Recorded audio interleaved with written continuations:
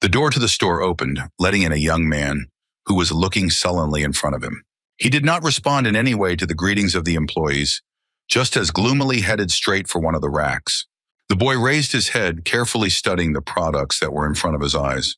On the shelf were several triangles of rice kimbap, next to which lay several other snacks. Stretching his hand forward, the young man thought about the fact that he got all this in order. Grabbing one of the kimbaps, he thought that it had too hard rice and too little filling. In his imagination immediately appeared plates with various dishes, such as ribs, ham, and in the center stood a bowl with rice, egg, mushrooms, and spices. The boy grabbed one of the beer bottles off the shelf, thinking that it had a rather obscure taste and a small amount of gas.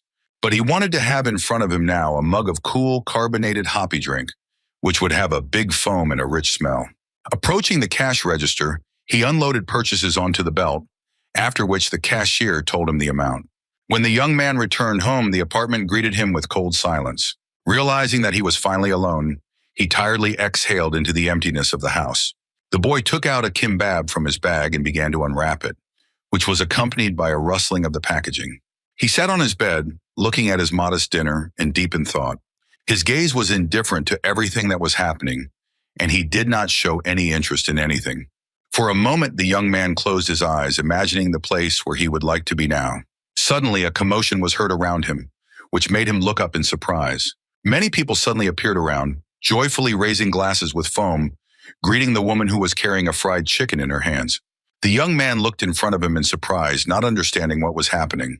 However, he quickly pulled himself together and smiled, raising a mug with an intoxicating drink in front of him. On the table in front of him were wings and honey sauce, a large berry pie, and fried meat. Suddenly, Cho Yisu felt sweat pouring down his face in a hail of sweat, and when he realized the reason for this, he cursed loudly. He got up from the sofa and pointed the remote at the air conditioner, which suddenly stopped working. Putting his hands to his sides, when the equipment did not start working again, the boy cursed again. Cho Yisu belonged to those people who had a mediocre mind, but were distinguished by a very great love of work. He was born in an absolutely ordinary family, studied at a school for boys, then joined the army and entered an engineering college. After studying, the boy immediately got a job in a fairly well-known company. However, 8 years ago, his life was radically turned upside down. First of all, Cho Yisu unexpectedly lost both of his parents, who died suddenly. After that, for 4 years, he simply existed, often hiding with his head under the blanket and his hands around his knees. The young man thought about what he had to do now. Barely gathering his thoughts, Cho Yisu got a job at a small game development company. He was distracted from his thoughts by the smell of smoke, which, according to the young man, was coming from a neighbor. Reaching for the doorknob, he decided to check if there was a smell coming from the street. However, after opening them, Cho Yisu froze, staring in front of him in surprise. In front of him in the doorway was a bright blue light that shimmered with different shades. Staring in front of him in shock, the boy thought he was seeing a space gate. The young man sat down on the sofa and decided to watch the latest news from Seoul, but he could not find anything about the phenomenon he had seen. He patted his back, regretting that it wasn't a time travel portal. However, the young man decided that since he had such an opportunity, he should take full advantage of it.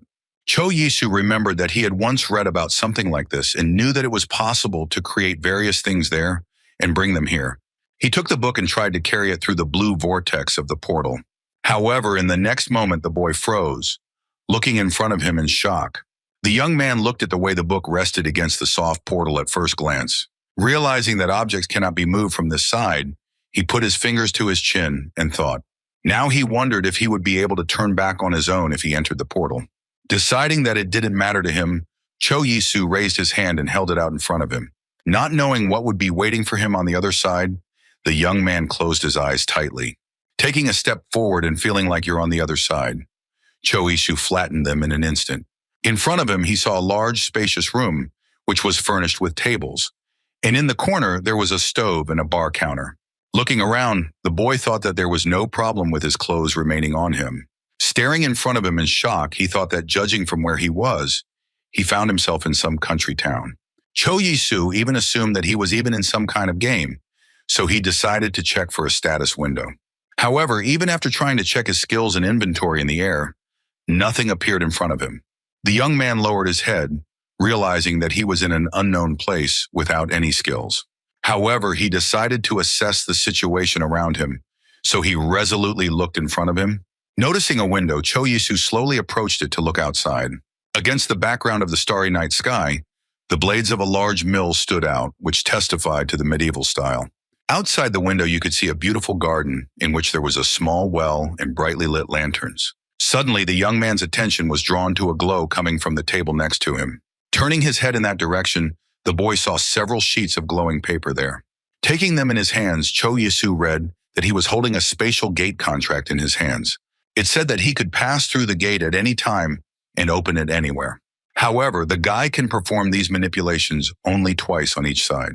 He was very surprised by the words about the bag that contained subspace. Turning his head, Cho Yisu looked at a small case lying nearby. A bag with a subspace was an object that could connect different spaces. Also, an important aspect was that she had certain weight and time restrictions. At the same time, it should be taken into account that it does not matter what exactly will be brought into the space, but you could take only gold with you. Carefully reading the words written in the contract, Cho Yisu finally reached the last point. Seeing the amount that was indicated there, he stared at the paper in a daze. It said that the boy received 1,000 gold coins as initial capital, and 1 gold coin was equal to 100,000 won. Cho Yisu now noticed that there was a chest of gold coins in front of him. He even thought that it would be possible to melt them and transfer them to his world, but realized that this could cause inflation. Continuing to study the contract, the young man read that it ceases to be valid upon the death of the owner. In addition, after signing, he automatically begins to speak the language of the Ermin Empire. He was given 7 days to think about the decision to sign the contract, after which this information will disappear from his memory. Cho Yisu took a deep breath, surrounded by magical energy and contemplating a decision. Looking down at the contract, he thought he wouldn't need that much time. The boy held out his right hand and placed it on the contract, agreeing to its terms. Right after that, Cho Yisu felt a rather noticeable gust of wind hit him in the face. The sheets of the contract dissolved and flew around in bright yellow-hot tongues of energy. The young man thought about what exactly he would become in the new world, assuming that he could become a nobleman or a feudal lord. He saw becoming a wizard as another option for his new identity. However, this did not worry him much, since most of all the boy wanted to live, enjoying small joys every day. Cho Yisu was distracted from his thoughts by a stern female voice that asked him if he was going to eat. Turning his head, the young man saw a woman who put her hands on her sides and asked if he did not like her dish. The guy rushed to convince her that everything was fine, and he just thought a little. As she let out a labored breath, Cho Yisu thought that his current situation would not be enough for complete satisfaction. With shining eyes, the young man looked at the table, where the dishes were in front of him. Before him, he saw a basket of fragrant bread and a bowl of hot soup. Some time ago, the boy was returning home and froze in front of his phone screen. Cho Yisu knew that he had become younger for life in the new world, but he did not expect such a noticeable change in his appearance. When he returned to his apartment, he was happy to see that the gold he had brought with him had turned into money. The young man planned to test how effective it would be, but he got very tired and fell asleep on his bed.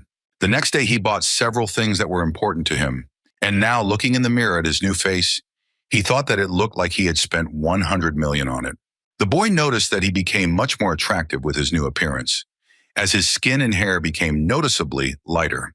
In addition, the shape of his nose had changed, so now the tip of it was slightly raised upwards. Upon returning to the other world, Cho Yisu decided to check if the cell phone would work here. However, seeing that it was not working, I thought that it was quite expected. Taking a look at the clothes that were more appropriate for the place, the young man decided that there was no point in using a mobile phone. After changing his clothes, he decided to look around to understand where exactly he was. Taking steps on the wooden floor, the boy thought about the fact that yesterday the area seemed rural to him.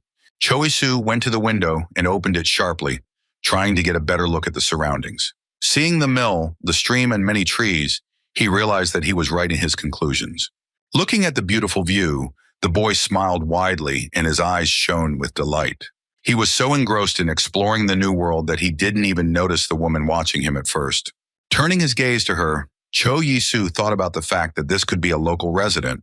Sweat covered his face profusely as he thought, should he say hello to the woman? However, when she herself asked him who he was, the young man lowered his gaze tensely. When he introduced himself, the woman put her finger to her lips and uncertainly repeated his name. To her question about whether the stranger had received permission to use the house, he replied that he planned to stay there for a week. Pointing her finger somewhere in an unknown direction, the woman invited him to breakfast. Seeing the doubts, she wanted to turn around and leave, but Choi-soo shouted that he was already leaving. The woman led him into a sun-drenched room where various jars of twists were on the shelves. Looking at the plate of soup in front of him, the young man thought that the dish looked quite simple. However, his lips stretched into a satisfied smile, as despite its simplicity, it looked quite delicious. Immediately, memories of beer and kimbabs he ate at home came to mind, so he decided that it would be better to eat local food. The young man looked down at the dish again, and suddenly one thought came into his head. Looking around the house, he asked her name, to which she introduced herself as Maggie Humphrey. While the woman told where her husband and son were, at the same time wondering where the stranger came from, the soup slowly poured out on the table. Hearing that he had come from Seoul, Korea, Maggie assumed that such a long journey might have tired him out quite a bit. Deciding that the dish was mature enough, Choi-soo thought it was time to try it. He broke off a piece of bread, noticing that he had not been given a spoon, from which he concluded that the soup was eaten by dipping the bread into it. He remembered that he had seen something similar to this in Seoul, and in front of my eyes was a large bowl with sausages, egg, and noodles and sauce. Seeing his dreamy face, Maggie asked him if he wanted to eat. Choi-soo rushed to assure him that he was just about to start eating, to which the woman advised him to eat until it cooled down. Heeding her advice, the young man dipped a piece of bread into the thick soup. Immediately after that, he sent the pastry to his mouth with a satisfied smile. At how delicious it was, Choi-soo even froze for a moment as he stared in front of him in shock. The bread was slightly stale, but if you dipped it in the dish, the taste was simply incredible. The soup had an incredible taste that couldn't even be compared to the quick-dissolving broth. A possible reason for this could be that the dish contained a lot of corn. As he popped another piece into his mouth, Choi-soo thought that there wasn't much spice here, but he even liked it. The only thing he would have added for better taste was black pepper. It was with this question that the boy turned to the housekeeper, which surprised her a lot. She looked at him suspiciously and asked if he didn't like the taste of the dish. The young man rushed to assure her that this was not the case, but in Seoul everyone adds spice to their food. When he said that black pepper was quite cheap in Korea, Maggie replied that it was a luxury available only to the nobles. When he asked how expensive it was, the woman waved her hand, saying that she had never bought one. Realizing that the household did not like such talk, Choi-soo said that the bread and soup tasted amazing, and he had never tasted anything better. To her surprise, the boy, who was not very old, said that the bread had a bright taste of rye, and the soup, due to the large amount of corn, was simply incredible. Maggie stood listening to him with her arms crossed over her chest. After that, she advised him to talk less and just eat and turned her back. But Choi-soo noticed that a smile appeared on her lips. Satisfiedly continuing his meal, the boy thought that he was telling the truth, and since her family were farmers, it was easy to get the ingredients. Meanwhile, Maggie sat down by the window to sew. Turning to her, the young man asked if she could share the recipe, to which the woman admitted that she simply uses everything she can get her hands on. Suddenly, the hostess looked up at the guest and looked at him carefully.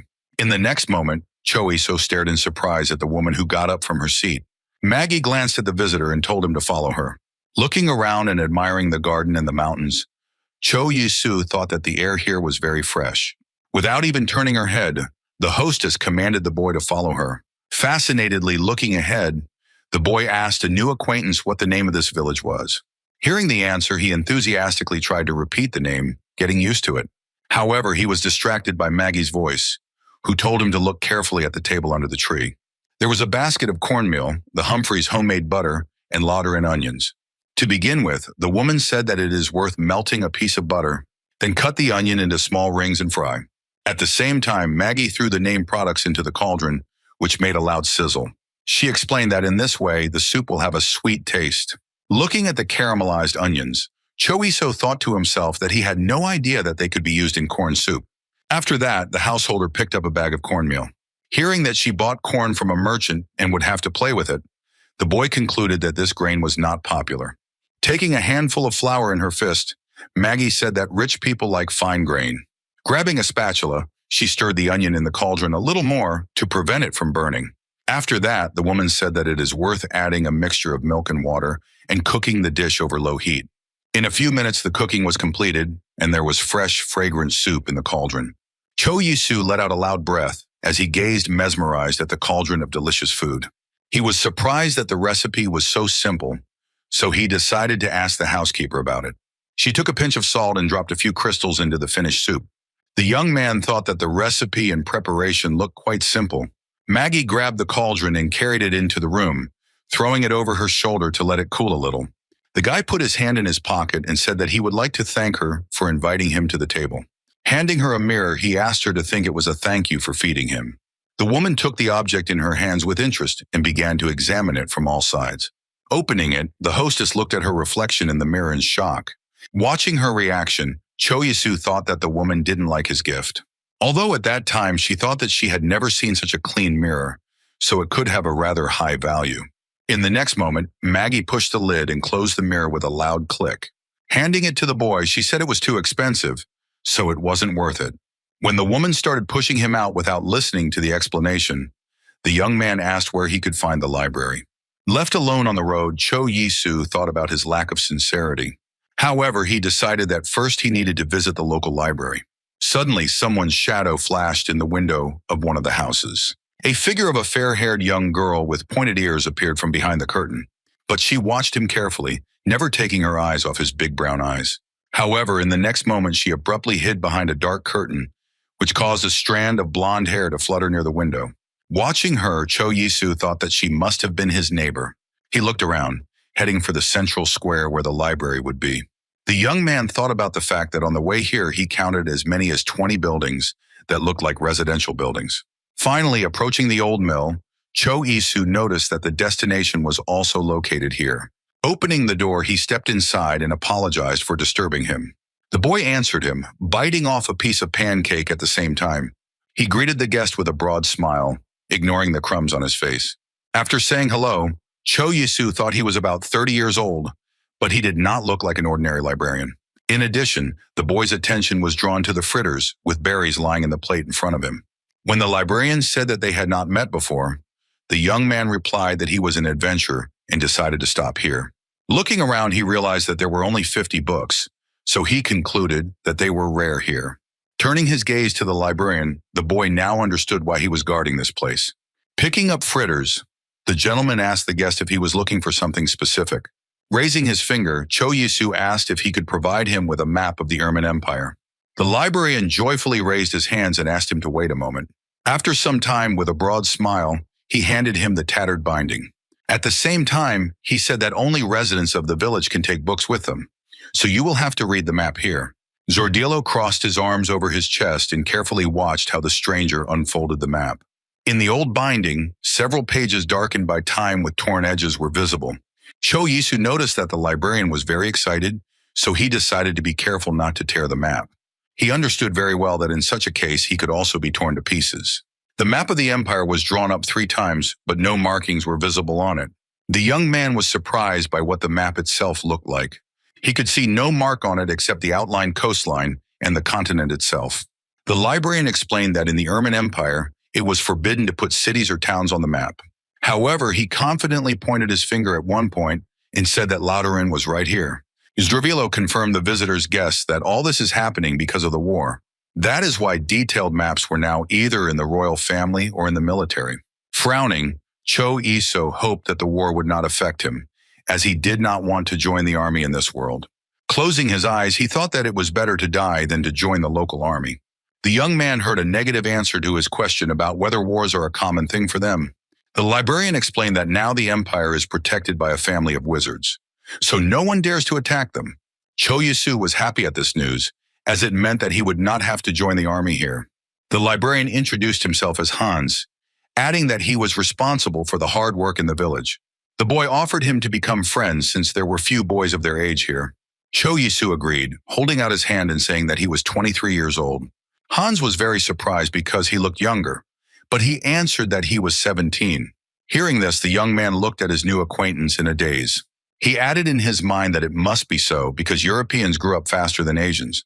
Suddenly, his attention was drawn back to the fritters Hans was munching on when he entered the library. He explained that his delicacies are called bread with raspberries. For him, first it was necessary to bake pancakes and let them lie down for several days. After that, they could be sprinkled with various spices and additives, and this time the boy decided to use crushed raspberries. When the librarian offered him a piece, Cho Yisu smiled and thanked him. Having received a delicacy in his hand, the young man thought that raspberries on hard bread did not look too appetizing. So he was interested in the question of whether this dish would be similar to the rice crackers he knew. Taking a bite, the boy thought that it was quite hard. He turned his head to Hans and asked where the nearest port town was, to which he heard it was called Pusing. The librarian poked his finger at the map, indicating one of the points where the city should be located.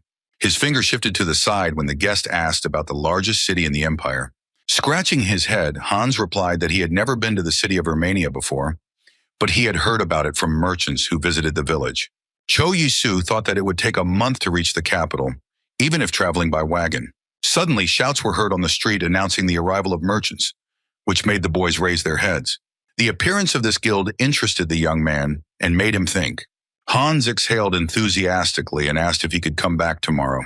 Noticing the surprised look, the librarian explained that he had to meet with the merchants, adding that he could also find something in them.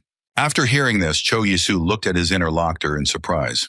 They went together to the square, where shopkeepers and buyers always gathered. It was quite crowded there, as many wanted to buy the goods presented at the fair. And here you could see soldiers who were keeping order in the market. Looking at all this with big eyes, the boy exhaled enthusiastically. He turned to his new friend with a big smile on his face. However, he was surprised to notice that he had already passed the mark, and now he was standing here alone. Meanwhile, Hans, ignoring no one, ran to the tavern in front of which they were standing. At the entrance, the young man noticed Mrs. Humphrey, who was also hurrying to the tavern.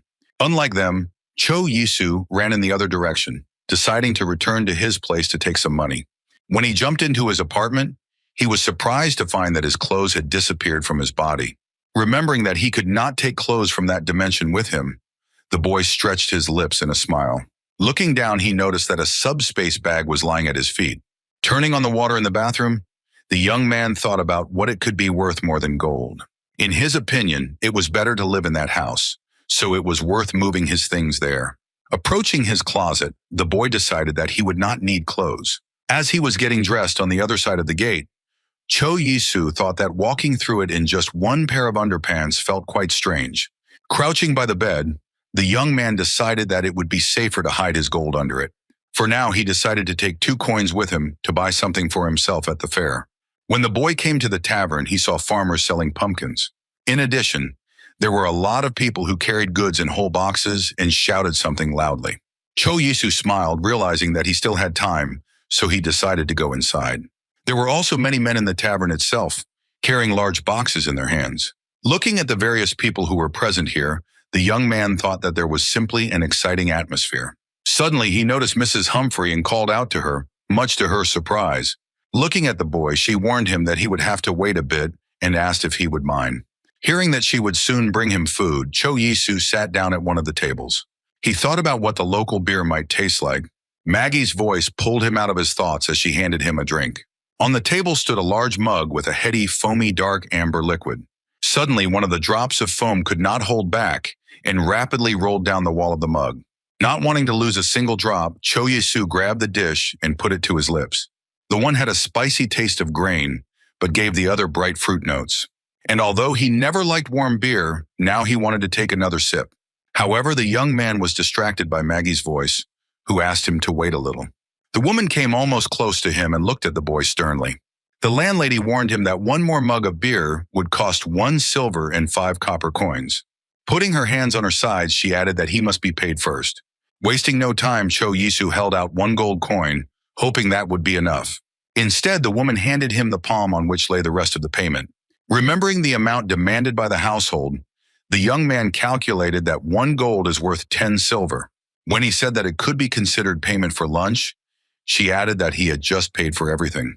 In addition, the woman explained that a pint of beer in their lands cost 2 copper coins.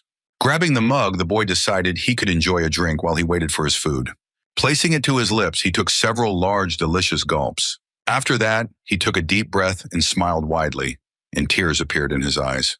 Cho Yisu thought about the fact that the taste resembled the taste of ale he used to like. Besides, they could drink beer here instead of water. He remembered that he had once read that when there was no drinking water, people drank wine and beer. Looking around and looking into the hall of the tavern, The young man noticed that there were quite a lot of people here. Getting up from behind the bar, he decided to go and talk to the locals. Suddenly, Hans's voice was heard from behind, and he asked in surprise if he had also come in to eat. Returning to the big man, Choisu asked him if he wanted to join, to which the librarian explained that it was very important to dine with the family in Loudon, but he could ask if his parents would let him go. Suddenly, Mrs. Humphrey came up to them, carrying a bowl of soup and several loaves of bread. Looking at the bowl of steaming stew and fragrant bread, Cho Yasu let out a loud breath. He looked enthusiastically at the dishes, anticipating the extraordinary taste. As the boy was sending a spoonful of stew to his mouth, Hans's voice was heard nearby, saying that he could keep him company. Looking at the table, he added that since it's summer, they didn't have time to marinate the meat properly, but it will still be delicious.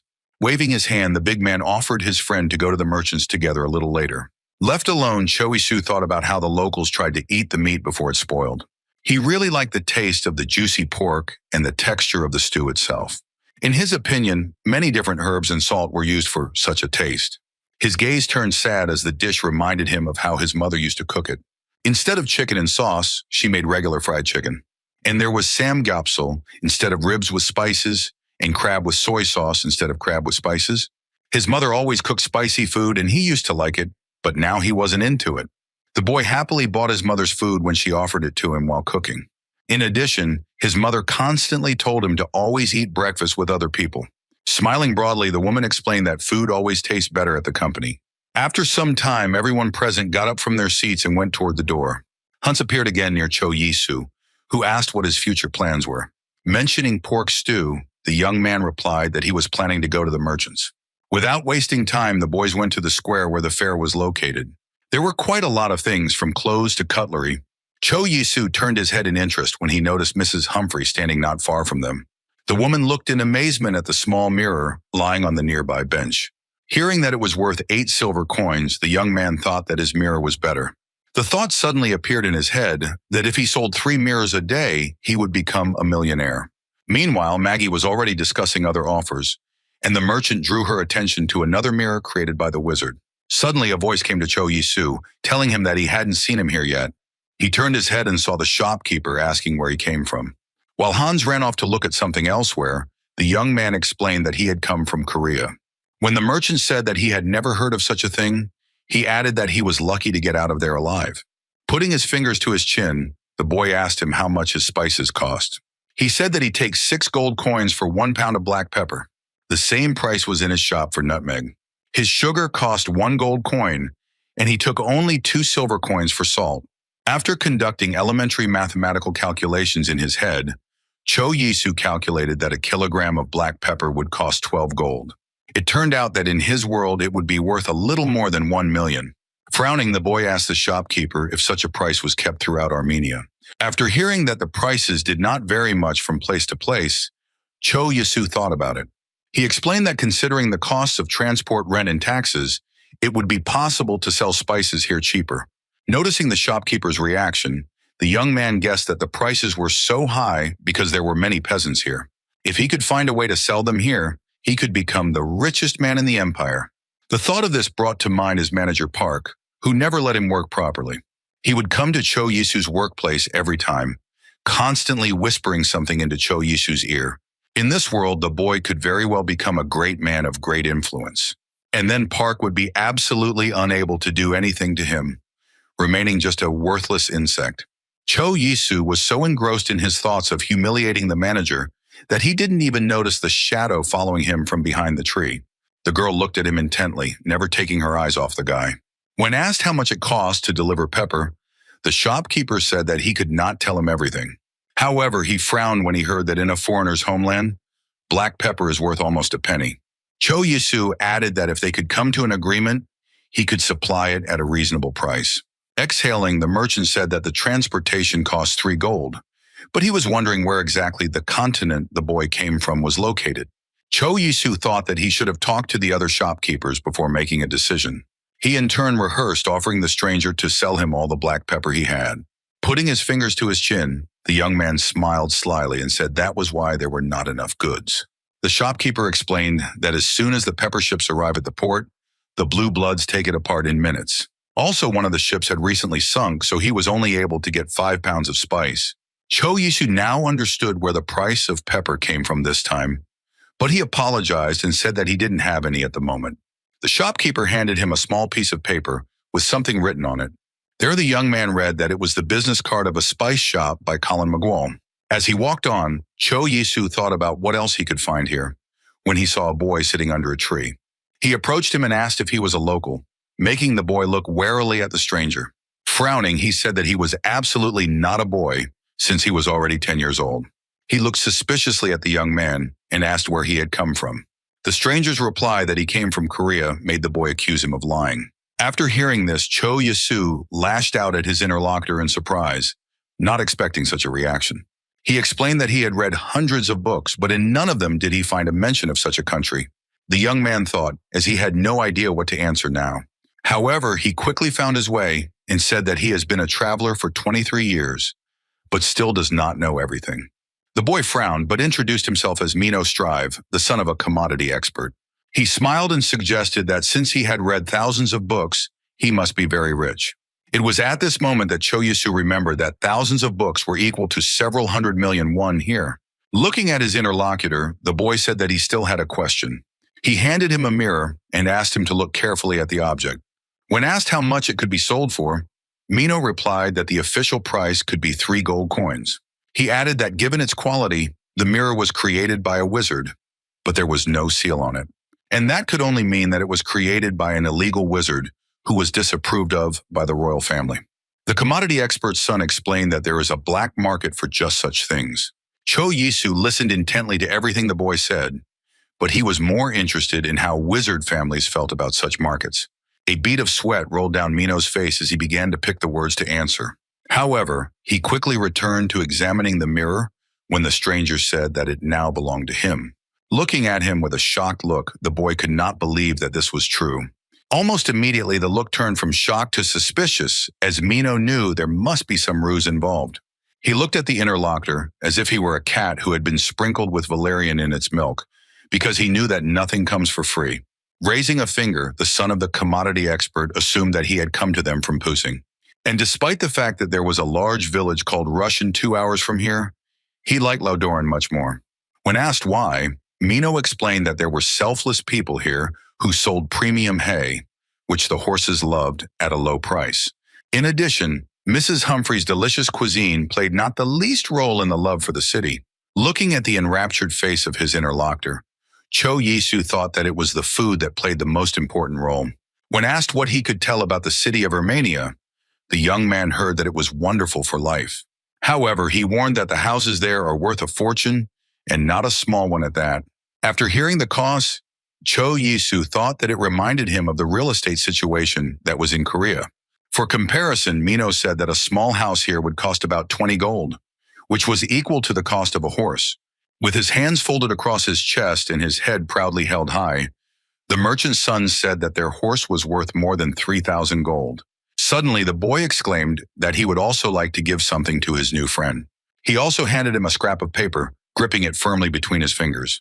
Mino explained that this was the address of their house, on the ground floor of which was their shop. Cho Yisu was surprised at how quickly the boy said he would be happy to see him if the job was needed. To his surprise, Mino said that he could tell from him that he came from a well-to-do family. Besides, he could be very popular with women. Hearing that he was not to his liking, Cho Yisu responded in kind. Jumping off the wall on which he was sitting, the son of the commodity expert said that he must return to his father. Returning to the interlocutor, the boy added that if he had another such mirror, he would be able to sell it. Mino explained that it could be auctioned for a decent amount, given the quality of the item. After some time, already being at home, Cho Yisu thought that he really wanted to go back. He desperately pressed the buttons to make his apartment at least a little cooler. Finally, unable to bear it, the boy climbed into the refrigerator, thinking that he just wanted to sell black pepper in Laudoran. The young man opened the freezer and stuck his head in, looking at the pile of ice cream. The presence of such goodies was practically the only thing that was an advantage in his homeworld. He looked carefully at the different types of ice cream, trying to decide which one to take. Having finally made up his mind, the boy sent an ice cream with biscuit cookies into his mouth. At how gentle it was, Cho Yisu even narrowed his eyes and smiled widely. Soft, creamy ice cream was sandwiched between two pieces of puff pastry. And thanks to the pieces of cookies that were in the layer of cream, the ice cream was pleasantly crunchy. Smiling broadly, the young man resolutely looked in front of him and decided to finally free himself. Wasting no time, the boy sat down at the computer monitor, starting to implement his plan. His fingers tapped the keyboard deftly as he looked for peppers to buy in bulk. A list of various firms and types of black pepper immediately appeared on the screen. Cho Yisu was surprised when he saw that they were only asking 10,000 won for 1 kilogram of spices. If you calculate that for 1 pound he will receive 2 gold coins, then 4 coins came out per kilogram. Realizing that you can get 4 million for 10 kilograms, the boy said to himself in surprise. Now he was absolutely not afraid to just go to the company tomorrow and get fired. The next day he was met by a manager who asked him why he was changing the source code again. Cho Yisu looked at him dumbfounded, not understanding what he wanted from him. However, at the manager's suggestion to use open source, the young man recalled that last time it was precisely because of this that an error occurred. He put his fingers to his mouth and hissed loudly, pondering over the subordinate's words. And while he was complaining to him, Cho Yisu was mentally reminding himself about making money from black pepper. And he also thought about the fact that in real life, talent was considered to be something for which he would get an A at the university. The guy understood very well that using his own algorithm could give them a great advantage over competitors. Suddenly, he was pulled out of his thoughts by sheets of paper that flew straight into his face. Park pointed a finger at the subordinate and indignantly asked if he was listening to him at all. Cho Yisu didn't even have time to answer when the manager asked if he was going to use his dead parents as an excuse. The young man looked intently at the manager, not believing what he heard with his own ears. His words about weaklings who have the same effect on the people around them became the last straw in the decision to leave. After some time, the young man was already knocking on the door of the chief director. When he allowed him to enter, the boy slowly entered the office where his manager was waiting for him. Crossing his arms over his chest, the director asked him to sit down, asking him about what had happened. While Cho Yisu sat tensely on the couch, not a single word came out of his mouth. Finally, pulling himself together, the boy said that he had to resign for personal reasons. He didn't look too confused, but clarified whether he made the decision through Park's manager. The young man replied that before that he could still tolerate his character, but now he began to entangle his dead parents. The director exhaled heavily and promised to disciplinary Park. Such a punishment was not surprising, since it was clear that his behavior was tolerated due to a lack of personnel. The general explained that when it comes to Park's working abilities, things were not so bad. However, Cho Yisu replied that even without a manager, it was quite difficult for him to come to terms with the loss of his parents. The general director said that he had no other choice, but asked him to explain all the nuances of the projects he would transfer.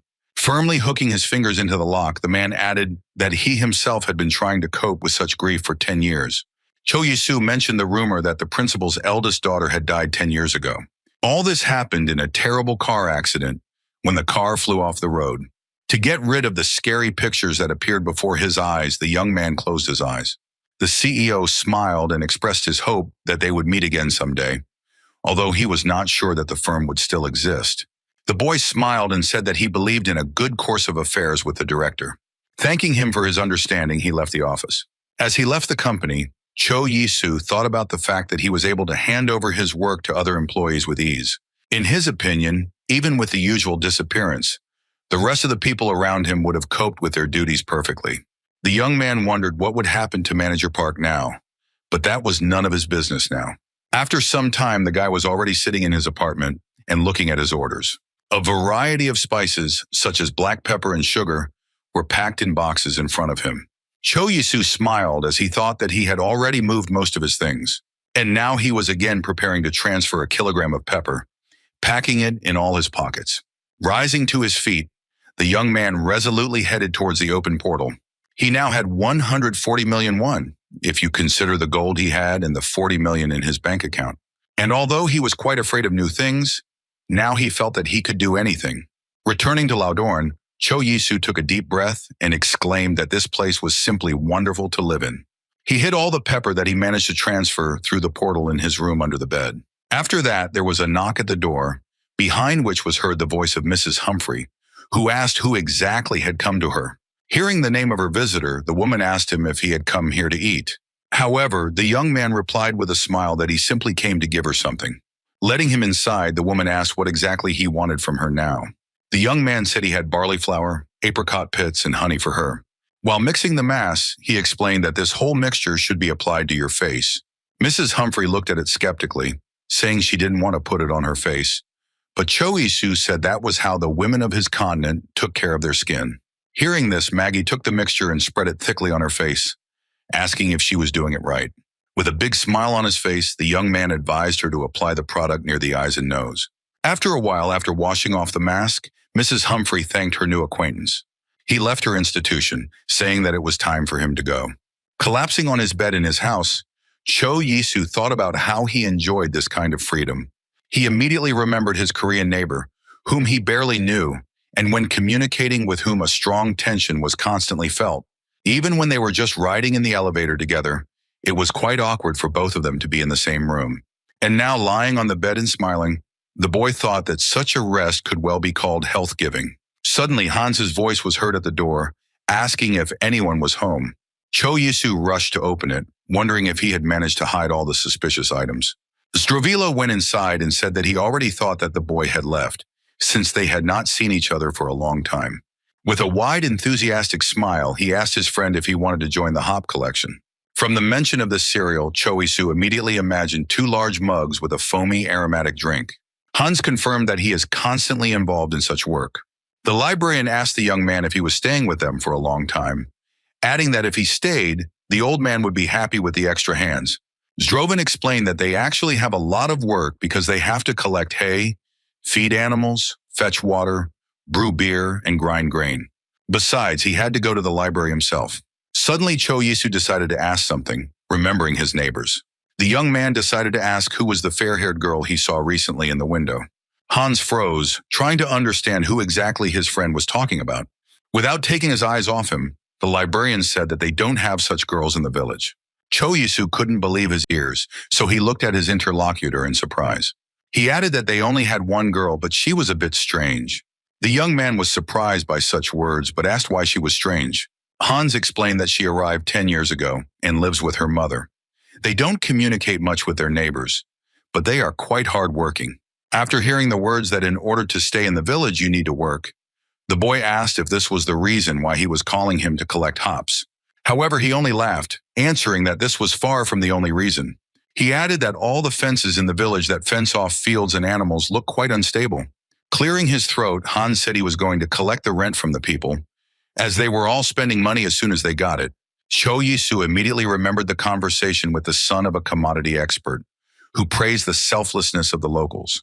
It was difficult for him to imagine that in his world there would be a situation in which the inhabitants would fight for every new day of their lives. However, he liked such a life because it reminded the boy of a fast-flowing stream. After some time, the boys were already in the field, where hops grew in even rows. Hans grabbed one of the blossoms and said that plants similar to this one should be plucked. Handing the flower to his friend, Hans told him to try it too. Cho Yisu smelled a rather pleasant aroma that was like a mixture of herbs and fruits. Closing his eyes, the young man with the face of a connoisseur said that he had heard that without hops, the beer would be disgusting. Looking at his wide smile, Hans asked what exactly he was doing now. After some time, the basket in which the plants were to be collected was filled with a slide. The librarian immediately said that that would be enough, to which Cho Yisu said that they had done it faster than he had expected from the start. While they were carrying their prey, the big man suggested to his friend that he join in gathering firewood and shearing the sheep, but he pretended not to hear this. Hearing the words that he could rest, the young man thanked his friend. Wasting no time, he ran home to take a shower because it was unpleasant to feel sweaty. Already standing in the apartment under the streams of water, the boy thought that taking a shower was quite a pleasant thing. Leaving the bathroom, the boy was smiling widely, surrounded by warm steam. Immediately after that, he joyfully plopped down on the bed, burying his face in the pillow. Rolling over on his back, the young man breathed out that it was much better this way. Now, after his shower, he wanted to drink a good beer, and since he was going to drink beer with a friend, he needed to take food with him. Baked corn under the gooey light cheese immediately popped into my mind. And I wanted fried potatoes with mushrooms and squid, and fried chicken and panko breading. Clutching his grumbling stomach, Cho Isu thought about taking everything with him. When he went to the delivery site, He thought that he should choose something that would be easy to carry with him. Besides, it had to be something that Loudern would be familiar with, so deep-fried food was out of the question too. Looking carefully at the phone screen, the boy tried to think things through. Suddenly, one of the positions caught his attention, which he thought closely matched his search criteria. After some time, Cho Yisu was already taking the bag with the ordered goodies from the courier. He held it carefully in his hands, glad that it had finally arrived. Now a whole new world was open to him in Korea, which was called the word delivery. When the young man put it in the subspace bag, he noticed that it counted for only one item. Raising his head, the boy smiled broadly and looked ahead resolutely. Now he was going to show in Loudern what Korea tasted like. Upon arrival, the young man took out a bag and carefully placed it on the table. And at that moment, he was faced with the problem of how exactly he was going to eat all this. It was clear that plastic was not even heard of in this world, so there were no ideas how to get such containers. Looking at the portal, the boy thought that he should go back and take some things with him. A few minutes later, several bowls, glasses, and spoons were already lying on his table. Examining the dishes he had brought with him, he thought about the fact that she should not arouse suspicion among the local residents. Suddenly, Hans's voice was heard at the door, asking if he was at home. Seeing that his friend was at home, the big man said that he had already come in, but no one answered him. When he walked inside, he saw Cho Yisu standing in the middle of the room, wearing only one pair of underwear. Hans was the first to say something, adding that he had always thought that a person who lived alone had much more freedom. After getting dressed, the young man asked his guest what exactly had happened, why he was looking for him. The librarian raised his hands conciliatorily and assured that next time he would ask first and only then come in. Hans boasted that he had done a lot of work that the two of them should have done. He explained that in order to use the hop flowers to make beer, they had to be cleaned, and he did it himself.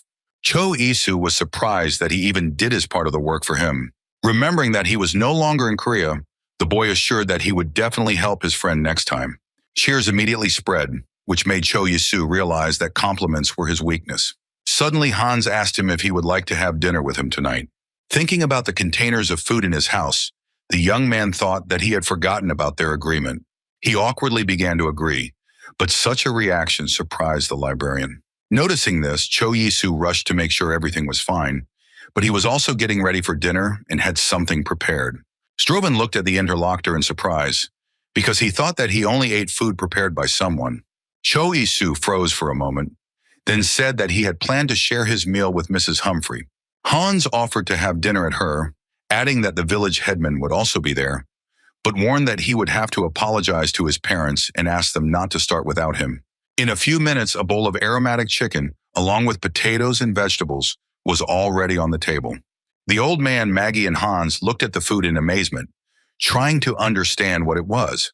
Cho Yisu answered them with a smile that this dish was called fried chicken soup. He explained that it needs to be boiled with various vegetables. Putting her finger to her chin, the woman said it looked like soup. Spreading his hands to the sides, the young man urged them to taste until the dish cooled down. Missing no time, Mrs. Humphrey took a ladle and scooped some food into it. Everyone sat down at the table and began to eat, but no one dared to take the spoon first. Finally, Hans picked up a piece of chicken leg and with a smile sent it into his mouth. Maggie also picked up a spoon and grabbed a few pieces of vegetables. The headman of the village did the same, hiding a slight smile in his mustache. And only the chef himself was not afraid to taste the dish he ordered earlier, because he knew its taste. In the next moment, Mrs. Humphrey froze, feeling a whole firework of different flavors. Looking down at his spoon, Hans frowned as he tried to comprehend what he had just tried. And the headman of the village lost consciousness because of how delicious the food was. Cho Yisu, who had not expected such a reaction at all, jumped up from his seat, surprised by such behavior. Returning to his frowning friend, he asked him if he did not like it. However, Hans, speaking to himself, answered that this dish completely turned his world upside down. Immediately after that, the young man turned to the old man, asking him if he was all right. After hearing that the dish was too delicious, Cho Yisu thought that the locals were very generous in their response. Suddenly, Maggie entered the discussion, asking if he used any spices for cooking. Noticing how the woman's face frowned, the boy asked her if she did not like the dish. However, at that moment, a loud cry was heard from Hans, who shouted that he liked it very much. Seeing how the locals started slurping his soup, Cho Yisu smiled. After a while, when the food was finished, the boy went out to the fair, intending to sell some black pepper. He walked around the aisles trying to find Colin McGwall, who he had spoken to earlier. Suddenly, something caught his attention, making him freeze in place. A young pink-haired girl riding a horse appeared in the crowd. Looking closely at her face, which had a slight smile on it, Cho Yisu noticed that she was very beautiful. In addition, he did not hide the fact that the locals were happy to see her, so the question arose whether she belonged to the nobility. The confirmation of this assumption could be the fact that next to the stranger, there was a visible figure of a guardsman. The young man admired his appearance, as the soldier's chainmail looked quite cool. Suddenly, the girl let out a loud breath and stared at Cho Yisu with wide eyes. Noticing this, he frowned, not understanding what had attracted her attention. In the next moment, the stranger smiled joyfully and tightened her grip on the horse's reins. Hearing that she calls him her love, the boy was even more surprised. For some reason, he remembered his soup again, but he still didn't understand what was happening. Looking at the smiling girl, Cho Yisu noticed that she had dismounted from her horse. However, he should have thought that she was running towards him, as a stranger just ran past. Turning his head, the young man noticed that the girl had run straight to Maggie with her arms spread wide. The stranger said loudly that Mrs. Humphrey was the reason why she regularly ran away from home. However, Maggie crossed her arms over her chest and calmly said that in that case she would have to ask her to leave the facility. Resting her hands on the bar counter, Jace tried to convince the hostess that she simply could not survive without her dishes. Closing her eyes and trying to control herself, Ms. Humphrey said she valued her freedom very much. She added that if she wanted to, she would have long ago become a chef working in the royal family, when the girl threatened to take her hand before cutting it off. However, Maggie emotionlessly reminded her that she wouldn't be able to enjoy her food in that case. Joyce noticed that she wanted her tastiest dish, for which she even brought groceries with her. Mrs. Humphrey let out a weary breath and ordered her to go and wash first, which the girl immediately ran to do. However, the next moment she looked out from behind the wall and told the hostess not to add black pepper to the dish. Hans looked at his friend and said that Mrs. Geiger was a real beauty. However, putting his fingers to his chin, he noticed that she had a rather difficult character. However, in the next moment, Jeju herself abruptly found herself next to him, asking who exactly he was talking about. The girl watched with a smile as the big man jumped up from his seat, shouting loudly. The boy started to make excuses, but Jace assured him that everything was fine. She gave a predatory smile and said that there was nothing she could do about the rumors that were spreading. Putting her hands on her sides, the girl assumed that it was her coachman who had started all this. Suddenly, Cho Yisu caught her attention, and turning to face him, JJ asked who he was. He introduced himself, saying that he was a traveler from Korea, after which Hans added that the boy wanted to stay in the village for a while. The girl put her hand to her chin and asked where exactly his country was, since she had never heard of him before. Suddenly, a guard approached them and apologized to the young lady.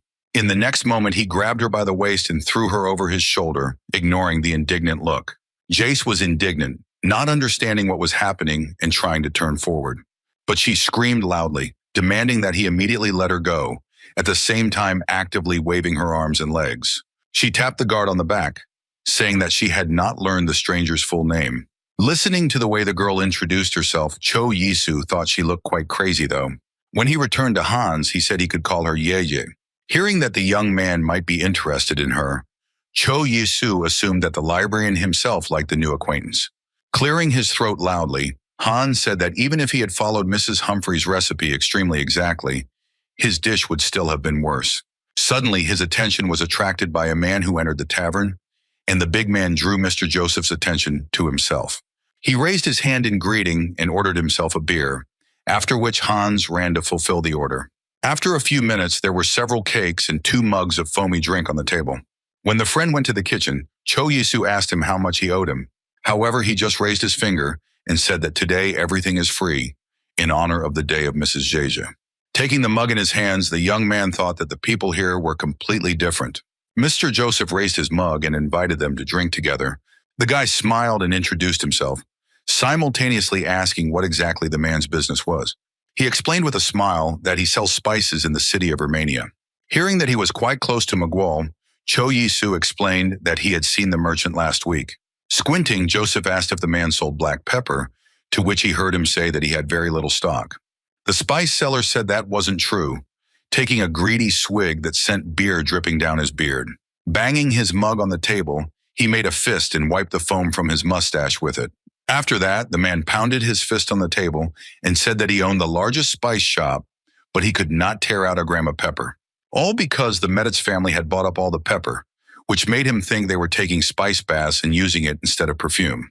However, remembering how she had warned about using pepper made Cho Yisu smile. And while the interlocutor was wondering how Magal was able to get the pepper, the boy looked at the fritters in front of him. He took one of the cakes and dipped it in the jam that was in the saucepan. The last time he'd had this at Hans's, he'd really liked it, so now he was hoping for a similar result. However, after taking just one bite, I felt that everything would be completely different. This cake was extremely hard, so it seemed that the teeth would not say thank you for it. With a wide smile so as not to give away his reaction, Cho Isu reminded the interlocutor that young Mrs. Meditz was not very fond of black pepper. Raising his finger up, Mr. Joseph confirmed his words. He said that once in Pusing, there were even very big problems because of this, when a girl decided to burn a wagon with spices. The guy looked at his interlocutor in a daze, not believing his story.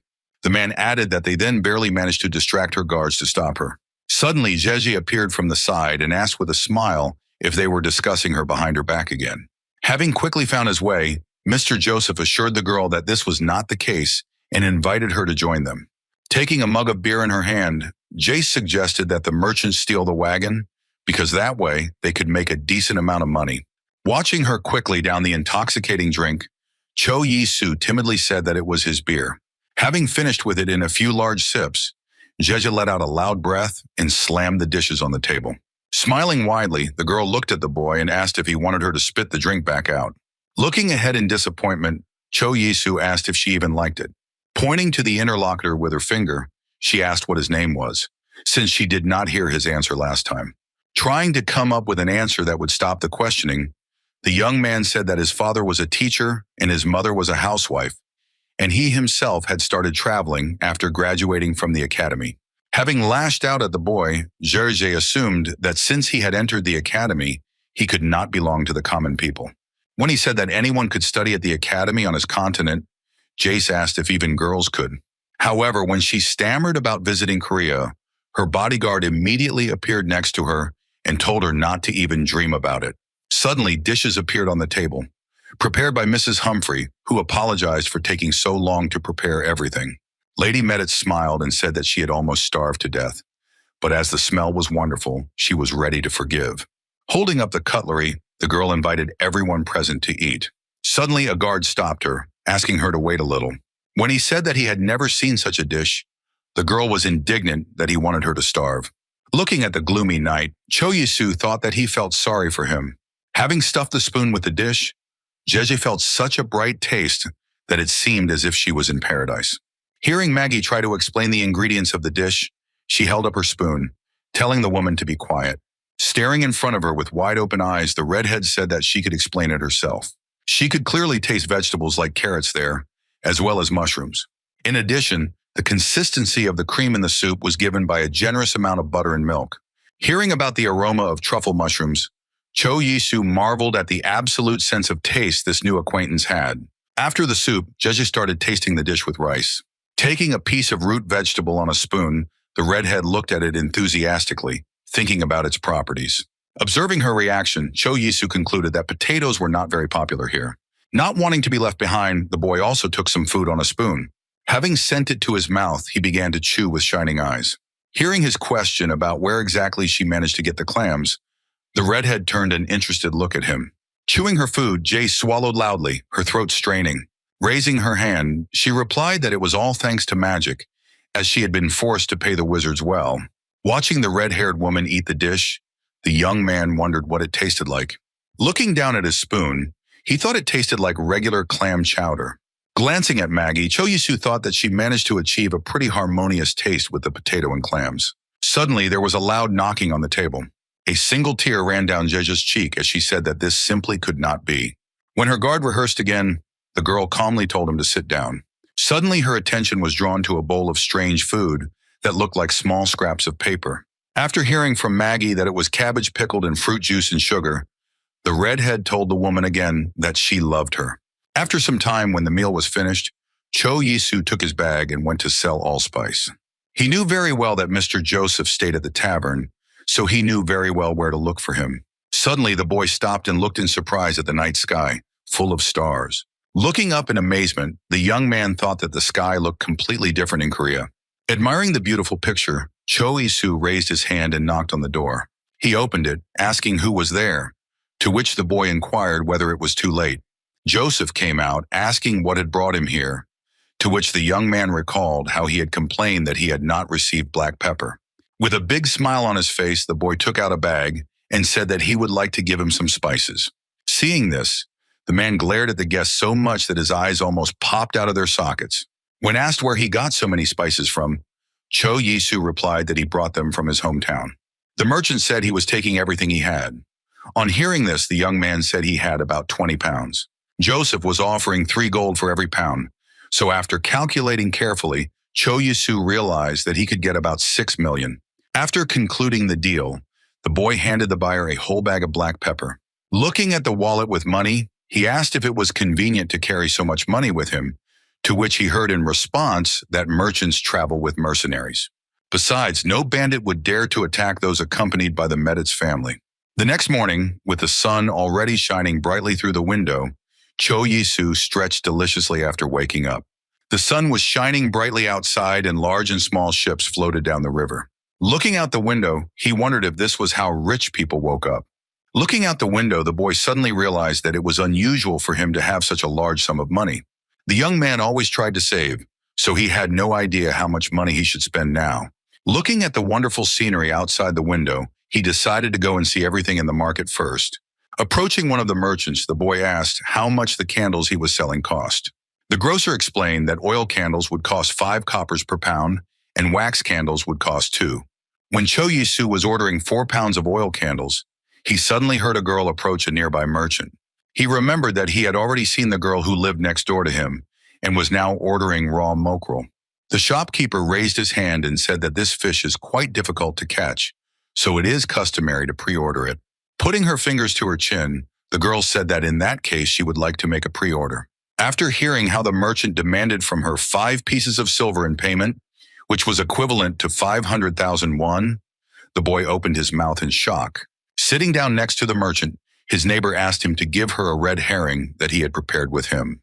In the next moment, she jumped up in her arms and shouted that she would now bring the fish container. Looking after the unknown girl, Cho Yisu thought that it seemed to him that the stranger next door had blonde hair. Walking through the market, a young man suddenly heard someone calling his name. Turning his head, the boy saw that Jeje was heading towards him in the company of 2 guardsmen. He smiled and asked if she had decided to buy anything as well, to which he heard that she was looking for him. The young man's face was covered with sweat when the redhead offered him a walk with her. As they continued on their way, Jay said she heard that he had recently sold Joseph some black pepper. Cho Yisu gave a strained smile, thinking that he had hoped to keep it a secret. However, Jeje explained that when she met her husband, she felt an unpleasant spice coming from him. Trying to find an excuse, the boy explained that he really likes pepper and took some with him, after which he decided to sell it to make money. However, the red-haired woman frowned and said that she did not understand at all why everyone was so crazy about something like this. Cho Yisu wondered if she really hated black pepper or if she was just sick of it. Licking himself, the young man mentally added that he really likes this spice. It was thanks to black pepper that a dish like ramen became much tastier. He imagined holding a whole bowl of food in his hands, which had a sweet taste and was seasoned with hot pepper. Looking at the boy in surprise, the redhead asked if he was eating anything now. At his suggestion that such hatred came from overeating, she clenched her fists and said she didn't care. Opening her mouth loudly, Jace added that just the smell of the spice would turn her back. Realizing that she could easily finish him off, Cho Yisu raised his hands and asked her to calm down. Noticing his reaction, Jeje apologized and said that she had been on pins and needles lately. Looking down, the girl assumed he was one of those aristocrats who travel while hiding their identity. When the redhead said that her brother had also gone on a trip, Cho Yisu remembered that she seemed to be interested in studying. Upon hearing that Jace herself plans to take over the management of her family's business, the young man replied that even if she could not take over the family business, she could easily open her own store. When he said that he should just talk to his father, Jeje assured that it would not help. For the great honor of being related to the elves, whose descendants were considered wizards, her father wanted to give her in marriage. Cho Yisu suggested that it was quite difficult for her to come to terms with the fact that an arranged marriage awaited her. Turning sharply to the interlocutor, Jace said that this is why he should take her to his place on the continent. The boy assured that he understood her perfectly, but he was not sure that it was a good idea to go alone to foreign lands. He said that he himself recently lost his parents and still misses the time he spent with them very much. The girl understood that his parents were good people and added that her parents were also good. That is why she believed that they were completely similar to other people. Mother and father were absolutely sneezed at what she likes and what she can't stand. The main thing for them was and remains its full compliance with their standards. When the redhead offered him to come visit her, Choi-Soo assured him that he would stop by as soon as he settled in. Smiling broadly, the girl added that it would be nice if he had kidnapped Maggie before he came and brought him with him. When asked to pay 5,000 gold for this service, the guy said that they can be offered to the woman herself. Waving her hand in farewell to the interlocutor, the red-haired woman advised him to think about her proposal. After parting with Jeje, the young man noticed the village headman under a tree. He came closer, shoving his hands in his pockets, and quietly greeted him. Raising his head to the boy, the headman asked him if he planned to stay in this village. Scratching his head, Choi-Soo said that he should have visited the headman first. Hearing his words that he could continue to live in that house, the boy was surprised at how simple everything was. Suddenly, his attention was drawn to a cart, which a man climbed out of, after which he helped a woman and a child to get out. A moment later, an angry Mrs. Humphrey appeared in the street, looking for the old man. She didn't even notice him, whizzing past like a meteor and shouting abuse in someone's direction. Choi-Soo watched in surprise as the woman stopped. Surprised that the guest had given birth to a child, the man, who was apparently her son, explained that if she found out about the child, she would start putting pressure on them. Looking at the baby, Mrs. Humphrey asked if the baby had been born healthy. The child's mother smiled broadly and assured that the baby was completely healthy. Tears welled up in Maggie's eyes as she reached out her arms to her grandson. Crossing his arms over his chest, Choi-Soo watched with a smile as the woman boasted to her neighbors. A little later, when the boy was already in his house, Hans knocked on his door, asking if he could come in. Stepping out onto the threshold, he asked what had happened, assuming that more firewood needed to be gathered. However, the big man asked with a broad smile if he wanted to go and see the baby. When they arrived at Mrs. Humphrey's home, they saw that the baby had light blonde hair and big brown eyes. Watching him extend his arms to everyone who came to see him, Choi-Soo and Hans let out an emotional sigh. Approaching his mother, the young man asked her if he could take a closer look. Suddenly, he heard the librarian's voice saying that he wanted to tell him something. Coming closer, the big man quietly said that someone wanted to buy their village. Looking up, Choi-Soo asked tensely what exactly he meant. Hearing that their village could be sold at any moment, the boy asked if everything was so serious. Meanwhile, the kid folded his fingers into fists and closed his eyes, smiling widely. Clenching his fist, Choi-Soo asked his friend if it was more serious than he thought. However, looking at the baby, the boy stopped discussing the unpleasant topic and smiled. When they left the tavern, the young man asked what exactly he had said about the nobleman, to which Hans replied that he did not think it would affect him, considering that he was a traveler. Reaching into his inner pocket, the librarian said he wanted to give him something. Handing him 2 books, the big man explained that this was his favorite novel, which would help him get acquainted with their lives. Accepting a gift from a new friend, Choi-Soo did not even immediately find what to say to him. Passing through the portal to his apartment and once again finding himself without clothes, the boy thought that he would never get used to this. Looking into the subspace bag, he saw that the daily recharge was almost complete. Now the question was what to bring to Louderin next time. Suddenly, the image of a neighbor's girl who wanted to order fish from the shopkeeper appeared in my head. Placing a finger to his chin, Choi-Soo huffed, knowing what he was going to take with him this time. At the night market at this time of the day, there were quite a lot of people eager to buy something. Walking between the stalls of merchants, the young man thought that he had come here for a special reason. First of all, you could buy a lot of goodies here, such as noodles or pancakes. And here there were many different types of kebabs that would suit any diet. In addition to traditional Korean dishes, the night market had many dishes from world cuisines. So after a while, Choi-Soo was already smiling contentedly, stroking his full belly. Throwing his hands behind his head, the boy cheerfully strolled between the benches, planning to shake the food a little. Looking around, he thought about the fact that he had not been here for a long time. Suddenly, the young man smiled widely as he smelled fresh fish. Just in front of him lay a variety of fish and seafood on the cooling counter. Glancing at one of the lobsters, he thought that it reminded him a lot of Hans.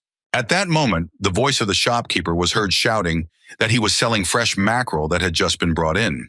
Coming closer, Cho Yisu said that he wanted to buy some fish, but asked that they be gutted. Holding 2 large bags in his hands, the young man thought that he might have gone a little overboard with his purchases. Entering his apartment, the boy reassured himself that he had not eaten well-cooked mackerel for a long time. Another product he bought for himself was Samjeon sauce, which is soy sauce with various spices. While grinding the walnuts, Cho Yisu thought that such a sauce could not be found in the other world, so it was necessary to prepare it. While mixing the ingredients for it, the young man remembered that he had studied his recipe while abroad. At the end of cooking, it was necessary to add some nuts and mix everything thoroughly. And finally, in front of him in a bowl stood a ready-made sauce of a bright brown color, sprinkled with spices and nuts. When the boy came to his house, the first thing he did was spread the food on the table. Pouring pearl barley into the pan, the boy thought about the fact that this porridge is much more common in this world than rice.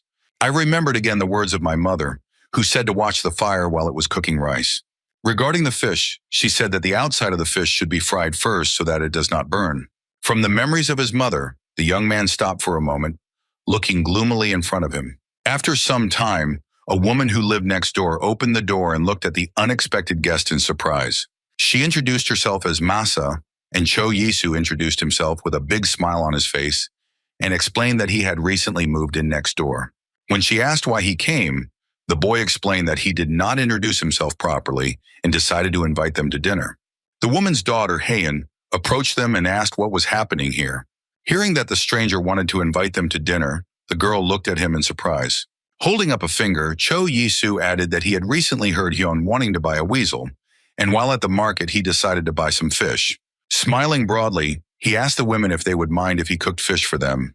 Hearing Masa say that she wondered what the fish would taste like, the young man expressed his hope that she would like it. A few minutes later, the mackerel carcasses were already being fried on an open fire. The fat and juices that were in the mackerel mixed together, scraping onto the fire that was burning below. The guy explained while cooking that first you need to fry the fish a little so that it has a crispy crust. At the same time, he constantly turned the fillet so that the fish did not burn in one place. After some time, the finished dish was already lying on the board, and next to it in separate bowls there were various applications. Pointing to one of the bowls, Cho Yisu explained that it was stewed cabbage. She shouldn't have put a piece of fried fish and some sauce on it and then eaten it. Masa, listening to all this, assumed that he had been living in some seaside town for a long time. Wasting no time, the woman did everything according to the neighbor's instructions and stuffed a piece of fish into her mouth. Looking in front of her in a daze, the woman said that he had an incredible talent. Glancing at the sauce, Masa also praised it, saying that she had never tasted anything like it before. Wrapping a new piece of fish in a cabbage leaf, Cho Yisu smiled and said that he was very glad that they liked it. Hyun also decided to try the offered treats, for which she sent a piece to her mouth. While enjoying the fish, the young man felt as if he were in the open ocean. Narrowing his eyes, he realized that the sweetness of the cabbage matched the texture of the pearl barley very well. Looking into his plate, the boy scooped up a whole spine of fish with a spoon. Grasping the bones with her fingers, Masa said they were the most delicious part of the fish. With a broad smile, the woman added that people who understand fish usually start with this part. However, Haeun, carefully watching them, quietly asked them not to do this. The girl asked why they should eat the bones if they can just be thrown away. Exhaling in frustration, the young man thought that his neighbors did not look like the average mother and daughter. After the meal was finished, Haeun took the plates from him and said she would return them as soon as she washed them. Seeing that the boy wanted to stop her daughter, Masa said that she just wanted to thank him for lunch. Shaking her neighbor's hand, the woman thanked her, adding that she is usually more shy, but one day he will also invite him to dinner. A month had passed since then, and now Cho Yisu collapsed wearily on his bed, thinking about how difficult life in Lauderen had been. He and Hans fed the horses, collected firewood, and sheared the sheep, which made the boy incredibly tired. When the young man heard that his friend had come to him, he went to the door and asked if he needed help again. However, the big man smiled and said that he was not in business, offering instead to go to the village of Lushan. Looking in front of him in surprise, Cho Yisu replied that he would be happy to go with him. Realizing that he would not have to work, he smiled happily and jumped up high. However, upon arrival, he was no longer so happy, as the boy felt very bad when he got out of the carriage. Wiping his mouth, Cho Yisu thought about the fact that he should have taken the injection pills with him. Pointing his finger somewhere to the side, Hans warned that he had to leave for a while, as he had to meet someone. Cho Yisu suggested that they meet at this place for a while, but if it's too late, a friend can find him at the pub. After saying goodbye, Hans immediately ran somewhere, waving his hands happily. The young man himself thought that he should go shopping. The village was extremely beautiful, with houses whose roofs were paved with tiles of different colors, and between which wagons drove. The young man's attention was drawn to the rolls of fabric lying on one of the counters. When he asked what kind of fabric it was, the shopkeeper replied that it was batiste, which is used for dresses, handkerchiefs, and curtains. In addition, the seller added that the fabric is very popular among the nobles. Taking a piece of cloth between his fingers, Cho Yisu noticed that it was very soft, so he asked what the price would be. Hearing that the price would be 1 gold per roll, the boy smiled and said he would take 2 pieces. The shopkeeper asked the buyer what he would use the batiste for, to which he heard that he would use it for baby diapers. After some time, the young man was already walking through the streets of Lucenu, gnawing on an apple and holding 2 rolls of cloth in his hands. Suddenly, his attention was drawn to one of the knights who was standing in a narrow alley with his arms crossed over his chest. Noticing how that sword glittered in the sun, the boy thought that he would like to hold such a weapon in his hands. Feeling someone's attentive gaze on him, the knight turned his head and looked sullenly at the stranger. Noticing this, Cho Yisu froze, staring intently in front of him. Suddenly on the road he saw Jeje, who was resolutely walking forward without looking around. When she heard someone calling her, the girl looked surprised in the direction from where the sound was coming. Noticing the boy, she smiled, completely ignoring the displeased look on her bodyguard's face. Throwing away the apple, Cho Yisu waved his hand vigorously at Jason, greeting. Joshia immediately rushed to him, asking what he was doing here, to which she heard that he had come here with Hans. Cho Yisu asked the girl if she was passing through the village, to which she hesitated a little and answered that not at all. Putting her hand to her mouth, the girl said that she had come to the spectacle, surprised that he himself had not heard anything about it. When she explained that a new nobleman would arrive here who wants to buy the local lands, JJ said that she wanted to observe a possible neighbor. Suddenly, her attention was drawn to the rolls of fabric that the interlocutor was holding in his hands, as she noticed that it was batiste. Cho Yisu explained that Mrs. Humphrey had a grandson, and he would like to give her a small gift.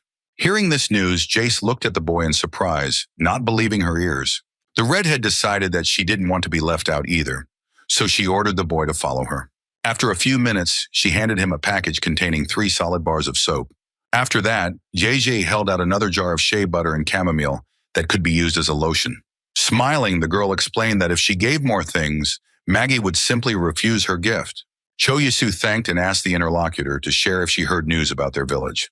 Looking at him, Jace guessed that the people there were pretty worried about such rumors. Besides, Lady Meditz was determined to get Maggie out of the village before some noble bought it. Noticing her gaze, the young man tensed, feeling that he was quite creepy. Placing her hands under her chin, JJ asked with a cute smile what he thought, as if she was completely mad. Closing her eyes, the red-haired woman sighed loudly and said that there was nothing you could do about it. Raising her hand, she waved to the innkeeper and asked him for 2 servings of the special dish, but then changed her mind and ordered one.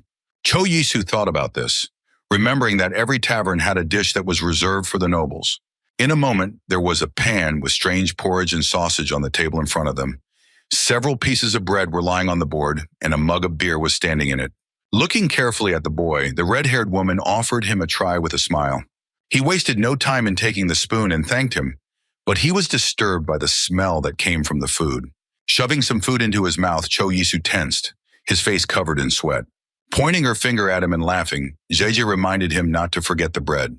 While she was asking if the food was incredible, the young man was thinking about what would turn him out now. Taking a piece of bread in his hands, the boy asked why it was so wet, to which he heard advice to assume that it was only slightly moist. Already lying in the cart on the way home, he thought about how bad he was. However, the boy now fully understood why Jace was so confused by Mrs. Humphrey's food. Thinking about the household, Cho Yisu thought that under no circumstances should she be let out of Loudern. After some time, he tiredly collapsed in his apartment, having passed through the portal. Trying to muster the strength to stand up, the young man exhaled tiredly. Getting to his feet, he rushed with all his strength to the refrigerator, expecting to find plum syrup there. In a moment, the boy was already pouring himself a drink into a glass filled to the top with ice cubes. After taking a large gulp, Cho Yisu smiled with satisfaction as he tasted the pleasant taste. Taking the glass with him, he went to his computer to see what else he could sell besides black pepper. Taking a new sip, the young man thought that he was already tired of selling black pepper. Besides, he regretted using the bag with the subspace only to carry black pepper. Suddenly, an idea came into his head, which made the boy's eyes widen in surprise. Realizing that this was not a bad idea, he stretched his lips in a satisfied smile. His fingers tapped on the keyboard, trying to find what Cho Yisu had in mind. On his return to Laudoran, the boy decided that he could do something else besides selling black pepper. While developing the land, he thought that if he started to grow something, then his supplies would be replenished due to the harvest. Suddenly, Hans's voice was heard from behind, asking his friend, "What does he do?" Looking up at the guest, Cho Yisu replied that he had thought of planting something in the garden. He recalled that in the soup that Mrs. Humphrey was making when Mrs. Jaeger came to the village. At that time, it contained potatoes, and it was potatoes that the young man wanted to plant in Laudoran. It was very easy to prepare and also had a very pleasant taste. In addition, an important aspect was that potatoes could be used in a large number of dishes. Hans carefully listened to everything that his friend told him and thought about how useful potatoes were. After licking himself, the big man declared that he really wanted to try potatoes, to which Cho Yisu promised to make him potato johns. He explained that for them, you need to chop potatoes, form them into small fritters and fry them in a pan. Throwing his hands up in joy, Hans smiled widely, saying that he would take that as a promise. After that, the librarians said that the merchants came to them again, offering to go to the fair together. Arriving at the old place where trade took place, the first thing Cho Yisu did was to meet the son of a merchant, Mino. The boy was happy that his name was remembered, adding that he had sold his mirror for 5 gold and asking if he had any more. Hearing that the man had 5 more similar mirrors, Strive Jr. promised to come get them a little later. Suddenly, Cho Yisu heard someone's voice asking Maggie to cook sausage for them. After these words, the young man imagined various types of sausages and sausages. Having entered the middle, he declared with a broad smile that he would not refuse such a thing either. Hans was glad to see his friend and handed him a piece of smoked sausage. Looking at it, Cho Yisu thought that it reminded him a lot of the salami he had seen in Korea. Wasting no time, the boy carefully sent a piece of sausage to his mouth. Immediately after that, the young man frowned and spoke to himself. Sticking out his tongue, he thought that it was too salty, as if it had been soaked in salt water. Watching his friend's reaction, Hans put his hand to his chin and asked if he liked it. In response to his words that a little too much salt is needed, he explained that sausages should be stored for a long time, so they give a lot of salt. Suddenly, Mrs. Humphrey came up to them and asked them to help her serve the food instead of just talking. Cho Yisu looked closely at the tray the woman had given him to serve to the guests. Having carefully studied its contents, the boy thought that the menu today was only bread and sausages, and also sausage soup. The young man was just sure that the food would be delicious because it was Mrs. Humphrey who was cooking it. He turned his gaze to the hall, where almost all the tables were occupied by guests. His attention was drawn to a couple sitting at one of the tables, happily talking about something. The man who was sitting next to the woman was very actively telling her something, waving his hands. Cho Yisu watched them closely, keeping his eyes fixed on them. Suddenly, his attention was drawn by a shout that loudly called his name. Turning his head, the young man saw Hans waving his hand at him, inviting him to come. Parents were sitting next to him, who also invited their son's friend to the table. Cho Yisu froze for a moment, not daring to take a step and not believing his eyes. When the boy did come to their table, Hans's father said that they had heard a lot about him. Watching his friend munching on bread and sausage, Cho Yisu thanked them for the invitation. Wasting no time, he did the same to the big man sitting next to him. Stuffing the sandwich into his mouth, the young man noticed that the sausage tasted pretty good with bread. He liked the smell of cooked meat and the feel of the soft texture of the bread. Looking at the rest of the sausages, the boy wondered if they also tasted like salami. Remembering his first experience with a piece of local sausage, the boy first cautiously sniffed the piece. The smell was quite pleasant, and the sausage soup, which was poured into the plate, also attracted attention. It looked completely ordinary, but when Cho Yisu tasted it, he felt that the sausages had been cooked in beer. Hansov's whole family watched with satisfaction as the guest licked the soup, which showed that he liked it very much. Clearing his throat, the young man asked why he could not see Mrs. Masu and Haeon anywhere. However, Hans's mother replied that she had heard that his neighbor had been very ill recently. After finishing the meal, he was given some food and asked to take it home. On his way to his neighbor's, Cho Yisu thought he wanted to go to the merchants, but decided to do that later. Suddenly, he stopped when he heard a familiar voice that belonged to Haeun. The boy approached the house and heard how the girl reminded that she wanted to go live in a big city. Staring at the door, he listened to Haeun say that mother could live here if she liked it that way. In the next moment, the neighbor jumped out of the house, almost knocking the young man down with the door. Noticing him almost under the door, she measured the neighbor with a fierce look. Cho Yisu smiled as he prepared to say hello to the girl. However, noticing that the girl walked past him without saying a word, he decided that she was in no mood to talk today. Following the girl, Mrs. Masa herself appeared on the threshold, coughing, trying to call her daughter. Just as the young man was about to ask her if everything was okay, the woman coughed loudly, spitting out clots of blood. Having entered their house, the boy put a tray with food on the table in front of the hostess. He asked the woman to eat until everything cooled down, but she replied that she would eat as soon as Haeun returned. Choosing her words carefully, Masa admitted that in fact the girl was not her real daughter. She added that she is her nanny, who has taken care of the girl since she was a baby.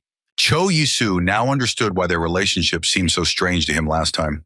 When Masa spoke again, reminding him of Haeun's behavior, the young man remembered how she had quarreled when he arrived. However, the woman said that she is not really a bad child, although she may appear unfriendly and rude. Masa explained that the young lady is extremely talented and wants to use her abilities in the big city. The guy perfectly understood the feelings of a neighbor whose loved one refused treatment, and Masa did exactly that, refusing treatment for her illness, which made Haeun furious. Raising his head, the woman said she wanted to ask him one small favor. For a moment, the young man froze, wondering what exactly the woman wanted to ask him. Folding her hands in a castle, she asked the boy to help the young lady settle down in the city after her death. After hearing this, Cho Yisu looked at the woman in surprise, not knowing how to respond to such a request. He sat for a while, keeping his eyes on the interlocutor and immersed in his own memories.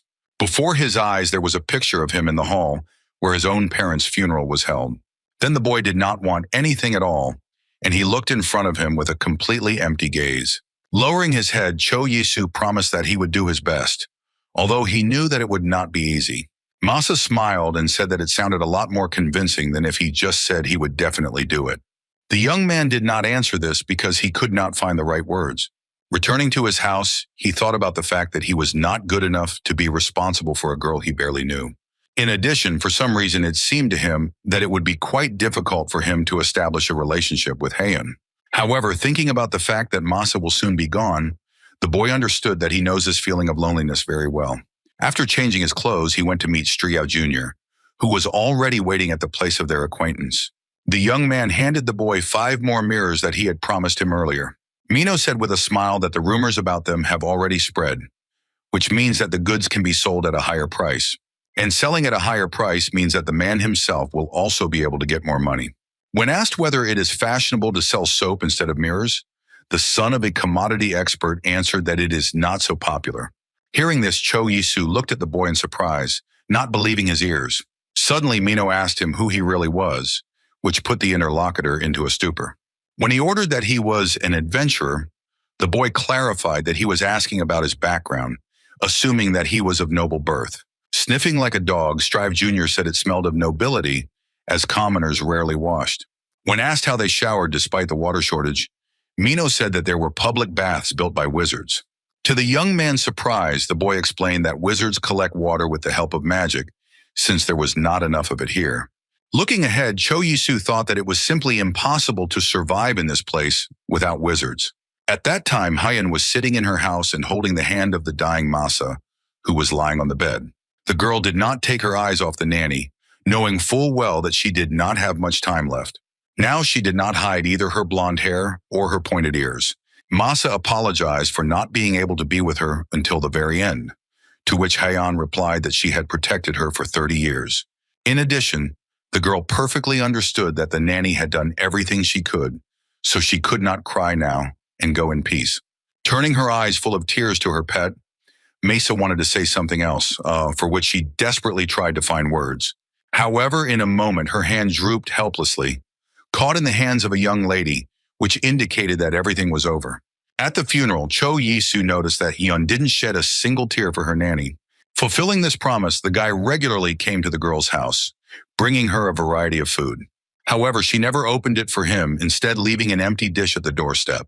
After some time, the young man walked through the streets of his native city, immersed in his thoughts. Suddenly, a pleasant smell reached his nose, making the boy stop. Turning his head, Cho Yisu noticed that he had stopped right in front of a large bakery window. When he went inside, he saw how large the assortment of desserts and pastries was. Cupcakes with light cream, as well as donuts with a ruddy crust, stood on the windows. And here you could see lush loaves of bread, crispy croissants, and sponge rolls with buttercream. Sensing how saliva gathers in his mouth at the sight of such goodies, the boy even opened his mouth. Realizing that he could now afford to buy something here, Cho Yisu stretched his lips in a warm smile. He remembered how in his childhood he was surprised that his mother was eating ordinary bread again, but with great appetite. Pointing to a piece of pastry, the woman smiled and said that she could live without rice, but not without bread. At such moments, her father would approach her and ask if she loved bread even more than him. Mom always wondered after such a thing, until her husband began to ask her why she was silent. After that, all three began to laugh merrily, enjoying the family evening. And now, standing in the bakery, Cho Yisu looked at the appetizing, puffy loaves of freshly baked bread. Coming closer, the young man took one loaf and looked at it carefully. On his return to Laudoran, the boy got his purchases, among which were the same bread and a carton of milk. Taking out the knife, Cho Yisu decided with a smile that it was time for a little snack. Suddenly, a brown package lying on his desk caught his attention. The young man stopped, staring at the object, trying to understand what it was. He put his fingers to his chin, remembering where such a package could have come from. Suddenly, the boy remembered that the package had been put together by JJ as a present for Mrs. Humphrey, who had recently had a grandson. Grabbing the package, Cho Yisu quickly ran to the house, thinking that it would be best to give it to her as soon as possible. Hearing someone knock on her door, Maggie went out to see who it was. At the door, she saw her young neighbor, who was smiling and saying that he had brought her something. The woman looked at the boy in surprise, not understanding what exactly he brought her. Handing the package to the housekeeper, Cho Yisu said that it contained a batiste cloth, as well as soap and lotion from Mrs. JJ. Hearing that it was a gift for her grandson, the woman gasped, admiring how attentive the boy was. Maggie frowned for a moment as she remembered the men in her family who didn't even sniff. Realizing that he had to leave as soon as possible to keep the neighbor's family intact, the boy said goodbye and returned home. However, on the way home, he remembered that he needed to check his harvest first. Arriving in the garden, he noticed that Heian, dressed in a light dress, was walking among the beds and flowers. Cho Yisu looked at the neighbor girl in surprise, not expecting to see her in the potato beds. Sensing a watchful eye on her, Heian turned her head towards the boy and looked at him carefully. As he came closer, she kept her brown eyes on him. Cho Yisu greeted and added that they had not seen each other for a long time, asking if she was admiring the potato flowers. He bent down and grabbed the stem of one of the flowers and pulled it towards him, tearing it away from the plant. The guy handed the flower to the girl, saying that something so simple can look so cool. However, Heian was more interested in the question of why he plucked the flower now. While Cho Yisu was explaining that it was necessary to do this in order for the potatoes to grow better, his neighbor asked what a potato was. Pointing to the rest of the plants, the young man replied that it is a vegetable. The edible part grows underground, and in a month it will be possible to harvest the crop. He noticed that the neighbor began to answer him with only one word, which had not been observed before. In addition, it became noticeable that the girl had lost weight, so the question arose whether she was eating normally. Suddenly, an idea came to Cho Yisu's head, and he asked his neighbor with a smile if she liked bread. Spreading his hands to the side, the boy said that he had recently bought himself some bread. Hearing this, Heian suddenly shouted loudly that she loved bread very much. Pointing to his house, the young man invited her to come and eat with him. When they sat down, Cho Yisu placed a piece of bread and a mug of milk in front of his guest.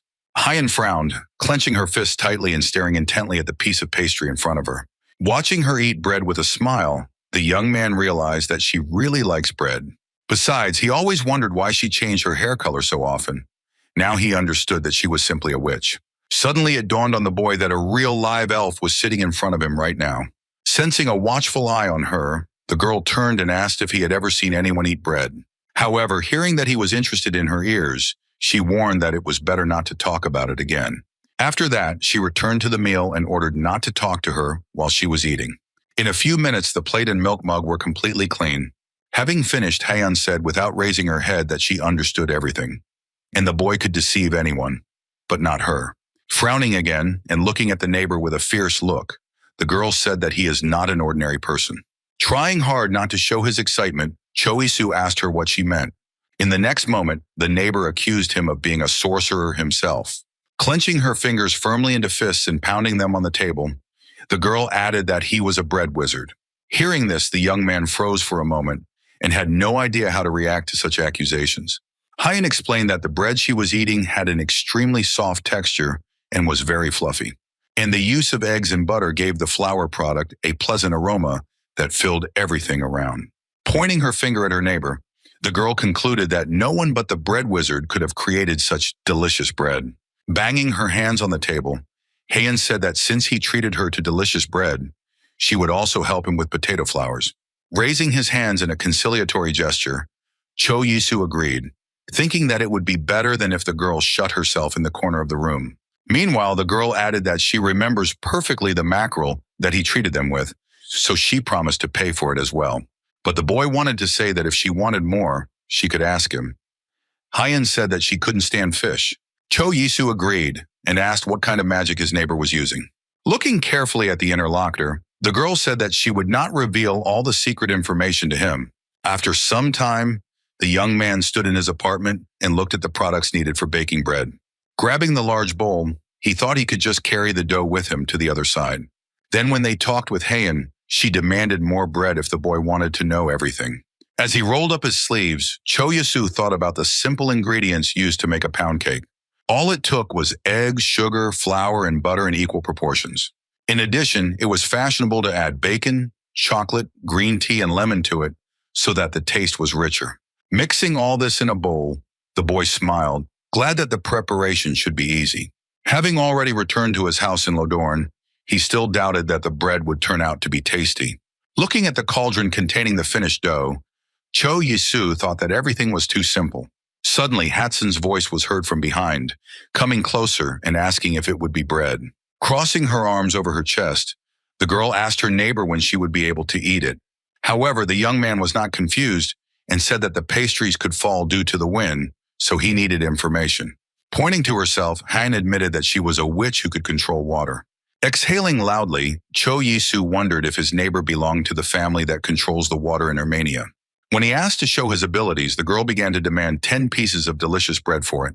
After some time, the bread was ready, and the boy took it to his house. Hyan, impatient, began to shout for the neighbor to cut it faster, but he just calmly asked to wait. After making a large incision, Cho Yisu ordered her to give him a plate. However, as soon as he turned the mold over to take the bread out of it, he did not want to get out. Sweat covered his face as the boy realized that he had simply forgotten to grease the bottom of the pan with oil. Upon the words of his neighbor that he is an even bigger scumbag than she thought at first, the young man said that he would get everything now. When the pastry was finally on the plate, he noticed that the edges were slightly burnt, but asked to try it anyway. He wondered what his first baking experience would taste like. Taking a piece of bread to his mouth, Cho Yisu stared intently in front of him. He frowned, feeling that the pastry was even too sweet. The young man looked at the neighbor and asked how it tasted, to which he heard that bread is bread and it is tasty, but she asked if he had milk. At this request, Cho Yisu pointed his finger at her and said that she could go and feed herself if she wanted to. However, she just lowered her eyes and said that she really doesn't like animals very much. Looking intently at his neighbor, Cho Yisu decided to ask her something. However, she interrupted him and asked why he now lives alone. Frowning, her neighbor replied that his parents had died a few years ago. Without looking up at the boy, the witch quietly said that the useless parents had better leave as soon as possible. Cho Yisu didn't answer this. Silently staring blankly in front of him, he remembered that Masa had spoken as if Hyen had some kind of problem in her heart, and now the boy assumed that she was a maniac. To his question about what the girl feels when she sees the animal, the witch replied that she wanted to kill him. When the boy asked why she was reacting like that, Hyen asked if he also thought there was something wrong with her. Looking down again, Cho Yisu mentally asked why the neighbor had become like this. It had nothing to do with the fact that he had come here to have peace, so he simply said he had to go. However, the witch suspected that he just wanted to go home to eat all the bread himself. In response, the boy cut her a large piece and put it on a plate. Getting up from the chair and going to the door, the girl stopped and quietly called her neighbor by name. Looking at him with a warm smile on her face, the elf said that she considered him a good person. When the girl left, Cho Yisu slumped wearily on the bed and stared blankly at the ceiling. He exhaled heavily, not getting up and not changing his position for some time, because communication with the neighbor turned out to be quite difficult. The boy himself perfectly understood what it means to lose someone close to you. In such a situation, a person did not have enough energy to consider other people's feelings.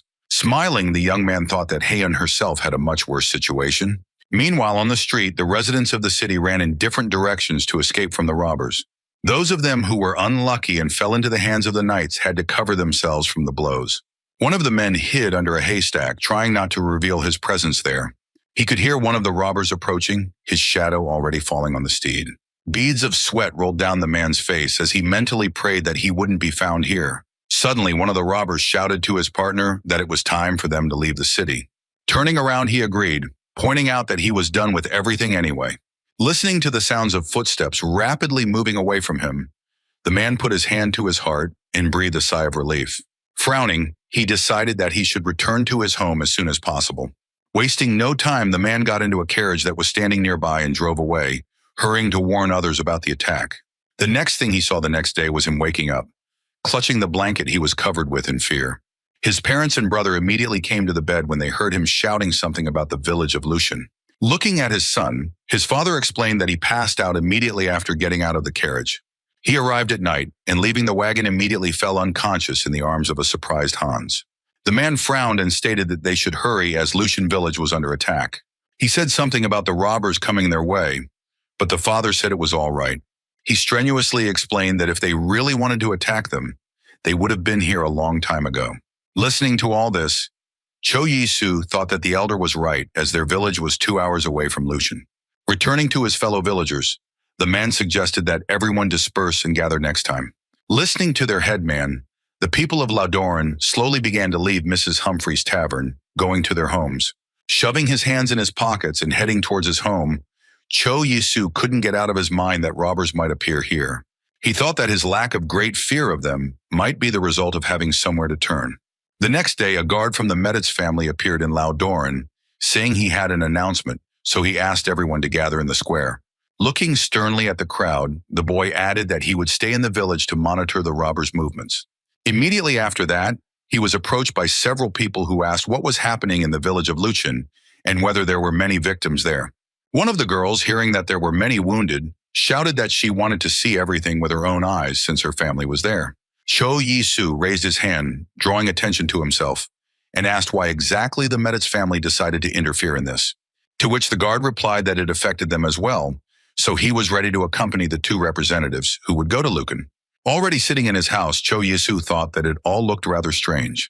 He was surprised by the fact that there were so many wounded, but after such an attack, not a single resident was killed. Imagining how bandaged people on crutches walk around the city, the boy thought that there must be some explanation for this. Closing his lips tightly, the young man closed his eyes quietly, pondering the situation. Suddenly, an idea occurred to him, and he clicked his fingers, remembering Kayan. In a few minutes, Cho Yisu was already standing at the door of the house where his witch neighbor lived. Knocking on the door, the boy called the girl by name, telling her something about bread.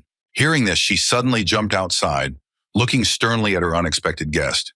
Knowing that the girl would help with the bread, the young man promised her to cook bread if she helped him. Hearing his words, Haeun frowned, which did not hide from her neighbor's eyes. When asked what he wanted, Cho Yisu asked her to tell him everything she knew about the nobles in the Ermin Empire. With the serious face of her mentor, the elf explained that there were no marquises in their empire. Instead, there were earls. However, when the guy asked to tell about it in more detail, the girl said that one question would be enough to start. Haeun added that from now on she would not answer his questions for free, and one question would cost him 1 loaf of bread. According to Cho Yisu, it was a robbery, but he went home, stopping a neighbor who wanted to see what he was cooking. After some time, all the ingredients needed for cooking were already on his table. Hatsong looked at the set of products in surprise, asking the young man if he would cook with them. Watching his neighbor jump around him, demanding that he do things faster, Cho Yisu asked where her elven pride had gone. The boy took a spoon and dropped some meringue into the dough, after which he mixed everything several times. The young man was preparing the dough with a smile, anticipating that everything would be tastier this time. Haeun carefully watched everything her neighbor was doing while making bread. He explained that first you need to throw a piece of butter into the pan and then pour the dough into it. When she started to adjust it again, Cho Yisu explained that it was necessary to bake on low heat. Looking at this, the elf assumed that he had not yet learned to control his magic. After some time, the young man put a fragrant pastry on the table in front of the guest, sprinkled with syrup and with a piece of butter and decorated with raspberries. Hyeon opened her mouth, holding a knife and fork in her hands, anticipating how she was about to enjoy the meal. When Cho Yisu told her to eat instead of drooling and replied that she was just staring. Wasting no time, the girl lowered the knife and made a small cut on the surface. Prickling a piece of pastry on a fork, she sent it into her mouth. Immediately after that, the elf felt an incredibly delicate taste, which brought tears to her eyes. After hearing her question about how the bread could be so soft, the boy concluded that the neighbor was delighted. Smiling widely, he explained that it was called pancakes, after which he began to explain the principles of their preparation. Meanwhile, Haein continued to eat the dish prepared for her, stuffing another piece of pancake into her mouth. Her gaze looked quite hungry, as if the girl was afraid that someone would take away her food now. Stuffing her cheeks with pastry, she began to chew slowly, staring desperately in front of her. After a few minutes, the plate was already empty, except for a few crumbs on it. Cho Yisu was surprised to see how satisfied his neighbor looked after eating her pancakes. Closing his eyes and smiling, he asked if she was ready to answer his question now. Looking sternly at her neighbor, the elf told him he shouldn't be so impatient as she was trying to savor the food. However, Hyeon then explained that the highest position was the emperor, who ruled the entire kingdom. Hearing that the girl called the emperor a beast, he asked if it was fashionable to say that, but she said that she was going to finish him anyway. Hearing the request to continue, Haeon crossed her arms on her chest and said that after the emperor, the dukes followed, then the counts and the rest of the nobles. To a surprise question about whether that was all, the elf answered that those who bought a certificate of nobility were coming after them. This information intrigued Choisa, and he asked how much such a certificate might cost. However, after hearing that such a certificate is worth 5,000 gold coins, the boy felt the amount fall on his shoulders like an impossible load. He even had the idea of kidnapping Mrs. Humphrey and handing her over to Lady Meditz. When asked why she wanted to kill Emperor Haeon, she replied that he was an enemy of her people. Staring at her neighbor in surprise, Cho Isu asked if the other wizards were also on bad terms with the ruler of the empire. However, the elf got angry and told him not to pretend he knew everything, since he wasn't even a wizard. Looking down, she calmly added that in any case she wanted to go to the city of Romania. When asked about transportation costs, the girl said that from now on he would pay her 1 gold for each question. However, Cho Yisu did not want to give up, so he asked what exactly she wanted to receive for her answers, gold or fresh bread. The next day the boy left for Lucan, but as expected he got sick again on the way. As he wiped his mouth, he thought that without the painkillers, he would be no better than a dog. Noticing his condition, Hans came closer and asked if he was all right. Looking at the people around him, Cho Yisu noticed that everything had changed since he had been here. Zdravan said with a smile that the Punch family had spent a lot of money to hire a wizard healer. Squinting, the young man asked if this was not the same family that bought the local lands. He was surprised that the land they bought was attacked by bandits, but they still decided to restore everything for free. Hans was very surprised to be asked on what terms the Punch family had agreed to do this. It all looked rather suspicious, but the young man expressed his joy that the people were all right. After some time, when all the pepper was sold, Cho Isu went into the tavern, where he waited for his friend to return. He thought about the fact that in the army he had to carry 10 kilograms of sand and the like, but now everything seemed even heavier. Hearing the words that someone had met the robbers on the way to Count Meditz, the boy growled in surprise to himself. He turned his head and saw 3 men sitting at a nearby table. One of them said that bandits were roaming the surrounding lands, but Count Meditz did not post a guard, so his friend assumed that they were connected. These words infuriated Cho Yisu, as he knew very well that this family's soldiers had been guarding the streets for the past few weeks. One of the men jumped to his feet and shouted that if the robbers ever ventured into their town again, he would kick their asses. In addition, he added that when he met them a few days ago, he looked at them without any fear. Cho Yi was interested in the words that one of the robbers had a large scar on his face. Immediately after that, the boy remembered that he had seen one such night when he came with Hans to Lucan last time. After adding 2 plus 2, the young man realized that there could be no mistake here. When he returned home, Hyeon immediately came to him, who began to demand bread for herself. When the guy said that he was planning to harvest potatoes today, The girl said that he would give her bread first. They both lashed out furiously at each other, and each of them tried to push his own line. Hearing that he wanted to show her how everything should be done, the elf grumbled and crossed her arms over her chest. Taking a hoe in his hands, the young man said that to begin with, you should carefully dig the ground near the roots, after which the root crops will be visible. After looking at the potato fruits, Jan said they looked pretty disgusting, to which Cho Yisu joked that they looked like her. However, the girl immediately found something to say, saying that now she understands why he is still not married at the age of 23. Taking some potatoes, the young man said that he was going to cook something from the harvest. When they were already at home, the elf looked at the potatoes and asked what exactly he wanted to cook with them. With a big smile, the boy said that he wanted to make potato pancakes, which only needed oil and a tuber. When the neighbor said that it didn't sound good, Cho Yisu told her to just help, and then he would make her some bread. The witch immediately began to demand a knife, but the young man was in no hurry to give it to her, asking if she had ever used it. Instead, he handed her a small grater and asked her to grate the potatoes with it, thinking that she would be fine with it. Wasting no time, Haeyoung grabbed one of the peeled potatoes and clenched it tightly in her fist. Immediately after that, the frightened owner watched the girl sharply lower the tuber onto the grater. Having taken the potatoes from her, the guy told her tensely that he would handle it perfectly. When the potatoes were mashed, he said they should now be strained through a colander to get rid of the excess liquid. Hyun carefully watched all the actions that Cho Yisu did in front of her, trying not to miss anything. After that, he poured oil into the pan and put some of the grated potatoes in it. Frowning, the elf looked at her neighbor and asked if he really thought it was delicious. The young man explained that you can use potatoes, which will be cut a little larger, to prepare the dish.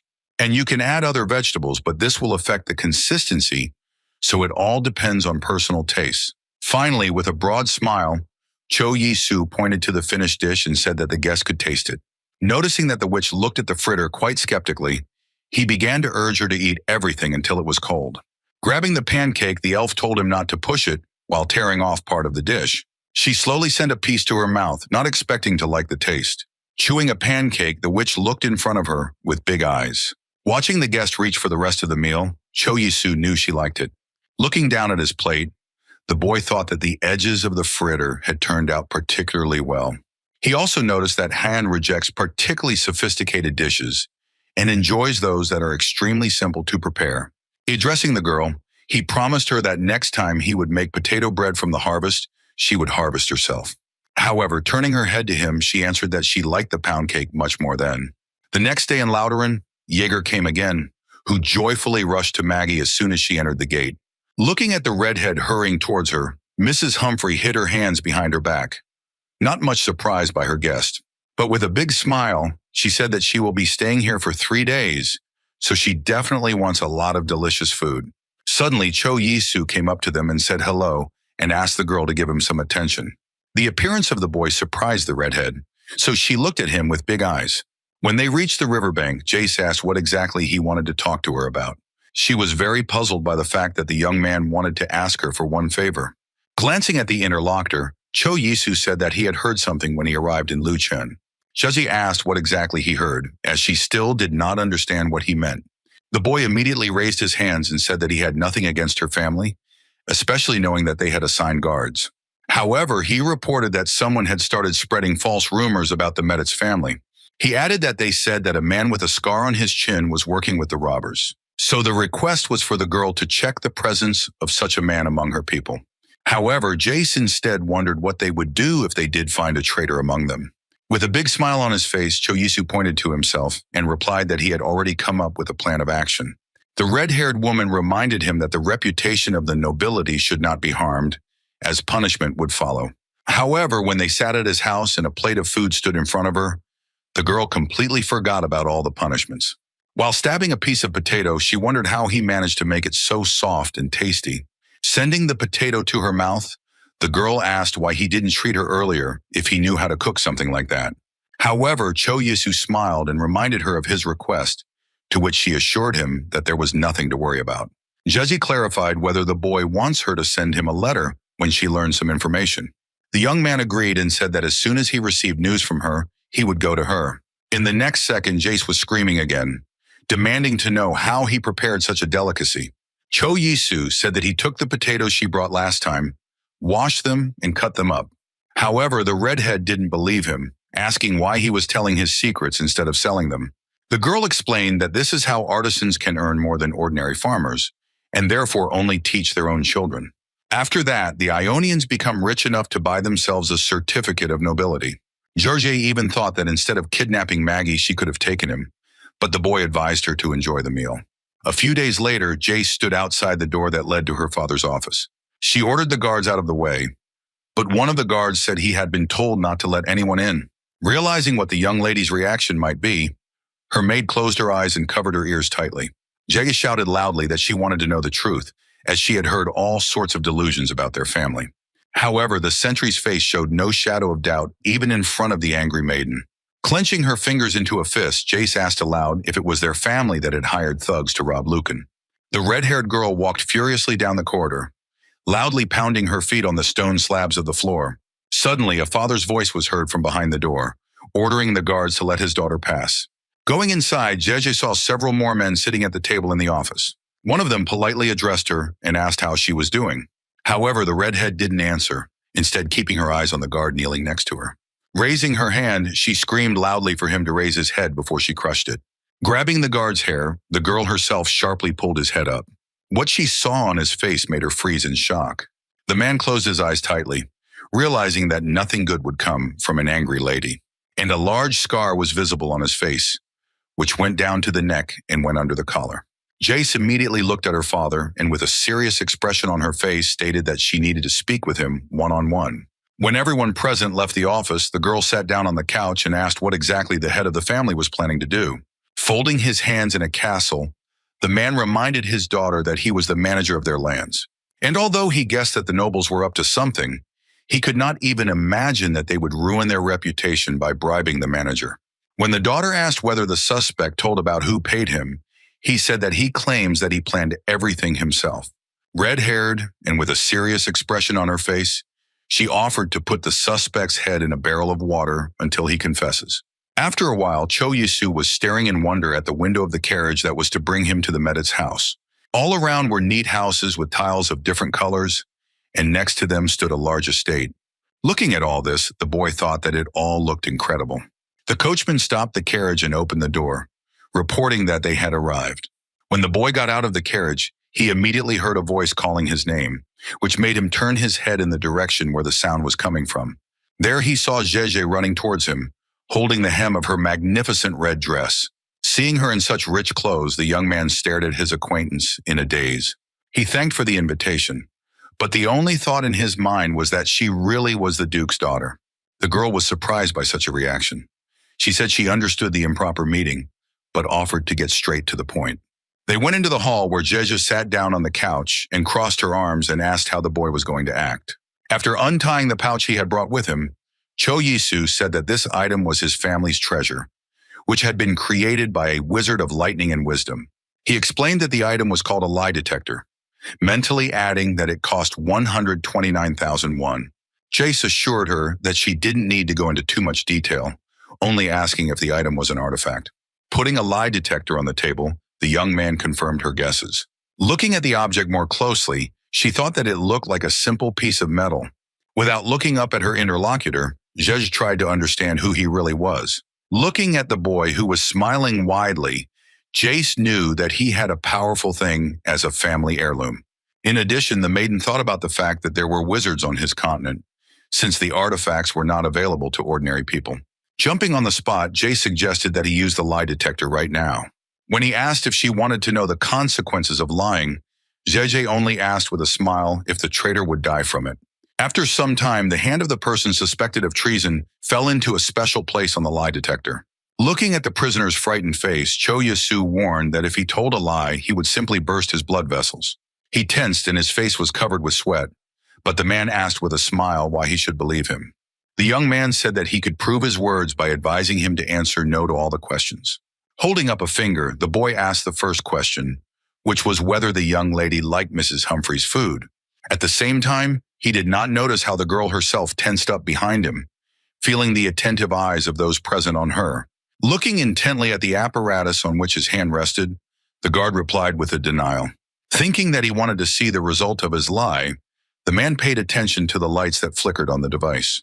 In the next moment, he screamed loudly from the strong electric shock that ran through his body.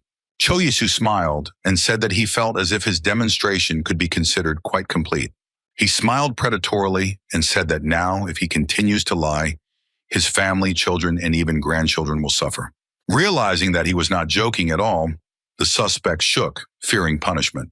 Unable to bear the wild tension, he began to beg that his family should not be touched, adding that he was only following orders. Suddenly, Cho Yisu heard the Duke approach him, asking for permission to continue, but adding that the boy should wait for him outside and retrieve his artifact. After leaving the prison, Jeje noticed that everything went quite quickly, and she heard a question about what she would do now.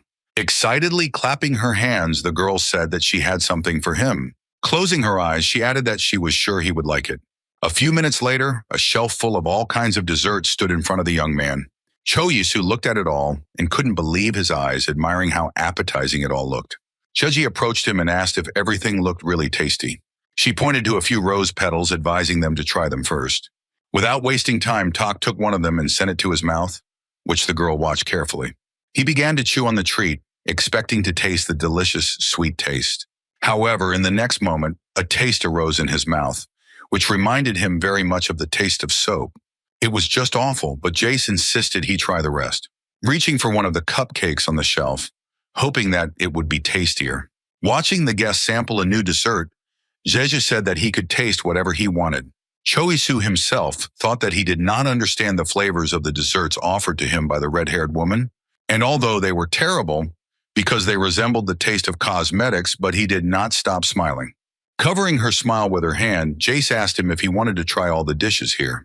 Hearing that she wanted to say something else, the boy looked at her with interest, having the opportunity to tear himself away from eating the guests. Jeje grabbed the lie detector and asked if she could take it for a while to discipline a few kids. A few minutes later, the Duke joined them, to whom Yisu bowed, introducing himself. However, Jace was more interested in whether or not the guardsman was actually connected to the Punch family, which she heard would now be punished by the royal family. After hearing the words of thanks from the head of the Meditz family, Cho Yisu smiled widely and said that he was not worth it. The Duke looked at the boy and suggested that he rest a little and have breakfast together the next morning. The next morning, getting up in his bed, the young man noticed with surprise that it was already morning outside. Looking out the window, he thought about the fact that yesterday he was so tired that he immediately switched off. The boy went to the window and opened the door to look at the surrounding city.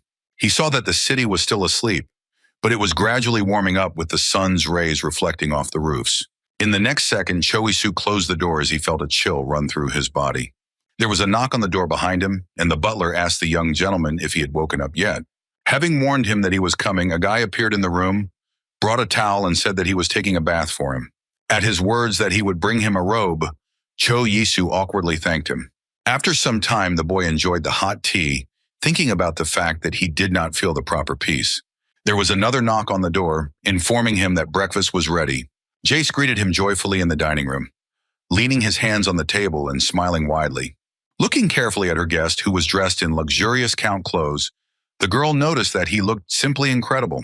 Scratching his neck in no uncertain terms, Cho Yisu asked her if she really thought so. When the maid approached Jeje to advise her not to speak like that, the red-haired woman said that otherwise the whole point would be lost. However, later she decided that it did not matter and clapped her hands and asked to bring them food. In a few minutes, Cho Yisu was sitting with the Meditz family at a large table with a variety of dishes on it. Wasting no time, the boy grabbed the fork and sent a piece of food into his mouth. He smiled as he felt the strong taste of black pepper stand out in each dish. Jeje looked at him and asked if he understood now why they needed Mrs. Humphrey. Hearing that he liked everything, she held up one of the lambs and said that he should like this dish best. The young man looked at the mutton square in surprise. Pricking a piece on a fork, he dipped it several times in the sauce that was served with the dish. The taste of the loin was not bad. Moreover, the specificity of the mutton was not felt. Duchess Meditz put her hand to her cheek as she looked at her daughter and said that she absolutely did not understand why her daughter was such a picky eater. To which the girl replied that she simply did not taste Mrs. Humphrey's food, which she had repeatedly asked to be brought here. After breakfast was finished, Jace pointed forward and told Cho Yi that she would give him a tour. Both of them didn't even notice Duke Meditz watching them closely. The butler approached him and asked what reward he planned to give the boy for his help. He returned to him and said that since he had rendered them a great service, they simply could not pay him with money. Dvoretsky looked at the master, understanding what reward he was thinking about at the moment. The Duke confirmed his guess by replying that he was going to write a letter of recommendation. Such a letter could be used to obtain an identity card or the right to purchase a nobleman's certificate. So the man was sure that the boy would make good use of his recommendation, since the Duke knew how to judge people well. On his way back to Laudorn, Cho Yisu had 5,000 gold and a letter of recommendation from the Duke in his carriage. Putting his finger to his mouth, the boy pondered that all this was too much in his opinion. An idea even arose in my head to save part of this money in another dimension. Besides, the village had pretty bad fences, so if they were restored, it could at least help the villagers a little. After arriving in Laudorn, Cho Yisu and Hans began to insulate local houses. Looking at his friend, the young man said that he heard from Jarge that many people die in winter. However, the big man replied that things were a little better in their village since they were closer to the north. When he asked how the winter was in his hometown, Cho Yisu thought that they had heated floors, but he couldn't say that. He explained that they had a heating stone, which they put on the log, with which they heated their houses. However, Hans took this to mean that they were making a roast of each other. As he continued his work, Cho Yisu thought that the mention of the warm floor made him want to warm himself to it. However, he decided that he would definitely use such technology when he had his lands and built a castle for himself. Suddenly, Hans heard his friend calling him, so he listened to his words. Still holding the tools in his hands, the young man told the big man that he would like to do something. After some time, when they entered Mrs. Humphrey's tavern, Hans called to his friend quietly to attract his attention. He handed him the bowl of pig's hooves that he had asked him to bring. He pointed to the table and asked him to put them on the table in front of him. At that moment, Maggie herself shouted loudly, attracting the attention of everyone present in her institution. She smiled happily as she announced that tonight's dinner would be prepared by Cho Yisu. When she invited those who wanted to go and have dinner with their families, everyone unanimously wanted to stay to try. Seeing this, the young man smiled and said that he needed some time, so he asked everyone present to leave. Wasting no time, the Daudorans silently returned to the door and started out into the street. As soon as the last of the villagers left, the boy with a broad smile began to prepare the meal, taking out 2 bottles of sauce. To begin with, he soaked the hooves in beer and water to get rid of the unpleasant specific smell. Then boiled it well, poured out the water, and poured a new one. When the heat treatment was completed, the young man took up the brought sauces. Cho Yisu mixed the soy sauce and sangwoo, then poured the mixture generously over the cooked hooves.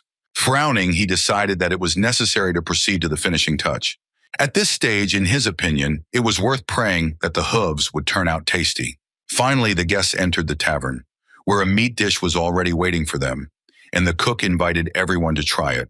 All the peasants looked in surprise at the plate, where the meat lay, generously sprinkled with spices. Cho Yisu watched with a smile as everyone talked about what was worth trying because it smelled delicious. Within minutes, the villagers were sitting around the tables discussing how they would never have thought that hooves could taste so good. Hans was also grinning widely as he asked what sauce he used to make the hooves so soft. Cho Yisu smiled as he said he couldn't reveal the recipe as it has long been his family's signature sauce. Heading to the table to also try his creation, the young man suddenly noticed a stranger watching him. Placing his plate of food in front of him, the boy introduced himself and asked if he could sit next to him. He also smiled and replied that his grip was York. Cho Yisu asked him what he was doing here, as it was quite cold outside, to which he heard that he was selling fish. The man added with a smile that it was easiest for him to make money in this weather. At these words, Cho Yisu assumed that it was because the fish stayed fresh, longer in cold weather. In addition, in such weather, it was simply suicide to go to the mountains or forests, so the demand for fish increased. After trying a piece of cooked hooves, Yorka turned to the cook in surprise and asked what it was.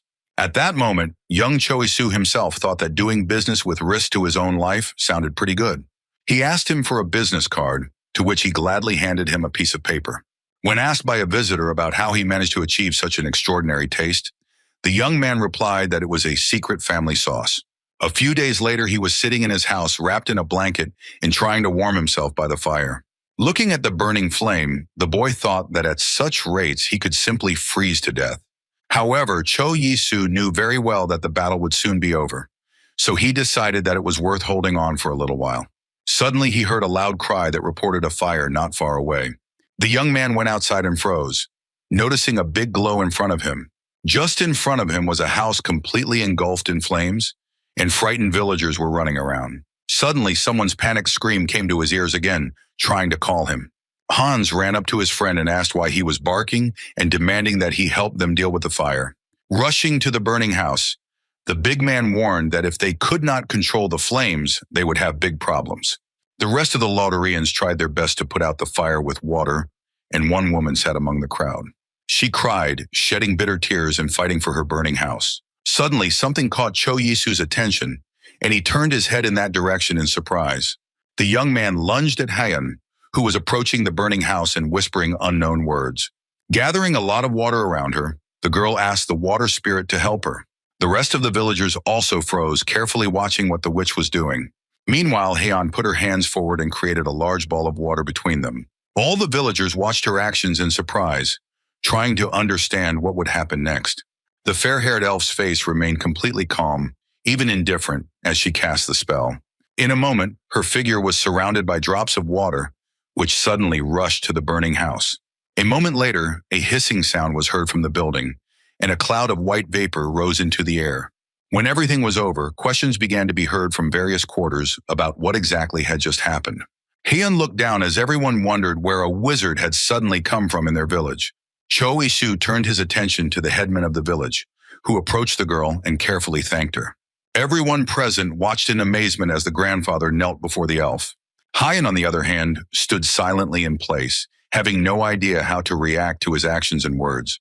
In a moment, the rest of the villagers who were present repeated the action of the village headman, thanking the sorceress.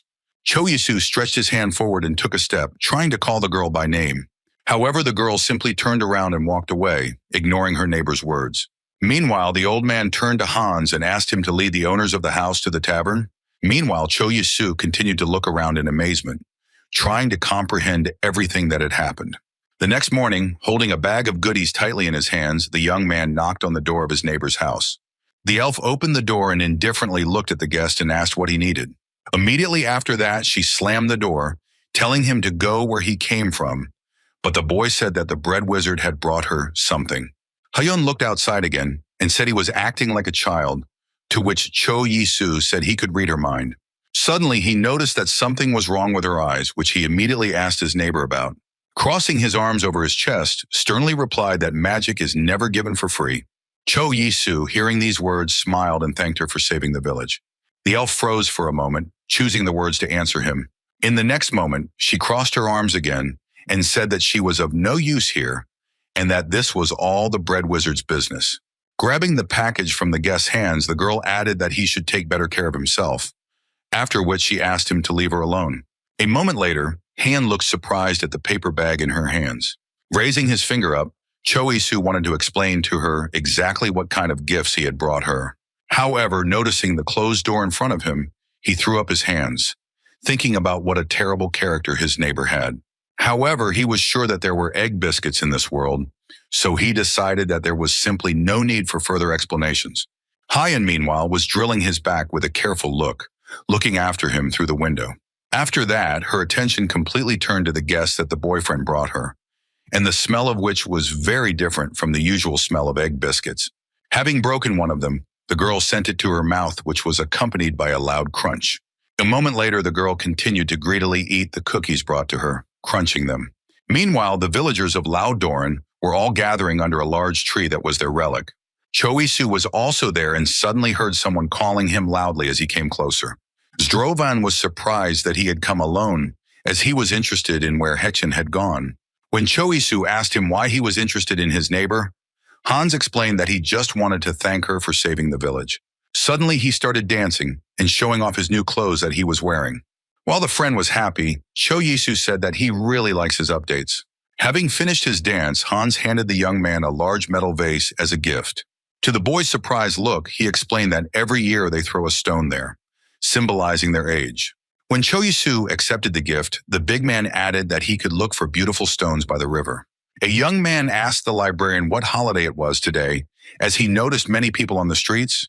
Turning his gaze to the bank of the river, Hans explained that today they were celebrating Kasaruna, and today it was appropriate to throw stones into the vase. When the full moon rose over the meadow, They all turned together in the direction where the village headman was addressing them. He was standing on a bench, holding his vase with stones in his hands, and a small sheep was standing at his feet. The man smiled and said that to begin with, he would like to ask the villagers to continue looking after the village. Covering his mouth with his hand, Hans told his friend that this usually took 1 mile, but their headman was finishing it much faster. Remembering their conversation when the headman had allowed him to stay in the village, Cho Yisu realized that it was entirely expected that the man did not want to do something like this. Taking a large bowl in his hands, the headman ordered all those present to line up. He slowly began to approach each one, placing noticeable red drops on their foreheads. Meanwhile, the line was quite long, and everyone was patiently waiting for the old man to finally come to them. Seeing the man's legs in front of him, Cho Yisu realized that now it was finally his turn. He lowered his head, placing his forehead under Elder Lauteran's finger. Immediately after that, Hans approached him and told him to put a stone in the vase and make a wish. Obediently following his friend's instructions, Cho Yisu dropped a stone inside and thought that he wanted this year to be happier than the last. The next morning, getting ready for the road, the boy thought about what he should take with him on the road. He was thinking that he should take some water and food, as well as take some medicine with him. However, the main item needed on this trip was his money. He remembered the words of Jace, who said that he could buy a noble's certificate from Pusing. She explained that this port city came into her family's possession after the previous owners imposed insane taxes. Holding a cup of hot tea in his hands, the young man exhaled, raising a cloud of steam above the drink. Jeji added that there is an administration building in that city, and it is there that he will be able to purchase the necessary document. Cho Yisu smiled broadly as the girl reminded him that her father had given him a recommendation, so he should think about buying the certificate. However, in the next moment, Jace raised a finger and warned him that there was one important thing he had to remember. Then she said that the document would cost him 5,000 gold, which is 500 million won. The young man perfectly understood that for this money he would receive only a piece of paper with a signature, so he hoped that it was not a scam. Although from time to time the thought popped into his head that he might adjust the events a little. Looking at the money he had, Cho Yisu knew that he now had as much as 8,000 gold. With such an amount, he could easily afford to buy a house in Seoul and at the same time wait with the certificate. However, clenching his fingers firmly into a fist, the boy decided to buy himself a noble status, for which he had one important reason. He thought that he had always wanted to become a landowner, and now he had the perfect opportunity to do so. That was why Cho Yisu was now on his way to Pusing to buy a certificate of nobility. When he came to Heian, she said with a mouthful of cookies that she also wanted to go to the big city. After hearing this, Cho Yisu, with a broad smile, offered the neighbor to chew first, to which she agreed. In order to get a chance to say something faster, the elf even punched herself in the chest several times to push the cookies through. After finally swallowing the food completely, Heian asked her neighbor for permission to become a knight to accompany him on his way to Pusingu. These words surprised the boy very much, and he replied that if she did not lose consciousness, then it would already be a great achievement. However, after those words, he saw Heian summon a few drops of water that froze above her palm. In the next moment, the boy froze tensely, feeling how a sharp rapier stopped a millimeter away from his throat. Cho Yisu opened his mouth in fear, demanding that his neighbor take the weapon from his neck. Looking sternly at the interlocutor, Heian warned that she now has very poor control over her own magic, as she hasn't used it in a long time. Pushing the melee weapon away from him, the young man replied that this is another reason why you can't take it with you. When he asked why she didn't want to stay, the elf reminded her of her assistant Masa. The girl explained that she wanted to repay her debt. Instead, she promised to help him with her abilities for a whole year. After tensely falling silent, the boy looked at the neighbor for some time, not expecting such a reason. Meanwhile, the girl continued, adding that she also needed bread, which the bread wizard would prepare. And although she knew that this time the new dish was prepared by Cho Yisu himself, she still liked it. To this, the young man replied that he was making new treats using the cheese they had made with Mrs. Humphrey. In addition, the cookies he used as a base also turned out very tasty and went well with the taste of cheese. Stuffing another cookie with cheese into her mouth, Heian said that the bread was still tastier. Closing his eyes, Cho Yisu thought that he would be much safer on the road with his neighbor. The money needed to buy a certificate of nobility was already ready and packed, and having a wizard nearby who can control water was a pretty good option. Suddenly, however, something dawned on him, and he asked Heian why she would help him for exactly 1 year. Grabbing another cookie, the girl explained that she also had her own affairs, so she couldn't follow him forever. After hearing how she demanded from him to make bread every week, Cho Yi-soo thought about the fact that she also managed to set conditions. Putting a finger to his chin, the boy thought about how much he would lose by bringing bread into this world every week. The amount was close to 30 million, for which he was going to make Haein cry like a curse. Feeling his gaze on her, the girl turned and said that she did not like his gaze, as she could have changed her mind. After some time, they were already sitting in the coachman's seat, and Cho Yi-soo held the charioteers in his hands to restrain the horses. Suddenly, Mino's head appeared near them, thanking them for giving him a ride, praising the first-class carriages. He asked the young man if he had received the wagon from Mrs. Jaya, to which he heard an affirmative answer. The merchandiser's son suggested that he had received the transport as a reward for delivering it to the Duke's daughter, Mrs. Humphrey. The answer about the agreement of two adults did not satisfy Strive Jr., and he looked suspiciously at the interlocutor. However, in the next moment, he wondered when he managed to get so close to Haein, which caused the girl to tensely look in front of her. Cho Yi-soo realized that the conversation had gone in the wrong direction and rushed to convince the boy that he had completely misunderstood. However, in the next second, a loud sound like a cough was heard from the elf herself. She laughed out loud, completely ignoring the dumbfounded look on her neighbor's face, who clearly didn't like her reaction. When he said that she wasn't into him either, Yeon wiped her eyes and told him to forget about the conversation. For a moment, there was an awkward silence between them, during which Cho Yi-soo kept his eyes on his neighbor. After that, the young man tensely assumed that the girl actually likes people like him. However, the elf looked at him coldly and replied that he was nothing without his bread.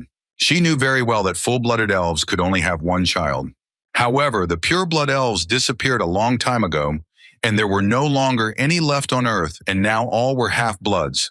The reason they could protect their family was their strong magic and immunity to disease. Cho Yi-soo, holding the turrets in his hands, thought that he did not expect such a misunderstanding while they were traveling. Haein added that a relationship between a ducal child and a commoner is impossible. Glancing at her neighbor, the elf thought that going with him was a good idea since she hadn't breathed fresh air in a long time. However, at some point, she began to worry more that the Silverwood family she belonged to might be in decline. Suddenly, the girl remembered that Cho Yi-soo spoke as if he were a traveler, so she asked him where he would go after Lauderin. Frowning and stretching his lips in a smile, the boy declared in response to this question that he was going to become a feudal lord.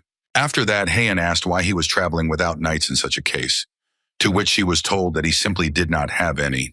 When the elf suggested that he was not an aristocrat who had set out on a journey, but a simple boy, he was pleased to confirm these words. Hyun gave him a condescending look and said that his words about the feudal lord were ridiculous, to which Cho Yi-soo warned that he would become a baron very soon. When the neighbor said that the baron rarely received the title of count, the young man added that he would be able to become a feudal lord, having lands as a baron. Haein informed him that 9 out of 10 barons could lose their status for not being able to pay their taxes on time. When he replied that he would earn a lot, so there was no need to worry about it, the girl asked him how he was going to do it. Not wanting to reveal all his secrets, Cho Yi-soo cryptically reminded her that he was a bread wizard. Hyun frowned at this and said that she would never have thought that he could be so intelligent. After some time, they made a stop, made a fire, and spent the night. When the sun rose again, everyone started packing again to continue their journey. Standing on the lawn, Cho Yi-soo tried to figure out where Hyun had disappeared to, who was now nowhere to be seen. Suddenly, a girlish figure appeared from behind the bushes, slowly approaching their camp. As she got closer, the young man asked her where she had been, but the elf made no reply as she passed by. Cho Yi-soo closed his eyes and stretched his lips in a smile, thinking that he was already used to this kind of behavior from his neighbor. Approaching the bushes from where the elf came out, the boy decided to check what exactly she was doing there. There he suddenly saw a picture in which 2 wild wolves lay dead. The young man did not understand what was happening, because Haein should have done this only in case of danger. After collecting all the things from the clearing where the halt was taking place, they continued their journey to Pusing. Sitting in the carriage and looking at his companion with a smile, Cho Yi-soo asked her if she was the one who killed those wild dogs. Holding a flask of water in her hands, Haein asked why he was interested in this, to which she heard that she coped well with it. Spreading his lips wide in a smile, the young man added that she did it to protect people. Lowering her head and glancing at the interlocutor from under her forehead, the elf woman agreed with his words. Suddenly the carriage stopped, and Cho Isu got out to ask what the reason for the stop was, to which Mino explained that he had to pay for the fare. Sticking his hand into the chest where the documents were kept, the boy pondered whether he should have used Duke Meditz's letter. A moment later, he already had a letter in his hands, which he showed to the guard who stopped them.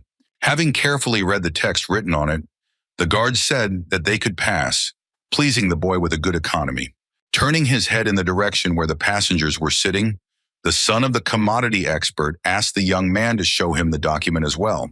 When Strive Jr. realized that he was holding a letter of recommendation from Duke Meditz, he tensed up and his face covered in large drops of sweat.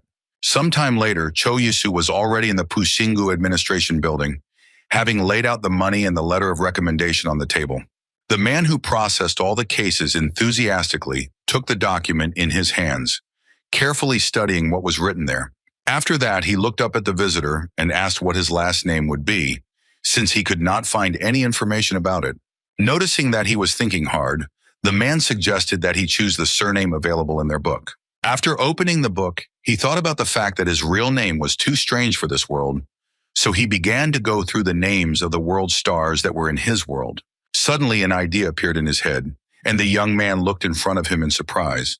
The manager handed him a sheet of paper and a pen, explaining that he should put his signature here. Signing the proposed document, Cho Isu thought about the fact that he wanted to choose the surname Bloom, and in a moment he was already declared a baron.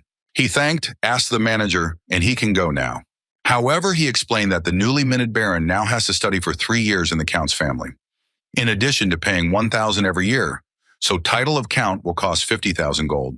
Cho Yisu realized that he had completely forgotten about these conditions, but replied that he planned to study with the Meditz family, asking if there were other options. The manager explained that if he paid 1,000 gold right now, they could issue him a certificate right now. When the young man went out into the corridor, Heian was already waiting for him there, who asked if he had really bought the certificate. Coughing loudly, the boy pointed at himself with his hand, urging her to address him properly.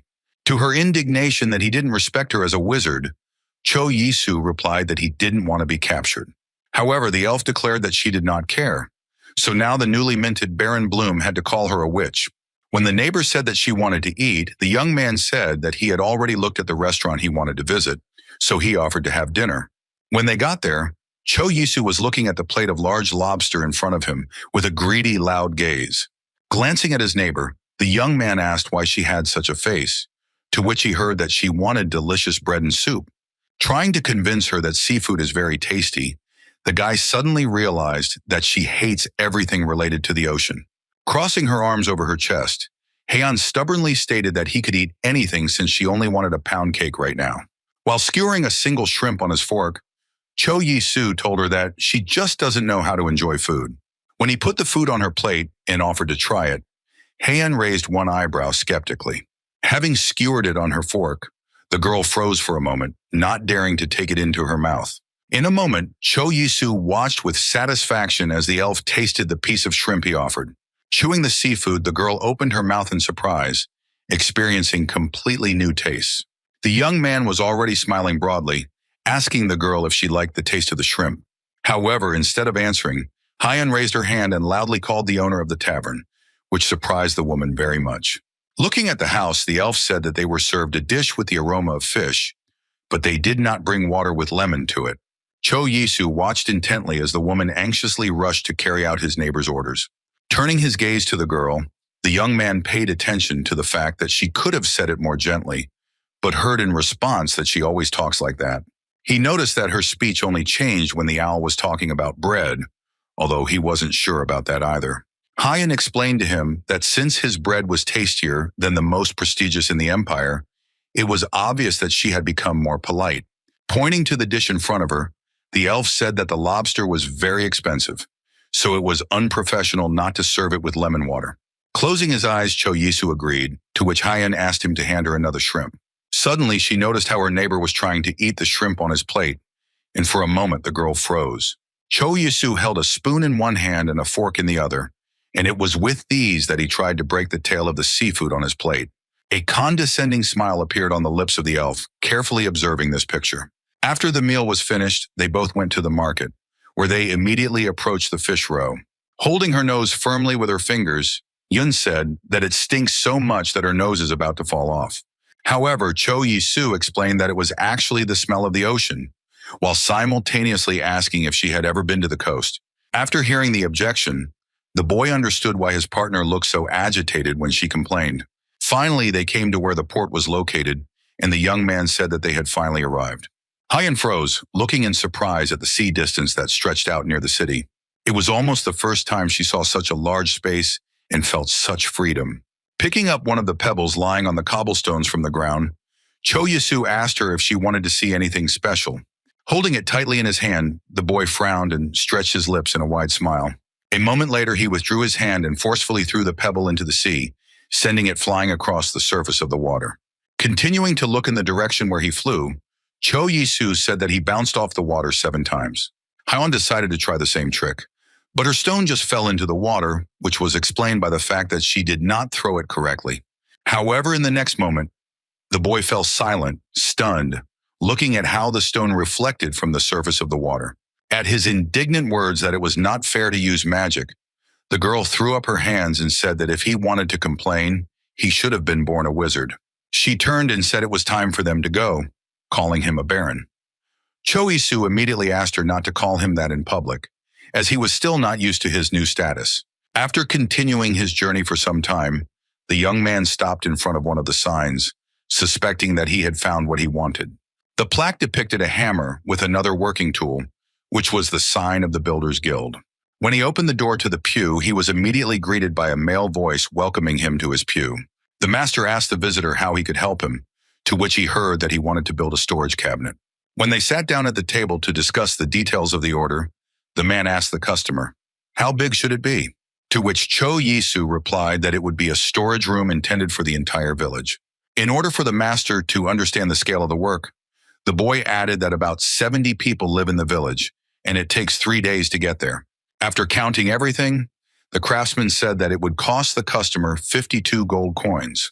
Estimating that a wooden raptor would cost 20 gold, Cho Yi-soo decided that it was not too high a price. To his question about how much such work would cost the feudal lord's estate, the man replied that it all depends on the size of the work. Having heard that the work would be worth 50,000 gold for an estate like the Meditz family, the newly minted baron decided that he was still far from that. The master pointed to himself and boasted that his grandfather once built a castle for a lord and shared tricks and tips with him. Placing his hand on the table, Cho Yi-soo asked the craftsman to give him his business card in case of need. When asked what his name was, the boy stretched his lips in a wide smile and said that his name was Isu Bloom, adding that he was a baron. Hearing the high status of his guest, the master immediately jumped up from his seat, assuring that the ordered vault would be executed in the best possible way. Cho Yi-soo gave a tight smile and said he would consider it, adding that they would meet later outside the hotel on the shopping street after sunrise. Leaving the builder's bench, the young man thought about the fact that he was uncomfortable when an older person showed such respect to him. For him, a person who was brought up in Korean customs based on respect for elders, it simply tore his conscience to pieces. Suddenly, the boy stopped, thinking that this closet would be quite enough as a parting gift. Suddenly, his attention was drawn by a small cat with thick black and white fur, which ran up to him, sticking out its tongue. And while Hyun tried to convince the boy that it was time for them to go to the hotel, Cho Yi-soo himself thought that the puppy was quite cute. The young man asked his partner to wait a little, to which the girl answered pragmatically that she would give him 10 seconds. Cho Yi-soo crouched down next to the puppies, who immediately rushed to him and started licking his face, making the boy laugh. When the owner of the dogs approached them, the young man asked him what the breed of dogs was called, to which he heard that they were called border collies.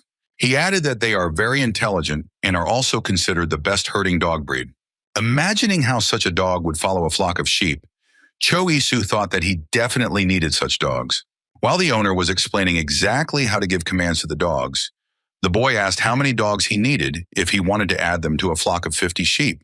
Hearing that one dog worth 3 gold would be enough, the newly minted baron decided to buy a boy and a girl.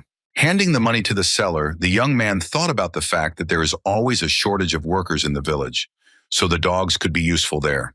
When the pets began to lick his face, Cho Yi-soo thought that if the dogs were not needed there, then he could easily take them for himself.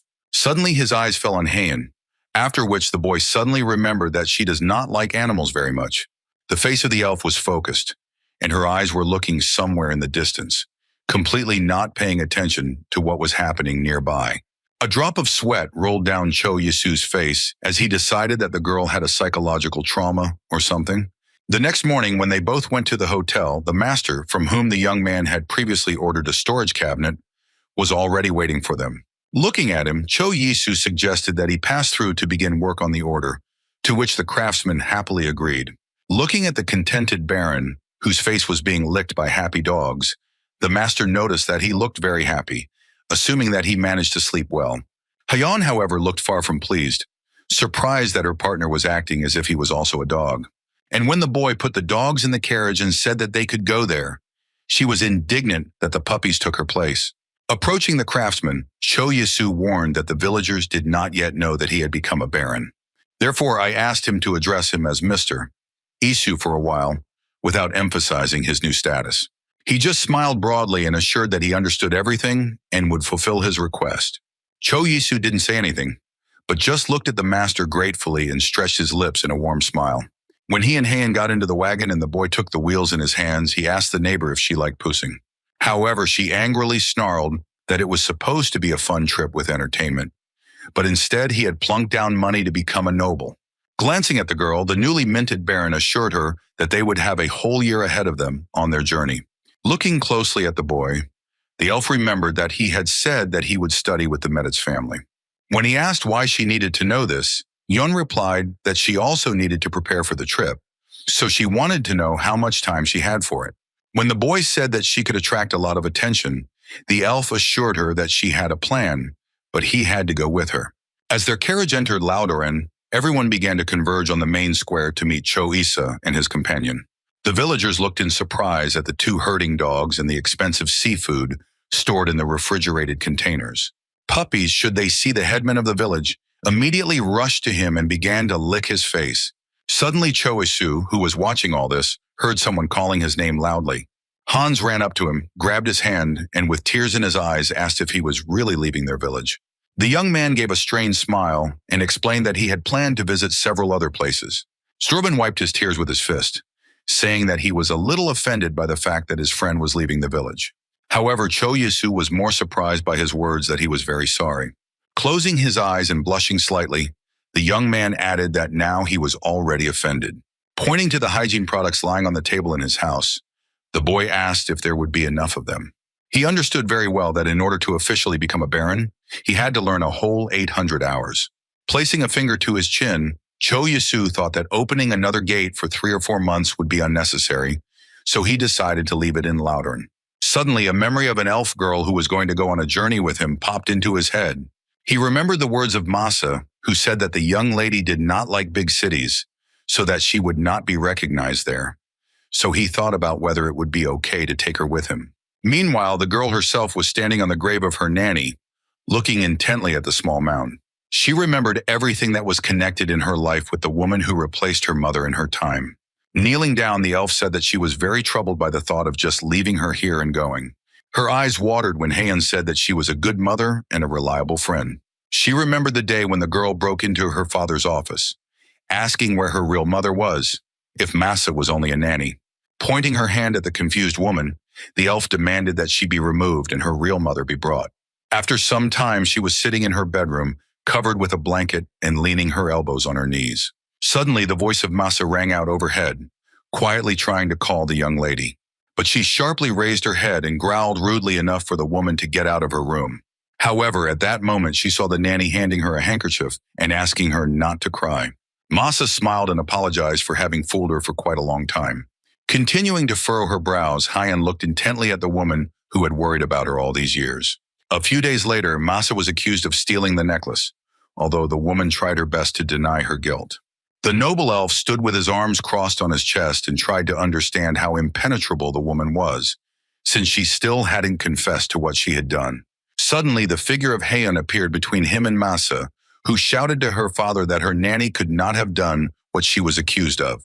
Pointing to a woman who was standing nearby, covering herself with a fan, the girl said that she had framed her. However, in the next moment, the father approached the elf and hit her in the face with all his might. Hyun froze for a moment, not knowing how to react, which made her lash out at the elf in a daze. After this incident, when the father ordered to lock them up and capture the governess, they both decided to run away from the estate. Then, running away from her parents' house, the elf thought that if it wasn't for Masa's sake, she wouldn't have even thought of running away. Standing up and crossing her arms over her chest, the girl thanked the nanny for everything and added that she loved her. I immediately remembered the fried mackerel that Choi Soo used to cook and that the woman loved very much. Haeun understood that when the neighbor brought them food, it was worth asking him for help. She told Masa that he had recently cleaned a shrimp for her, and it reminded her a lot of her. The elf admitted that at the moment when he did it, she was overcome and she could barely hold back tears. The girl admitted that at first the guy seemed crazy to her, but Masa could be right and he could turn out to be a good person. Although after a little thought, Hyun admitted that it would be more accurate to call him an interesting person. Leaning her palms on her knees, the elf admitted to the nanny that she was now going to go with him. Glancing at Choi Soo, who was walking towards her, waving at her, the elf said that she wanted to see if he would become a duke. When the boy arrived at his house, he immediately began to prepare a dish that he had long wanted to try here. In his hands was a small bag of spices, which is usually used for instant noodles. The young man pressed it against his cheek, thinking that he really missed such dishes. The ingredients for her were extremely simple, and all of them were now right in front of him on the table. Cho Yisu chewed the bag for several minutes, trying to grind the dry noodles as thoroughly as possible. The ramen was then tossed into the pan and seared well on all sides, which it did. At the moment when the color starts to change, you should add a certain amount of sugar to the dish. And at the end came all the spices, which were specially packaged and portioned. Cho Yisu smiled widely, anticipating the tasting of a dish he had not been able to taste for a long time. Opening it, the young man poured all the contents into the pan where the fried ramen was. After that, it was necessary to thoroughly mix everything so that all the pieces of noodles were in the aromatic powder. Finally, the dish, which in Korea was called ramen adang, was ready. The guy quickly packed it in paper bags, planning to get at least one portion to every home. When it was all done, the boy stretched tiredly, proud of how much he had managed to accomplish today. However, he suddenly stopped and, looking sadly in front of him, thought about the fact that he was really leaving Lauterin. The rest of the villagers were already waiting for him in front of the carriage that was supposed to take him to the Medit's estate, who wanted to see him on his way. The young man gave each of them a packet with a dish he had prepared himself, to which they reacted with great surprise. Suddenly, Cho Yisu heard someone calling his name loudly and turned his eyes in that direction. Hans suddenly ran up to him, grabbed him in a tight hug, and said that he must visit them.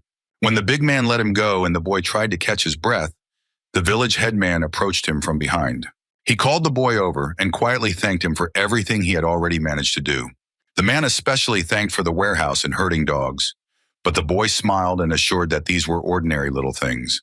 Without hesitation, the young man said that he had a request for the old man, which was to keep his house as it is.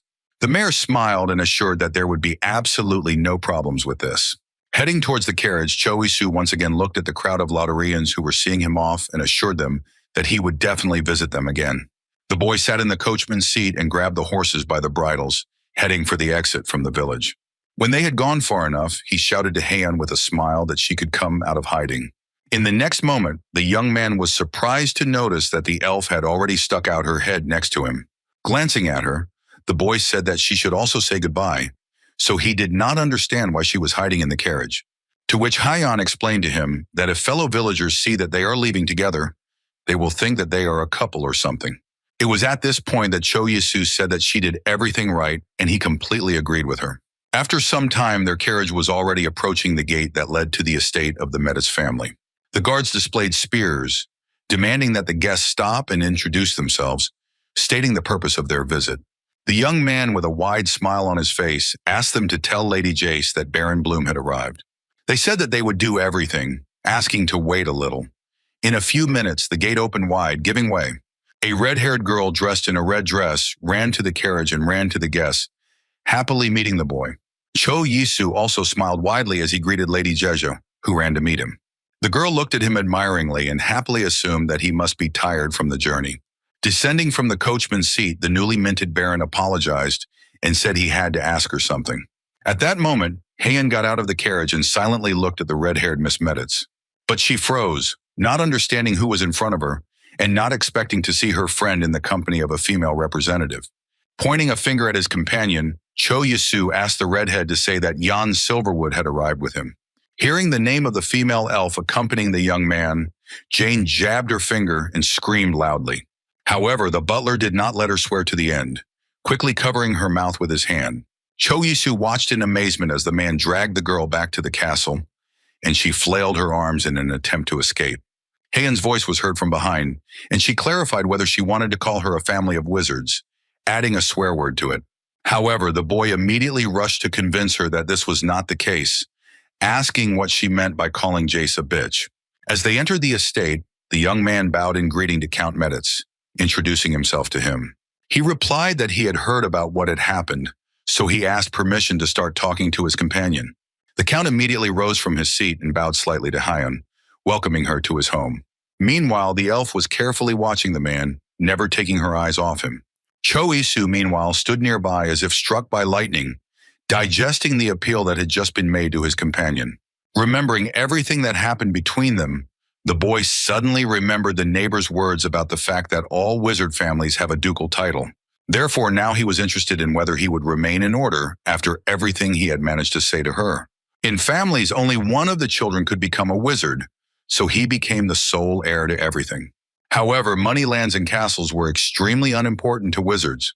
The only thing that mattered was the pedigree, so everyone was very worried about that. And now Heian listened to the news that her father was gone, with an absolutely indifferent expression on her face.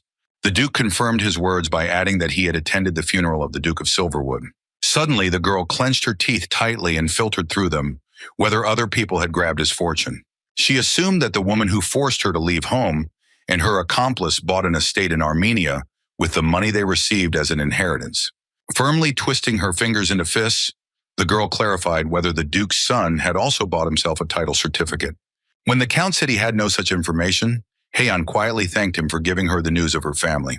He said that it is not worth thanking for such a thing, at the same time asking how she met Baron Bloom. She replied that it was just a happy accident, after which she came closer to the man and said that she had a request for him. It consisted in the fact that the elf wanted to stay here while Baron Bloom was staying with them, while not revealing her identity. When the girl asked if the Count knew about her powers, the man replied that he had heard about them, to which she promised to help him if such a need arose. When the guest left his office, the head of the Meditz family stood up and, resting his hands on the desk, thought that he had gotten his hands on a real treasure. He shouted loudly, summoning the butler to his office, as a result of which he immediately found himself on the threshold of the door. Remembering the young Duchess Silverwood's face, the Duke ordered him to gather all his sons here immediately. Meanwhile, Jace was growling loudly, thrashing about on the bed, and unable to believe what was happening at her home estate right now. The elven girl, whom she thought was an ordinary log, turned out to be not just a sorceress, but a descendant of a respectable ducal family.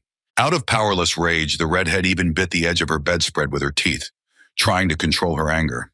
Her governess, with a big drop of sweat running down her face, smiled and asked her to say all this as quietly as possible. When the woman said that the master had called all his sons, the redhead froze for a moment, looking at her and knowing perfectly well how this would turn out. A predatory smile appeared on Miss Jace's face as she promised to be as gentle as possible with the Duchess. It suddenly occurred to her that the appearance of the Duchess of Silverwood might distract her father from the thought of her marriage, and this means a certain freedom for her. Meanwhile, Hyun herself, sternly putting her hands on her sides, demanded that Cho Yisu prepare a new loaf of bread. The boy looked intently at his companion, asking her if he could do it after he rested. However, when she raised her finger and reminded him that he owed her one loaf a week, he agreed, asking her to wait at his place. When the young man asked Jace to use their kitchen, she looked at him dumbfounded, not understanding what he was doing it for.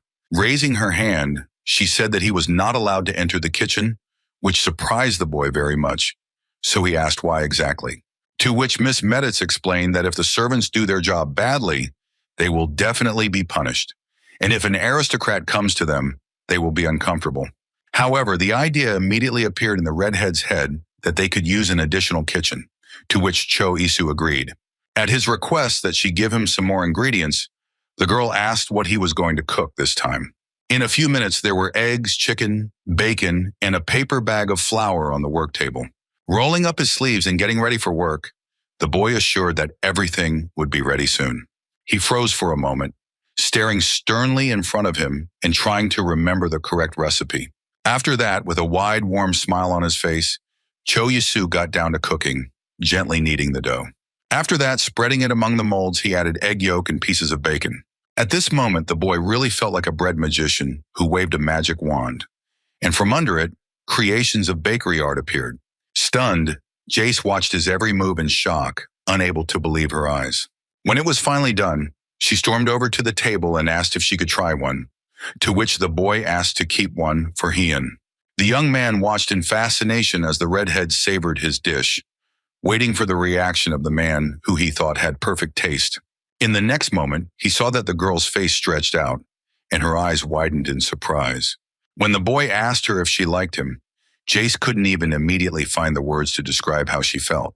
In the next moment, the redhead jumped on the spot, saying that the dish was extremely delicious.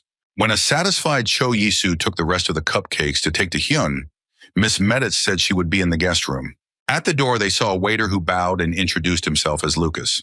When the Baron greeted him, the boy smiled and said that he was ready to accompany the elf women to the room. As they both stepped out into the corridor, the waiter said it was an honor to serve the Baron.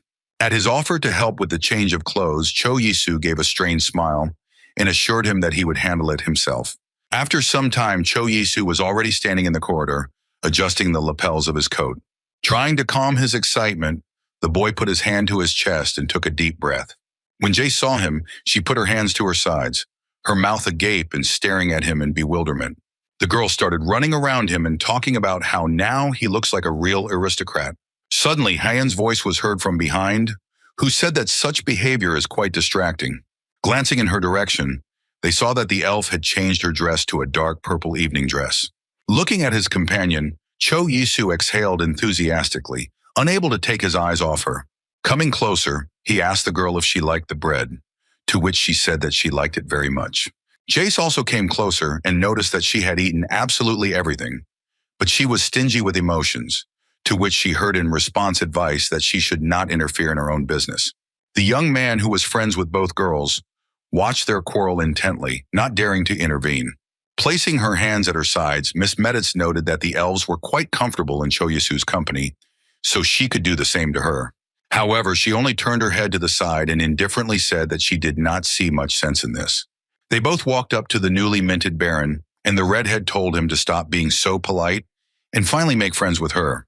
Immediately after that, she reminded that the young man should have started his studies. When the boy found himself in the study room, the butler said that a teacher would come here soon, about whose arrival he would inform in addition. While waiting for the instructor, Cho Yisu sat down on the bed, trying to overcome his anxiety before training. Raising his head and placing his face under the rays of the sun, the young man thought about the fact that he had finally become a noble. He had been in this world for a year, but he still believed it with great difficulty. The boy understood very well that if anything he could return to Korea, but he wanted to stay in this world. The boy sat on the bed, closing his eyes and taking deep breaths and breaths. He thought that he would be able to call this place his home when he stayed here and had a family of his own. Suddenly, he was distracted from his thoughts by a loud knock on the door, and behind them was the voice of Lucas, who informed him about the instructor's arrival. A respectable man entered the room immediately afterwards, who bowed and introduced himself as Bassett, adding that he would be responsible for his studies. He proposed to begin immediately and ordered the maids who followed him to set out the dishes in the correct order. Cho Yisu sat down at the table while the girls laid out cutlery and crockery around him. He looked at the various forks, knives, and spoons and tried to remember what was for what. Taking one of the forks, he thought about the fact that the aristocrats really had completely different dishes. Bassett carefully looked at the student and warned that he could make only 3 critical mistakes.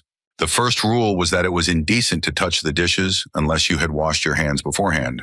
Second, the aristocrat could not sigh loudly, even if he was surprised and saw something like this for the first time. And the third was that the guy bent over the fork didn't really look very pleasing to the eye. The man added that after the table was covered with a tablecloth, he should have allowed the servants to simply put the food on his plate. Listening to the instructions that he should not put his elbows on the table, Cho Yisu felt his head start to spin. The young man asked to stop for a while because he could not remember everything, because of which Bassett said that he would now repeat everything. When the lesson was over after a while, the boy just silently crawled into his room and hit the floor. Raising his head, he thought about the fact that he was very tired and now actively needed a large portion of sugar. Suddenly, Jace burst into the room, opening the door with a wide smile and calling the boy's name. She wanted to ask if he had already finished his studies, but noticing how he was standing cross-legged, she cut herself off mid-sentence. The girl tried to wipe her eyes, suspecting that she had just dreamed of such a picture. After that, she looked at her friend again and waved to him, smiling widely. Cho Isu was already sitting on the sofa, crossing his legs, and asked how his friend went for a walk with Yoon. The redhead replied that they had just returned, as Silverwood said she was already tired. When the elf said that she simply did not take into account the aspect that she was tired from the road, Jaya said that she did not force her to go with her. Seeing that the situation was heating up, Cho Yisu suddenly stepped forward, standing between the girls and trying to reconcile them. Suddenly, he had a great idea to reconcile them for a while, so he asked if they had heard of creme brulee. The girls really stopped, looking at the boy in surprise and thinking about the name of the new dish. The creme brulee was a delicate souffle, which was hidden under an amber, crispy crust of sugar caramel. When they came to the kitchen, the young man was very surprised because he did not find any confectioner there. However, the girls, almost coming to a common opinion for the first time, said that they do not call those who cook specialists. A few minutes later, Cho Yisu saw in front of him the ingredients he needed to make the creme brulee. To begin with, the egg yolks should be separated separately in a bowl because they were to become the basis for the cream. After that, milk and vanilla pods were added there for a pleasant taste and aroma. The boy held up a stick of spice, saying that vanilla had so many uses, so the girls might like jam and syrup with it. Placing a hand to her face, Jace quietly asked her friend if there was anything in the world he didn't know. She looked at the elf in surprise when she said that the boy knew everything because he was a bread wizard. Hearing Hyan ask the red-haired woman if he had made her bread, the young man tensed, waiting for her reaction. However, the girl simply crossed her arms over her chest and boasted that he had once cooked her a potato dish. The newly minted count looked intently at his girlfriends, who were already ready to start a new wave of confrontation with each other. When Jace turned to him and gave him a fist bump to advise him to prepare something as soon as possible, he quietly agreed. After removing the bowl with the ready-made yellowish mass, the young man explained to them that it was called custard. Both of them immediately went to the bowl and put their finger in it to try the already ready part of the dessert. Putting her finger in her mouth, the red-haired woman looked at her friend in surprise and said that it was very tasty. Hearing these words, Cho Yisu said that now it was necessary to let him cool down very well. Hearing this, Jace turned her head to the maid and asked her to bring them some ice. The young man was surprised that they had ice, to which the girl explained that they had a whole storage room for ice. She explained that it can be stored even until May, and they use it to prepare chilled desserts. Touching his chin, Chiyasu wondered what the redhead was talking about now, which required shaved ice to make bingsu. However, distracted from his thoughts, the boy said that now they needed to put the cream in a bowl of ice. In addition, a sweet meringue for dessert should have been prepared from the proteins that remained. Smiling broadly, the young man turned to his girlfriends and suggested they hold a meringue contest. When they came to the table, he explained to them that they should beat the egg whites quickly with a fork, sprinkling sugar from time to time. As the girls got ready, Cho Yisu gave a loud command for them to begin their work. Grabbing a fork in her fist, Jaeger began to beat the squirrels with all her might, trying to overtake her Duchess rival.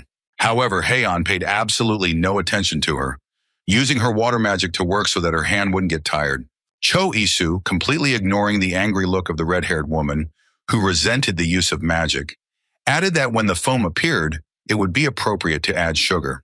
After some time, there were already 2 bowls with well-beaten egg whites, which held their shape well, on the table in front of him. Jace immediately put her hand to her forehead and assumed she was the winner, as the elf marveled at her energy. Cho Yisu looked at her friends, who resembled a dragon and a tiger, ready to engage in battle at any moment, and asked them to calm down. Taking one of the bowls that contained the squirrels, the young man said that now it was time to plant it and shape it with a pastry bag. Without wasting time, he got the right tool and started working with squirrels. The girls rushed to the table again, trying to try what he was doing and be the first to do it.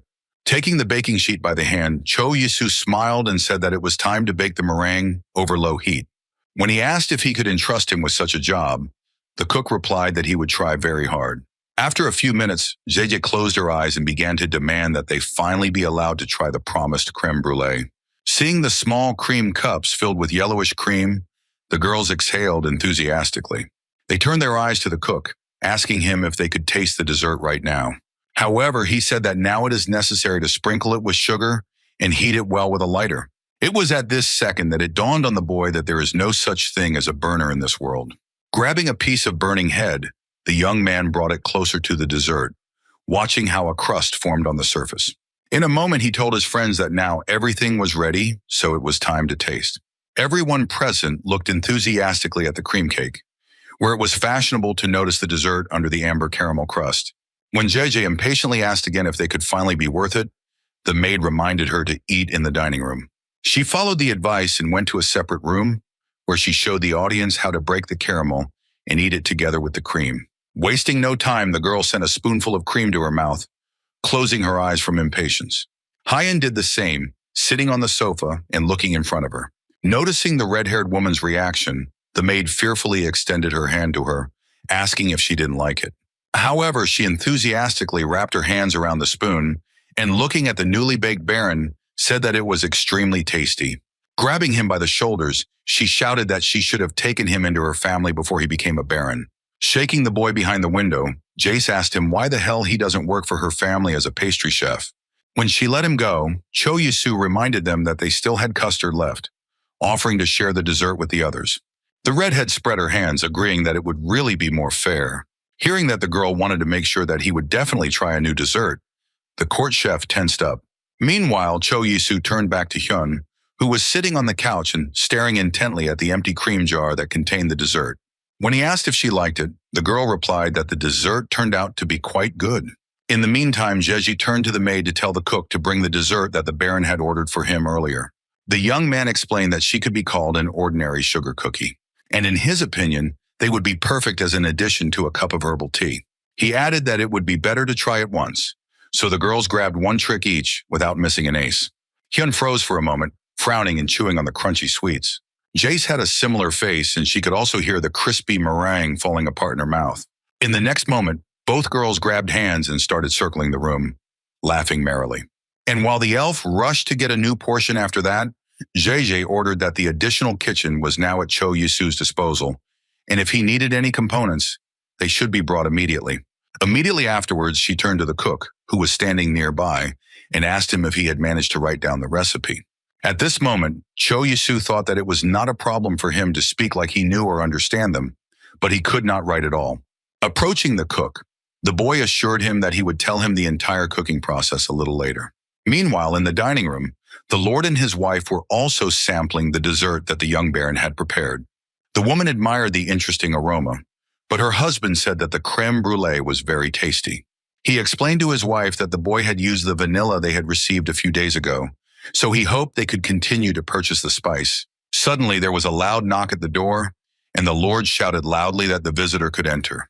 A butler appeared before him, who said that he had come to the master with a report. According to him, the eldest son of the family was currently traveling in the south. In addition, he recently became interested in wine, so he is now actively studying winemaking. When the man began a story about his youngest son, the lord interrupted him and asked what his daughter was doing right now. His wife suddenly froze and covered her mouth with her hand in fright, realizing what she could hear just now. Her husband also perfectly understood what a pause could threaten, so he directly asked if Jaeger had sometimes fought with the Duchess. Dvoretsky cleared his throat and assured that the situation between them was not really that serious. However, clearing his throat, he added that he and Baron Bloom had decided to become friends, ignoring all rules and manners. Lord Meditz turned to his beaming wife and said with a smile that this was simply wonderful news, to which she agreed. They knew very well the character of their daughter, who deservedly held the title of the most problematic member of the family. Never mind. She knew that someone was saying something unpleasant about her, so no one could stop her. Therefore, it was even more surprising that Jace managed to befriend the Duchess of Silverwood. The next morning, the girls were already waiting for Cho Yisu outside, and when he arrived, they asked where exactly he learned manners. Running up to his girlfriends, the guy apologized, explaining that he had to do something else. Suddenly, Cho Yisu's gaze lingered on Hyun's figure, causing his face to stretch out in surprise. He asked her if it wasn't the same dress he bought her recently when he went to town. Ta threw her hair back and said that she really liked that the dress was comfortable. Cho Yisu still remembered how he approached the shopkeeper, not knowing any parameters except for the height of the future owner. However, pointing to the belt on her waist, the elf woman added that it was somewhat uncomfortable here, as it seemed that the clothes were suffocating her. However, Zaiji said that in order to solve this problem, it was worth simply solving it before the maid saw what she herself had done. After some time, the three of them were already sitting in the carriage, and Cho Yisu was admiring the beautiful view of the river and the mountains.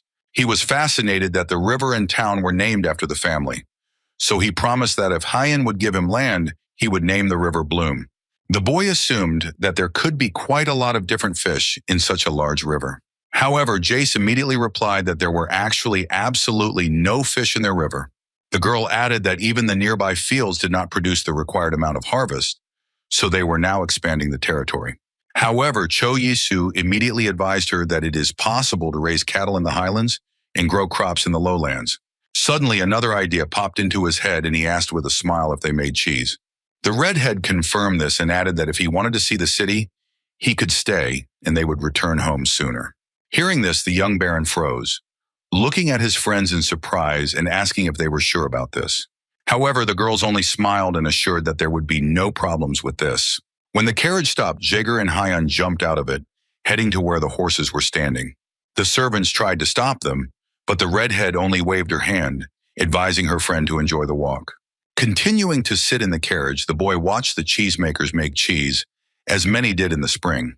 Noticing one of the boys, he sharply asked the coachman to stop the transport for a moment.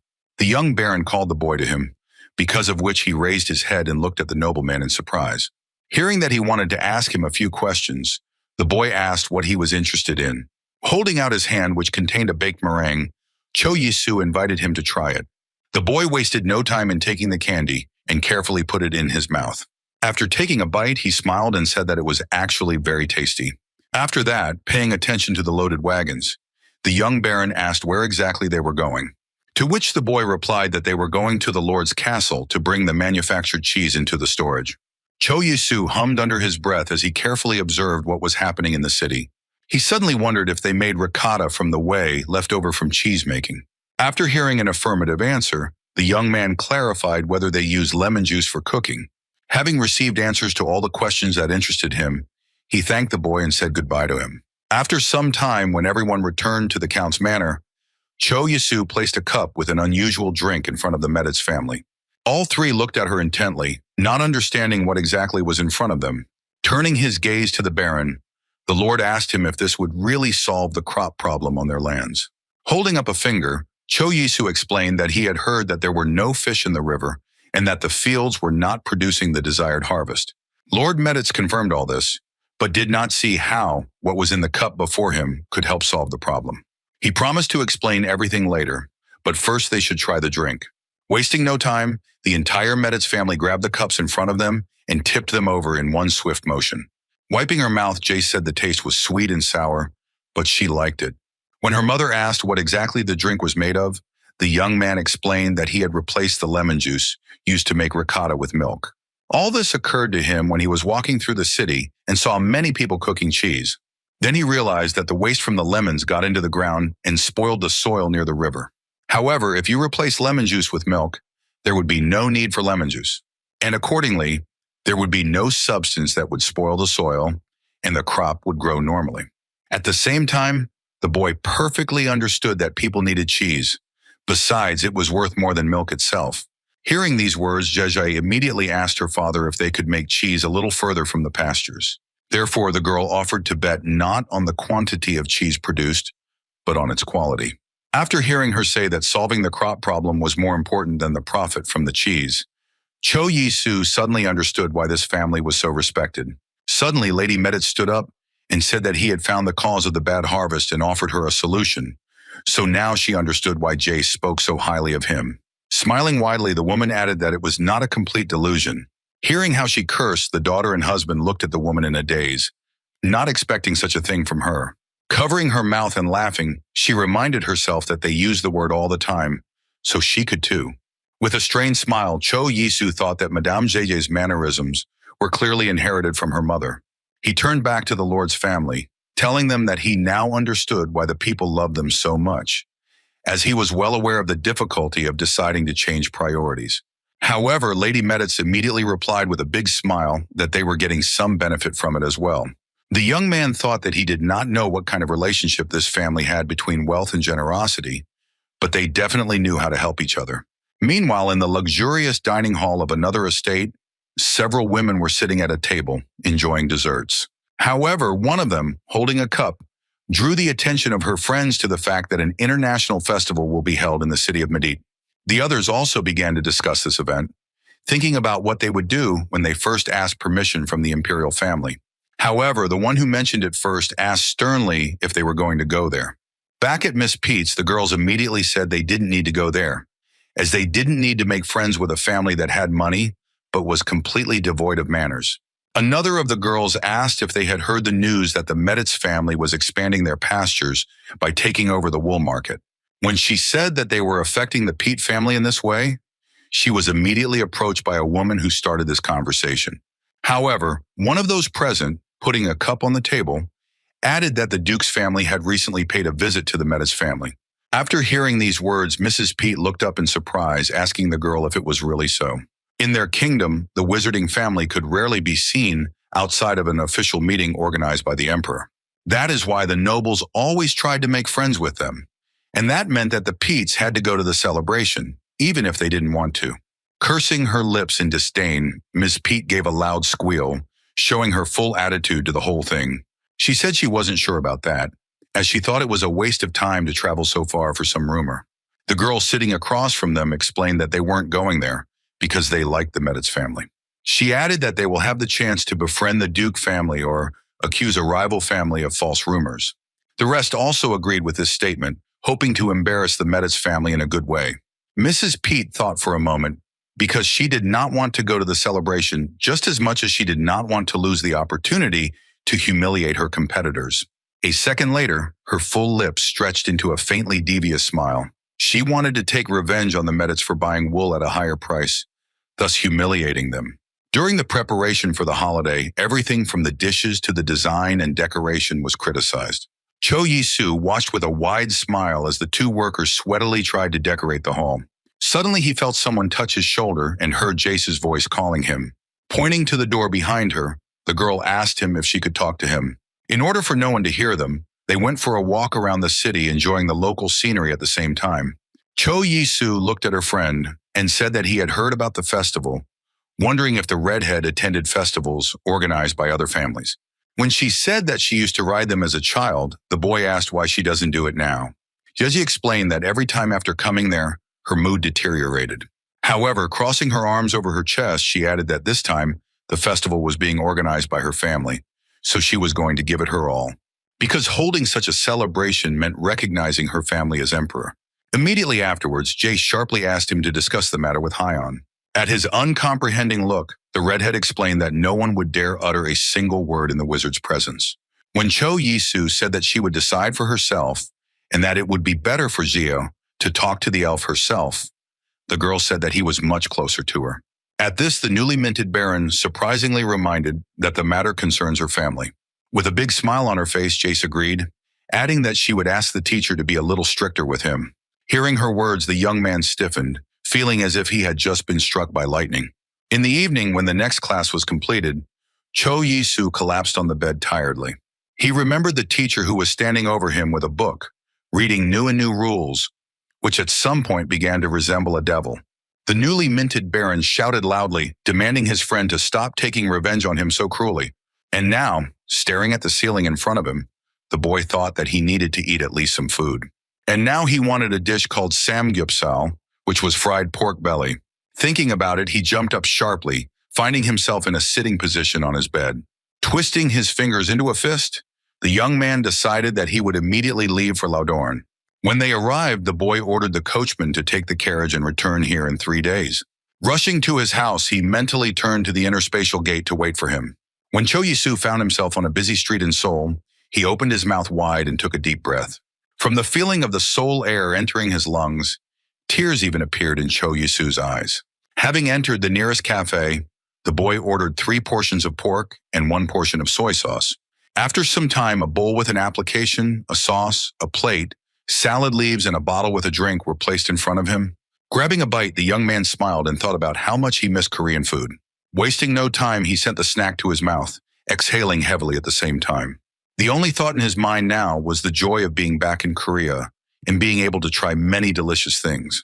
Tears rolled down his cheeks because Cho Yisu still couldn't believe that he could have lasted so long without national cuisine. Having poured some soju into his glass, the boy drained it with one sharp movement. The young man was in such a hurry to enjoy the drink that he did not even notice a few drops that rolled down his chin. Smiling happily, he wiped his mouth with his fist, placing the glass on the table. At that moment, the waitress placed a plate of pork in front of him, for which Cho Yisu thanked her politely. Taking a piece of meat with tongs, Cho Yisu lowered it onto the device that was supposed to finish it. With a big smile, he thought about ordering some kimchi next time as well. Sensing the aromas of ready meat, the boy began to eat, thinking that it was simply perfectly cooked. Shoving it into his mouth, he grabbed his glass, which had been filled with another shot of soju. Cho Yisu enjoyed the food of his native country, tucking into one piece after another. He accompanied them with various applications, washing them down with a cool drink each time. Suddenly, the young man heard someone calling him, which made him turn his head in the direction of the entrance. The guy who entered the cafe turned out to be one of his colleagues, with whom he had a fairly close relationship. It was at the moment when he approached his table that Cho Yisu realized that it was quite unusual for him to see black-haired Koreans. A colleague asked him why he did not answer calls, to which he received the answer that he was simply away. While pouring glasses of soju, Cho Yisu tried to avoid answering exactly where he had been, saying that he was traveling in Europe. To this, his acquaintance said that he should also go on a trip before getting a job. In addition, he broke the news that Manager Park had changed jobs of his own accord. Spreading his hands wide to the sides, the boy added that, thanks to this, working conditions have now become much more comfortable. Cho Yisu was stunned to hear the news that the mobile game they had developed was progressing well. Listening to this, the young man silently lowered his head, realizing that he had nothing to brag about in return. Because of this, he now felt extremely lonely. As his colleague's life seemed much richer, the boy understood very well that he could not tell about Lauterin and the fact that he managed to get the title of Baron in the other world. Taking another sip of his drink, Cho Yisu warned that if he didn't pick up the phone again, it would mean he was away again. After some time, he returned home and tiredly fell face down on his bed. Hugging the pillow, the boy looked at the wall and thought that the situation was getting worse. After resting for a while, Cho Yisu thought about the fact that a lot of aristocrats would soon come to the opening of the international market. And since he already planned to become a duke, the success of the Meditz family could be useful for himself as well. Right now, Erman's empire allowed rich people to attain the status of nobility, and he belonged to that circle. That is why he had to do something, if he did not want to be looked at as a second-class person. That is why Cho Yisu decided that he should make the Meditz family influencers in the Erman Empire. The areas could be varied, including antiques, food, fashion, and a variety of jewelry. The Medici were already very famous, and they could become even more famous and maybe even dictate the terms of everything. To carry out his plan, the boy could use information from this world, and thus he would become closer to their family. Now, all that remained was to find a direction in which he could become an influencer, and at the same time, that it was suitable for Lodoran. One such area that could work well would be spices. However, the boy remembered in time that the Metas had a pretty good reputation in the field of black pepper, so this was not a good fit. Staring at his ceiling, Cho Yisu continued to sort through the types of spices that were not very common in the empire. Suddenly, he had an idea that he could become an influencer who would distribute chili peppers. He was confident that he would be able to perfectly introduce ground chili pepper to the Erman Empire. In this case, the boy expected to be able to cook kimchi without even returning to Korea. When the decision was made, Cho Yisu decided that in such a case, everything needed to be prepared. When he returned to the Medicis estate, he was met by Heian and Jace, who assumed that he had fled to Lauterin to keep himself busy. The boy tried to calm them down, but the girls were already in a rage and assumed that he was just going to eat Mrs. Humphrey's meals or bake bread without them. Suddenly, Cho Yisu froze and looked intently at his friends, who were standing in front of him in exactly the same dresses. And while they resented his hypothesis that they had become named sisters, the young barons simply ran away. Pulling away from both girls, Cho Yisu wondered when they had managed to get so close to each other. After that, he decided it was time to start making kimchi, so he reached into the inner space bag. Having put the food in a special jar, and the flour and chili in a large box, the boy decided that they were no longer worth worrying about. In the next moment, he called Lucas, who said that he would be able to give him orders. Upon hearing his voice, the waiter abruptly stood next to him, ready to carry out the Baron's orders with a broad smile. To his question about whether the Count is with him now, the boy gave an affirmative answer. After knocking on his office and hearing that it was okay to come in, Cho Yisu walked in with a smile. Lord Meditz, not expecting a visit from the young Baron today, asked him what exactly brought him here. Spreading his arms wide, the boy said that he wanted to tell him something else about lemons that destroy crops. Sitting down at the table, the Lord invited the guests to also sit down and tell in more detail what he wanted to share. Sitting down on the couch, Cho Yisu told him that cleaning the lemons would improve the situation, but it would take too long to recover. Looking surprised at the visitor, Meditz asked him if there was any other way, to which I received the answer that for this you need to use limestone powder. He replied that they had it, but asked if it would really help them deal with the harvest. Cho Yisu confirmed with a smile that it could be a good remedy, but cautioned that limestone powder could be dangerous to both human and animal skin, so one should be more careful with it. To which the Count calmly assured him that he was sure there were several people who had experience with this tool, and everything would be fine. Meditz froze for a moment, carefully studying the face of the boy sitting in front of him.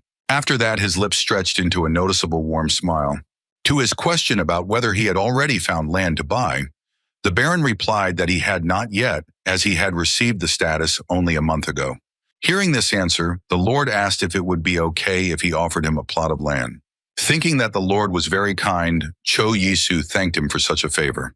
After some time, the Baron was already sitting in the hall and tried not to pay attention to Jace's watchful gaze. However, after a few minutes, he couldn't stand it and asked her why she was looking at him like that. Clasping her hands and resting her chin on them, Jace said that they needed something to subdue the other aristocrats. Crossing his arms over his chest, the boy said in surprise that he thought things were going pretty well.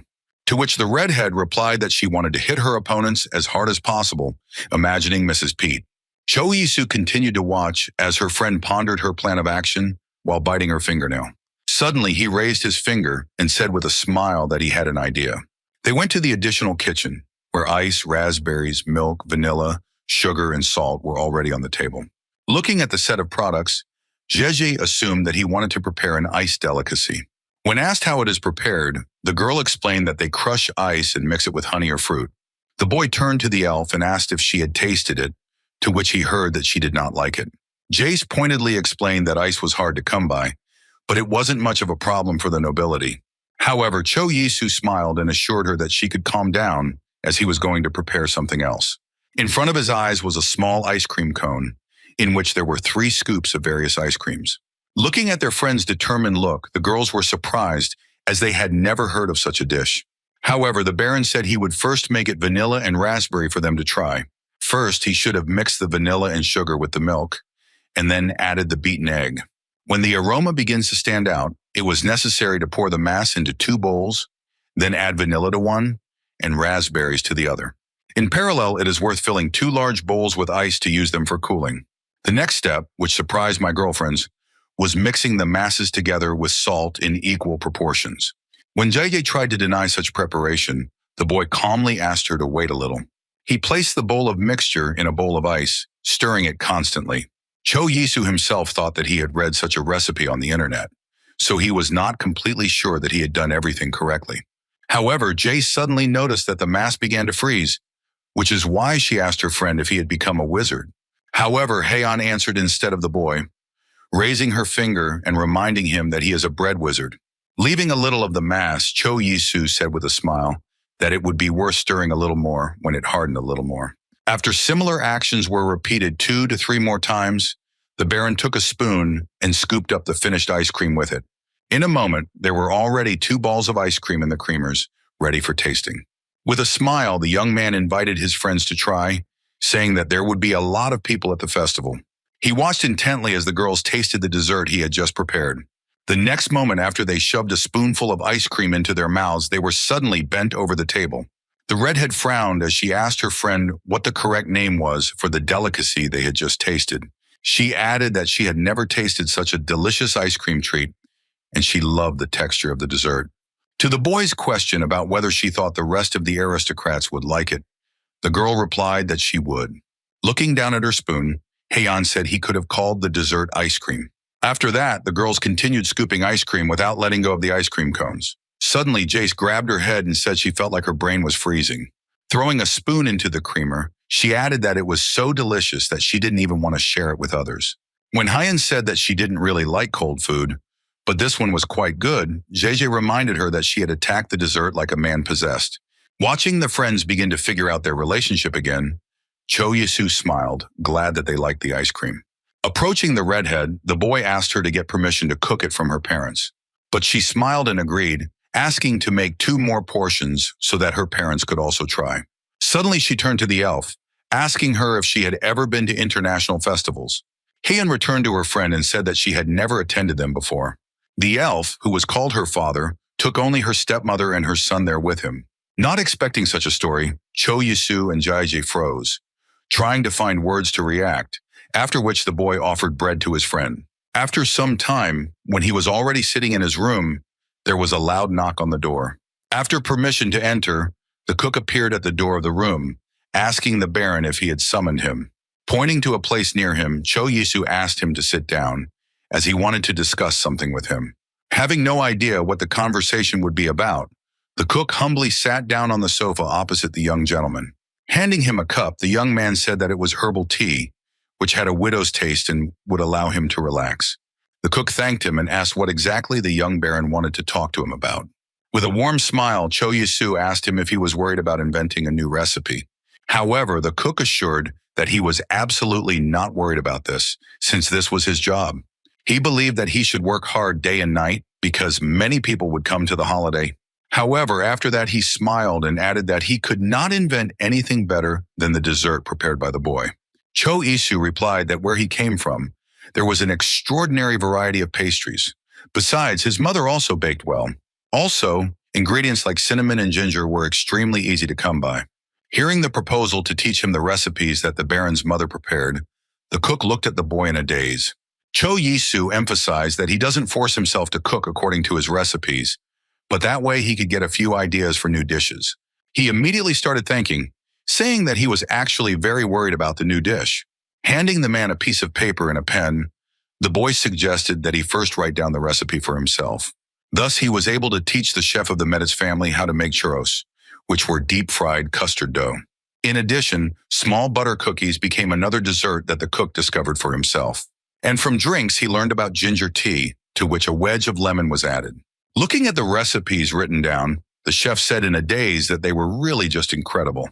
When Barona said that he had already arranged for the necessary ingredients to be brought to the kitchen, he asked him if he could try making creme brulee. When the cook left his room, Lucas came almost immediately to Cho Yisu, who knocked on the door, asking permission to enter. Entering the room and bowing to the young baron, he announced that the guests had arrived at the Northern Hotel. Immediately leaving for the city, Cho Yisu looked for the right hotel with his eyes, guided by the words of Lucas A. Suddenly, he saw a sign with a mug in front of him and realized that he had come to the right address. The young man knocked on the door, behind which someone's voice was immediately heard asking who had come. Mino immediately jumped out into the street, who happily greeted the Baron, boasting that he knew about his new status. The boy immediately began to bombard him with questions about where his lands were and whether he was going to visit Armenia. Cho Yisu, not expecting such a flurry of questions, gave a strained smile and offered to drink a little, asking if he had come alone.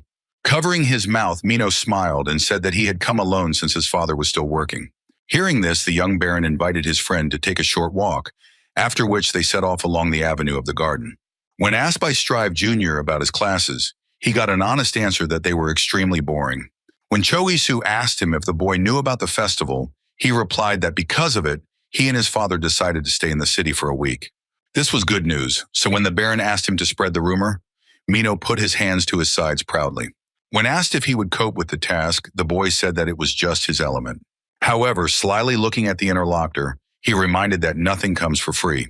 Hearing that the first condition was the provision of a hotel for a week, and the second the provision of a good stall, the young man thought that both were quite difficult. However, he assured that he would talk about it with Grzegorz, to which Mino added that if he had to choose, he would choose the stall. Suddenly, Choisu froze, which greatly surprised the boy, who did not even immediately understand what had happened. The Baron looked at the luxurious carriage, suspecting that it was not a nobleman who had arrived in it, since there was still a long time before the festival. He quickly said goodbye to the commodity expert's son, assuring that he would try to come again in the evening. Wasting no time, he ran after the carriage to see exactly where it was going. However, he suddenly stopped, noticing at whose gate the vehicle had turned. A young man with a red face got out of the carriage and immediately started calling his father. Swinging a bottle of wine, Krejumetis shouted to the whole yard that he had returned. Choisu approached the cook and quietly asked him who exactly had arrived at the Medit's manor. He exhaled, looking at the young boy who was waving his arms, and explained that he was the Lord's eldest son. The young baron looked at the newcomer and thought about how much the eldest son of the family was a drunkard. When the boy met with Jeje, she explained that her older brother had recently been actively engaged in winemaking. She rolled her eyes and sighed, wondering at the behavior of the person who was to become the heir of the Medit's family. Cho Yisu looked at his friend in surprise, asking if she had a bad relationship with her brother, to which she replied that she was just worried about her family, as their situation was quite precarious now. However, these words did not prevent him from saying that he wanted to ask her one favor. Pointing somewhere behind her with a finger, the redhead suggested discussing it elsewhere. Cho Yisu looked at her intently and asked where exactly she wanted to discuss this matter. Jace led him into one of the rooms she called her stash and asked her friend what exactly he wanted to ask for. With a broad smile, the Baron asked her to book a hotel room for the festival and find a good outlet. When she asked if he had gotten close to any of the merchants, the boy replied that he had also asked him for a small favor. Pointing at herself with her hand, the red-haired woman asked in surprise what her benefit was in helping. However, hearing that the reputation of the Medit's family would depend on a good development of events, she bewilderedly lashed out at her friend. Jace thanked him, but asked him why he was so worried about her family's prestige. When he said that it sounded a bit insulting, the girl began to make excuses that she was just worried about him. The girl explained to her friend that if he gets too close to her family, other nobles may turn away from him. Jay added that he was very talented, so he could very well have entered their circle if he had put in the effort. When asked if she thought she was underestimating her family, the redhead said she wasn't. Clasping her hands in the castle, the girl said that they can exist on their own, but they still have to cross paths with other aristocrats. After saying that he might change his attitude towards them, she ran a finger near his neck and asked with a smile if he didn't want to become a traitor. Suddenly, Cho Yisu remembered that he had heard about a family of magicians coming to the celebration, as he suspected that it was not the Hyun family. Squinting slightly, Jace asked him what he meant. Cho Yisu explained that while he was in the city, he overheard a conversation between various merchants. After this story, Jeje got up from her chair and sternly said that she needed to talk to her father immediately. After talking with his girlfriend, Cho Yisu sat in his room and feverishly held his head in his hands, trying not to listen to the loud noises coming from the room of the elder heir of the Medites. Clenching his teeth, he wondered how much longer this would last. He drank every day, and after each such occasion, he felt sick. At the same time, it was obvious that it was impossible to feel sorry for him, since the boy was Jeje's older brother. Suddenly, a thought popped into his head, and Cho Yisu looked in front of him in a daze. He called Lucas to him and told him that they would immediately leave for the additional kitchen. After some time, a small jar filled with water mixed with honey and lemon was already standing on the table in front of the Baron. After alcohol intoxication, such a remedy was simply an extraordinary panacea. Handing the cup of drink to Lucas, Cho Yisu ordered him to take it to the elder son of the Medit's family. Exhaling tiredly, the boy hoped this would help, as he was already quite tired from his studies. Rubbing his shoulders, the Baron thought about the fact that tomorrow morning it would be worth practicing with the sword. The next morning, Kreju approached him on the training ground and called him with a smile. Hearing his voice, Cho Yisu turned his head in interest, distracting himself from his training. A second later, a strong blow flew into his head, which made the Baron cry out loudly. The young man grabbed his head where it had just landed. Waving at him in greeting, Kreju apologized for distracting him from his fencing. Lowering his sword, the trainer said that the young Baron would have died 894 times already, so he should not weaken his defenses. Hearing him complain that he couldn't ignore Mr. Kreya, he added that he should be given another lesson in manners. When the teacher said that the training was over for today, Cho Yisu thought that he would rather buy the certificate for 1,000 gold. Herr Meditz walked up to him and held out his hand in greeting. Shaking his hand, the Baron asked him what brought him here, thinking at the same time that he was rarely seen sober. When Kreju started praising his honey water idea, Cho Yisu asked him if he felt better. To the boy's words that no one supports him, the Baron replied that he should drink in moderation, otherwise he will spoil his stomach, and everyone is worried about him. Kreju exhaled noisily, saying that it was only because of his status as the heir of the Meditz family. Casting his eyes down, Cho Yisu admitted to him that he also had periods where he drank as well. Kreju looked at him in surprise, not believing such a story. Scratching his cheek in no uncertain terms, Cho Yisu added that honey greatly eases the pain of vomiting during a hangover. Kreju replied that he would like to know his story, so he offered to eat together. Meanwhile, in the Lord's office, the butler informed the master of the rumor that a family of wizards would be present at the festival this year. When he said that Jejo had already told him about it, the butler added that they might have more guests than they expected. Additionally, they received a report that about 20 families had opened a portal and crossed the Knots Mountains.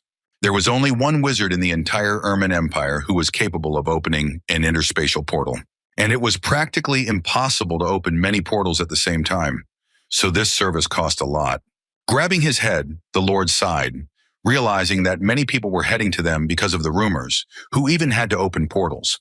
And he also perfectly understood that they were coming to them for the festival in order to dishonor the name of his family. Dvoretsky added that judging by the number of people who arrived, they spent about 10,000 gold coins. After hearing the words that they were worried, the Lord told them not to panic and do their best. Meanwhile, Cho Yisu was showing his girlfriends a tower made of several equal blocks. He explained that it was a board game that he had ordered from the carpenter, and the point of which was not to collapse the tower. Hyen exhaled and asked what could be fun about getting wooden blocks out from under each other. Jace replied that she really likes games where you have to think at least a little and roll dice.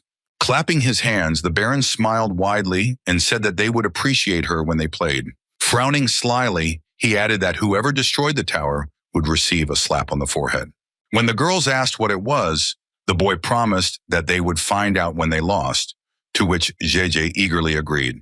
Saying that it would be easy enough to win, the redhead was the first to reach for the tower. However, immediately after that, the girl growled loudly as the bars immediately scattered on the table. Looking at Cho Yisu, who spread his arms, she asked why she had never been able to win. Suddenly, she pointed her finger at Haeun, who was standing with her arms crossed over her chest. Jace was angry that she had hit her too hard, so she wanted to retaliate, but the Baron stopped her by offering her something to eat. When the redhead suggested a game of chess after the meal, Cho Yisu admitted that he wasn't very good at it, and the elf found the game rather boring. Jeji tiredly scratched her neck, growling loudly when the butler entered their room. Returning to her husband, the girl looked in surprise at the man who wanted to tell her something. In the next moment, they turned back to a confused Cho Yi, who didn't understand what was happening. After some time, the boy stood in a large room admiring her. The Baron had a big smile on his face as he said the room was simply incredible. He had heard that there might not be enough rooms in the castle because there were so many guests arriving. Feeling free, he returned to Lucas. Cho Yisu ordered him to return to the Lord's estate.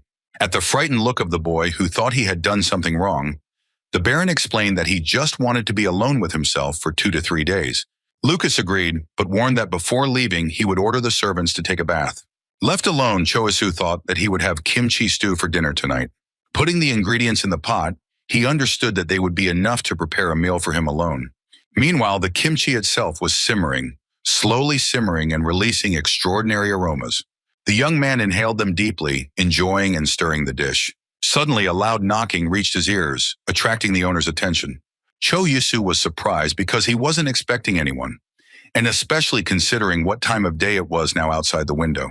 He wanted to ask who had come, but stopped at the door, not expecting to see the person who paid him a late visit. Kreju smiled and said hello, holding a paper bag in his hands. When asked what he was doing here at such a late hour, the eldest son of the Meditz family replied that he had brought wine and cheese. However, seeing the Baron's surprised face, he added with a smile that it was not for him, but as a gift. Suddenly, the man froze as he smelled the aromas he smelled coming from the house. Looking at the owner, Kretsu noticed that, judging by the smell, he was cooking quite well. Pointing to the room, Cho Yisu invited with a smile to join him for dinner. In a few minutes, the rich kimchi was ready and on the table in front of the young men. Placing his hand on his chin, Kreju asked the Baron in surprise what it was. Pointing to the table, he explained that this dish came from his homeland and was prepared by stewing pork. After putting a decent portion on the guest's plate, he added that he thought the rice was cooked, so you could taste it, for which he thanked Kreju. Watching the heir of the Medit's family send a spoonful of kimchi into his mouth, Cho Yisu hoped that he would enjoy it. He froze for a moment, closing his eyes and trying to figure out the flavors he felt. Finally, looking at the spoon, the young man said that the taste was simply incredible, while naming almost all the components that were involved. Staring at him in surprise, the Baron wondered if this was exactly the unsurpassed sense of taste he had heard so much about. Suddenly, Kreju called his name harshly, causing the Baron to tense up. However, in the next second, he with a smile offered him to drink the wine he had brought with him. After some time, the boy was already sitting at the table and laughing merrily, holding wine glasses in his hands. With a chuckle, Cho Isu covered his mouth with his hand, thinking he might have gotten into the habit of drinking soju with kimchi, but Kreju assumed the Baron liked wine. He asked how he managed to recognize all the ingredients used in the dish, adding that it was simply an incredible skill. Hearing that she was useless in land management, the young man asked the interlocutor if he wanted to inherit land at all. He sternly raised his finger and said that he had no choice, as it was his duty as the eldest son of the Medit's family. From this, Cho Yisu concluded that there was no particular desire, so he asked what he himself would like to do in life. To which Kreju replied that he would raise a lot of cattle and do agriculture, and he would also cook meals that he would enjoy with his family. The Baron understood that he was choosing between a dream and honor.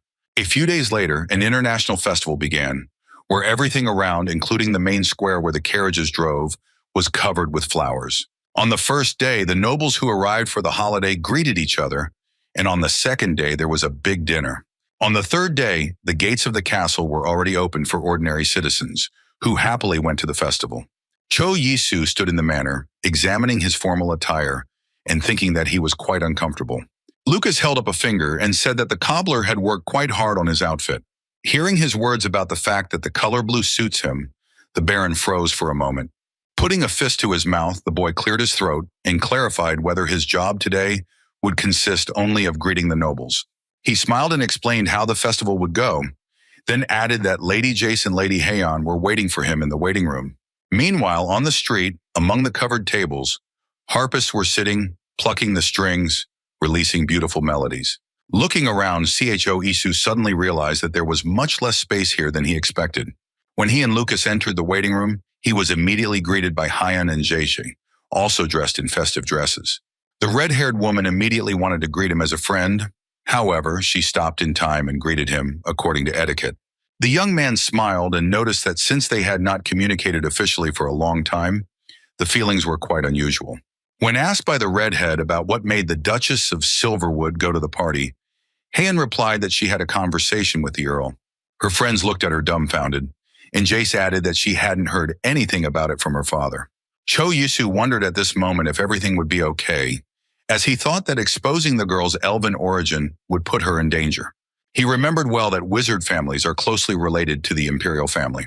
Therefore, I understood that as soon as my friend revealed herself, she would be forced to participate in all official events, and she would also have to get married. However, the elf just closed her eyes and let out a loud breath, saying that they didn't need to know the details. Suddenly, Lucas entered the room and told Miss Meditz that it was time to leave. At the same time, he asked the Baron and Duchess of Silverwood to wait a little longer in the room. They looked at the man in surprise, but still listened to his words and stayed.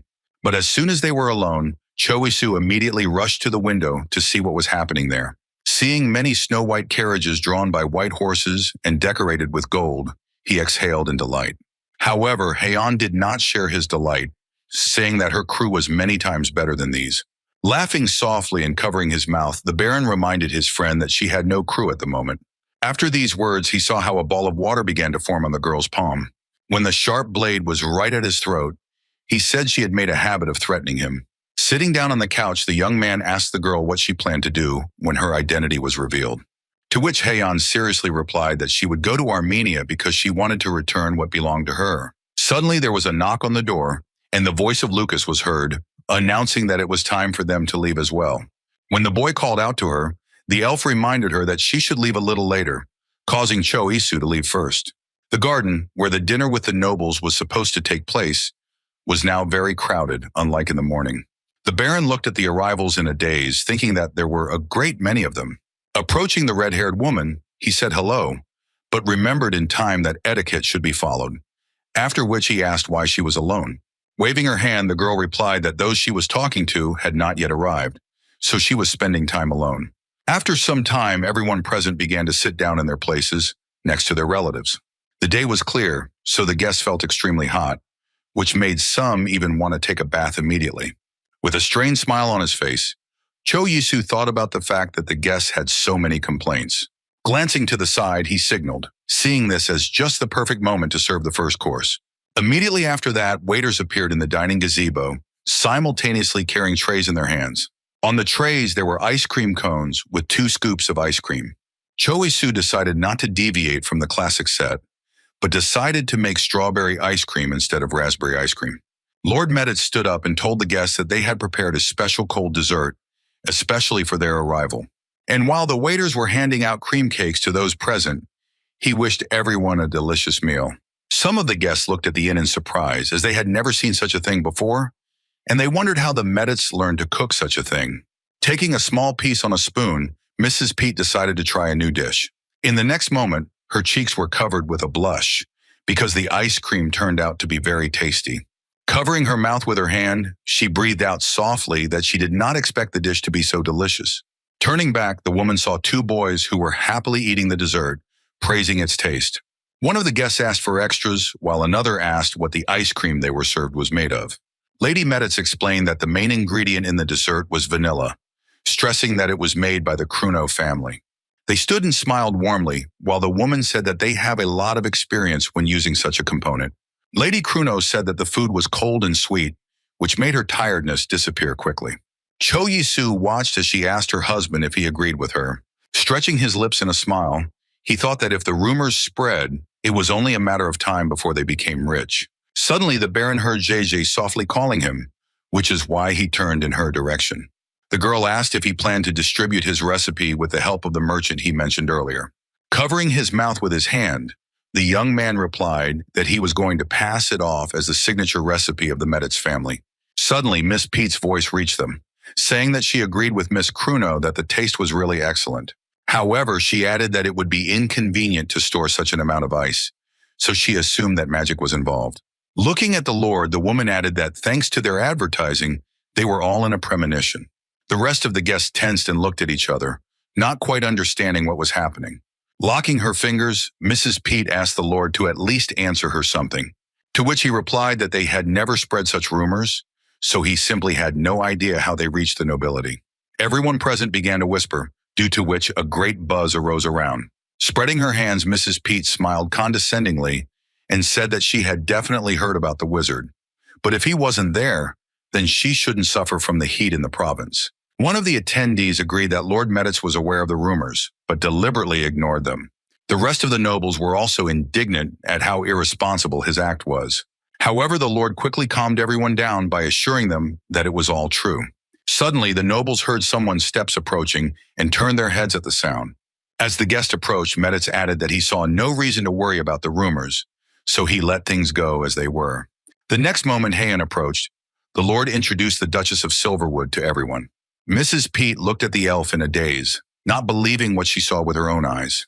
Watching her reaction, Cho Yisu and JJ smiled and clinked their glasses softly. Meanwhile, Heian stopped and greeted everyone present, saying that she was glad to meet them. Pointing to herself with her hand, the girl, according to etiquette, introduced herself to all the guests present. She added that she was sure they were tired, so she advised them to rest, assuring them that she would meet them tomorrow at the reception. The nobles stood up and bowed to her, saying that it was an honor for them to meet her. The elf approached the red-haired woman and asked if she wanted to go for a walk, to which Jeje happily agreed. Lady Jace loudly suggested a game of Jenga after the walk and a portion of creme brulee each. Looking after the girls, Cho Yisu thought that they looked like best friends. Suddenly, the boy looked around in surprise as something came to him, namely that among so many guests and decorations, he did not see Kreya today.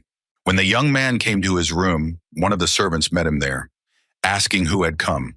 Seeing that the Baron was in front of him, the boy apologized, after which Cho Yisu asked him where Mr. Kreju was. When the butler said that he was still asleep, the young man asked permission to enter. There he saw that the eldest son of the Meditz family was lying on the bed and was really snoring. The young man began to shake him, saying that he was sure that he was awake. Kreju replied that no one wanted to see him there, so he would join the celebration tomorrow. Cho Yisu looked at his friend dumbfounded, wondering why he hadn't bothered to show up at the party. However, he quickly found his way and advised at least to go and look at the market. Once they were already at the market, the Baron continued to try to rouse Kreju to look at the assortment at least a little. With a big smile, he asked him what he would like to see first. When the boy replied that he wanted to look around the grocery store first, the Baron suggested a different route. To his question about whether he wanted to cook something, Kreju replied that he would decide when he saw it. At Cho Yisu's words that he would come to his place for dinner then, the eldest son of the Meditz family suggested that he come tomorrow, as he wanted to think things over. The Baron agreed but forgot that not everyone here understood the modern language, so he had to explain what he said. Looking at the eldest son of the Meditz family, Cho Yisu thought that he could become a good cook, and he was sure that if he was given a good chance, the boy would show it 100%. The next day began with the fact that the loud cry of Jeje, who came to the Baron, swept through the estate. She pounded on the door of his room with all her might, trying to attract his attention. The Baron adjusted the cuffs of his shirt and marveled at the childish behavior of young Miss Meditz. As soon as the door opened, the girl shouted that yesterday was simply incredible. After hearing the abuse from his friend, Cho Isu asked her to refrain from such words in front of Lucy. With delight in her eyes, the red-haired woman said that yesterday everyone asked her for creme brulee and ice cream recipes. When he asked if she had found friends, Jeje answered that she especially started communicating with the Kruno family. When the boy asked her where they were going today, Jace replied that they were going to sit in the garden. When they got there, some of the tables were already occupied by some of the heirs of the great families. They sat discussing their various affairs and the affairs of their parents, waiting for dinner to begin. Harry Pat asked if any of his friends had spoken to the Duchess of Silverwood about marriage, adding that she was already 30 years old. After the discussion of Miss Jeje, the boys started talking about Baron Bloom, saying that because of the permission to buy titles, the noble family is being destroyed. When he said that the newly minted Baron was a good match for the redhead, one of them asked if the boy had an inferiority complex. When he asked why he should have it, the interlocutor reminded him that he had lost to the youngest son of the Meditz in a debate. The man replied that he was in bad shape at the time, but despite that, he still considered his opponent a crybaby. Suddenly, a voice came from behind him asking what he was talking about, causing the man to freeze in fear. Looking closely at his opponent, the youngest son of the Meditz family invited him to compete after dinner, since he was not in shape at the time. He froze for a moment, considering his proposal and raising his eyebrows to the bridge of his nose. After that, he crossed his arms over his chest and said that he didn't want to waste time on that right now. When the Meditz children moved on, Jeje glanced at her brother's opponent and snorted quietly, covering her mouth with her fist. Returning to the guests, Mark Meditz introduced himself and greeted everyone present on behalf of his father. Putting his hands to his sides, he assumed that the guests were hungry, so he suggested that the festive dinner should begin. Covering her mouth with her hand, Jace leaned towards Cho Yisu and asked him to name the first set of dishes. He froze, carefully looking at the nobles present and thinking about the fact that he was not very sure about the dishes. A dessert might be perfectly appropriate for a celebration, but a dumpling soup might seem simple enough for a nobleman. Sitting down at the table, the daughter of the Meditz family began the tasting with a wide smile. After the first spoonful, she froze, her mouth wide open in surprise. Returning to her friend, the girl pointed to the plate and asked what the name of this dish was. The other nobles also marveled at the combination of shrimp and pork in the dish, and how thin and juicy the dough was.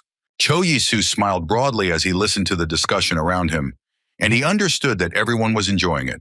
Kreju also turned to the Baron in surprise, assuming that he had been the Emperor's chef in a past life, because otherwise he did not understand how it could happen that each of his dishes turned out to be a masterpiece.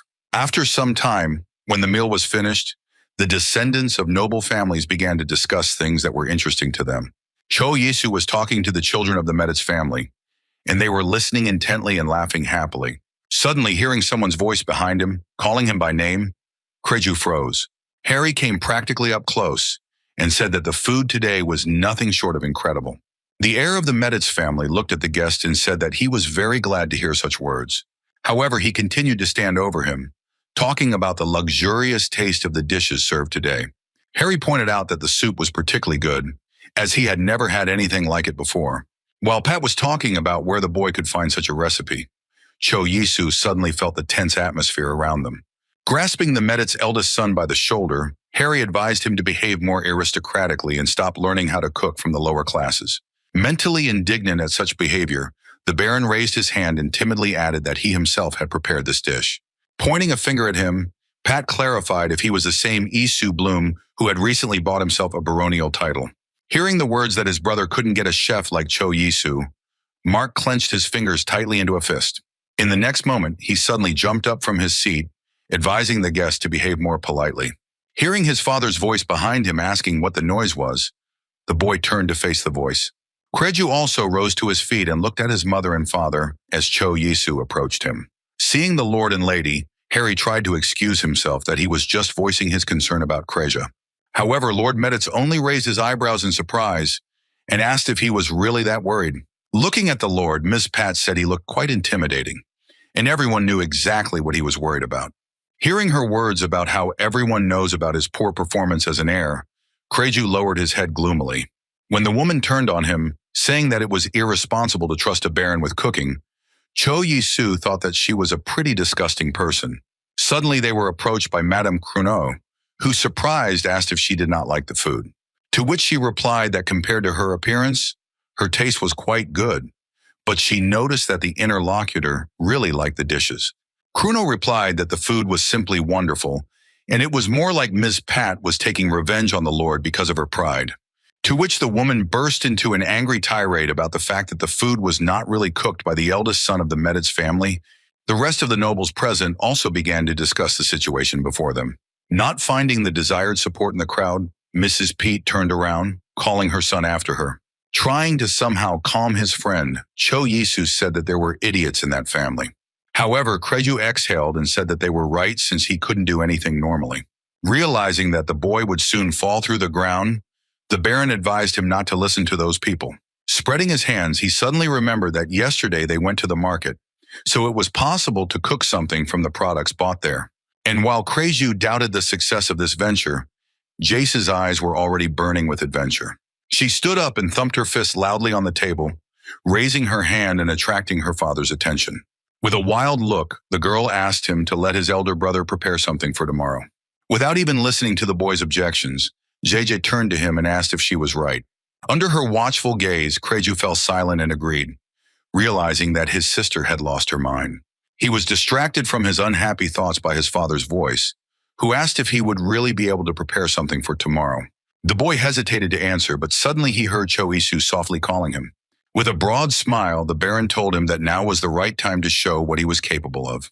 Noticing that the older brother doubted, Jace glared at him. Barely choosing his words, the eldest son of the Meditz family opened his mouth and confirmed that everything said was true, and he would be able to prepare food for tomorrow.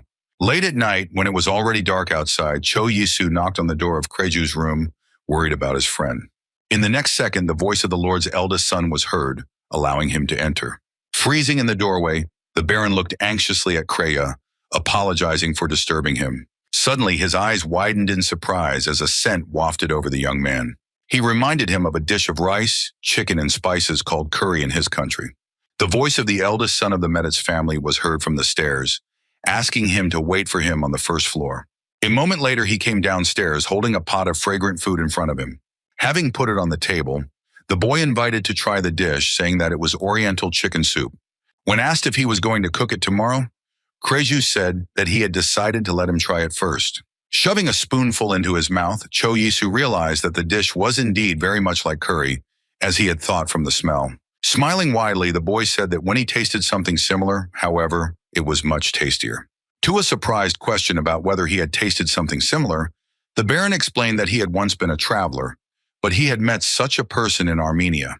When Kreju decided to cook something else, Cho Yisu assured him that it was very tasty and best served with pieces of bread.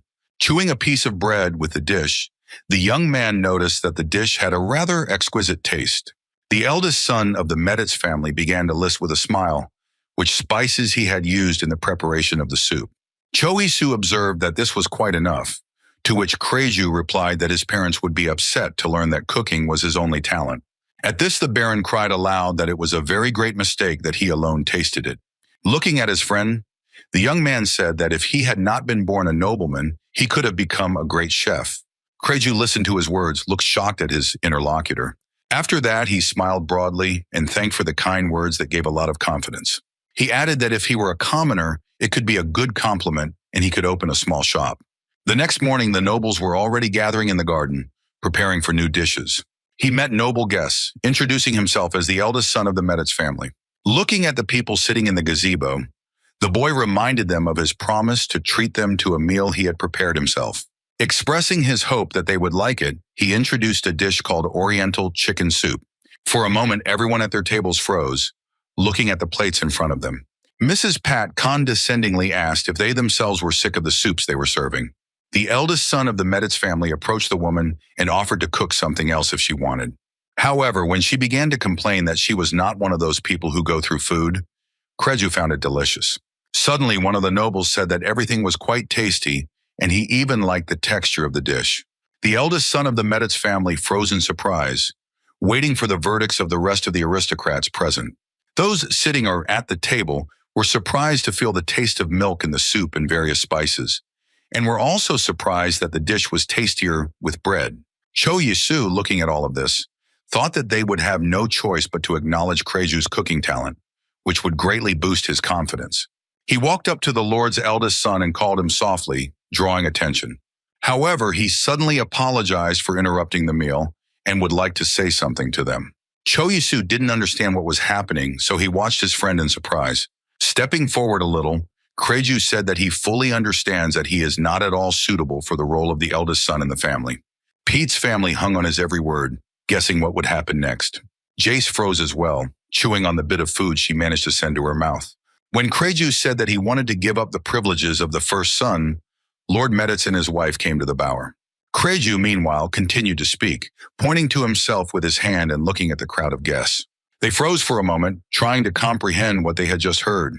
Mark and Jace also did not understand what was happening and why their brother was abdicating his duties. Lady Meditz immediately cried out in fright, asking her eldest son what he was saying. In desperation, she turned her head to her husband, hoping that he would at least be able to say something. However, he came forward and said that admitting his weaknesses in front of other people is quite difficult. And since his son dared to do it, he, as a father, was ready to recognize his bravery and fully supports his idea. Kreju looked at his father in surprise, not expecting to hear words of support from him. However, other nobles did not take it so enthusiastically, considering such an act to be ordinary cowardice. For a moment, the eldest son of the Meditz family froze, looking sternly at the guests present. However, suddenly one of the guys sitting at the table clapped his hands and said that this was actually a very brave act. All the nobles followed his example and admitted that it was very difficult for Krej to take such a step. Wiping tears from his eyes, the former heir of the Meditz family thanked everyone for their support. Sometime after lunch, Cho Yisu was walking around the market with Jace. Returning to the girl, he asked her what was waiting for Kreya now, to which the redhead replied that his father wanted to give him the title of Baron and give him a small plot of land, but the boy asked for a small shop instead. Throwing her hands behind her head, Zhouye added that if her brother Mark became the heir, she would worry much less. At the same time, Kreju will finally be able to do what he wants. Noticing that his friend was looking somewhere else, Cho Yisu tried to call her, but she smiled widely and said that she had a surprise for him anyway. Suddenly turning towards the gate, she said that someone had finally arrived here. At that moment, Cho Yisu saw Hans coming toward them, waving his hand wide in greeting, followed by Mrs. Humphrey and Elder Laudorn. To the Baron's question about where they came from, Jace replied that she had invited them to the feast. As they approached, Hans immediately drew attention to his friend's new clothes, causing him to flinch. With a weak smile, Cho Yisu explained to the big man that he had actually recently become a baron. Noticing that Hans was somewhat puzzled by such news, the young man warned that he could call him as before. Right after that, while JJ was running towards Maggie, Cho Yisu suddenly found himself in his friend's tight arms. When asked how the international festival was for them, Hans enthusiastically replied that the holiday was just absolutely incredible. He happily noticed that there was a lot of new things here, including people and games. At the same time, the boy hastened to assure that he liked Laudorn very much, but he was only there with his dogs. In addition, he had no future opportunity to get here, so he came immediately after receiving the invitation. And now when he saw all this, he somehow didn't even really want to go back. Suddenly, Cho Yisu approached him, who invited him to visit him if they had already seen everything. Pointing to himself, the boy added that since they had traveled such a long way, he was obliged to take care of them. When Hans was in his house, the Baron heard a loud exclamation of surprise from him. When the big man asked if he really lived here, the young man replied that it was only temporary. Turning his head, Cho-Isu loudly called Lucas A to them. When he quickly came into the room, the Baron asked him if they had any ice cream left. Hearing an affirmative answer, the boy asked the waiter to bring it to them, which he immediately rushed to do. Handing the dessert to the big man, Cho-Isu invited him to try it.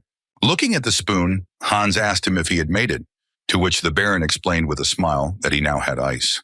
Looking at the dessert, the big man said that in Loudern, you can only dream of such a thing, so he will definitely try it. For a moment, Cho-Isu froze with a smile on his face, waiting for his friend's reaction to the proposed dish. However, when the reaction dragged on, the Baron quietly called his friend by name, somewhat puzzled. Looking at him, he couldn't understand why he wasn't reacting, suspecting that he was shocked by something so cold. Receiving no response, Cho-Isu shouted loudly, trying to call out to his friend. However, seeing the drops of tears falling on the tablecloth, the Baron was surprised to realize that the big man was crying quietly. Raising his head and awkwardly scratching the back of his head, Hans apologized and explained that he was very surprised by such a delicacy. He enthusiastically added that it was the first time he had eaten something with such a soft texture and such a sweet taste. Tearing up again, the big man added that it was actually quite delicious. Cho-Isu thought that such surprise was normal for someone who had tasted ice cream for the first time, but Hans' voice brought him out of his thoughts. Looking hopefully at his friend, the big man asked if he could travel with him. The Baron was surprised that such a decision had come to him so suddenly, so he asked if something had happened. Hans assured that everything is fine, but in Loudern he has no chance to try something like that or make many interesting acquaintances. That was why he wanted to go with him. Watching the big man dig into the ice cream with a spoon, Cho-Isu quietly called his name. Immediately after that, Hans raised his hands and assured that he was not just asking to take him with him. He explained that it can be useful if it is suddenly necessary to use physical force.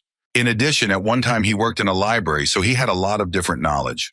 Therefore, standing up and resting his hands on the table, the man repeated his request to take him with him. Cho-Isu replied that he would also be happy if he would go with him, but wondered if he had asked his parents' permission. Suddenly, the voice of Lucas was heard from behind, calling the Baron.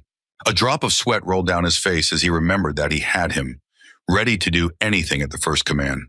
And now everything looked to him as if the guy was just abandoning him, choosing a big guy. Noticing the tears in his eyes, Cho-Isu rushed to him and tried to calm him down. Looking at the boys, the Baron added that they could easily work together.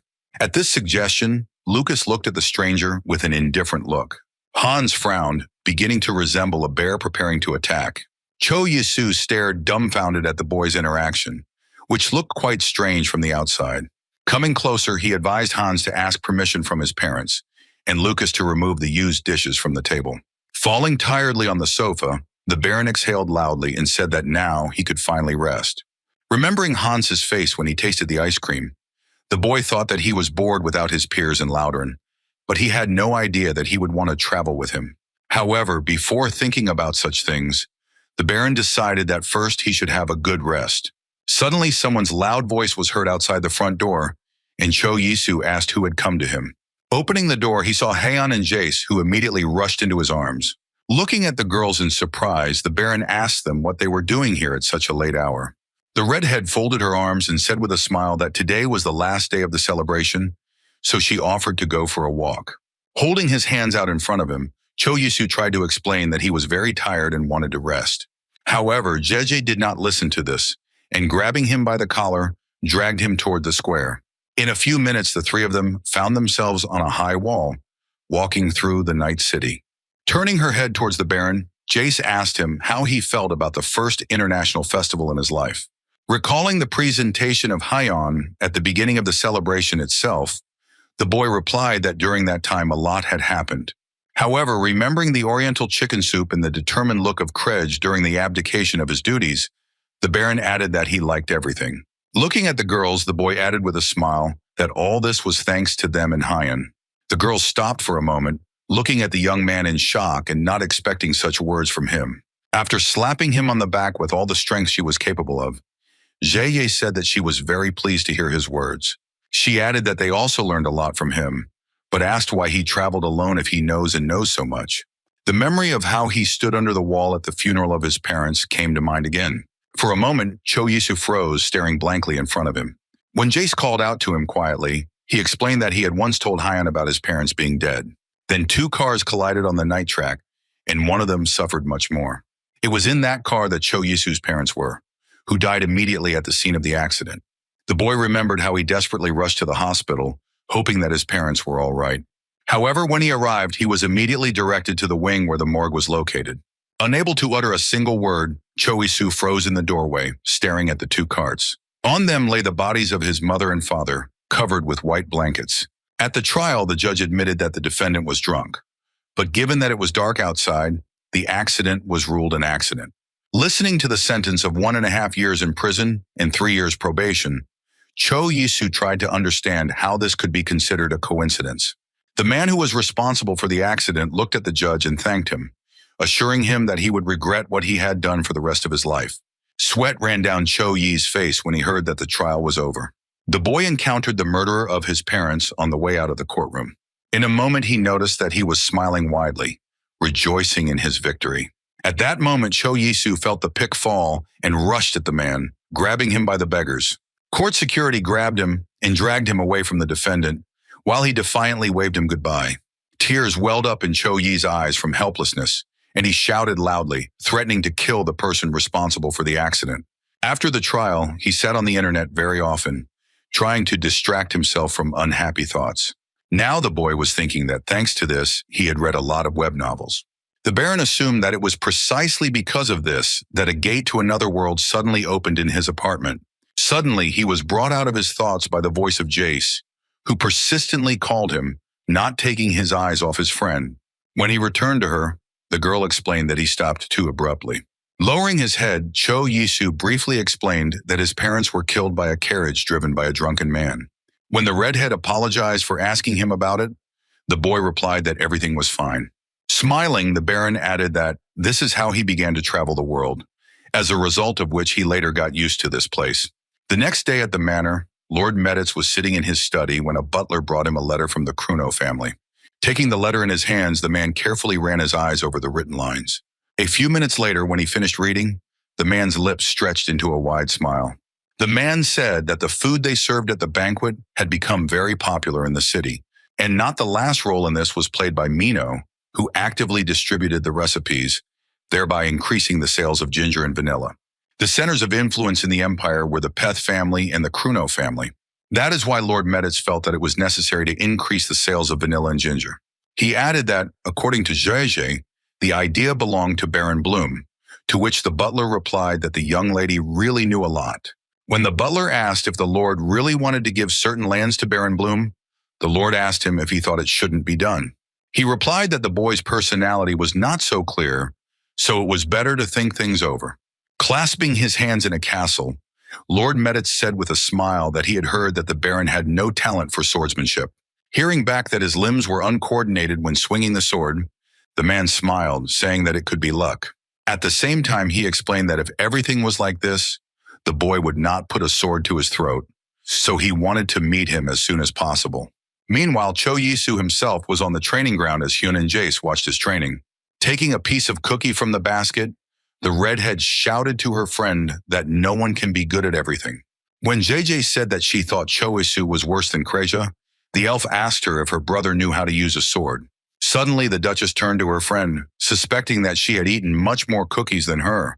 At that moment, Peter approached the girls, who quietly called her, attracting the young maiden's attention. When the girl learned that the Baron wanted to see Baron Bloom, the redhead waved her hand to her friend, attracting his attention.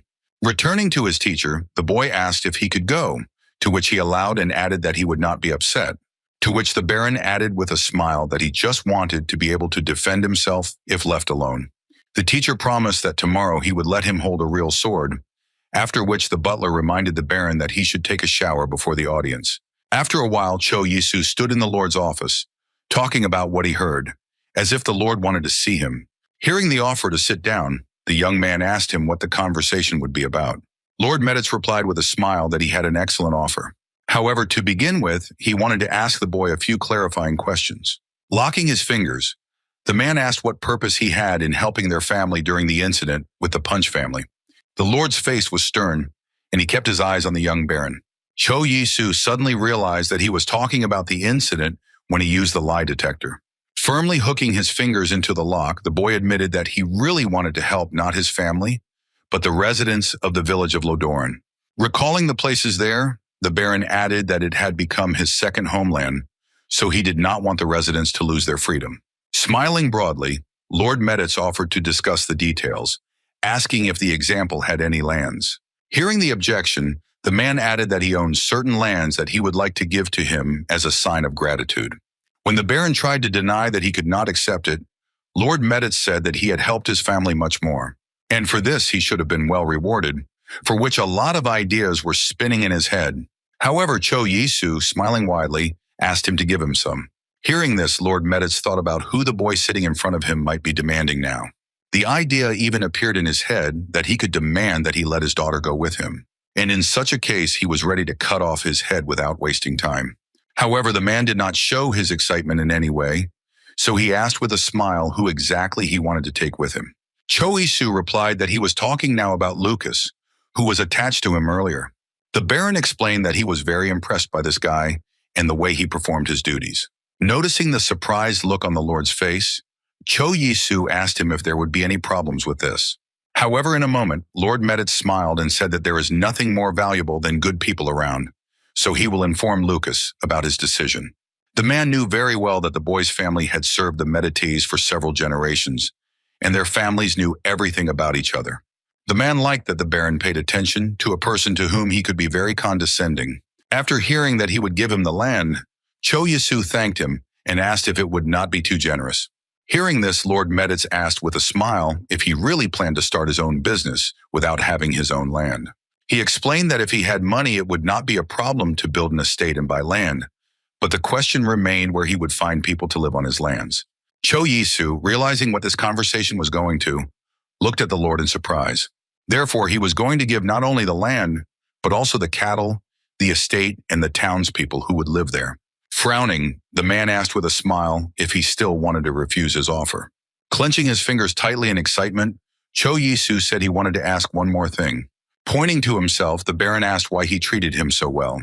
Lord Meditz explained that he simply wanted to invest in someone he saw potential in, so he offered to go and look at the land together. When Cho Yi-soo returned to the house where he was temporarily staying, he prepared a milkshake.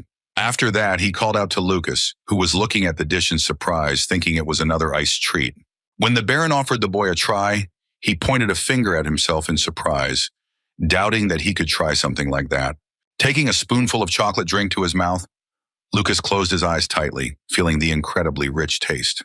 While he praised the cocktail prepared by the baron, he put his hands forward and asked him to listen to him.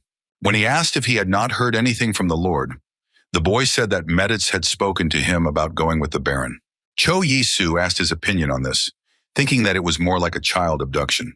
Looking puzzled at the interlocutor, Lucas asked to give him time to think, because the choice was to determine his future fate. When he agreed, the waiter narrowed his eyes, looking suspiciously at the baron. He didn't look very smart, but judging by the fact that the Lord was going to give him land, there was something in him. Noticing that Lucas was very hungry for a cocktail, Cho Yi-soo advised him to take his time. Having finished with the guest, the boy thanked, to which the young man said that he was glad that he liked it. When asked about what was becoming a big reason why the barons were going broke, Lucas said it was money. Scratching his chin, Cho Yi-soo wondered if there was any kind of struggle for land. Lucas explained to him that it is the small feudal lords who most often start the struggle for land. Counting his fortune in his mind, Cho Yi-soo thought that he only had 3,000 gold left, and he had to pay 1,000 to keep his title. After that, if he hires 20 soldiers, he can be defeated in just 1 year. Raising his fist up, the young man decided that to begin with, he did not need land, but some business in the city. He approached his girlfriends and asked if they wanted to go with him to look at the land they were going to give him. To his surprised question, where did such a desire suddenly come from? The redhead answered that she was bored now, and she also said that there was an incredible plain where elves were rumored to have lived before, so she really wanted to see it. Suddenly, Haeyeon spoke up and asked if there were any signs that they had actually been there. Putting her fingers to her chin, Jeju said she had only been there once as a child, and all she remembered was the beautiful color of the water. They all went to the carriage together, where Lord Meditz was already waiting for them, who said that once everyone had gathered, they could go on their way. After getting into the carriage, Cho Yisu felt somewhat tense as the journey began, in complete silence.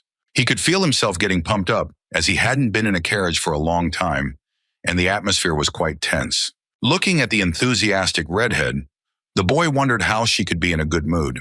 Feeling his gaze on her, the girl turned to him and said that she was very resilient. Jai even boasted that she could even run to the city through the Notch mountain range. Looking at her father in admiration, Jace asked if he would take her with him the next time he went to town. Noticing how his daughter frowned after his refusal, Lord Meditz advised her to watch her expression. Hearing that it was dangerous, the redhead was indignant that he let Mark go, and she was more reliable than Kreia.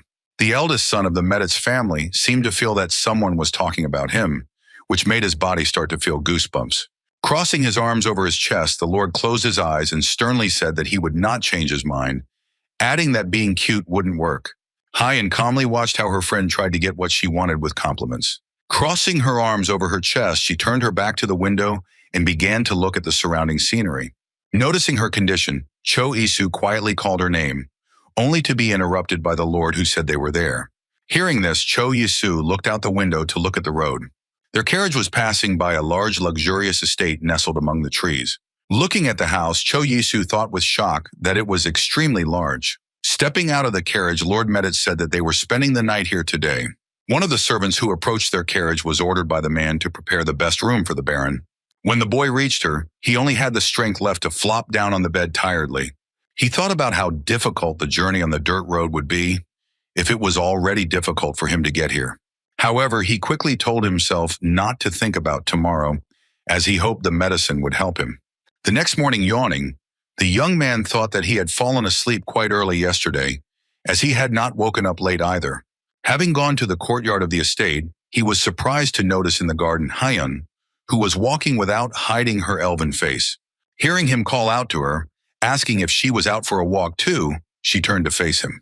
When the girl said she couldn't sleep, Cho Yisu assumed it was because of the new place, since he had the same problem. The two of them continued their further walk through the local garden, and for a certain time there was silence between them. Finally raising her head, Haeyeon said that when the family went on trips without her, she always walked like this.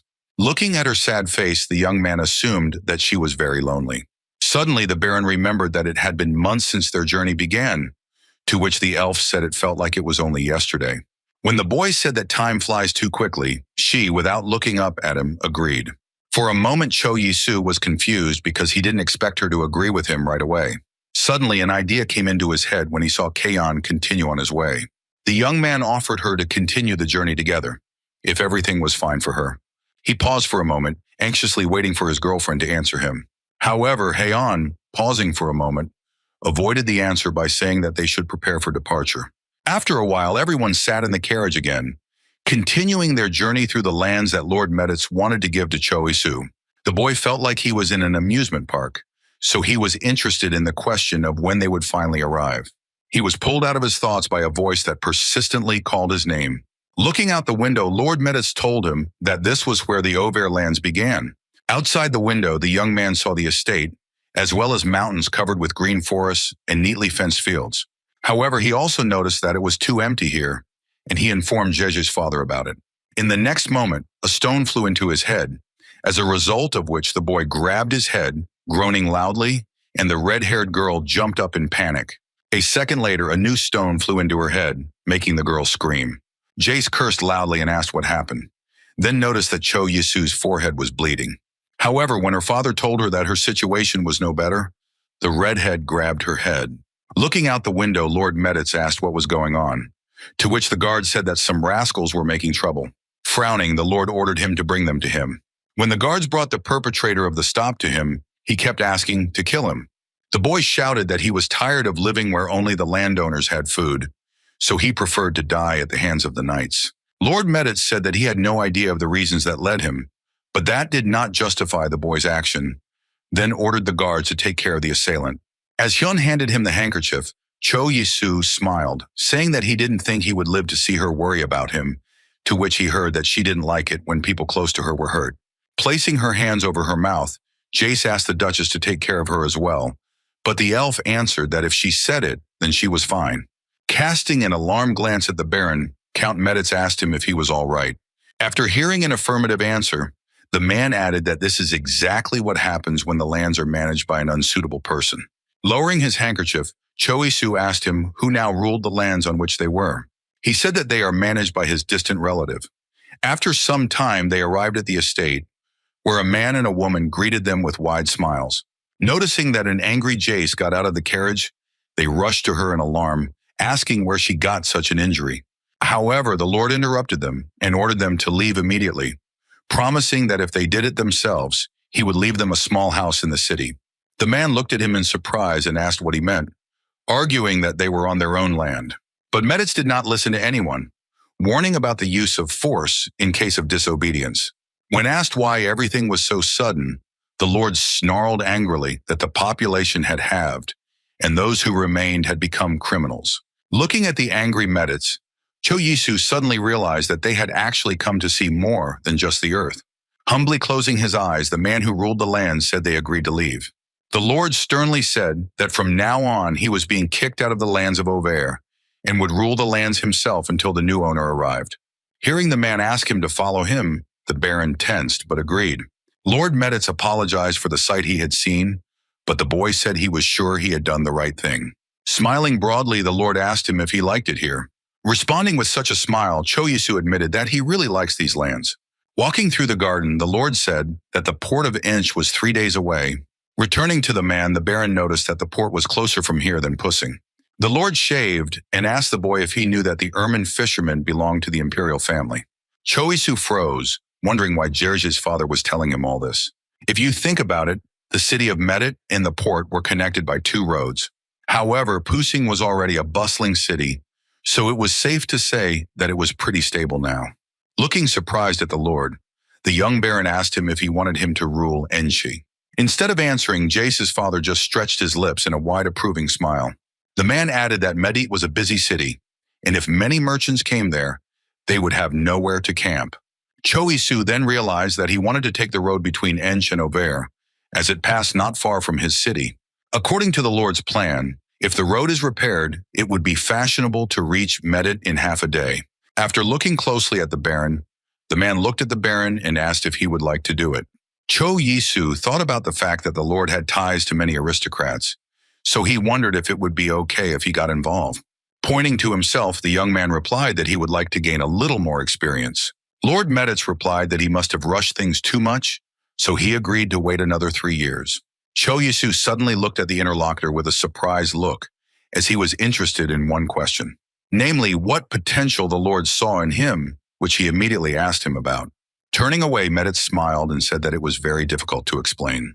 Hearing the words that he was somehow different from others, the young man thought that he came from another world after all. Suddenly, Meditz turned his head towards him and asked if he was not from Armenia. At the same time, he clarified whether his parents had died, to which the Baron thought that Jerje had told him about it. When the Lord said that he liked that nothing from his past life was holding him back, the boy looked at the interlocutor in surprise. Putting a finger to his chin, Meditz explained that many problems could arise because of relatives. Cho Isu thought about how sad the Lord's words sounded, that he liked that he had no relatives. However, he decided not to rush to conclusions, but instead gradually master his future in this world. After some time, they got into the carriage and continued on their way. Jace smiled happily as she talked about how good it was to not be stuck at home all day. Remembering how her father didn't want to let her out because of the rock incident, remembering his stern face, the girl understood that he would not allow her to go for a walk alone. However, at that moment, Duchess Silverwood intervened in their conversation. Looking happily at the elf, the redhead said that her father allowed the walk because she agreed to go with her. Choisu, after listening to her conversation, asked if they were going far, surprised that it would be dangerous to go even with a guard. For a moment, the young man froze, not knowing what to answer her. Closing her eyes, Heian quietly said that she still wanted to go for a walk, having checked with her friend how long the journey would take. Finally, in half an hour, the trio got out of the carriage and found themselves on a small lawn. Looking around carefully, the elf asked Jae if she was sure this was where they were headed. Returning to one of the guards, the redhead ordered him to hurry up and mow the grass so they could continue. However, when she went forward, she was suddenly stopped by Haeun, which greatly surprised her friend. The sorceress put her hand forward, and in the next moment a bright green light poured from it. Immediately after that, all the grass in front of them began to part, opening the way. Seeing the waterfall with bright blue water, Cho Yi-soo and Jace let out a dazed breath. Suddenly, the Baron noticed how the white hair of Haeun swept in front of him, who went closer to the water. When it dawned on him what exactly she wanted to do, the young man rushed forward trying to stop her. However, he had to take a step forward as the elf jumped into the water, raising splashes into the air. Freezing for a few seconds, Haeun quickly moved to the bottom, and bubbles of oxygen rose around her. In a moment, she opened her eyes and looked in front of her with a focused gaze. Raising her hands, the girl folded them into a pile, and a large ball began to form between them. Jace didn't want to leave her friend just like that, so she screamed loudly. She started yelling at Cho Yi-soo to get into the water since she herself can't swim, but he quickly reminded her that a water mage can't drown. At that moment, the elf suddenly emerged from the water, taking a deep breath of air with her mouth. When she came ashore, Jace immediately ran up to her, who asked why she did it. However, in the next second, the girl froze and looked at her friend in surprise. The redhead noticed that she seemed to have grown taller and looked more energetic. While the elf was drying herself with a towel, Cho Yi-soo approached her and asked why she suddenly jumped into the water. With a big smile, Haeun replied that the water here was really very good. However, noticing her friends looking at her in surprise, she asked why they were reacting like that. Realizing that their surprise did not go unnoticed, both of them immediately began to make excuses that they were just glad that she liked it. When they got back to the manor, Cho Yi-soo plopped down on the bed, only to realize how tired he was. However, hearing a knock on the door, the boy thought that at such a moment a guest would certainly appear. Raising his head, he was surprised to see Haeun standing in front of him with her arms crossed. While she was saying that she had to tell him something, the Baron noticed that her friend had really become taller. Sitting down on the bed, the elf asked him if the Lord really planned to transfer these lands to him. To which I heard in response that first he wants to go to the city and earn some money. Keeping a close eye on her friend, Hitson told him that he must get these lands for himself. To his question about whether she liked the water so much, the girl sternly explained that it was an elven spring. At his surprised face, the elf added that it looked like a manapon. In addition, living near an elven spring, elves can live forever, even without food. Haeun admitted that she had never felt anything like this in her life, because after that strength spread throughout her body and her head was clear. She explained that there were only 5 such sources in Armenia, so in fact it was fashionable to consider them a real rarity. She needed that source, so he had to get those lands. Furiously lashing out at the boy, the elf said that even if the source goes to someone else, she will finish him off, to which Cho Yi-soo replied that the Lord gave him 3 years. Looking puzzled at his friend, he asked if there was anything wrong with knowing such important information, to which he heard in response that she told him this because she trusted him. Cho Yi-soo looked at his friends in surprise and asked why she trusted him. Keeping her eyes on him, Haeun said that since she has been traveling with him, many good things have happened. For a moment, the boy froze, thinking about what he heard from the elf. Looking at his friend, he assumed that all this was due to the fact that she was simply a goddess of luck. With these words, Haeun remembered how her father had hit her hard in the face during the quarrel. Then looking in front of her in shock, she did not feel like a goddess of luck at all. Looking down, the elf smiled and replied that they were extremely different from him. Also, as long as she bathes in the spring, she can use magic without restriction, asking if he understands what that means. Immediately after that, the girl got up from the bed and said that she would go to her room. Watching her leave his room, the Baron decided it would be best not to tell anyone just yet. The next morning, Haeun said she would like to stay here for a while. Jace immediately offered to move in together, offering to send Cho Yi to the city himself. Smiling, the Baron warned her that he would be in Luadorn for a while, prompting her to ask if he had gone completely mad. After getting into the carriage, the boy said he was joking and assured them that they would be back soon. This time, only Jace and Cho Yi-soo were in the carriage, who were on their way to the city. Crossing her fingers, the girl said that she was a little sad that he would go to Armenia upon his return. When he said that he felt the same, the red-haired woman said that it would be worth talking so that he would not be issued a certificate. After that, she asked if he would return to Auvers in about 3 years. When Jace said that she had already asked her father to send the documents in his name, Cho Yisu said that she shouldn't have. With a sly squint, the redhead said that this should be done in advance, because he might change his mind. But the boy said that he would have returned anyway. When he asked her why she fights with Hyan every time she meets her, Jeje crossed her arms over her chest and assured her that they were friends. Realizing that he did not believe her, the red-haired woman began to stubbornly convince him that it was so. After some time, the carriage stopped and Cho Yisu got out of the carriage, after which he extended his hand to Jace, helping her to get out as well. The boy asked her with a smile if she would stay in Laudoran as well, to which he heard that she would be here while he took care of things. Suddenly, they heard someone's loud shout from behind, and the voice seemed familiar to them. Returning, they saw that a joyful Hans was heading towards them.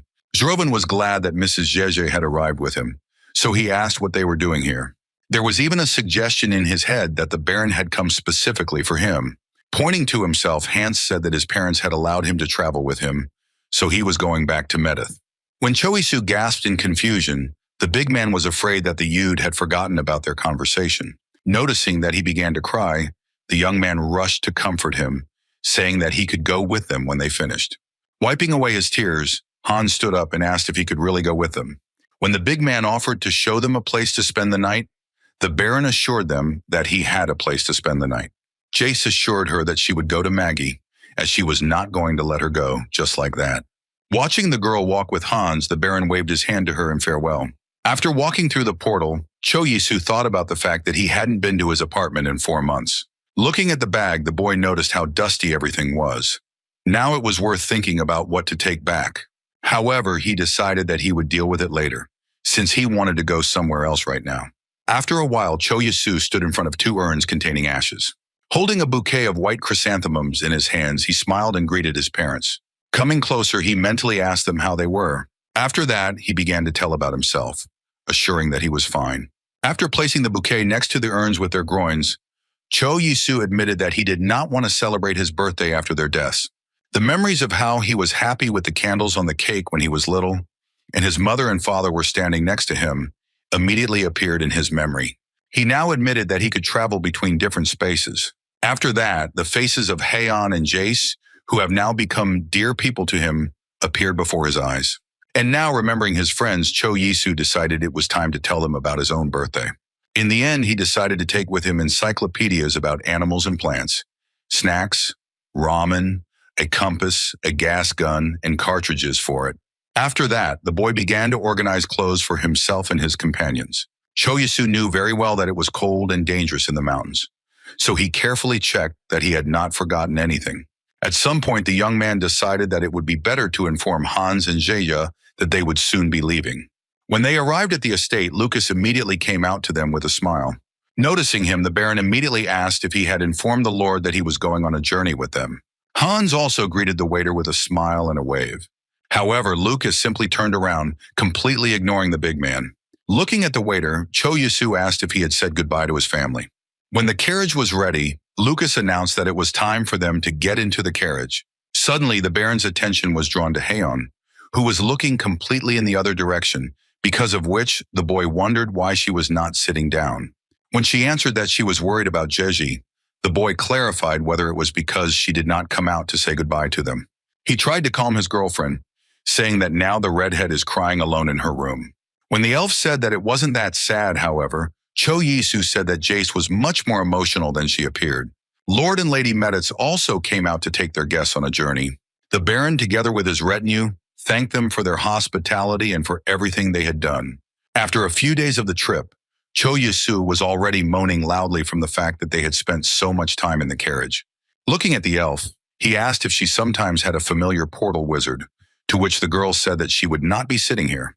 Suddenly, a loud cry was heard from the yard, which ordered the crew to stop.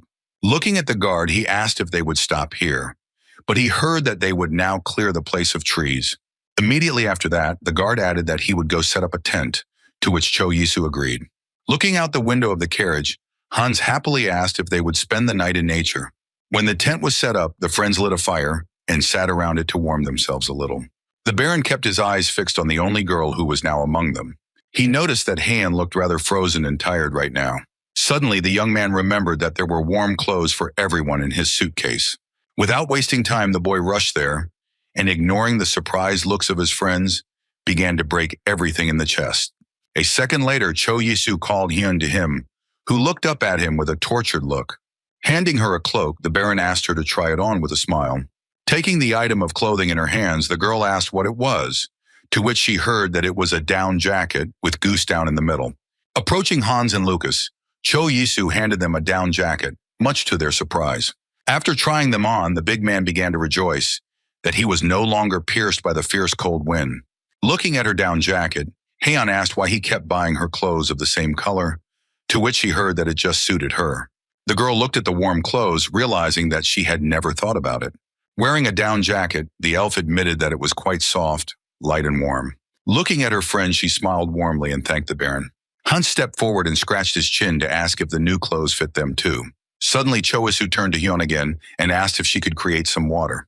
When she asked why, he explained that he wanted to cook them a dish from his hometown. Turning to Hans and Lucas, the young man said that they could go rest in their tents for now. Cho Yisu himself knew very well that it would be very strange for them to see how he prepares fast food. Taking out the bag of ramen, he wondered if he would ever be able to tell his friends that he came from another dimension. He thought that Haeyeon could take this fact in stride. However, at the moment, the boy concentrated on cooking ramen. When the broth was already boiling, it was worth adding an egg, which he bought in a nearby village. The young man was so focused on cooking that he didn't even notice the elf watching him. Realizing that the dish was almost ready, Cho Yisu called his friends to cook. However, Haeyeon, who arrived first, looked suspiciously at the bowl and said it looked more like hair. Hans also alarmedly went downstairs and agreed that the elf was right. And only Lucas, who came third, crossed his arms on his chest and strictly ordered not to talk nonsense. Cho Yisu reminded Hans that he had already eaten noodles when he was preparing a snack in Laudern. Holding out a bowl of Haeyeon, he explained that this would be the result if it was boiled, urging them to go get their portions. Lucas tried to argue that he shouldn't be eating with the Baron, but Cho Yisu assured him that it was fine. The elf eyed the bowl suspiciously, thinking that if it was made with the same ingredients as the bread, it should be delicious. The young man explained that you should take a fork and poke the noodles with it. He then sent her into his mouth, pulling her inside loudly, causing the Duchess to offer to burn his manners certificate. However, after a minute, the Baron was already smiling widely, noticing that she was also making loud noises. Drawing her blade, Haeyeon sternly replied that she could do it without anyone knowing. Cho Yisu raised his hands conciliatorily and told her to stop threatening him, promising not to laugh at her again. Hearing this, the elf immediately hid the blade, spreading it on a drop. Realizing that his friend was already safe, Hans put his hand on his chest and breathed a sigh of relief, and the Baron paid attention to his friend's character. The next morning, when the crew finally got on the normal road, Cho Yisu breathed a sigh of relief. Looking at his friend, he asked her where she planned to stay when they arrived, to which he heard that she would be staying with him for a while. They immediately remembered their agreement that she would support him with her own strength for a year. Looking at his feet, the young man thought that he had 5 months left, and this was not enough to settle down. Pointing to herself, the girl assured that if he managed Auvers, she would stay here forever. Cho Yisu froze, pondering the desire of the elf to stay in his future lands. For a moment, all this began to remind him of a marriage proposal. Suddenly, he remembered a game of baseball, but the boy quickly realized that it was all due to a source of elven mana. When they arrived in the city, the first thing that caught their eye was the large number of people on the streets. Cho Yisu, looking out the window of the carriage with a smile, noticed that the big city was quite different. However, Haeyeon, crossing her arms on her chest, advised him not to reveal what kind of a Seljuk he still is. When the boy was already sitting on the bed in his room, he noted with satisfaction that he could say goodbye to the carriage, while Lucas asked if he wanted something to eat. As he ordered food to be prepared for himself and Hans as well, there was a loud knock at the door. Assuming the Lord was tired, Lucas suggested asking the visitors to come in later, but the Baron said he was interested. At the door of his room stood a man who greeted him and introduced himself as the butler of the Kruno family. When Cho Yisu heard that the Count would like to meet him, he immediately asked him what the reason for the meeting would be. To this question, the guest replied that he had no idea, but asked to pay some attention to them. The Baron thought that he didn't trust them at all, but he wanted to know why they had come. When the young man agreed to meet the Count, The butler thanked him and said that he would soon deliver the carriage. Cho Isu froze for a moment, staring at his unexpected guest, then ordered Lucas to have dinner with Hans and Hyun. When he arrived at the meeting place, he was met there with a smile by the Count himself, who thanked him for accepting his invitation. Bowing to him, the young man politely thanked him for inviting him. When they sat down at the table, the Baron asked him why he wanted to meet with him, to which the Count noted his businesslike approach. He admitted that the conversation would be about the ice cream he had prepared at the international festival, since his daughter had fallen ill, wanting to try the dessert again. The guy smiled, agreeing that the ice cream was really very tasty then. Suddenly, the Count offered the interlocutor to sell him the recipe for ice cream. Cho Yisu tensed at this moment, realizing that he knew the true owner of the recipe, but he wondered how he knew everything. The Count immediately understood what the boy in front of him was thinking, so he slyly narrowed his eyes and smiled. Taking a cup of tea in his hand, the man assured that his informant was a very reliable person. The Baron at this time thought about what it means to be an aristocrat, because he did not expect that information about him would leak. However, closing his eyes, Cho Yisu thought that he had not yet planned to sell the recipes. He honestly admitted that he still had doubts because he wanted to start his own business in the city. However, when the Count offered him 20,000 gold, the young man tensed up and his face became covered with sweat. At that moment, the thought arose in his head that it was necessary to agree to the offer. Cho Yisu agreed, but warned that they would need ice all the time, to which he replied that they always had it to make the ice deliciousness. With a broad smile, the Count offered the interlocutor to make a deal now, at the same time handing him a ready-made contract that should have been signed. Picking up a piece of paper, Cho Yisu thought with a sly smile that he could now use the language of the Ermin Empire that he had been secretly learning. Grabbing the quill, the boy signed the contract in one swift motion, hoping he was doing the right thing now. After receiving his copy of the document, the young Baron thought that selling recipes would be enough for him to earn money. The Count warned him that he would be able to get his money from the Medibank, which is located in Armenia. Pointing to the seal on the document, the man added that it was the key to a personal safe, so it should be protected. With a big smile, Cho Yisu told him that he could now teach him how to make ice cream. When he was already sitting in the tavern and having dinner, the voice of Hyun suddenly reached him. Crossing her arms over her chest, the girl asked if he had really met Count Kruno.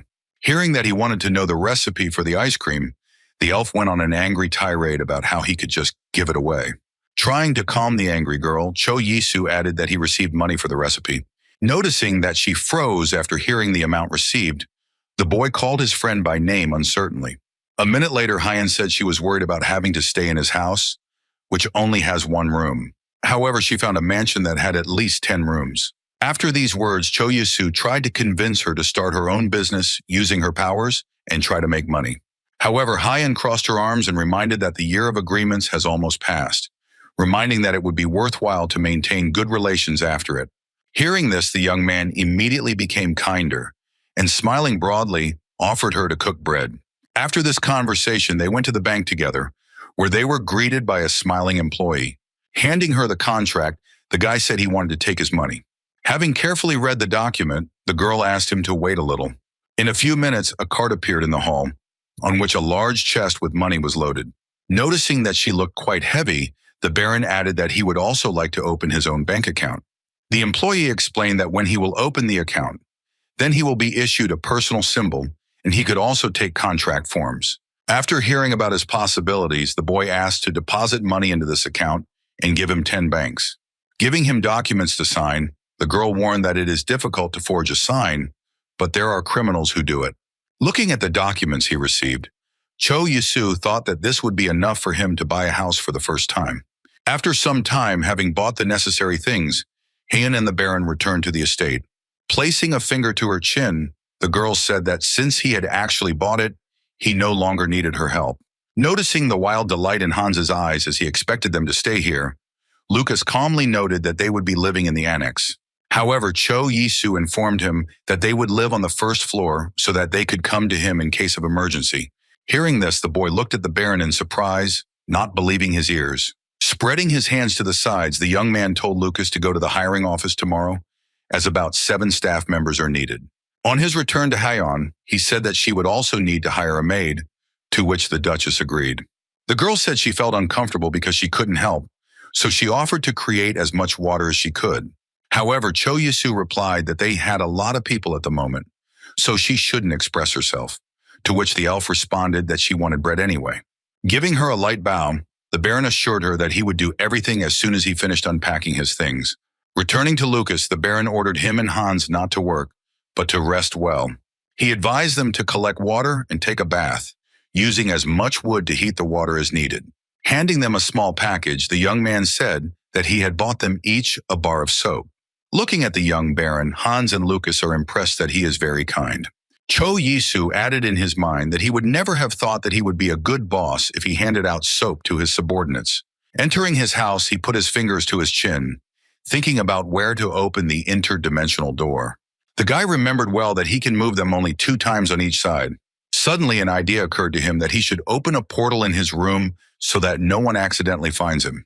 Smirking, the Baron thought it was safe here anyway, since it was his room, so he just had to pick a good spot.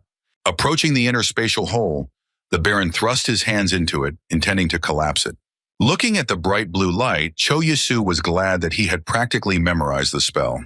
Holding his hand in the portal, he began to mumble his words softly, using an unknown magic.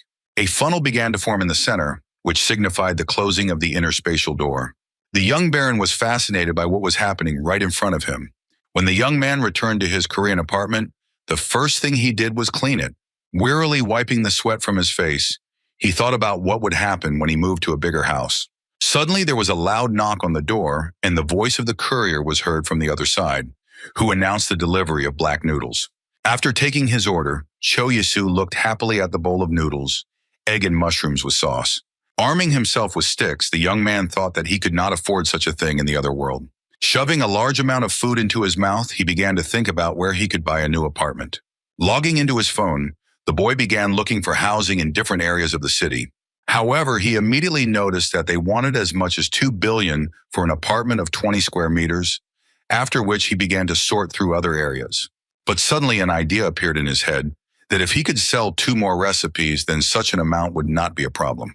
With a broad smile, Cho Yisu thought that very soon he would be able to afford an apartment in one of the elite areas. He already imagined himself standing in front of the large panoramic window with a glass of red wine and admiring the sunset. Tasting the ordered dish, the young man decided that he still had time for it, so he would have to try to do business. Suddenly, there was another knock at the door, which announced the arrival of another courier. Putting the empty bowl on the table, the boy looked at the door in surprise. Picking up the box from the floor, Cho Yisu realized that it was exactly what he had ordered yesterday. While cutting the adhesive tape, the young man thought about the fact that in Korea, the delivery is very fast. This led him to think that it would be possible to open a service for the delivery of goods in Armenia. Looking at the ordered slippers, the young Baron thought that they would fit perfectly. Returning to his mansion, the first thing he did was to go to Haeyeon's room, who asked what had happened.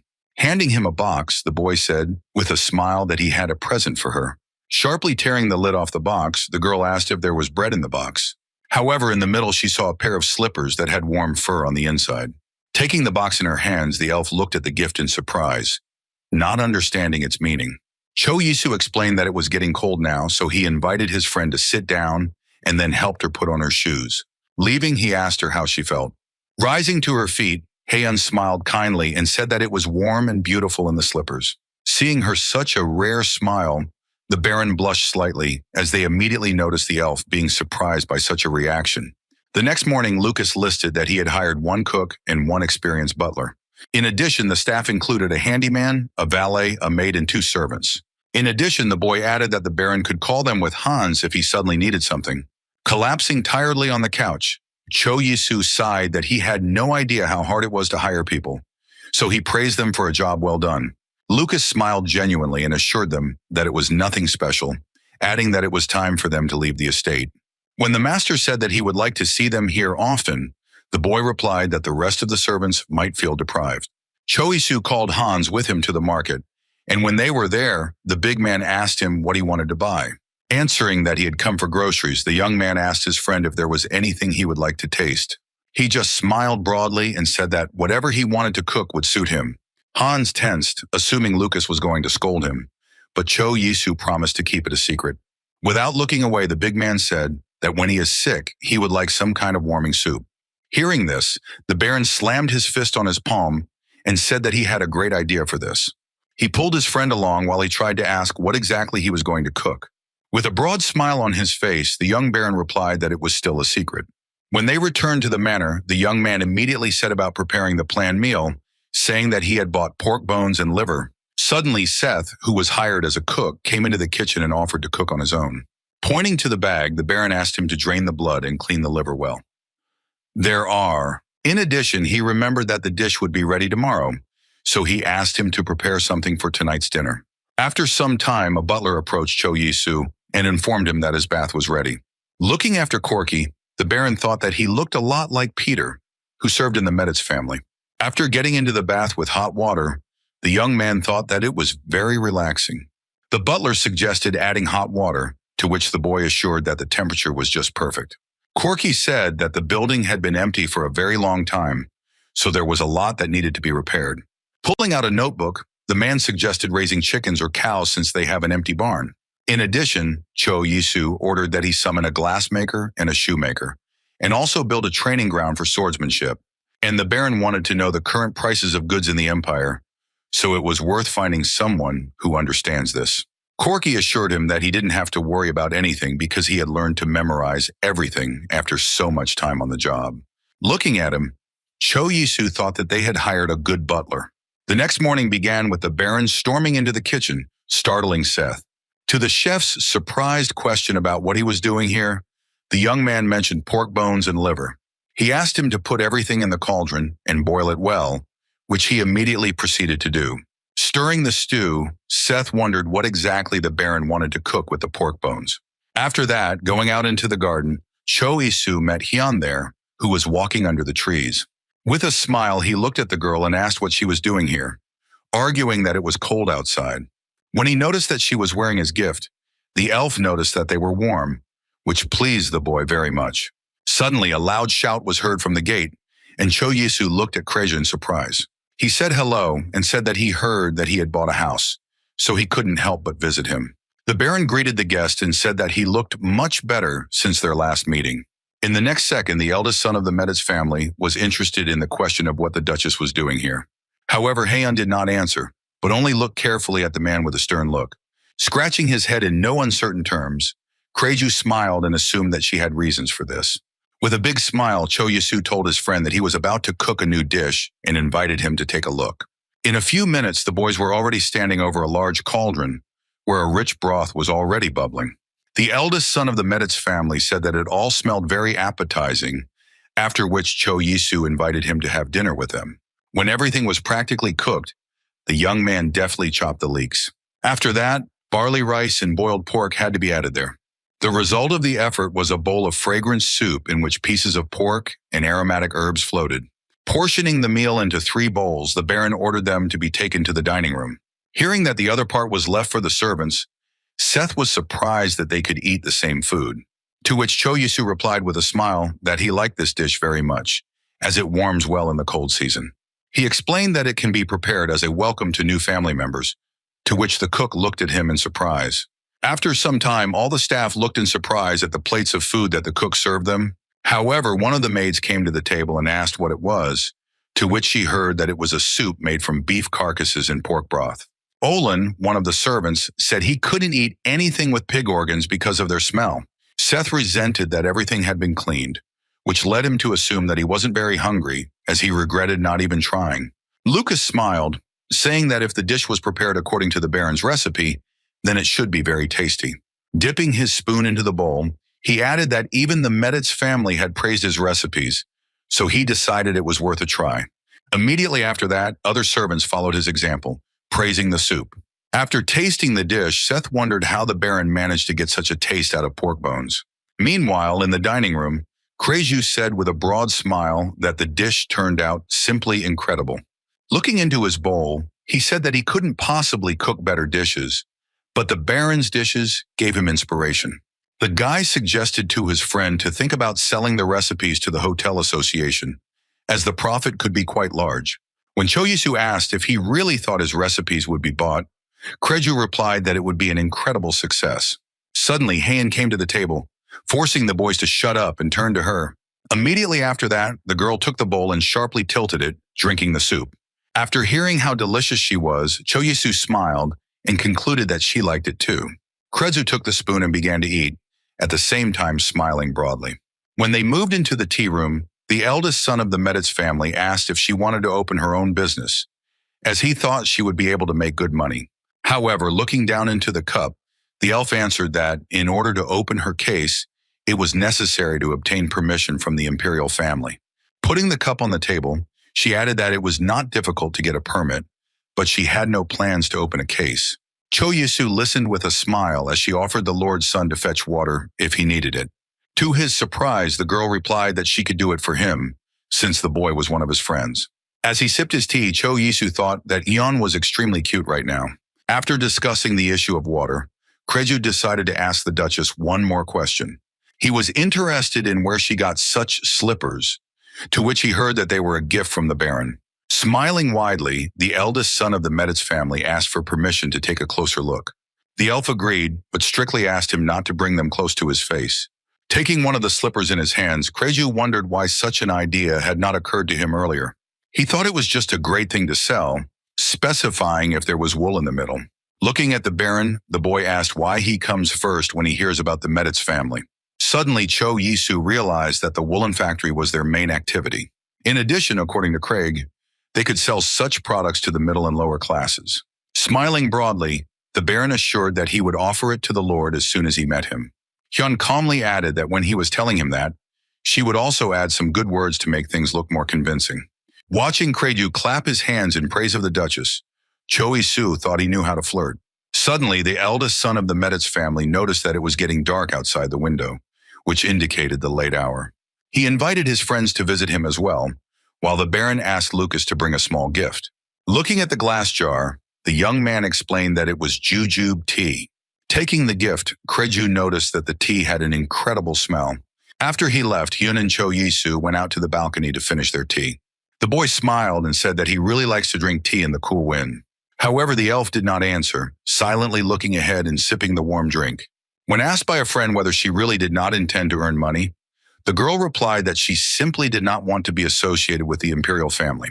The young man asked in surprise whether she only needed to get permission from them, to which I heard that to get it you have to go to the castle, and in that case her face will be known. After his reminder that she wanted to live with confidence, Hyun exploded that the problem was actually something else. When she reveals her face, there will be an annoying problem with marriage, so she should have married her chosen one first. And after that she could get permission, otherwise she would have to marry a member of the imperial family. The boy suddenly remembered how his friend had told him about the emperor's murder, so he wondered why the wizards were so afraid of him. To which Hyun replied that the imperial family was well aware of their weaknesses. The young man tensely asked what she meant, to which the girl promised to tell him somehow. Cho Yisu thought about the fact that wizards were not only restrained by exploiting their weaknesses, but also forced into marriage. At his proposal to enter into a sham marriage, the elf said that it was simply a matter of honor. She explained that marriage rumors could create unwanted problems in case she meets someone she falls in love with. Looking carefully at his friend, the Baron thought that she did not seem interested in men. Smiling, he asked what kind of man she was looking for, but the girl said that it was late and time to go to bed. The next morning, Cho Yisu began planting bamboo along the driveway. Crossing her arms over her chest, Haeon explained that it takes a long time for a tree to grow, to which the boy said that it would grow in 5 years. With the face of a scientist, he added that at first the bamboo will grow slowly, but after that it will grow by 50 centimeters per day. However, the elf said that 5 years is still a lot, reminding him that he has money. He began to talk about the fact that there is no bamboo in their lands. The girl patiently answered that he was talking about nothing at all. She explained that he could hire someone to work with plants in the wizarding secretariat. Clasping his hands, Cho Yisu asked her if there was a discount for a friend of the sorceress, but Hyun replied that they would only discount someone very close to her. Exhaling in disappointment, the boy said that in this case the discount definitely does not shine for him. After some time, he sat in the room looking at the book, where there was a whole list of wizards. The young man could not believe that there were as many as 50 magicians in the register. According to the document, the most expensive were the services of a magician who was engaged in healing. Placing his fingers to his chin, Cho Yisu pondered the fact that he now understood why only nobles could afford healers. Suddenly, an idea came into his head. which made the boy open his eyes wide and stare in front of him. He thought that if he could convince the wandering wizards to stay in this city, then they would be able to use magic without restrictions. In this way, the lands of Obre could become a powerful territory that no one would dare to touch. After some time, the fair-haired elf Edro Goldson appeared on his territory, who respectfully greeted him. The Baron introduced himself, thinking that he had not yet assumed the title of head of the family. As he described what exactly he had summoned him for, Audrey took a step towards the flower bed and felt a strange vitality, realizing that it was not flowers. The elf explained that it would be a shame if they froze during the winter, which would surely happen if the weather wizard wasn't called. Raising his hands, Cho Yisu hastened to assure him that the bamboo would grow well even during the winter, so there was nothing to worry about. Raising his hands, Audrey asked the Baron to take one step back as a magical seal formed in front of him. Immediately after that, a bright green plant began to grow from the ground, sharply piercing the ground. In a moment, Cho Yisu was looking at the tall bamboo shoots with his head raised in surprise. Not believing his eyes at how fast the plant had grown, the young man could only exhale in surprise. Audrey, admiring the results of his work, also sighed enthusiastically. He said that the plant was simply incredible after asking what it was called. Stroking the trunk of the bamboo, the elf said that it looked a lot like his favorite banana tree. He asked for a few sprouts of this plant, assuring that he was ready to pay for them. Audrey proposed a deal in which he would not take payment for his services, but would instead buy a few sprouts for 1,000 gold. Upon hearing this, Cho Yisu pointed to the plants and assured him that he could take as many as he saw fit. When the elf left, the Baron put his hands to his sides and thought that since the forest was ready, he needed someone with whom he could walk through it. He called Lucas to him and asked him to call Heian to him. When the girl went down to the garden, she looked in front of her in a daze, not believing her eyes. Examining the trees, she said they were very beautiful, adding that they looked like banana trees. Raising her head and looking up, the elf expressed her hope that there would be flowering trees.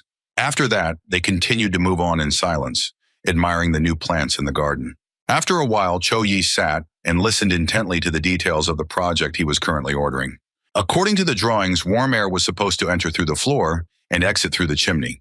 The engineer who undertook the construction was surprised by the idea that you can heat the house by heating the floor, not the air. Looking at him carefully, the young Baron asked the man how difficult it would be to do this. However, he replied that he had never had such an architectural request before, and the guy said that he would help him. In addition, he promised to add another 1,000 gold to the preliminary payment. After looking at the drawing again, the engineer assured that he was ready to take on this order. After some time, the house designed by the Baron was finally completed, and it was located in a bamboo forest. Heian, looking at the annex, asked how it differs from other houses. However, the boy, smiling widely, said that she would understand as soon as she went inside. In a moment, they were both standing at the door of the house, looking into the empty room. Cho Yisu advised her friend to take off her shoes and go inside, which the elf immediately did. She wanted to ask what made the building different, but when she stepped on the floor, the girl froze in surprise. To her surprise, the Baron explained that such a technique was called a warm stone, so he invited her to sit down. Immediately after that, the boy went to the window and opened it. Returning to his friend, he asked her what she thought about it. Wrapped in a blanket, Heian said her body was warm, but her face felt cool. Sitting down next to him, Cho Yisu noticed that it was usually difficult for aristocrats to sit on the floor, but for the Duchess, it was no problem. When the elf said that her father lived without furniture, the boy asked her what happened to her mother. He added that his parents died on the day he was born, after which the girl said that they both had unlucky birthdays. When asked when she was born, the elf answered that she was born on February 14th, which is considered special among elves. It was on this day, according to legend, that their great wizard named Valentin, who lived for 387 years, died. Masa said that this was the reason why the mother was happy that labor began at that moment.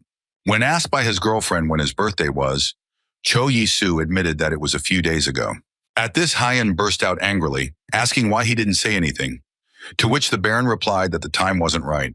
Pointing to herself, the girl ordered that next time he should say that she could celebrate instead of him. The young man looked at the elf in surprise, having no idea how to react to such words. However, a moment later, his lips stretched into a wide smile. Looking seriously at her friend, Heian told him that she wanted bread now. Mixing the dough in the kitchen, the Baron thought about the fact that he had not made desserts for his friend for a long time. She reminded him of the promise that he should make her one loaf a week. To Seth's objection, the Baron said that he likes to cook, so Seth should get used to the fact that he will be doing it often. At the chef's suggestion to at least try puff pastry, the boy said that it would be different from what he knew, so he ordered to watch. The young man explained that the main thing in a pie is the pleasant taste of butter and texture. Therefore, it was worth mixing the butter with half of the measured flour, stressing that it is necessary to use cold butter. After that, it was necessary to constantly knead the dough, gradually adding water to it. To Seth's startled look, Cho Isu explained that the colder the water he added, the crispier the dough would be. When the cook said that he really knew a lot, the Baron, kneading the dough, said that it all came with experience. The boy added that his mother was a great cook and baked bread, stressing that he should watch carefully, as he would have to do the same later. After some time, the finished millefeuille, decorated with cocoa powder and cream, was on the table. Putting his fingers to his chin, Seth questioned the name of the dessert, and Cho Yisu explained that if some of the ingredients were changed, the poppy could be changed. Taking a plate with dessert, the Baron decided that the most beautiful cake would be brought immediately by Haeyeon. Some he ordered to be packed up and sent to Mr. Craig, and the rest he allowed to be eaten with the other servants, for which the cook thanked him. After knocking on the door of the elf's room, Cho Isu waited for her to open the door. Opening the door sharply, the girl asked loudly why he took so long to prepare bread for her. However, the young man, happily smiling with a wide smile, said that she looks good with her hair. Haeyeon invited her friend into the room and offered to eat, but he told her to taste first. While her friend was taking a bite of millefeuille, the Baron tried to explain the principles of this dessert to her. However, she was no longer listening to him, chewing the cake, and a joyful smile shone on her face. Rising to her feet, the girl noticed that it was not bread, but an appetizer, to which Cho Isu explained that he had prepared a dessert. Noticing how the expression on her face had changed, the boy asked if she would finish eating. Pushing the plate towards him, the elf said that he could finish the cake. The Baron looked at his friend in surprise, which made her frown. Patting her stomach, she suggested that he open a pastry shop here. Breaking off a piece of dessert, the young man asked why such an idea suddenly arose. When the elf explained that the Meditz family was donating money for the construction of an art gallery, the boy asked how she knew about it if she sat in the room all day. Haeyeon didn't answer, however, instead turning to whatever conversation she thought would be appropriate about the pastry shop. She added that the bread he bakes can be considered a true art, so the confectionery would fit well into the business. After talking with Hyun, Cho Isu decided to discuss a matter with Lucas, for which he called him to his place. When he said that he had noticed him getting close to Kana, one of the maids, the butler, strenuously began to deny it. When Hans told them that they didn't stay away from each other at dinner, Lucas loudly shouted that they didn't. Cho Yisu said that things become more obvious when he's angry, but Kana's voice suddenly caught his attention. The girl asked with a smile if she could help him with anything, to which she received the answer that she could go about her business. Observing the strained posture of Lucas and his large eyes, the Baron thought that he represented innocence itself. The boys were distracted from further discussion of this topic by a knock on the door, behind which Kretz's voice could be heard. Cho Yisu looked at the door, thinking that he had completely forgotten about his friend's visit today. When the eldest son of the Meditz family walked into the living room, he asked why he wanted to meet with him today. Recalling Haeyeon's offer, the Baron explained that he would like to go into the restaurant business, but still had some doubts. He wondered what he should do to find a person who would understand this matter. Kreju said that to get professional help, he should contact the guild. He added that the guild has connections and people who will be able to purchase materials at cheap prices. Even if goods of the same quality are presented in a store, they will be sold cheaply in one store and expensive in another. Therefore, it was possible to find an informant who would find a suitable guild for him and his workers. After hearing that the Information Guild could provide him with such a person, Cho Yisu thought about such a proposal. In the meantime, Kreju explained that if he were to sell the recipes himself, there might be a leak of information, and for security it was worth finding information. Hearing that the Baron was worried about the shoe case, the eldest son of the Meditz family assured that he would find an informant for that as well. Raising his finger, Kreju reminded him that they had equal titles and were of the same age, so Cho Yisu suggested that they become friends. The next day, a young girl with short dark hair was already standing in his estate.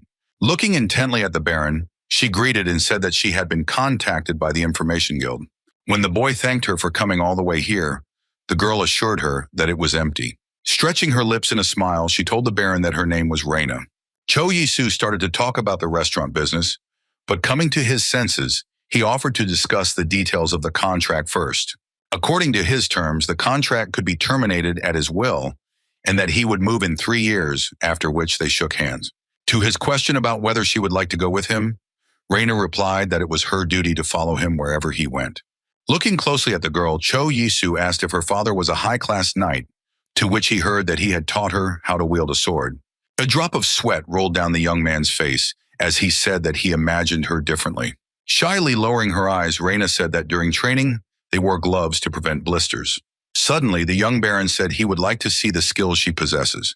For a moment, the girl froze, looking up at him carefully with her brown eyes.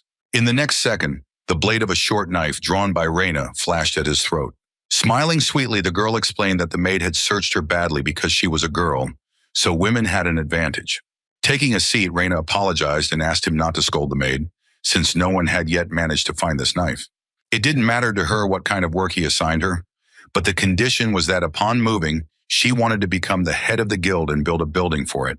Cho Yisu agreed, adding that she had a lot to do since he was new in town, to which she said she was looking forward to their work together. Reina froze for a moment, looking intently at the Baron and studying his face. Cho Yisu answered her in kind, his lips stretching into a warm smile. Reina remembered how her boss had once been furious when he came to ask when she would stop refusing orders. Scratching her ear, the girl said that if he wanted her to work, he should find her a handsome and rich employer.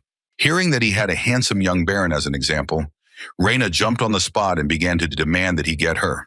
Clearing her throat, the girl now thought about the fact that he really turned out to be very cute. Cho Yisu explained that she could do her own thing in her spare time, but Reina countered that it wasn't a temporary job. When he offered her the use of a small room on the first floor and they were about to shake hands, Heian burst into the room. Seeing her, Reina froze for a moment, studying the new arrival in surprise. The elf was doing the same thing, not expecting to see the unknown girl. Looking at the Baron, she said she heard that a friend had hired an informant. Reina, meanwhile, did not expect at all that there would be a sorceress in the estate.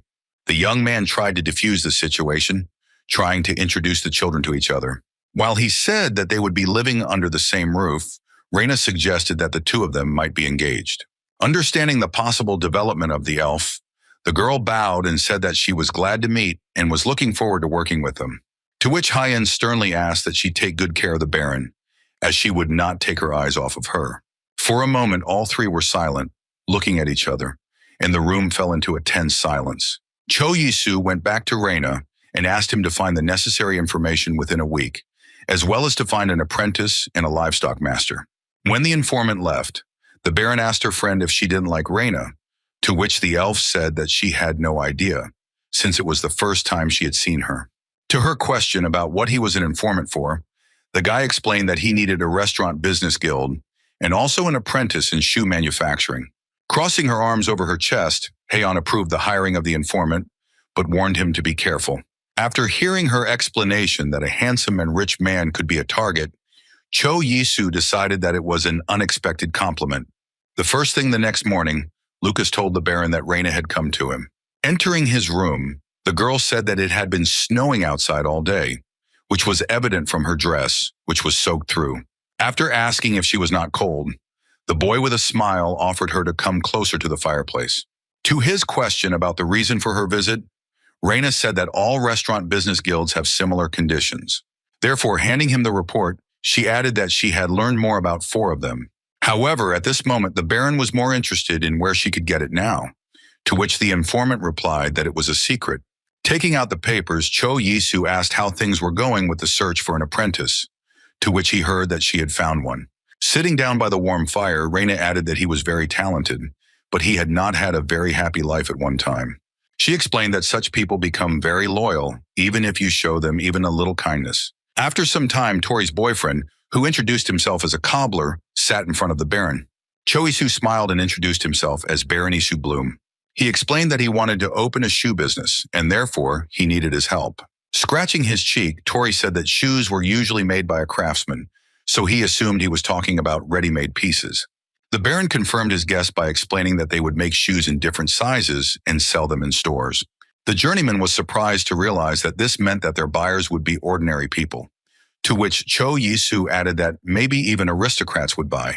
To begin with, he wanted to conclude a contract for 3 years with the boy that he would be the shoemaker of his family, receiving 5 gold a year, and then the salary could be increased to 7. Handing the document to Tori, the young man mentioned that when the servants sign the contract, they cannot divulge what goes on in the house. The journeyman was happy with such offers, so he looked at the extended contract with a happy look. When Cho Yisu returned to Korea, the first thing he did was to look for a recipe that he would like to make.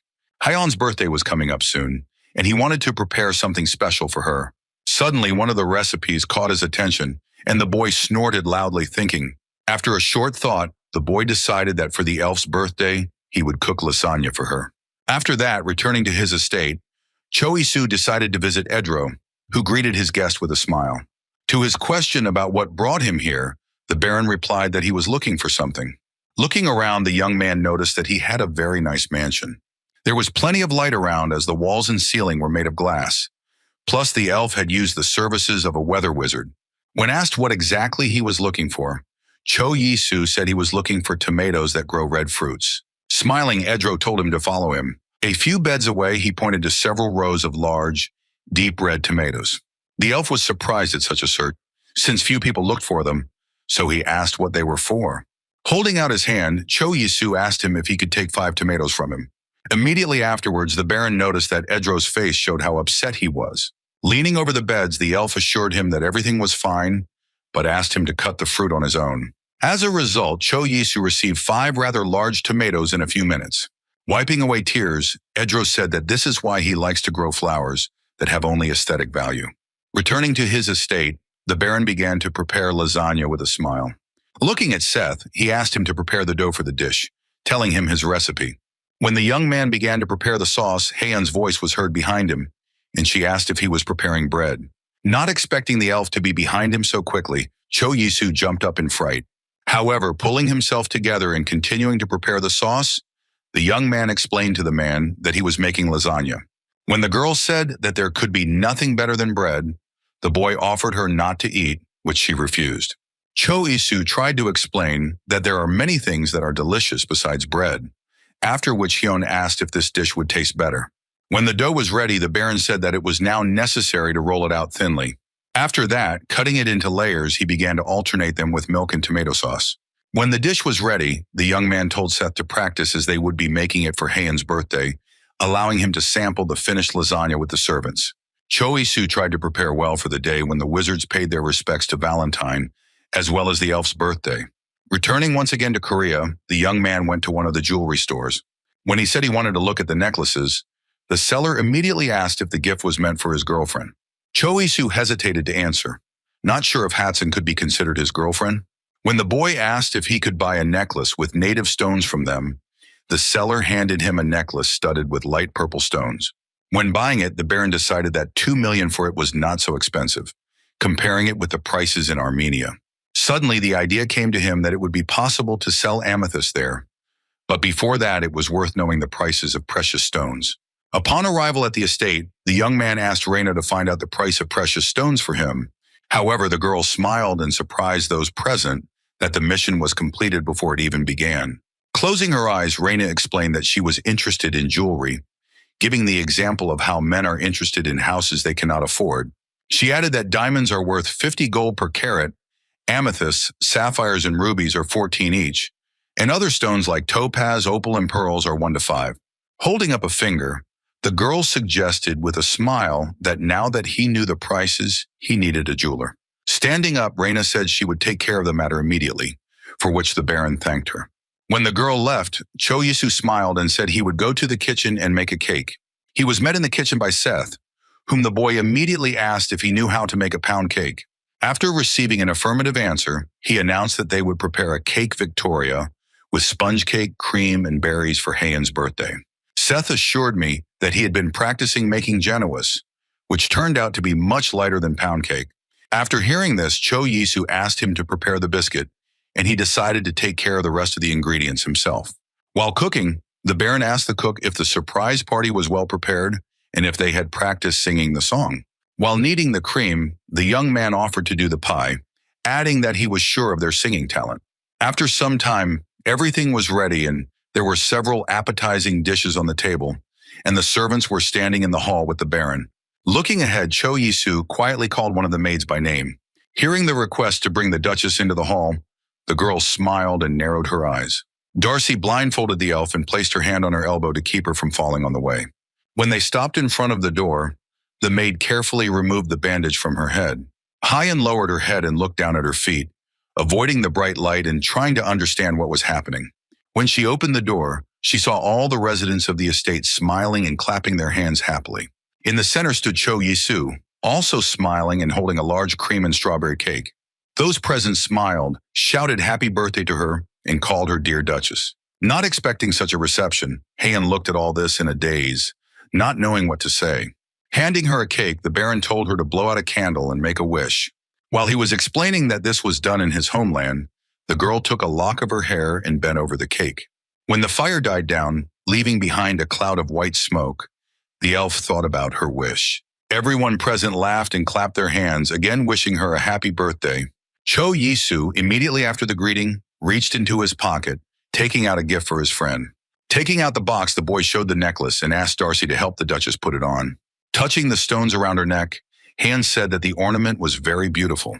Raina looked at it with a dazed look and wondered how many amethysts were in that necklace, noting that the Baron and the Duchess were quite a handsome couple.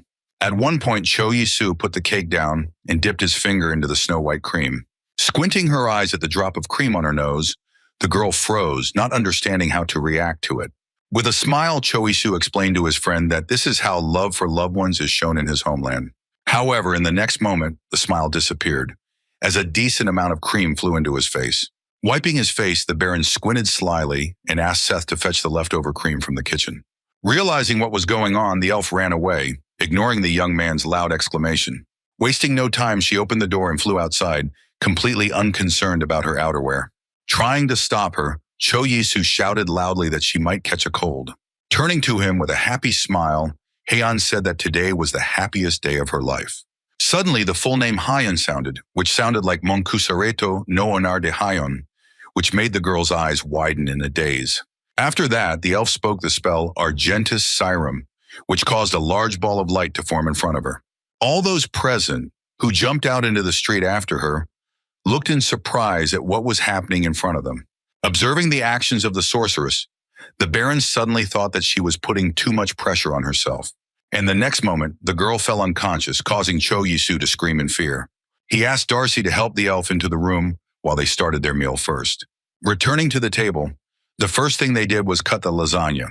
Looking at the cheese, which stretched appetizingly while the piece was lifted, everyone gasped in surprise. Everyone sat down at the table and began to taste the various dishes on the table, praising their taste. Meanwhile, Hyan sat in her room, burying her face in her hands and thinking about what she had done.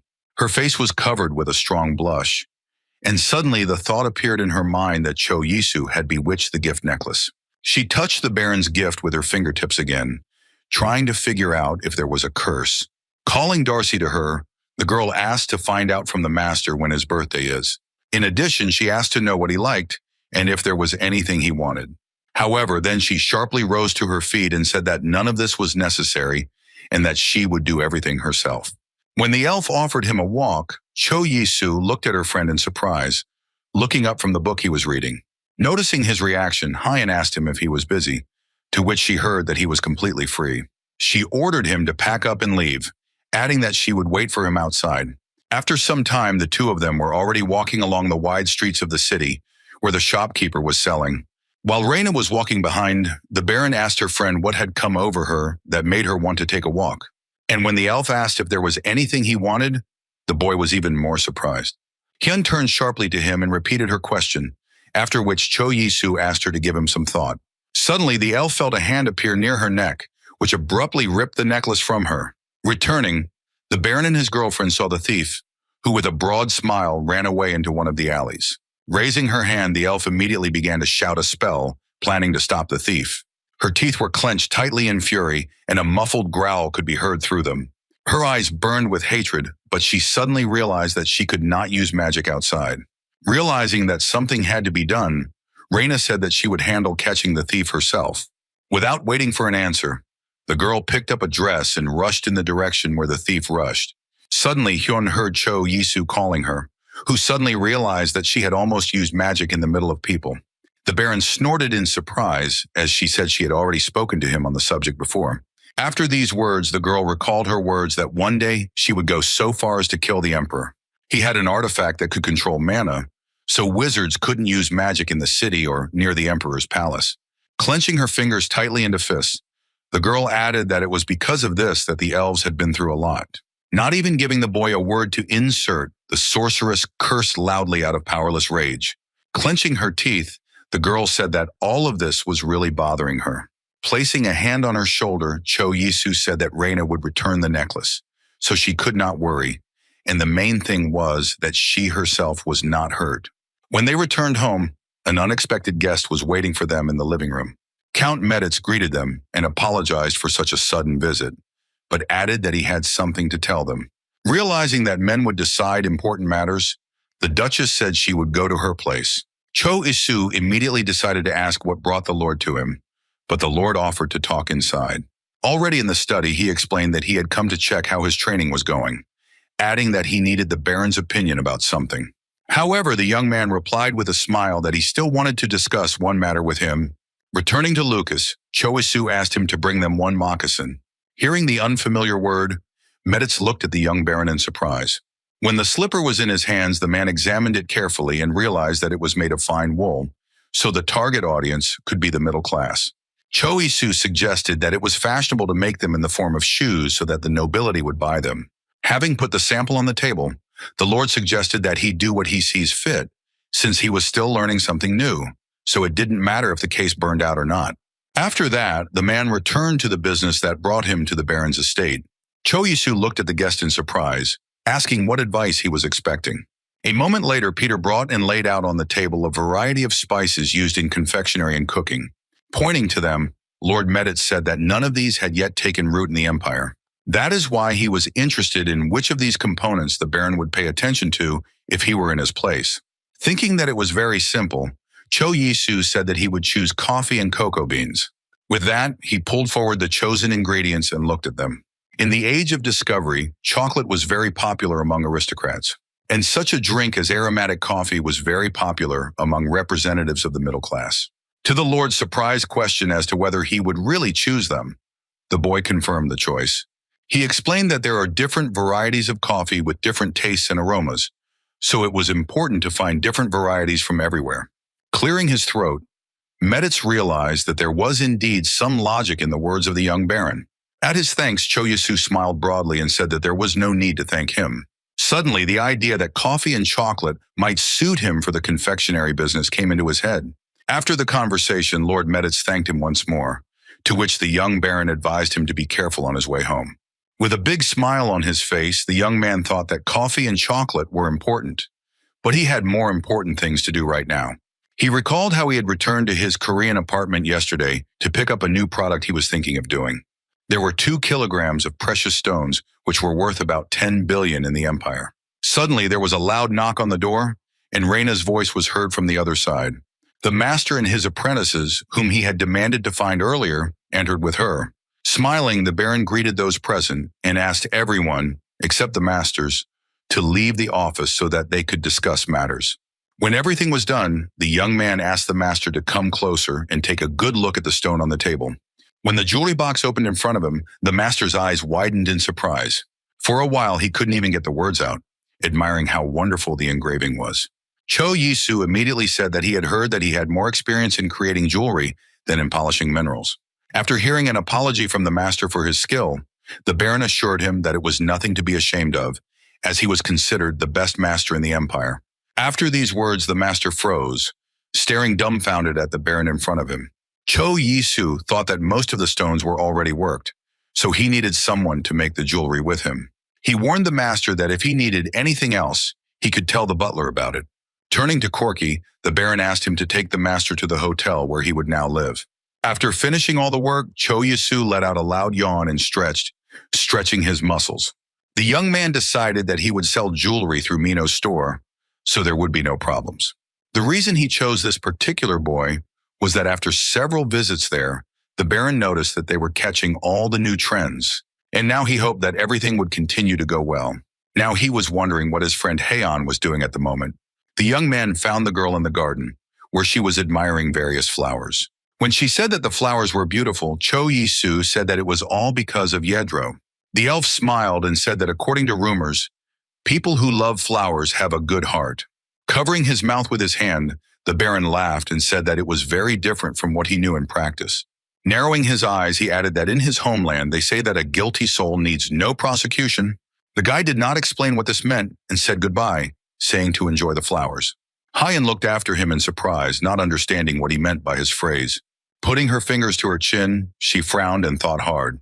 Suddenly, the Baron heard his girlfriend scream loudly and menacingly.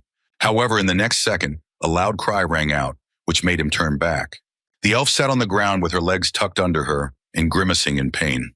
Running up to her, Cho Yi-soo asked her if she was okay and added that she should be more careful. However, while he tried to help her to her feet, the girl shouted that it was all his fault. Suddenly, the young man's attention was drawn to his girlfriend's palm, which was smeared with blood. However, Hayen abruptly took his hand away and growled that he could forget about it as the wound would heal itself. However, the Baron hissed loudly and warned that she might be left with a scar. Hearing his order to go to the house and ask for help, the elf froze for a moment, looking in front of her. After which she calmly agreed and turned around, heading back to the estate. Right after that, Cho Yi-soo heard the voice of the butler standing behind him and called him, drawing his attention. He said that a representative from the Strive store had come to him to make a deal on jewelry. After some time, he was already handing the box to one of the servants standing by the carriage. Already in the evening, sitting in his study, the Baron asked if Mino had already left, to which the butler said that he was glad that the jewels would be sold only in his shop. When asked if he said anything else, the man added that the boy talked about the excellent quality and price of the product. Placing his hand on his chin, Cho Yi-soo decided not to worry about it anymore. Suddenly, the butler handed him a letter sealed with wax seal. Taking out the letter, the Baron read that the addressee was Mint Chokomosha, unknown to him. After reading the name, which was literally fashionable to translate as mint chocolate mocha, the boy could barely contain himself not to laugh. He began to read the small lines of a message from a master jeweler who had heard rumors about the search for a jeweler. Cho Yi-soo thought about the fact that no one had contacted him like this before, and he should be careful with people who come out on him themselves. Looking at Corky, the young man asked him to give Reina orders to find information about this person. After some time diligently rubbing the man's back, Lucas asked him if he really wanted to be in the restaurant business. He pointed out that the jewelry business had done quite well, while restaurants could be very risky. Cho Yi-soo was silent for a moment, pondering the words the butler had told him. With a broad smile, the Baron clarified whether he did not want him to face difficulties. The young man explained that aristocrats use expensive and high-quality ingredients for cooking, and he wants to show that for delicious food, you only need the right recipe, and even cheap products can make a delicious dish. When Lucas started apologizing for taking up teaching him, without even having a clue how deep the idea was, Cho Yi-soo said it was all hollow. Suddenly, Hans entered the bathroom and announced with a broad smile that he had brought clothes for the Baron. Lucas immediately began to resent the fact that this was his job, to which the big man noticed that they could help each other. While the boys were arguing, the Baron asked them with a smile if they could do it when he left. The next morning, when Reina was giving the Baron a report on the jeweler who had recently contacted him, the guild had explained that Mint had been registered with their guild for a long time. In addition, despite the fact that he did not have great abilities, the master was very diligent. When she arrived at the Baron's estate, the girl decided that she should follow Mint. At the same time, the girl decided to immediately go to the master to make a report. Opening the door to the young man's office, Hayen's voice was suddenly heard from behind, quietly calling her name. Jumping away from the Duchess, the informant let out a loud cry, asking what she was doing here. When the elf said she wanted to ask something, Reina said she could ask her anything. Looking carefully at the informant, Hayan told her that she would like to work. Reina looked at the Duchess in surprise and asked her what work she was talking about, to which I heard in response that she wants to get into the water business, but observing all precautions. Upon the informant's words that there are always buyers for cheap goods, Hayan asked to learn more about it. When the conversation was finished, the elf exhaled tiredly and leaned back on the couch. Suddenly, the voices of Cho Yi-soo and Lord Meditz reached her, which made the girl listen. The men discussed their business, which they were going to do soon. The elf patiently waited outside the living room door for the conversation to be finished so as not to disturb them. Suddenly, the Lord's voice came from the room, saying that he was going back home. When he was about to leave, Hyan entered the living room, and Meditz was very surprised to see her. Looking carefully at the Duchess, the man greeted her, observing all the rules of etiquette. Keeping her eyes on him, the girl asked him if he remembered the promise he made to her at the international festival. He just smiled broadly and assured that he remembered everything perfectly. He knew perfectly well that she wanted to know information about what happened to her stepmother. The man found out that she bought an estate in the capital with the money she received as an inheritance, and also transferred the Tula of all the servants. The Lord wanted to add something else, but the elf clenched her fists tightly and said that this was quite enough. Covering her face with her hand, the girl took a deep breath, trying to collect her thoughts. She decided to wait a little longer to be able to take everything that belonged to her without leaving a penny to her enemies. Arriving at Choyisu, Hyun loudly suggested that he go and take a walk. The Baron, not expecting such an offer, paused for a moment and asked if she wanted to take a walk right now. The elf said that she wanted to do it right now and suggested that he go to the annex. Quite unexpectedly, Choyisu asked his friend if anything had happened to her in the past. The guy explained that she hadn't let anyone in the annex before, and she looked a bit tired. Raising a finger, the elf told him to just follow her and close his eyes.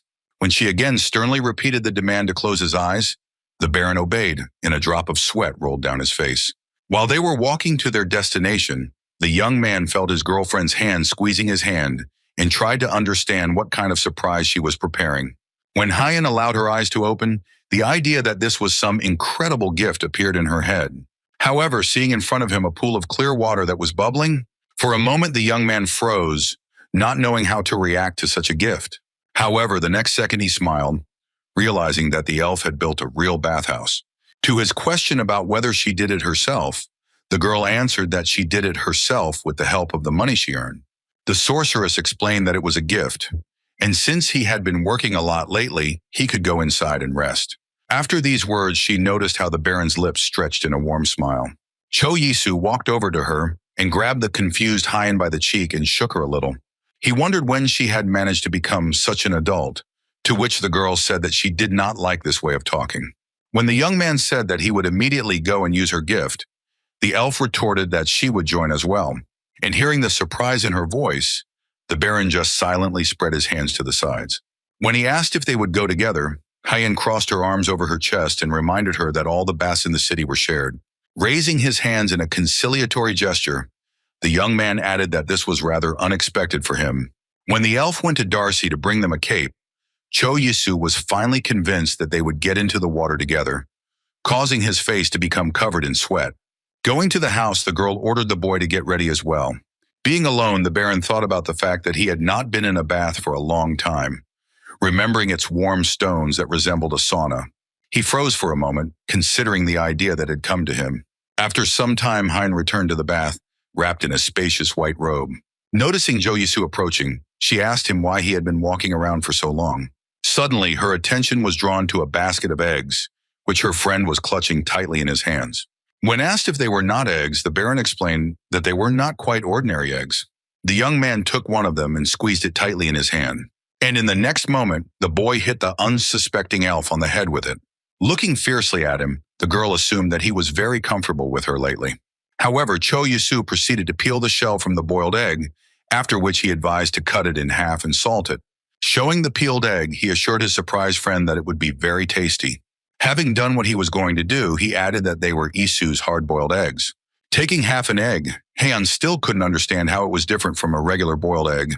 Realizing that his friend was starting to boil, the guy rushed to convince her that it was worth just trying.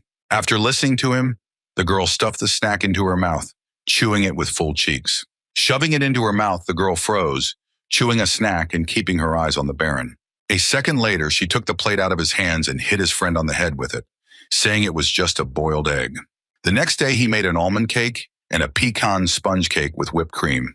The elf admitted that the names of the desserts were very difficult, but they turned out to be tastier than a boiled egg. However, looking at him with a murderous look, the girl asked why there was no milk with the biscuits. Returning to Lucas, Choyisu asked him to bring a glass of milk. When he said that he was too busy to cook every day, Han said that one loaf of bread a week would also do. Smiling broadly, the boy suggested that next time she take bread and go on a picnic. The elf greeted this offer with a joyful smile and agreed with it. At the Baron's words that she looked beautiful when she smiled, the girl froze in surprise for a moment. However, in the next moment, a completely different thought appeared in her head. Frowning angrily, she asked if that meant she wasn't beautiful when she wasn't smiling. However, Cho Yi-soo quickly found a way out and suggested that she try the sponge cake with whipped cream. At the same time, he pushed a glass of milk to her so that the dish would not look dry. Wasting no time, Han washed down a large piece of pastry with a generous gulp of milk. Lucas and the Baron followed her in surprise as they listened to the sounds that accompanied the drinking. Lowering her glass, the elf said that with milk, the biscuit tasted just perfect. Watching her continue to eat the biscuits, Cho Yi-soo advised her to take her time. Keeping his eyes on his friend, the Baron warned that Reina would soon bring a guest to them, so he asked if she wanted to finish her meal in her room. When the girl said that she had finished everything and would stay with him, the young man was surprised when she managed to do it. After some time, a young girl with light blue hair appeared in the office, who introduced herself as the craftswoman Mint Chocomocha. Looking at the guest, the Baron asked if she really wanted to join their workshop. Folding her hands, Min explained that she had seen Strive's jewelry in the shop and had simply fallen in love with it. However, Reina looked sternly at the visitor and asked how she knew that the jewelry was sold from here. For a moment, the craftswoman was silent and her lips stretched into a wide smile. Right after, she explained that her friend is very close to Mr. Strive, so she knows. These words made Cho Yi-soo think hard enough, which made him look closely at the girl. He knew full well that Mino and his family were not the kind of people who would spread such information. However, Han suddenly noticed that the girl's manner of speaking was not entirely appropriate. The Baron decided to defuse the situation and assured Mint that he would let her know if they needed a wizard. Crossing her arms over her chest, the Duchess said unhappily that she should be more careful with such people. Immediately after these words, she got up from the couch to go to her room. Cho Yi-soo did not understand what was happening, so he tried to call his friend by name, still wondering about her character. Suddenly, his attention was drawn to Reina, who asked him what he was planning to do. Meanwhile, Mint herself came to the Emperor's bed, where the Emperor was already waiting for her. With a wide, sly smile, she said that he should not be in any hurry. However, he smiled and replied that he was just very interested.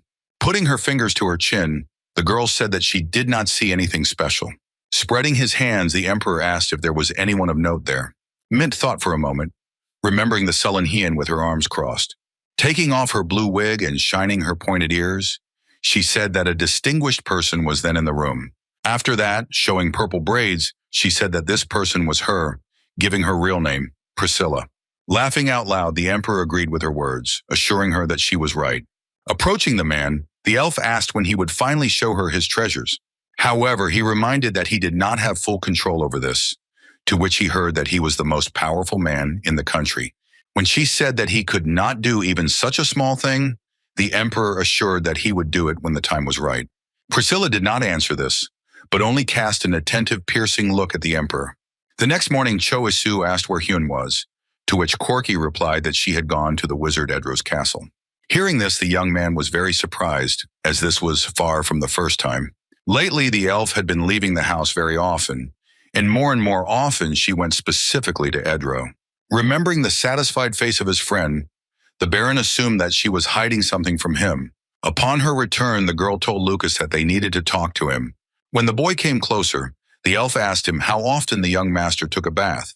In response to her words that she smells a strange smell every time she is in his room, the butler assured her that the Baron takes a bath regularly. He added that men who live alone usually have such a smell. When it became clear that the girl was having doubts, Hans entered the conversation, who confirmed his colleague's words with a smile. He added that his father called it a man's smell, after the appearance of which it was quite fashionable to consider a boy a man.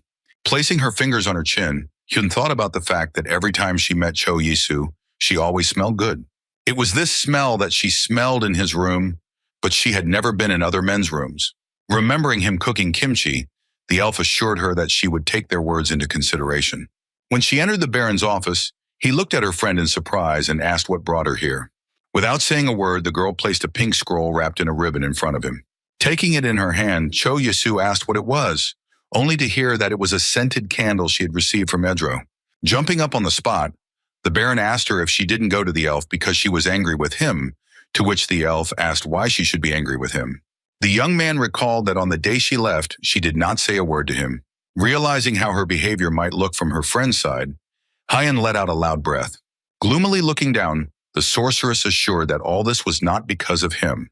However, the girl did not want to explain why she behaved like that. Instead, she asked to light a candle. Cho Yisu obediently took the candle out of the package and lit a light on it, which immediately filled the room with pleasant aromas. Having heard from the Baron that the aroma was pleasant, the elf answered that she was thinking of making one for Reina as well. When Cho Yisu asked if he was a guinea pig, to which Hyan offered to give him a gift if he didn't like it. After that, she asked if he really bought a new house, to which Cho Yisu explained that they had more employees.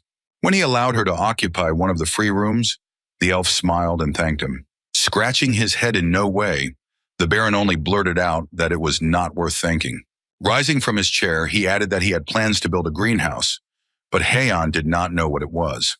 He explained that it is a warm room where you can grow flowers even when the winter is fierce outside. Hearing that she wanted to go to Edro to get herbs, the boy smiled and said that it was very problematic to go outside in the cold. Instead, the elf offered to build another open-air bathhouse, but instead he was required to build 2 more greenhouses. After some time, Cho Yisu gathered all the residents of his estate, asking if everyone was ready for the picnic. All in unison, gathered around him, gave him an affirmative answer. The young man thought with disappointment that very few people were coming with him, but he understood that it was not much fun to have fun with the boss. However, he was sure that the others also had fun when they were allowed to go outside. After a certain time, everyone came for a picnic to a large waterfall among the trees. Placing a hand over his eyes to shield them from the sun, Cho Yisu decided to take in the surrounding landscape. Lucas and Hans waved at him, urging him to come to them. When he approached the large blanket, he saw that Hyan had already settled there. Sitting down on the ground, he invited others present to join the picnic. When Reina said that the Mediste family had almost finished building the gallery, the boy added that he planned to open a pastry shop not far from there. He considered opening the bakery in early winter, when the gallery was completed, and selling moccasins in early fall. At that moment, his attention was drawn by Hyan, who called him holding a sandwich in her hands. Pointing to the snack, she drew his attention to the green strips, to which the boy explained that it was a cucumber. Handing the sandwich to him, the girl asked him to pull it out, but the young man asked her if she had any hands. The elf with a completely calm face confirmed his guess about the absence of hands. Noticing how she hides her hands behind her back at these words, Cho Yisu was outraged at such an obvious lie. Watching all of this, Reina thought that the elf had a rather cute personality trait. Hiding her hands behind her back, she also tried to ask the Baron to take the cucumbers out of the sandwich. However, she suddenly froze, staring blankly in front of her. She shook with shame when the girl realized how impolite it looked to the Baron. Handing a new sandwich to the elf, Cho Yisu said that the smell of cucumbers still lingered. Taking a bite, Hyan thanked her and said that she should hide her hands more often. Popping the snack into her mouth, she asked if he had that sponge cake with whipped cream. Lucas, meanwhile, glared at Hans, telling him not to eat 2 sandwiches at once. After returning to the estate, the Baron again began to do his business. Carefully studying the list of people who already work for him, the guy calculated that the labor costs would be about 85 million. However, realizing that his profit is 4.8 billion, he stretched his lips in a satisfied smile. Continuing to review their business records, the young man read that they had not yet sold a single pair of moccasins. However, aside from the delay, while they decided on a location, things were going pretty well. Since the construction of the workshop and dormitories was completed, he could safely hire 10 more workers. In this case, the net income he will receive from the sale of jewelry will be 20 billion. After the cost and profit calculations were complete, Cho Yisu loudly called Corky to him. The young man asked the butler to hire 5 more handymen, entrusting the training of Lucas and Darcy. Hyan, meanwhile, was sitting in her room, enjoying a delicious pastry. Hearing that she was being called, the girl raised her head with interest and turned to the sound with interest. With a big smile on his face, the Baron told his friend that the greenhouse was finished, so he suggested that she go and have a look. After going outside, they went along the bamboo forest to where the greenhouse was built. While they were on their way to their destination, the Baron asked his friend if she had really left the scented candles as a gift for the servants. Looking down, Hyan said she was glad there was still work she could do. Hearing the words that she was becoming happier due to the joy of the servants, the boy smiled and noticed that she had grown a lot. After these words, the elf looked at her friend in surprise, thinking about what he said. And although he wasn't the only one saying it to her, it was very nice to hear him say it to our Hyun, so the girl smiled. Cho Isu asked her if she would go with him when he went to the Ober estate, to which she replied that Elfon was there, so she would gladly keep him company. When the boy said that it was better to go together, the elf drew attention to the fact that he was really happy. To his question about what she plans to plant in the greenhouse, Hyun replied that she would first plant the herbs needed to make the scented candles. And at the expense of the flower bed, the Baron suggested planting flowers opposite the aromatic herbs. While admiring the sunset against the background of the bamboo forest, they discussed the possibility of planting tomatoes. After some time, while walking around the city, a surprised Lucas noticed a pair of moccasins in one of the shop windows. Hans did not understand what was happening at first, so he asked his colleague why he was standing there. When Lucas called him to his place, the big man said that they had bought everything they needed, but the butler assured him that was not the case. Pointing to the window with his finger, he asked him if they were sometimes moccasins. When Hans confirmed his guess, the boy said that they didn't seem to have started shoe production yet. Handing over the hefty packages, Lucas asked him to wait outside for a while. Having entered the store, he immediately rushed to the seller, who asked not to disturb him if he did not take anything. Taking a pair of shoes in his hands, Lucas assured him that he would buy them, as he had never seen anything like them before. When asked what they were called, the seller replied that they were woolen shoes that had recently appeared. Hearing that a pair cost 1 gold, Lucas bought them without thinking. Upon returning home, the first thing the boy found was Corky, who was calmly standing in the hallway. Hearing the cry, he immediately asked why he raised such a lament. Not understanding what was happening, looking at a pair of shoes, he asked if they were moccasins, to which Lucas said he had just smoked them in the shopping district. Frowning, Corky decided that this should be reported to the Baron immediately. Sitting in his office and looking at the shoes he had bought, Cho Yisu wondered if he had actually bought them that morning. The valet confirmed this, adding that they were being sold at a cheaper price that they had decided to set. Looking carefully at the shoes, the young man said that there could only be 2 options. Either someone came up with the same thing they did, or they had a leak, so he ordered Tori to be called into his office. Examining their moccasins and the shoes Lucas had bought, the master said they were not identical, but too similar to be considered a coincidence. The quality was slightly worse than their shoes, as they used low-quality, mass-produced leather, and low-quality wool was not even properly cleaned before use. Fiercely clutching the purchased shoes, Tori was indignant that the shopkeeper had asked as much as 1 gold coin for such rubbish. Noticing that the leather was not water-repellent, he concluded that such shoes would be thrown away after 1 winter wear. When Corky approached him and asked him to calm down, causing Tori to apologize. Suddenly, the master was worried about his shoes, which he had made, but the Baron reassured him, assuring him that people would distinguish their quality shoes. As Tori left for the workshop, Cho Yasu quietly advised him to rest for a while. Looking at his trail, the young man exhaled heavily, thinking about what he should do now. Before Tori had time to leave the office, Reina entered, who still did not know what was happening. Hearing that the Baron was about to call her, the girl looked at him in surprise. When he told her everything that had happened and asked her to take up the matter, she assured her that she would do so immediately. Watching Reina rush out of the office, the Baron called Corky over to him. Staring at the butler, Cho Yisu said that they would put the moccasins up for sale tomorrow, as that would dispel suspicions that they had stolen the idea. When the butler went to the workshop with the order to deliver the shoes to the store, the Baron flopped wearily on the sofa, trying to understand what was happening. Throwing his head back and taking a deep breath, he only prayed that it was all just a coincidence. However, if it was stealing his idea, then he knew only one person who could hold a grudge and do something like that. First, he introduced himself at an international festival and met the Meditz family. After that, he was able to establish a relationship between them and the Kruno family, and finally managed to win the trust of the Kruno family by showing them how to use vanilla beans. In addition, he used these connections to open a jewelry store and make a statement. And the only family to whom all this could stand a bone across the throat was the family of Pat. Meanwhile, at Viscount Pat's residence, the butler reported that woolen shoes had taken 80% of the market and moccasins 20%. The Viscountess raised the cup to her hands and took one small sip of tea. Looking at the servant, she asked about Baron Bloom's reaction to this. After hearing that they gave out horse fat when selling shoes, the woman ordered to reduce the price of woolen shoes. After that, she returned to her husband and said that she heard that there was also a problem with jewelry sales. He explained that he had selected the best craftsmen, But this did not help to surpass the Baron in stone engraving. To which the Viscountess assured that, according to the informant, Bloom personally handed over the jewels to the artisans. To which the Viscount replied that he must have been hiding very talented craftsmen. Noticing that the relationship between the Meditz and Kruno families had changed strangely after the appearance of the Baron, the woman proposed to stop working with Kruno. He assured his wife that this was not a problem, as the Kruno family would continue to live as the second most influential family in the empire. However, instead it will be more beneficial to help break her relationship with the Meditz family. Covering her mouth with her hand, the Viscountess laughed, offering to get rid of those of lower rank from the Meditz family. She thought that she couldn't let them do whatever they wanted, so she would do anything to leave her family as the most powerful.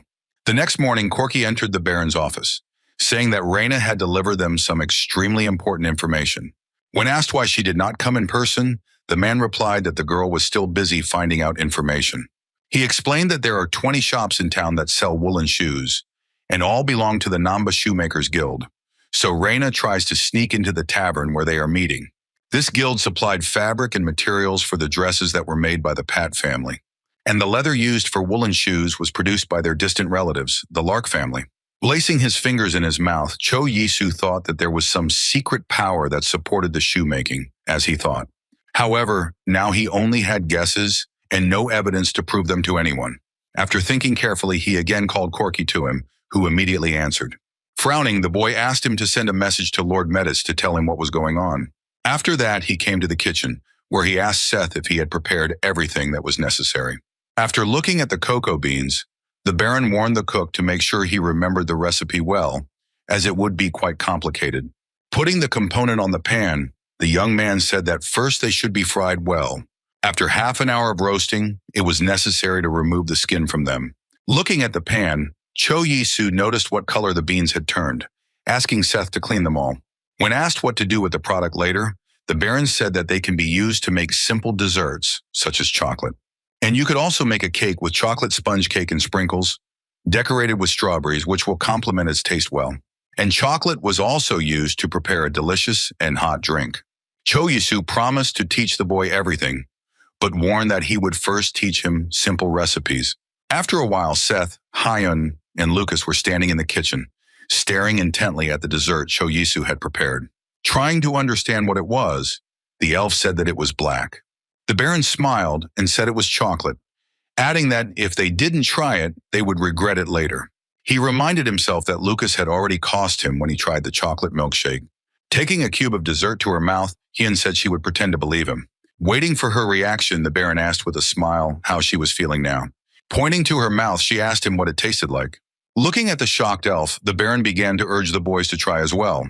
After eating a piece of chocolate, the valet said that the taste was not the same as last time. Seth, stuffing the chocolate candy into his mouth, frowned, trying to comprehend what he was feeling.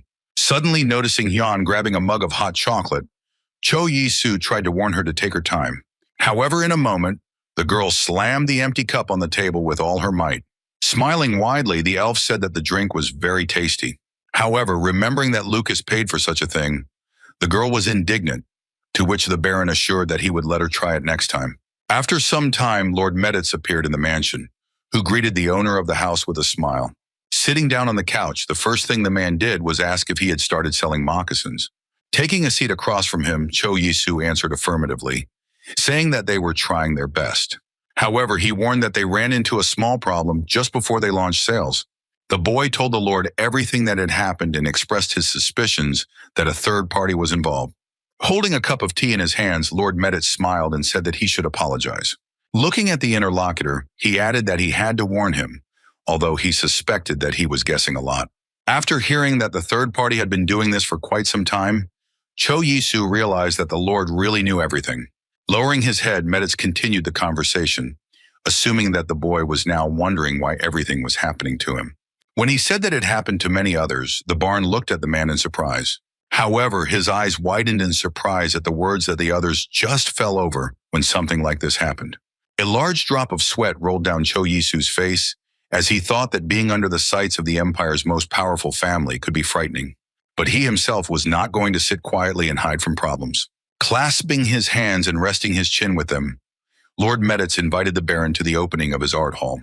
He added that it was there that he planned to announce that the Ions were cooperating amicably. When asked if everything was fine, the Lord replied that knowing their connections, the enemies would at least not try to kill him. After thinking about it, Cho Yisu realized that everything was much more serious than he thought, and Meditz advised him to strengthen his military power, since the boy had recently started a jewelry business. Immediately after these words, the Baron took out a large red box to boast of his achievements. Lord Meditz looked at the array of jewelry in surprise, joking that it looked like a bribe. Cho Yisu held out the box to him, confirming his guesses with a smile. He looked at him questioningly, but his lips stretched into a satisfied smile. The young man said that he would like to thank him for everything he did for him with this gift.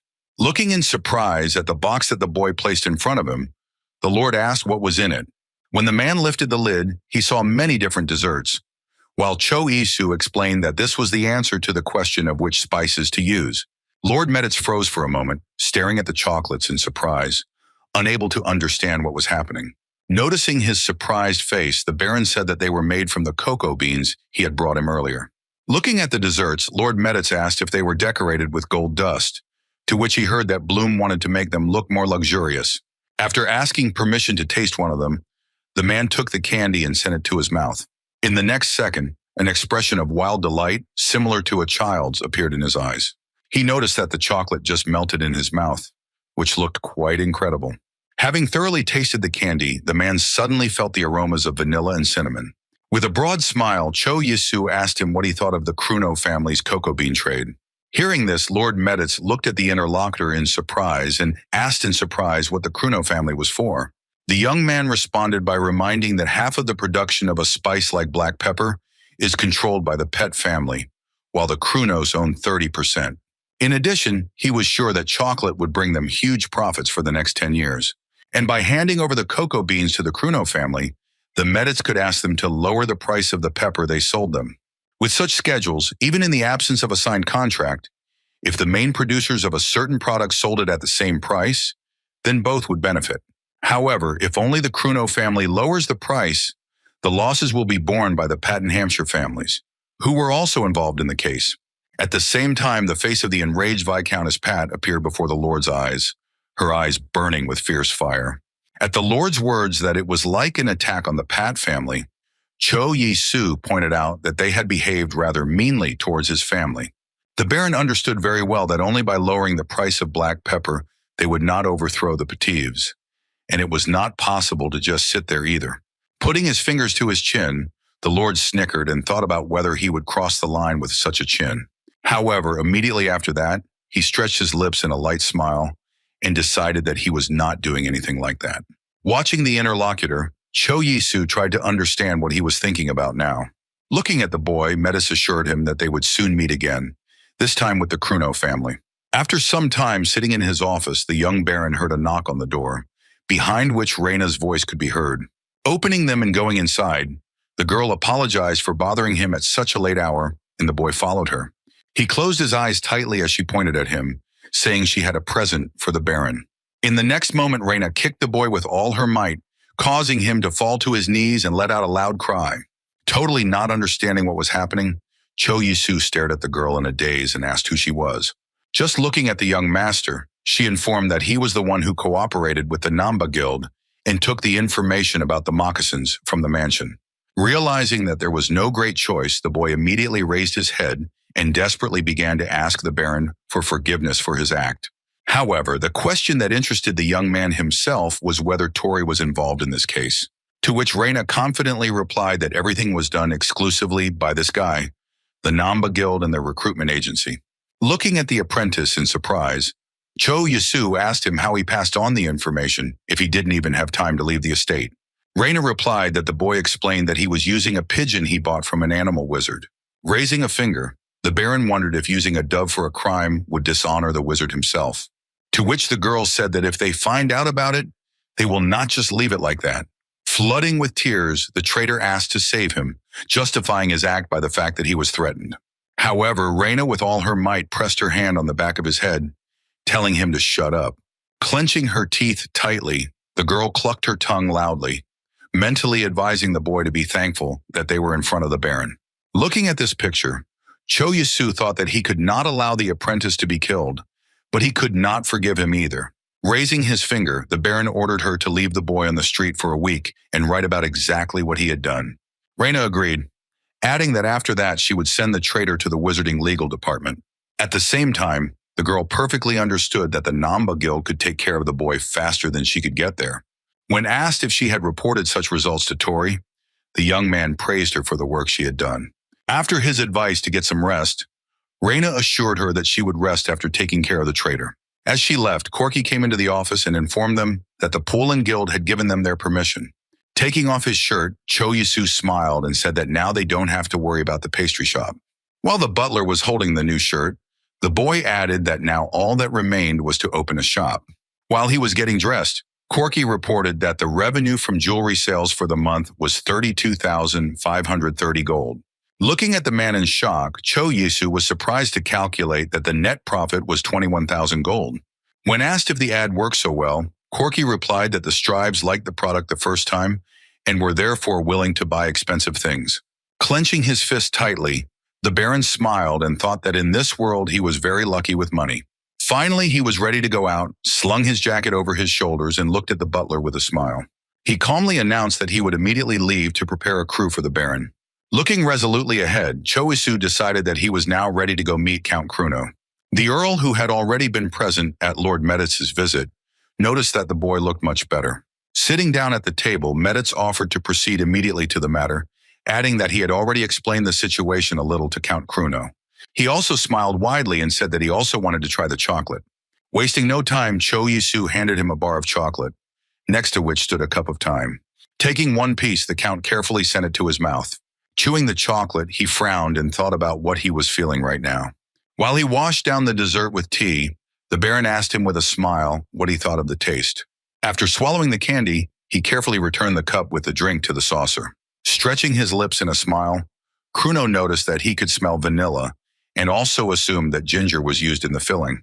At the same time, the man explained that ginger and vanilla were the main spices used by their family, so he noticed the boy's attentiveness. Hearing that he liked it very much, Lord Meditz asked with a smile if he accepted his offer. He agreed, but added that it would be difficult to keep black pepper prices low until chocolate became known throughout the empire. At that moment, the young Baron joined the discussion, who assured that it was not a good idea to worry about it, as he was going to promote chocolate at any cost. However, their main goal was to give a little scare to the family that was interfering with their business. Hearing this, Count Kruno smiled sincerely, folding his hands in front of him. He didn't care how much they made, as he was content to cut costs by reducing the cost of pepper with the help of cocoa. However, Cho Yasu assured them that if they decided to do it, it would be better to make as much profit as possible. But he was a little worried about the aspect that their actions could spoil relations with other families. A wide smile bloomed on Count Kruno's face as he said that they had already thought about it. The young Baron began to wave his hands, assuring that he did not mean that at all. Banging his palm on the table, the man assured that the central government had not shown signs of disunity for a long time, and now he was absolutely sure that the power of the center would be re-established very soon. To the words that he is still too young, so he is worried, the man added that if the young people knew everything, it would be unfair to the old. After that, the boy said goodbye to him, thanking him for coming to the meeting today. Left alone with the Lord, the young man asked him if he was interested in a new business. He said that he plans to open a bakery near the art hall, which will serve a variety of desserts, including chocolate. Pointing to the table, Meditz replied that there were a few things he would like to say to the young noble. The first was that he would like to order a jewelry set from him, consisting of a ring, necklace, and earrings.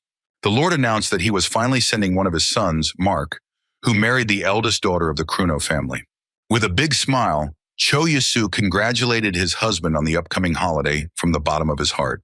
However, it suddenly dawned on him that this would mean turning his back on the Pat family in favor of the Kruno family. Paying attention to his expression, Lord Meditz smiled and said that he could guess what thoughts were going through his mind right now. Without putting a finger to his chin, the Baron admitted that he had never thought about a marriage between the two families. The Lord assured him that as long as everything was mutual, things were moving quickly enough, so there was no need to worry about Pat's family. He warned that the gift budget was 50,000 gold, so he advised the Baron to think. When asked what he thought of the bakery near the gallery, the man said that he had told Krieg about it, and since it had something to do with their Baron, he promised to think about it. When told that he should look at the location first, Medit said he would alert the manager. When Cho Yisu returned to his estate in the evening, he was met by Lucas right at the door of the house. When the Baron asked him if nothing had happened to him, he looked at the young gentleman in surprise. Raising his hands, the boy immediately began to convince that he was actually all right. However, Cho Yisu said that he heard from Corky that Kana and Nikki only recently started dating. Placing his hand on the valet's shoulder, the Baron tried to reassure him that this was not the only woman in the world. At the words that she was the only one he could date here, Cho Yisu thought that there were only 4 completely different women in the house. A tear rolled down his cheek as Lucas said that Kana was bringing snacks and smiling, and he thought she liked it. Instead, the Baron asked the boy what exactly he had done, and noticing how the boy was bursting with tears, realized that nothing had been done. Pointing to himself, the young man advised the valet to turn to him if he liked someone again. When asked if he was also dating someone, the Baron proudly held up 3 fingers. Hearing the surprise in Lucas's voice, Cho Yisu assumed that he was becoming jealous of him. However, he assured that this was not the case, as he understood that the gentleman met 3 times, but could not get married. This news just pierced his chest like a sharp arrow. Suddenly, Lucas assumed with fright that the Baron had simply been rejected 3 times, but he told him not to talk nonsense and to prepare a bath. When the valet ran without wasting time to carry out his orders, completely forgetting about his problems, the Baron smiled. Approaching the window, the boy looked at the street and thought that it was quite cold. Suddenly, there was a loud knock at the door, and Seiya's voice was heard from the corridor, and the young man allowed him to enter. Opening the door and looking into the office, the cook said he had something to tell him. Not understanding what he was trying to tell him, Cho Yisu turned around with interest, waiting for the continuation. Seth nodded, choosing his words, but the Baron told him not to pull the cat by the details, as it was very nerve-wracking. Clenching his fist tightly, the cook announced that he planned to take part in the Imperial cooking competition. As the Baron asked for more details about the contest, Seth imagined a table covered with sumptuous dishes. Deciding to start with the benefits of participating in the competition, the chef said that after it, he would gain reputation and honor. And the disadvantage was that it was fashionable to fall under the sights of the imperial family. However, pointing to himself, Cho Yisu ardently assured the boy that he would not lose the competition under any circumstances. However, Seth kept his head down and said that he wanted to go to the competition because of his teacher. When he lifted his sleeve, the Baron gasped in shock at the huge burn, while the cook explained that it wasn't due to cooking. Without raising his head, Seth explained that he had abused him very often. On those days when he made mistakes, the pan would immediately start heating up in the flame of the stove. In order not to cry out in pain, the boy clenched his teeth tightly when the teacher put the frying pan on his hand. Covering his mouth with his hand, Cho Yisu thought about Seth's teacher being a psycho. Hearing that the boy wanted to show the teacher that he had met another master, he suggested that he apply and think about it, thinking that Seth should not be taken away. After some time, Lord Meditz announced the opening of an art gallery, where representatives of noble families gathered. As she exited the carriage, Reina turned and held out her hand to the Duchess to help her out. When the elf asked where the Baron was, the girl explained that he would come later and offered to wait in his cafe. When they set out in the direction of the bakery, a girl in a winged hat was heading towards them, holding him back from the wind. However, in one moment it was not possible to hold it, and the wind suddenly tore it from his head. But Reina was not lost and reached out and grabbed an element of clothing. Approaching the stranger, the girl asked her if it belonged to her. But she smiled and reached for the hat, saying that it belonged to her. Reina froze, staring at the unknown girl with a stunned look.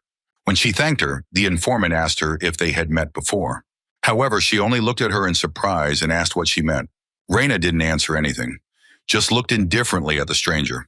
Thinking mentally, Priscilla noticed that the Baron's informant was quite attentive. And now she even barely recognized her, despite her strong disguise. Looking at the elf, she thought that it would be up to her to leave the Duchess alone or sell her to the Emperor. After adjusting the hat, the stranger apologized and ran away. Drilling the back of the girl's head with a careful look, Reina was lost in her thoughts for a moment. Hyan, who came up, asked her what exactly it was. They went on, not paying attention to how the stranger stopped, following him with a sideways glance. In a few minutes, the girls were sitting on the balcony of the bakery, enjoying tea and desserts. Looking down, Reina noticed with a smile that the garden there was very beautiful. Taking a small sip, the elf answered that it was much warmer in the Oberlin, so she could see more flowers there. Smiling, the informant asked how it happened that she and the Baron lived together for so long. However, the elf answered with an indifferent expression that all this was only because of the bread. Raina froze, trying to process what she had just heard, as she had heard that the Duchess was really into bread. She was distracted from her thoughts by the voice of the Baron, who was standing below, waving to them and drawing their attention. The girls turned their heads and looked at Choisa. He smiled widely and waved his hand, showing that he had already completed all the tasks. When he went up to them, he asked how long the wines had been waiting for him, to which Heian replied that it was not long at all. Looking at the Edda Yerka that was on the table, the Baron asked his friend who loved bread, and she had already tasted something. The elf answered that it was very nice to eat 5 pieces of bread, if before that she ate one a day. Choisu laughed, causing the girl to lash out at him furiously. Frowning, Heian reminded him that he was actually younger than her, so the Baron fell silent. When he asked if they had already looked around the art hall, the girls said that they had not yet had time to do so. Having already returned home, the young man received a report that they had earned 835 gold. Corky said that they had 28 guests today, causing Cho Yisu to ask if the average income of a commoner was around 200 gold. At the same time, the butler added that the southeastern nobility complained that the bakery was far away, since the Hall of Arts was located in the northwest. After that, the Baron was interested in what people said about moccasins. Corky explained that people talk a lot about Namba Guild shoes, calling them fake moccasins. Regarding the gift for Master Mark, the butler said that he would like to pay by check so the Baron could come to him later. Rubbing his shoulder wearily, Cho Yisu noticed that things were finally starting to stabilize. After Corky said that he had done a lot in just 1 year, the Baron looked ahead intently. During the period since his arrival, he constantly walked through the portal, conducting various studies. And during this time, the young man managed to earn 3 million won. All this became possible thanks to the good work of its employees. Everyone on his team tried to do the job well, so the Baron could do business. Opening the drawer door, the boy said he would think of a special reward for those who had worked well all year. Taking out a box from there, Cho Yisu handed it to Corky with a smile. When asked what it was, the Baron just smiled broadly, looking at the butler. Lifting the lid, he showed the man small bags filled with money. To Corky's surprised look, the young man explained that it was his way of thanking everyone for a job well done. Taking the bag, the butler looked at the master in surprise and asked if he would just give it to him. However, Cho Yisu explained that he was not giving it to him for nothing, but for his good work. The guy added that before making such a decision, he calculated all the profit well. Therefore, those who perform well will receive a year's salary, while others will receive 6 months' salary and asked to keep it a secret. The next morning, Cho Yisu asked if Seth had prepared well for the upcoming competition. Sitting down on the sofa and folding his hands in his lap, the cook replied that he had almost finished the preparation. The Baron smiled and assured that he would definitely pass the selection round, and he himself was thinking about what he would do if he was excluded. With these words, Seth replied that there was no need to worry about it, as he also had a plan. Shaking his head, Cho Yisu advised him good luck and to do his best to teach his former mentor. A few days later, they arrived at the Imperial Palace, where the competition was to be held. The chefs who participated in the competition stood on either side of the red carpet, where work tables were placed under the walls. In the place where the path ended, a large table was placed under the wall, where the members of the jury and the emperor sat. Seth stared at them intently, afraid of what his former teacher would do when he recognized him. On the other side, there was a small tribune where there were spectators who wanted to watch the competition. Watching his subordinate intently, Cho Yisu mentally wished him luck. Suddenly, his attention was drawn to a man sitting in the center of the large table of judges, and from the large throne, the Baron guessed that it was the emperor. Looking at the ruler, Cho Yisu suddenly thought that he did not look like a bad person. The rest of the jury members sat at the table, calmly waiting for the culinary competition to begin. Suddenly, one of them snorted quietly, and his face twisted into a sour grimace. All of the man's attention was focused on the figure of Seth, who was standing among the participants. The man wondered how he dared to appear here after his escape, but decided that he would criticize each of his dishes. As if sensing a close eye on him, Seth stared blankly in front of him, a drop of sweat running down his face.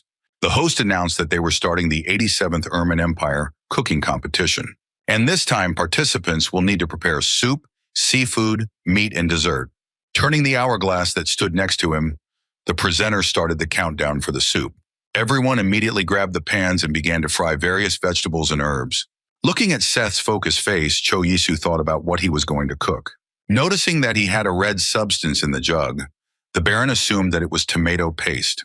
He taught her how to cook when they made lasagna, but in this world, tomatoes were called devil fruit. After some time, Seth already had a rich red, aromatic goulash in the pot, but the young man had no idea what others would think about it. When the presenter announced that the cooking time was up, the participants began to pour dishes into serving plates. And among the richly decorated dishes, Seth's laconic presentation of goulash stood out. His teacher, keeping an indifferent expression on his face, slowly sent a spoonful of soup to his mouth. Placing it back on the table, he decided it was rather unusual, but there was nothing else he could say. The host approached the emperor and asked him which of the soups he liked the most. He replied that he liked the taste of the lobster soup, but he found the red beef soup the most interesting. Hearing the sour, sharp taste whet his appetite, Seth turned his eyes to the emperor in surprise. His former teacher looked at the ruler, wondering if the soup was really that good, but decided that people's tastes differ. The emperor suddenly turned his head to him and asked what he himself thought about the dish. The man replied that he also liked the taste of lobster soup best, and he had never eaten anything like red soup. After hearing the question about what ingredients the chef used, Cho Yisu was scared to think what would happen when they found out about the tomatoes. Seth frowned but didn't show his excitement in any way, staring straight ahead.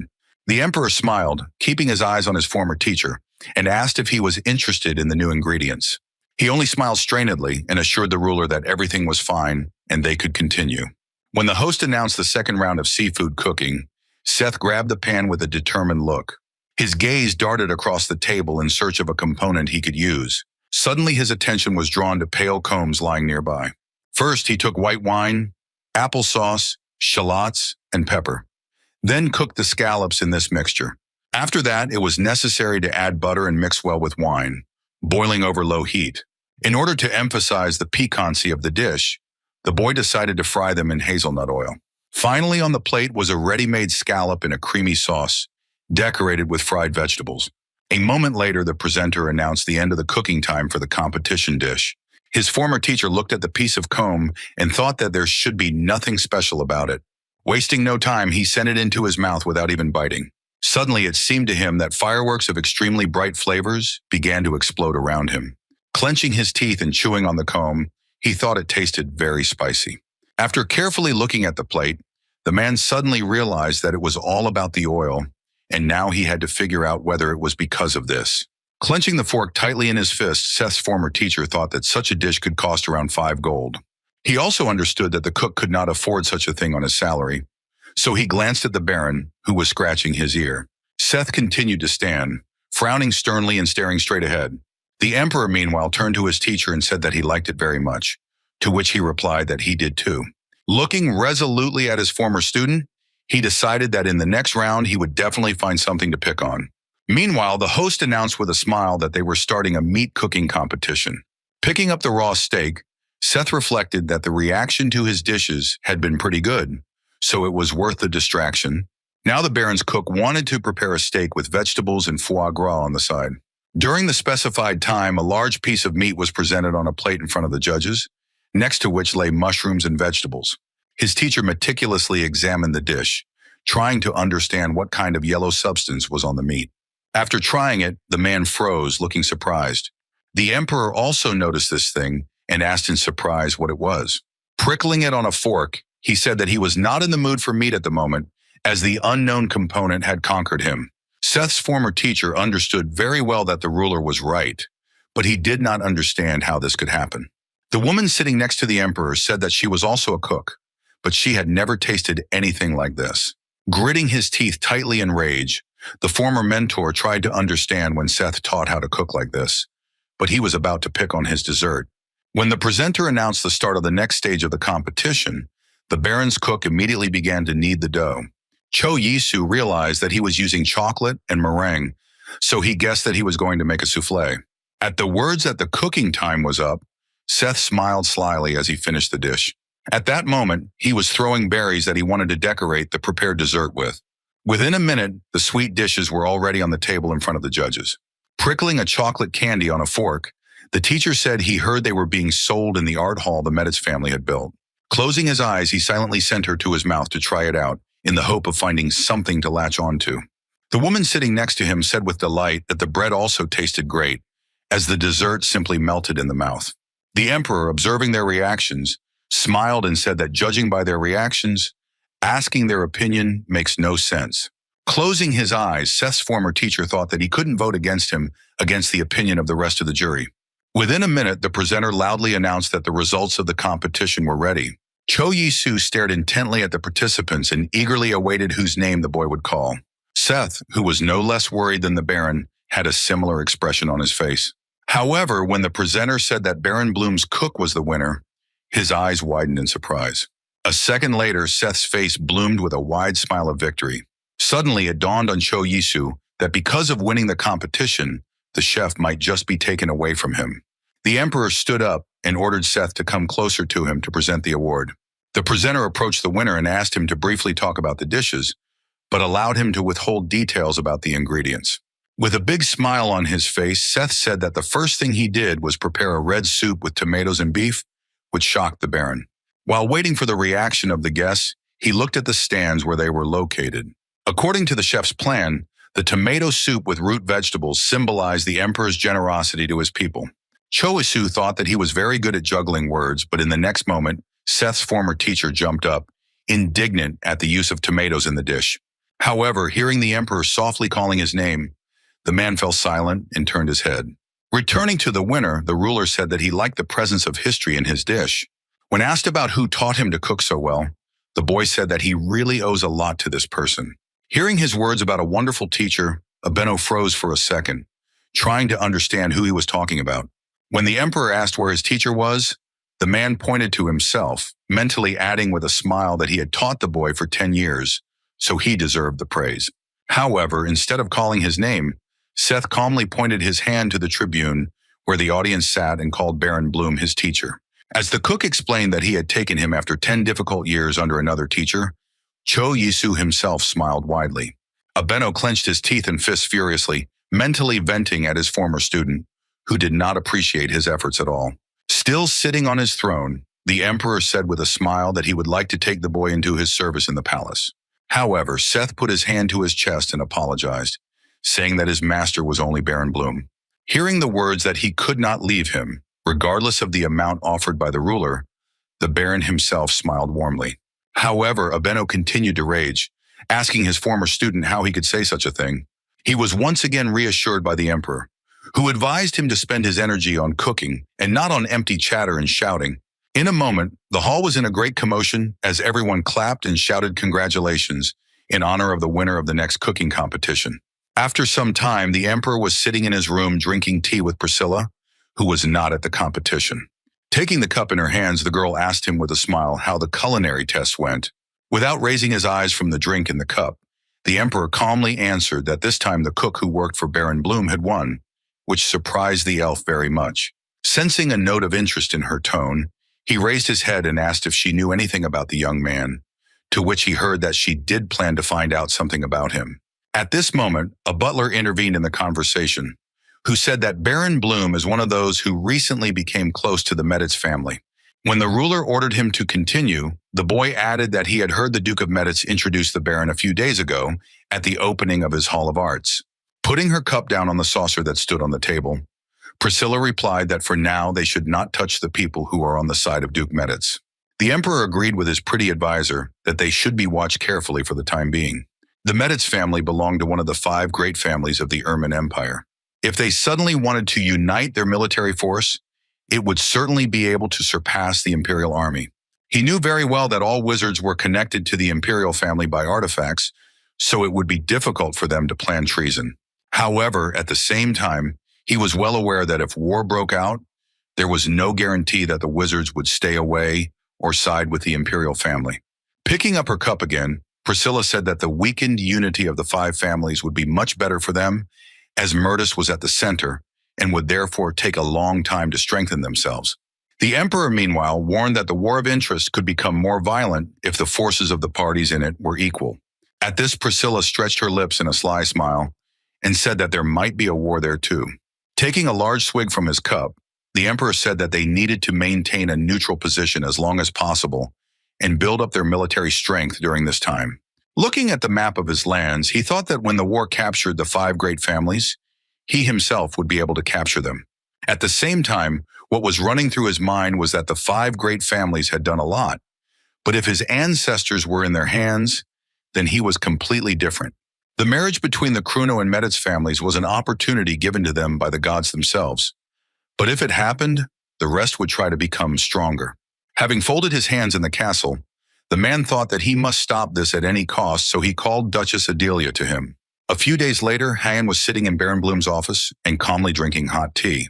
Noticing that she was wearing the necklace he had given her, the boy asked her if she had returned it yet, to which the elf replied that she never caught the criminal Reyna, but she managed to find the necklace, which she barely managed to take before it was given to an antique shop. When the young man said that it fits and she should wear it more often, the girl doubted that she could lose it again if she went out, so she should only wear it at home. Cho Yisu tried to convince her that it would be a great loss if she only wore it at home, but the elf said that it would be an even greater loss if she just lost it. Suddenly, Han noticed that he was holding a pen in his hand, so she asked him what he was writing. Answering her question, the guy looked at his friend and said that he plans to release a limited collection. Hearing this, Nikki looked at the Baron in surprise, not understanding what he was talking about. At his questioning look, Cho Yisu explained that there are people who just lose their minds when they hear the word limited. Seth, who was also present, smiled widely and said that it was just a great idea, then asked what exactly the Baron was planning to release. When the young gentleman asked those present if they had any ideas, they replied that there were many things that were gifts from the Meditz family, so there might not be enough time for them. After hearing these words, Cho Yisu turned to his subordinates in surprise, not expecting that there would be so many gifts. Nikki explained at this time that 15 people out of all the workers worked very hard without rest. And while Baron Bloom suggested not inviting too many people, the boy added that they wanted to get on the waiting list, even if it took a year. However, scratching his head, he added that everything could work out if they worked longer. The Baron smiled at this and said that he would hire 10 more people, as he believed that his subordinates should not work late. He asked Corky if they could afford it, and when he received an affirmative answer, he said that in his opinion, it was worth raising the price. They decided to put a price of 6 or 7 gold coins in the store, while individual orders were considered only from the amount of 100 gold coins. Having received an order from the Lord to search for workers, the butler immediately went to the door. Folding his hands in a lock and supporting his chin with them, the young man began to think about what exactly needs to be created in the limited collection.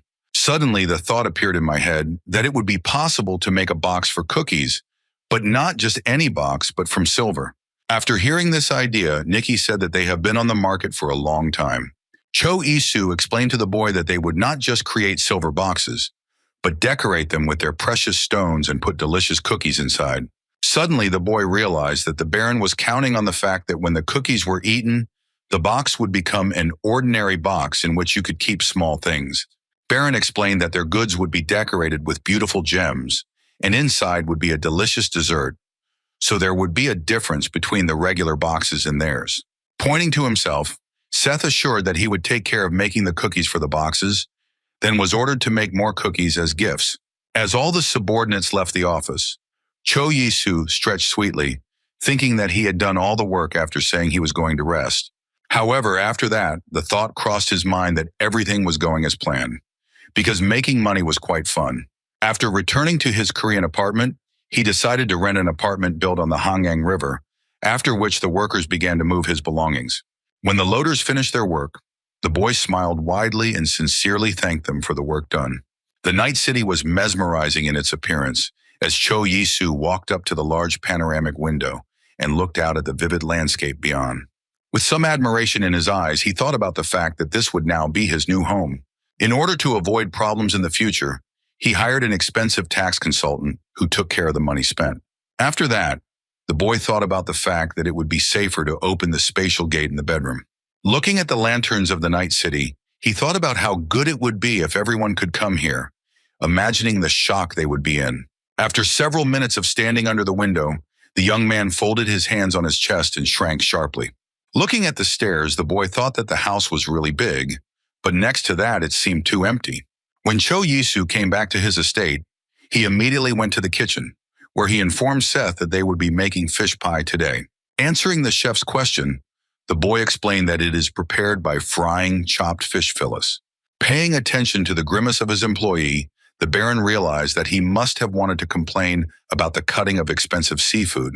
However, despite this, he set about making the broth, for which he put anchovies in a pot with spices and smoke. After slicing the cod and squid, Cho Yi-soo chopped the vegetables and combined them all into one dish. Quickly cutting the name components, he thought about the fact that the knock of the knife on the board calmed him down a lot. Before spreading the dough on the parchment, he ordered it to be shaped into narrow rectangles. After that, he explained that it was necessary to take the finished dough and put it in a pan where the oil was already boiling. Threading it into a spiral on a long toothpick, Cho Yi-soo held it out for Seth to taste. Hearing the offer to try the prepared dish, the cook reached for a toothpick in surprise. After taking a bite, he smiled and said that it was very tasty. However, when he saw Baron Bloom taking everything they had fried and adding it all to the broth to cook, his face showed a state of great concern. Watching him take a taster bite, Cho Yi-soo explained that he shoves them into the soup to make the soup taste better as well. A few minutes later, there was already fried and boiled dough in the bowl, as well as soup with roots and various herbs. Pouring it into tall glasses and taking them in his hands, Baron Bloom announced that he would now go to Haeun and told Seth to share with the rest. A young man found the elf in her greenhouse, loudly calling her name and offering her a walk. Turning her head and looking at her friend, the girl asked him to wait a moment while she finished her work. Watching her actions, Cho Yi-soo thought that he did not expect her to agree to the walk so quickly. Having finished making the scented candles, Haeun turned to her friend and noticed glasses with fish pie in his hands. Hearing the offer to try, she immediately took the glass, pulled out a toothpick with dough, and tipped the bowl to drink the soup. Watching her munching on the fried dough, the Baron smiled and earnestly asked if she liked it. Haeun, meanwhile, felt very good, because she liked the taste of herbs, spices, dough, and fish very much. She said that the dish had a mild and refined taste, and it was very warming. Suddenly, the girl let out a loud breath and said that she had to tell the Baron something. When asked what had happened, she pointed to herself and said that she was going to walk alone in the city. After hearing this, Cho Yi-soo asked her exactly where she wanted to go, to which he was told that she would talk about it later. Immediately after that, the boy inquired whether she would return in the evening, but did not receive a clear answer. He was very surprised by the words that she might come back, because it meant that she was not going to spend the night at home. As she took another sip of her fish soup, Haeun said she still didn't know how things would turn out. Not jokingly angry, the young Baron asked her with whom she was going there. However, when the elf didn't answer the question, the boy wondered who she could go with, since there was only one person she had gotten close to recently. And this person was the elf Edro, whom the young man suspected of having an affair with his girlfriend. Looking at her calm face while the girl enjoyed the fish soup, the Baron decided that if there was nothing like that, then she would not have hidden it. However, the boy did not burden her with his omissions and said that she would return as soon as possible. Hyun lowered her glass and quietly told him she wanted to try the pound cake. Upon hearing this request, Cho Yi-soo exhaled noisily and said that he would convey her wishes to Seth. However, Haeun looked at him hopefully and asked if he could cook it himself. When the young Baron asked why exactly he had to make the pound cake, the girl said that he could not if he didn't want to. He explained that he would make Seth's cake as long as he was busy, to which Haeun immediately agreed. The friend thanked her, and the young man unexpectedly reached out to her hand. After that, the elf turned sharply and went back to her greenhouse, leaving her friend alone with his thoughts. He was running through his head the reason why she didn't tell where she was going and with whom, because it really pissed him off. Out of anger, he clenched his teeth tightly and exhaled through them, deciding that he would go and warm up a little in the sauna. The next night, as darkness descended on the estate, a cloaked figure quietly opened the door and stepped outside. Haeun looked around to make sure no one was following her or seeing her. However, going to the gate of the estate, she did not notice how Cho Yi-soo was quietly watching her through the window. Looking after his friend, the boy quietly called Reina to him, who immediately answered. Giving the expression of his face a decisive look, the Baron ordered to follow the Duchess. Wasting no time, the informant agreed and immediately rushed out of the office. The Baron thought he was possessed, but he didn't like the feeling because he had a bad feeling. Haeun, meanwhile, did not take a carriage and went to the city on foot, sneaking through the dark, empty streets. Reina followed her tail, wondering where she was going if there weren't even shops on this street. Trying not to give herself away, she quietly bent down and peeked around the corner to check if she had lost sight of her target. Suddenly, she noticed a fair-haired elf near the Duchess, whom she recognized as the wizard Edro. Staring at him with big brown eyes, the girl tried to understand what was happening in front of her. Suddenly, she noticed where they were and wondered what they were doing here, if the house belonged to stepmother Hayan. Reina immediately remembered that she had asked to find out information about the woman, so she wondered what exactly the elf was trying to do. Near the gate, the informant noticed mercenaries, so she guessed that the girl was going to fight. Meanwhile, a small squad of armored warriors quietly followed the two elves. Having made a decision for herself that it is better to first watch everything that will happen, Reina sharply jumped on the fence wall. Glancing at his companion, Hayan silently thanked him for coming. Idro smiled and assured her that no thanks were due, as he couldn't just sit back when he heard her story. Glancing at the palace, he assured the girl that he would wipe out these people, so she should not worry about anything. Sitting on the branch of one of the trees, Reina thought about what she had heard once, that elves like to fight, thinking about what she was watching. Walking away from her new friend, Hayan asked him to be careful. Immediately after that, the girl created a big wave of clear water above her. She stood in the center of the water vortex, raising her arms high up and directing the streams of liquid. In an instant, all of the water she was controlling began to crystallize and turn into a vast gulf of ice. The mercenaries who had come with her and Edro rushed at the walls and gates with loud shouts, trying to break them down. The guards standing at the entrance could not understand what was happening, but tried to shout that they were being attacked. But they did not have time to take a single step, as a large wave of water covered them, which immediately began to freeze right on top of them. Hayan passed through a broken gate in an ice-strewn yard. The girl extended her hand in front of her, forming small ice crystals to break the door. Watching this in shock, Reina decided that she might as well stay out of it, as the Duchess wouldn't like to know that she was being followed. However, now the informant was worried about the question of why she hid her case from the Baron, assuming that he could simply be worried about her. Looking ahead, Hayan meanwhile ordered the mercenaries to find those who were believed to be the owners of this house. When she went inside, she saw her stepmother, her son, and another woman holding a screaming child on the stairs. She looked at them blankly and did not answer her stepmother's question about who ordered her to do all this. The woman did not calm down and began to shout loudly about how the former stepdaughter got here. The mercenaries froze and watched intently as she sprinkled various curses on Hayan's head. The woman holding the child in her arms began to cry and say that she had done nothing wrong and asked to spare her child. Having received permission from the elf to leave, she began to thank her fervently and rushed to the exit, clutching her baby to her chest. Feeling furious that there was nothing she could do, stepmother Hayan only gritted her teeth and growled. Looking at the woman who was almost spitting poison, the elf said that she came here to take back what was rightfully hers. However, the stepmother said that she did not belong here because the Duke simply hated her. The words that her father hated her to death and she was the cause of his death, Hayan took with an indifferent expression on her face. However, she did silence the woman when she held an ice blade to her throat. Edro stepped closer and asked why she didn't just kill her, to which the elf objected coldly. Looking at people who hated her whole life and who she felt the same for, she said that they should feel what she felt. That was why the elf was now going to pack them into a carriage and dump them in the mountains of knots to live a life that would be worse than death. The stepmother looked fiercely at the elf and said that in this way, she would not be able to inherit her father's fortune. However, she just calmly looked at the wagon that was taking the stepmother and her son somewhere far in the mountains. There was no emotion on Hayan's face, and her gaze was extremely indifferent and cold. Lowering her eyes, the girl suddenly realized that now everything was over, which made her feel devastated. Edro approached her and offered to leave the bodies to the mercenaries and go to the bank themselves. To her surprised question, the elf explained that the last time he went to the bank, he found out that there was an account in her family's name. When a friend suggested that there was something from her father, Hayan thought doubtfully. By the time they continued on their way to return home, it was already daylight outside, and people were scurrying along the road going about their business. Idra wondered why they didn't go to the bank first. The elf replied that her father hated her, so he would hardly leave anything for her. The wizard just closed his eyes tiredly and annoyed, and exhaled loudly, saying that people are greedy and stupid enough. But Hayan just lowered her head and quietly answered that not all people are really like that. The elf agreed with a smile, immediately remembering Baron Bloom. He threw his arms out to the sides and laughed hard, a big drop of sweat rolling down his face.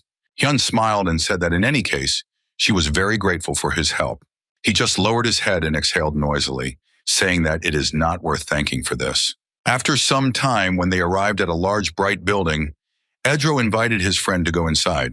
When a large box appeared in front of her, with a symbol painted on the lid, he ordered her hands to be placed on it to unlock it. Han obediently followed all his instructions, which the clerk watched closely. When her hand landed on the center of the sign, a bright blue light immediately began to emanate from it. Out of the box came out the middle, in which there were several letters wrapped with tape. Taking them in her hands, the elf thought in surprise that this was all that her father had left in the bank. However, she decided that now was not the time to open the gift, so she decided to do it at home. With a smile, Edro clapped his hands and said that it was good that their affair had ended normally. Suddenly, the girl asked him about his relationship with his parents, to which she heard that it was just a complete disaster because they were very picky. The guy added that he had a lot of time to spare, but his parents did not leave him alone, constantly telling him about marriage. In response to this, the elf looked seriously at her friend and offered him to go with her if he didn't like it that much. Frightened that the girl was proposing to him, the elf covered his mouth in fear, but Haeon assured him that she was simply offering to go with him to the Baron's domain. Pointing his finger at her, the boy asked with a smile if she wanted to marry him there, to which the girl said that he should stay in the city. After getting out of the carriage, Haeon calmly walked to the entrance of the estate. When she entered the middle, she stopped in surprise when she heard Cho Yisu's voice behind her. He was sitting on the couch drinking tea and told her with a smile that she came back quite quickly. Coming closer, the elf gave a soft gasp, agreeing with his words. Sitting next to her surprised friend, the girl said that everything went much faster than she expected. Without turning her head towards him, Haeon said that she used to go to the house that belonged to her stepmother. Realizing how this could end, Cho Yisu asked how she was doing. Remaining outwardly calm, he carefully examined her body, thinking that she didn't seem to be injured. Suddenly, a roll of paper in his friend's hand caught his attention, so he asked what it was. To his question, Haeon replied that her father had put it in the bank, and when the Baron asked if she had opened it, she denied it. Unfolding the message, they both saw elven markings on a narrow strip of paper. Holding two letters in her hands, the elf said that one was a check for 500,000 gold. On another, after reading the words of apology from her father, the girl frowned. Calling Darcy to her, she gave her a piece of paper and ordered it to be burned in the fireplace. When Cho Yisu asked in surprise if she was sure that it could be burned, the elf said that she needed something completely different. The Baron asked her if she had hit the jackpot, his lips stretched into a tight smile. To her surprised look, the boy explained that her father was not so bad because he left her an inheritance.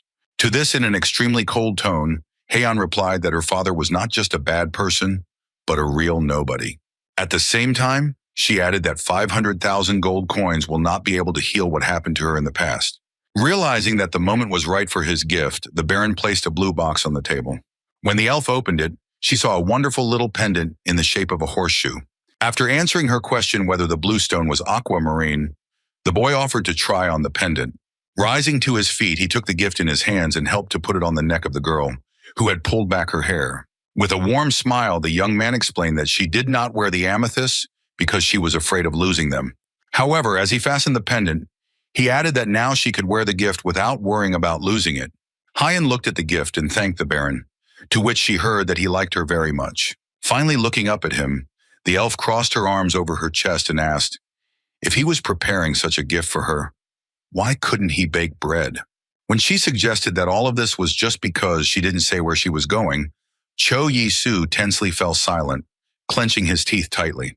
When the young man confirmed her guess, the elf asked him not to be angry, assuring him that this would not happen again. Unable to be angry with his friend anymore, Cho Yisu let out a tired breath and said that he knew that. When she again asked him to make her a pound cake, the boy agreed with a smile. A few days later, the young Baron was already listening to the news that all 100 sets had been sold. Corky replied that gift stamp sets have also become very popular. Hearing all this, the Baron laughed and thought that he would be able to leave here sooner than in 3 years. Dvoretsky only lowered his head and said that he was sure that he would be able to handle everything. However, the Baron folded his hands in a castle, supported his head with them, and said that he was still worried. He remembered the abandoned fields and huts and reported that the area was actually large, but there were no people there. Corky told him that he had him, and the rest would also try to do everything as well as possible. Looking hopefully at the young man, the man said that they were all counting on him. Looking out the window where the leaves have turned yellow, the boy thought about the fact that the holiday of Kvasaruna is coming soon. Noting that time flew by very quickly, the butler smiled warmly into his mustache and asked what he would do for this holiday. Cho Yisu explained that this time he will pay a lot of attention to the international fair, and in August, a night festival is expected. It was on him that he planned to ask several soldiers to go. However, after that, the boy went to the kitchen and decided that for Kwasaruna, he would prepare Korean soup, which consisted of gravy and rice balls and was usually eaten on New Year's. Returning to Seth, who was standing and writing everything down in a notebook, the Baron asked if he remembered the tips for making crispy dough. When they explained that they would now prepare a soft dough, the cook assumed that it would be necessary to add not cold, but hot water to knead it. The young man agreed and also added that when the dough is ready, it should be wrapped in a damp cloth and left to stand for a while. After that, it was necessary to clean the chicken from bones and boil them well, and then add garlic and leeks. As the Baron began to add soy sauce to the broth, Seth asked him in surprise what it was. After trying it, the cook noticed that it was quite salty, to which the boy said that one day it would become a symbol of their house, so they should start experimenting with it. After a few minutes of cooking the broth, Cho Yisu turned his attention back to the cloth-wrapped dough. After rolling it into sausages and cutting it into thin pieces, he explained that the puff pastry should be dried for about 2 or 3 days. Noticing how the Baron was tearing the dough with his bare hands, rather than using special tools, Seth asked if that was the way it should be done. After adding a little more fat to the cooked soup, he poured it into a plate, garnished it with greens and dumplings, and said that everything was ready. Returning to the cook, the Baron ordered him to call the managers, which he did with a smile. When everyone finally gathered in the kitchen, Cho Yisu announced that they had done very well last year. At the table sat not only Seth and the Baron, but also Lucas, Heian, and other inhabitants of the castle. Cho Yisu, in the meantime, I wish everyone to be healthy this year as well. Picking up a spoon and looking at her plate, the elf asked what kind of dish was in front of her. The Baron explained to his friend that this is the kind of soup that they prepare for the new year in their country. Reina also came to the table and said with a smile that it had a very nice color. However, Heian said they still have to taste it to know if it tastes good.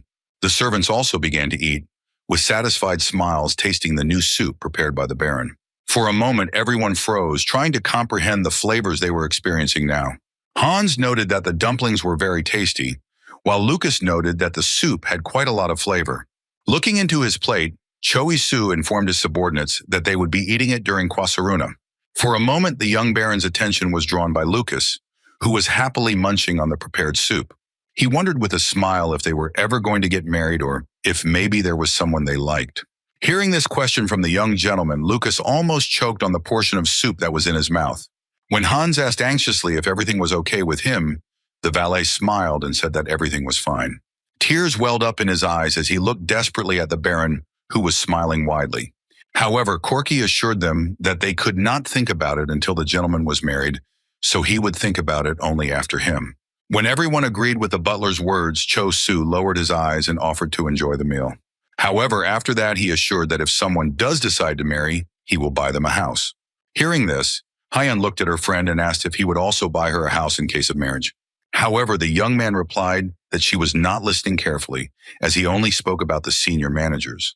When pointing to herself, the elf pointed out that she ran a greenhouse. Cho Yisu decided to agree to buy her a house as well. Heian drew attention to the sly looks of all those present, saying that there are a lot of witnesses, so the Baron will not be able to take the words back. Finally, the day came when the March International Fair began. While walking between the stalls of the shopkeepers, Cho Yisu noticed that there were a lot of people, and Lucas suggested that he go see how their tent was. However, as they got closer, the Baron noticed the very long line that had formed in front of him. It suddenly dawned on him that the line was forming right where Corky was standing outside their tent. Hearing someone calling him, the butler raised his eyes in surprise and looked at the master. To his question about how sales are going, the man replied that the demand is very good. He added that there are many merchants who want to buy their products in bulk. After that, he advised me to go inside, as Reina was already waiting for the young man there. Noticing a young man in the passage, the girl raised her head and smiled widely, greeting him. Smiling back, Cho Yisu asked her if she had already studied the questions well. Reina held up two fingers and said that there were only two people he should pay attention to. One of them was a spice merchant and the other was a famous silk merchant. The girl explained that there was a silk merchant from the Ming Empire who had an 80% monopoly on fabric production. Putting a finger to his chin, the Baron reflected that after the black pepper, the prices had fallen and the Pet family had expanded their business. While he thought about having to block the silk going to their family, Reina waited patiently for his decision. After some time, a young man was already standing in his office, who greeted and introduced himself as the merchant Seolan from the Ming Empire. Corky, who was already standing next to him, introduced the gentleman as Baron Issa Bloom from the Ermin Empire. A guest sat down, asking if they were selling unfinished products as he had seen them in the window. When Cho Yisu reminded him that there were many stalls in the market selling finished products, the man said that compared to their product, even the finished products looked inferior. The Baron replied that he could call their master, who would be able to make the ornament he wanted. However, he asked for a favor in return, namely for tomorrow's dinner at his place. The next evening, as they had agreed, the silk merchant was already getting out of the carriage in the courtyard of the estate, which belonged to the Baron. The host personally met the distinguished guest, assuming that he was tired from the long journey here. However, the merchant smiled lightly and said that nothing bad had happened, while thanking him for the invitation. Gesturing towards the manor and inviting him inside, Cho Yisu announced that he had prepared a room for him. When they passed through the courtyard, the merchant suddenly stopped and looked in front of him in shock. He and the Baron were heading through the bamboo forest, not expecting to meet here a familiar plant from his homeland. Looking at the bamboo, the man smiled widely. The Baron said that he loved him too, to which he heard the reply that he was seeing this plant for the first time on this side of the continent. Cho Yisu pointed him to a house with heated floors and informed him that they had arrived at their destination. Opening the door, the Baron entered the house first. Directly behind it, the silk merchant said it looked like a separate building or pavilion. While the young man was explaining to his guest that it was so good here because the aroma of the bamboo was soothing, they noticed that the table was already set for a tea party for two. Pouring a hot aromatic drink into a cup, the Baron invited the guest to try it. He agreed and took the cup in his hands, taking one small sip from it. When told that although the aroma was unfamiliar, the tea reminded him of the Ming Empire, Cho Yisu explained that it was barley tea. The merchant assumed that the Baron was very interested in the Ming Empire, but the Baron himself was interested in whether the guest liked the tea. He smiled broadly and replied that he liked the drink very much, as he was very happy to try the tea of his homeland here. Hearing that the merchant wanted to make a deal on the jewels first, the Baron ordered a servant to bring some samples. In a few minutes, there were several small boxes on the table, in which various jewels sparkled. The silk merchant agreed that they were very pretty indeed, but there was nothing he really liked about them. After hearing this, Cho Yisu was not confused, but with a smile ordered the servant to bring some more samples. In one of the boxes he had just brought, which he opened, there was a large, bright green stone that sparkled in the sun. Taking the box in his hands, the silk merchant opened his eyes in surprise, asking if it was jadiate. The Baron explained with a smile that he had heard that jadiate was more valued than diamonds in the Ming Empire. In addition, a mandatory feature of the stone was a deep color without various impurities, which indicated a high class. When the young man asked the merchant if he was satisfied with the quality, he said that he would very much like to buy all the stones to give to his wives. At the same time, he placed an order for 8 sets of jadiate and 8 sets of amethyst, ruby, and sapphire. Turning to face Corky, Cho Yisu ordered him to prepare the food for now. He added that according to rumors, the merchant spent a lot of time on the ship, and since he spent the Chinese New Year there, they prepared a whole special menu. The merchant was very surprised that he knew about the Chinese New Year and explained that it is an analog of their Kwasoran. In a few minutes, a large number of different dishes appeared on the table, starting from vegetable slices and ending with a large roast pig. Looking at all this gastronomic diversity, the silk merchant stared at the table in surprise. Taking one of the boiled shrimp dumplings with sticks, he said that it was the house itself, and they were extremely delicious. And the pig tasted a little different from what he had tasted before, but his skin was quite crispy. The fish was very fresh, and the crispy bamboo shoots went well with the fried seafood. After hearing him say that he ate like crazy, Cho Yisu said he was glad he enjoyed it. After the meal, the young man with a broad smile got down to business, asking if he traded in silk. However, the man said that he was trading what he bought. Keeping a close eye on the interlocutor, Cho Yisu said that he heard that he was cooperating with the Pat family. Folding his hands, the merchant said that everything was correct, asking if he was also interested in the silk trade. But the young baron seriously said that he was more interested in the Pat family, since they were actually their competitors. At this, the merchant fell silent, looking at his acquaintance in surprise and trying to understand what he was getting at. A minute later, he smiled and said that he was very honest and asked if he wanted to ask him not to sell silk to the said family. Cho Yisu confirmed his guess by offering to expand trade with the Kayang family instead. This family was baronial and vassal of the Meditz family and also managed quite a large business in the city. When the merchant, taking another sip, said that he would think about this offer, the young man decided that everything would not be as easy as he thought. Therefore, he decided to use his trump card and warned that if things do not go well, he plans to start producing silk himself. Hearing this, the merchant covered his mouth with his hand in fear, trying not to show his fear. In fact, until the 3rd century, China was a monopoly in the production of silk. And in order to prevent the leakage of secret technology, the Chinese spread a rumor that silk was made from tree bark. However, Cho Yisu did not believe this and thought that he would be very surprised if he said that he knew the technique of silk production.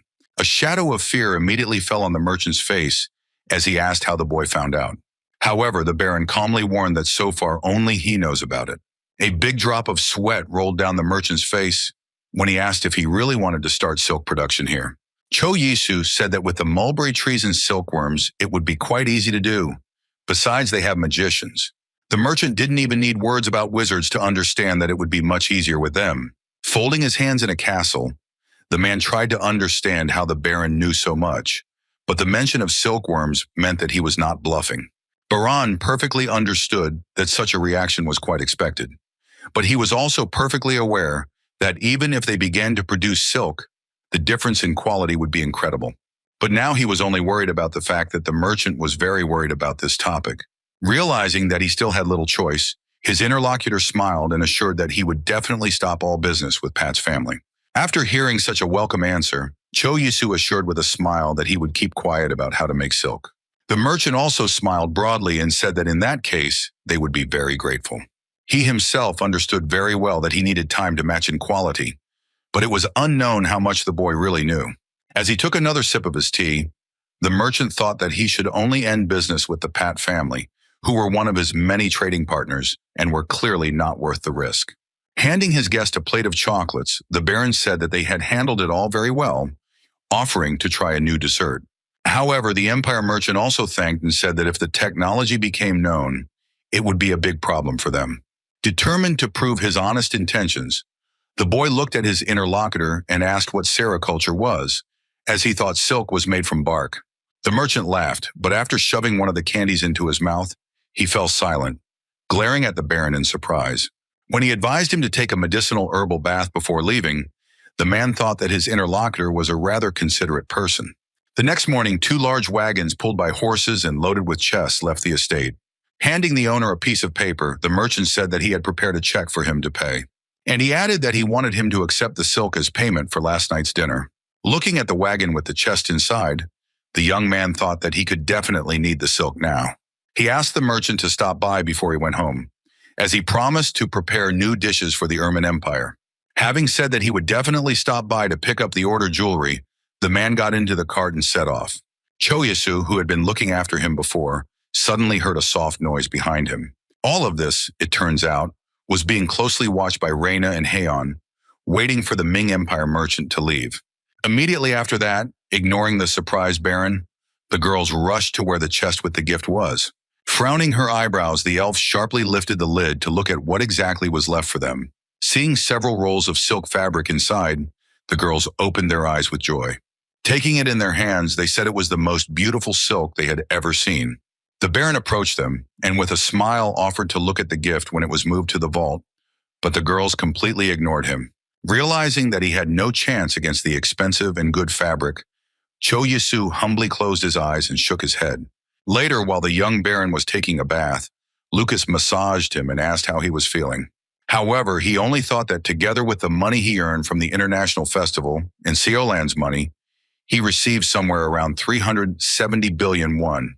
Although he felt like it was just yesterday that he sold 10 grams of spices for 6 million won, and now he has become richer than the Meditz family. While his mind was occupied with what to buy in Korea now, the valet asked if he was going to the Meta's family for the weekend. Looking at the boy, Cho Isu replied that he was going to the wedding of the youngest son of Count Meditz, offering to go with him. When Lucas replied that he was needed here, the young man began to insist that they go together. However, he explained that since the wedding of one of the sons of the Meditz family was coming up in a month, and he had received an invitation, he was not allowed not to come. Cho Yisu suddenly thought that he would have to spend a whole month and a half on the road there and back. Exhaling noisily, Cho Yisu assured that when he would marry himself, he would not invite people from the city to the wedding. To his words that he could go with them and see his parents, Lucas replied that he would see them when he went to Bobberland this spring. Suddenly there was a loud knock on the door of his room, after which the boy allowed the guest to enter. Corky entered him and said that they had brought him a letter from the Kruno family. The Baron said he wasn't in the mood right now, so he asked him to read it. But Lucas explained that he didn't want to go to Mark Meditz's wedding because the thought of going through the mountains made his whole body ache. Dvoretsky did not know how to respond to such a request, but obediently unfolded the letter and carefully looked at the letters. First of all, Count Kruno asked if the Baron was doing well, after which he said that he was writing a letter because he had something to tell him. Realizing that this might be important, Cho Isu crossed his arms and asked Corky to continue. The first question was whether he was going to the wedding next month, to which the Baron replied that of course he was. When told that Kruno's family would also be going there, the boy snorted that it was understandable since his daughter was getting married. The next second he jumped up sharply as he heard the word that Count Kruno was going to hire a portal wizard. This news brought him into wild delight, which made him jump around the room and smile widely. However, realizing his behavior and pulling himself together, he stood up and cleared his throat, ordered to continue reading the letter. Corky, read that the Kruno family has hired one, so they are now offering the Baron to join them. Clasping his hands and resting his chin with them, Cho Yisu frowned and thought that of course he would agree to this offer. Corky, who heard all this, calmly asked the young gentleman if this would be his answer. After that, Cho Yisu approached Lucas and asked if he still wanted to go with him, to which he heard the enthusiastic voice of the valet, who said that he had planned to go with him from the very beginning. On the day of his departure to Kruno's family, the boy asked the elf if she really did not want to go with him, thinking that Jeje would be very upset. When his girlfriend said she had some other things to do, he glanced at Hans and Lucas, who were waiting for their ride. Meanwhile, the young Baron turned to Reina, asking her to look behind the house, to which the girl wished him a safe trip. Looking at the way the girls smiled at each other, the young man thought that they had become very close lately, and he liked that much more than getting closer to Edro. After some time on the road, they were already standing in the courtyard of the estate of Count Kruno, where a large portal had been opened. Cho Yisu excitedly said that this was the first time he had seen such a thing, prompting Locus to assume that the man standing by the portal itself was a wizard. The Baron's attention was now fixed on a rather mature-looking elf who was frowning at everyone present. The boy thought about what he wanted to use as he considered the portal the best of all. As he announced the next person to pass through the portal, a young man approached him and introduced himself as Baron Isu Bloom. The magician explained that he must go inside, but move through the center. Cho Isu thought that going through the portal was quite ordinary, but the wizard warned that if he moved even an inch, only a part of his body would move. At the exit from the portal, the Baron was in for a rather unpleasant surprise because he felt sick again. As he wiped his mouth, the boy felt déjà vu as he felt as if he had experienced 100 bouts of nausea at once. Looking up at his companions, the boy saw that Hans had survived the passage through the portal quite normally, but Lucas was also sick.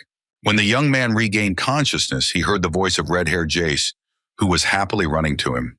The girl spread her arms wide to immediately hug her friend, whom she had not seen for a long time. Throwing herself on the neck of the Baron, who did not expect this, Jeje shouted that she missed him very much. Noticing that Hans and Lucas were standing next to him, Miss Meditz said that they had become more beautiful. Lucas pointed to himself and replied that he was handsome since childhood, but the girl only chirped and said that he was only a child compared to Hans. While the boys looked at each other with different looks, she had already taken Cho Isa with her, saying that she was glad that they had come. Meanwhile, at his estate, Reina was trying on a dress that Hyan wanted to give her. Looking at her satisfied face, the elf asked with a smile if she liked it. She added that she had been working very hard, getting information about her stepmother, for which she wanted to give her a dress. After thanking the informant, she said that she would now leave her alone, to which Hyan agreed. Stepping out into the corridor, she clenched her fist tightly and thought fiercely that she wanted to go with the Baron. However, she perfectly understood that she had to stay here, and all this was precisely because of Mint. Getting into the carriage, Reina set off for the city where she could find just that girl. Standing in the middle of the street, she carefully turned around, looking for the house she needed. Her attention was attracted by a small arch near which a young man was standing.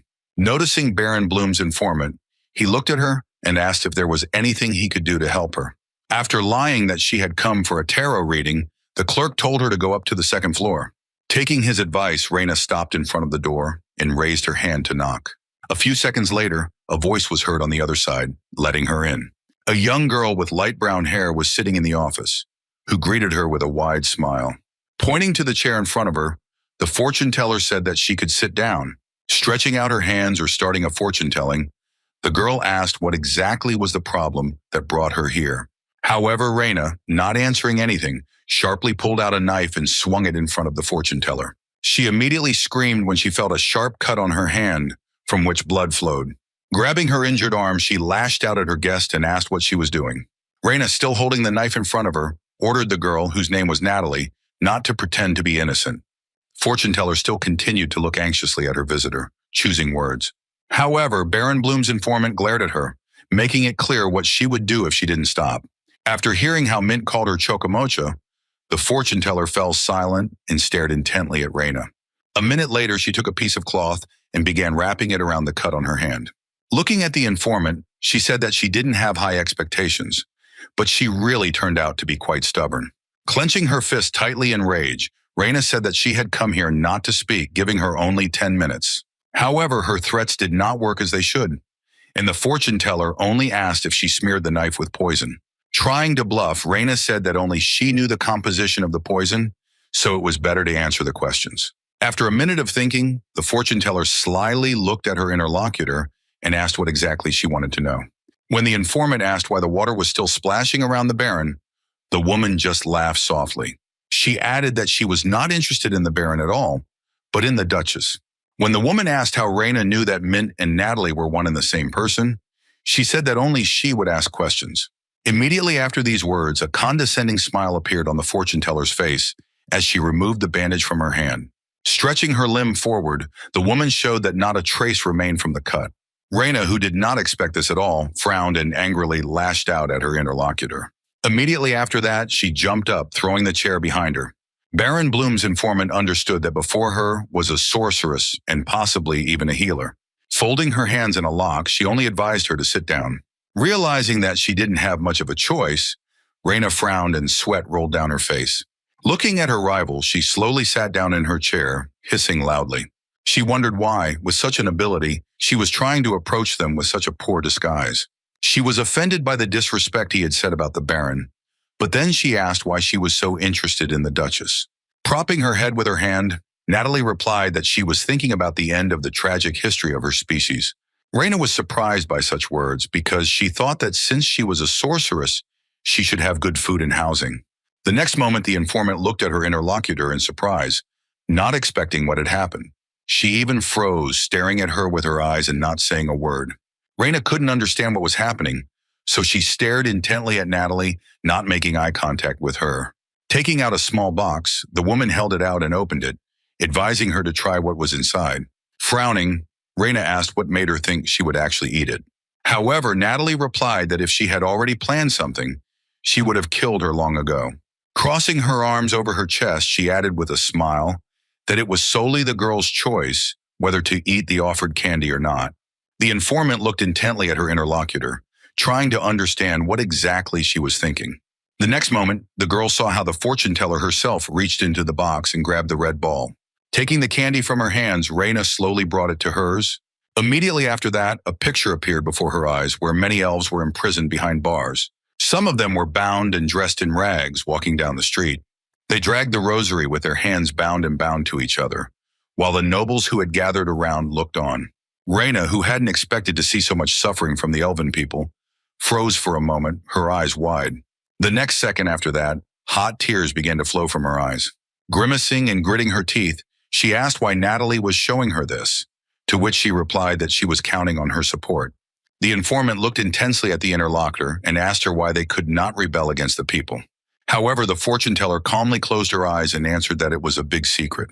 In the thoughts of Natalia herself, the thought that only the emperor knows the weakness of the elves, therefore it is not worth it that anyone else should know about it. Hearing the words that she needed Hyon to restore the freedom of the elves, Reyna jumped up and said that she was not going to sell her the Duchess. However, the fortune teller only spread her hands and said with a smile that she only needed an opportunity to get close to her. To the words that she can do it herself without help, Natalie replied that Hyon is too careful for that. Frowning, Baron Bloom's informant began to think about what she should do. Covering her mouth and laughing loudly, the fortune teller said that if you refuse, she will cast a spell on her. But Reyna was more interested in the question of what to do if the Duchess refused the meeting. However, when the interlocutor was assured that she would not harm the Duchess, the informant called her with her to the estate. When they arrived at the estate, they found Hyon in her greenhouse while she was tending to the flowers. Without turning her head, the elf reacted to Reyna's greeting.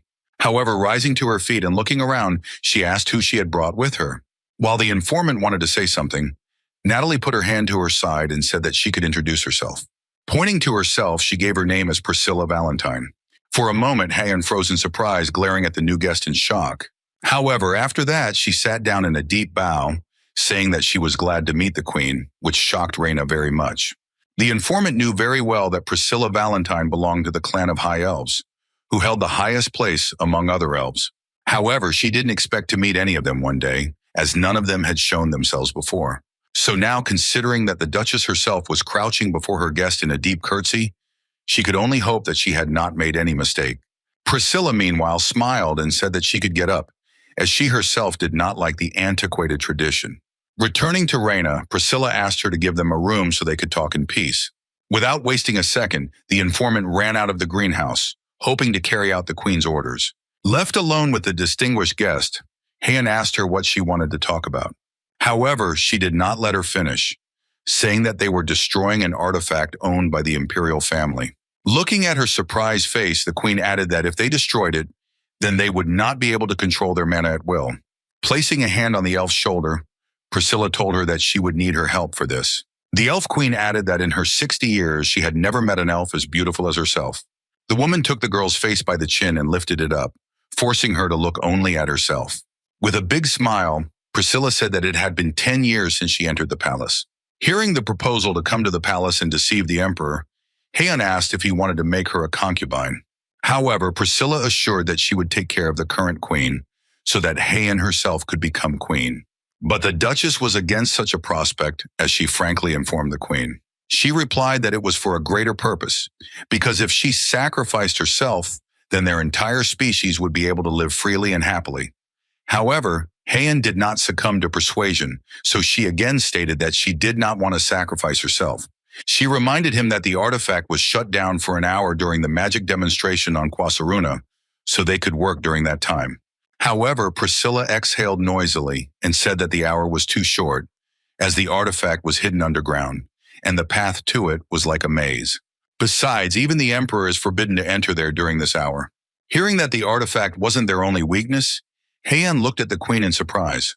She explained that the imperial family knew the recipe for a poison that was deadly to the elves and had previously been used during the rebellion. So with this layout, history can repeat itself if something goes wrong, and the ruling family can use the artifact and poison to intimidate them. Lowering her head, Hyon apologized but repeated that her answer was still no. Priscilla smiled and assured her that she didn't have to reject the offer just now, reminding her that she was still too young. Hyon lowered her head and thought that if she had heard this offer earlier, she would have agreed without a second thought. However, she now had very important things that she did not want to lose. Trying to find an option that would suit both of them, she started picking options. At one point, the elf raised her head decisively and informed the queen that she had found the elf source. At first, Priscilla did not believe her words, so frowning, she questioned whether it was really so. The Duchess continued to explain to the queen that she could run the place in peace. In addition, the Duchess shared with her that she had never experienced anything like this in her entire life. Plunging into the water, it seemed to her that all problems disappeared, and peace came in the soul, and it was there that their species could start a new life. However, the queen objected, saying that the artifact must be destroyed first. His very existence shackled their minds and prevented them from experiencing complete freedom. However, Hyen was sure that this was why they should go to the source she had found. Priscilla looked hopefully at the platinum-haired woman and asked her if she had any ideas. The Duchess froze for a moment, looking intently at the Elven Queen and choosing her words. A few minutes later, they were sitting at the table, and the Queen said that if all the wizards gathered at the Elven Spring, they could lure the Imperial army there. That way, they could grab the artifact while no one was around, and without the artifact, they wouldn't be attacked. Although actually Hyun was a little worried about the source being in Cho Yisu's lands. When the Elven Queen said that the plan was pretty good, the Duchess added that it was the only way to get the artifact out of the tower.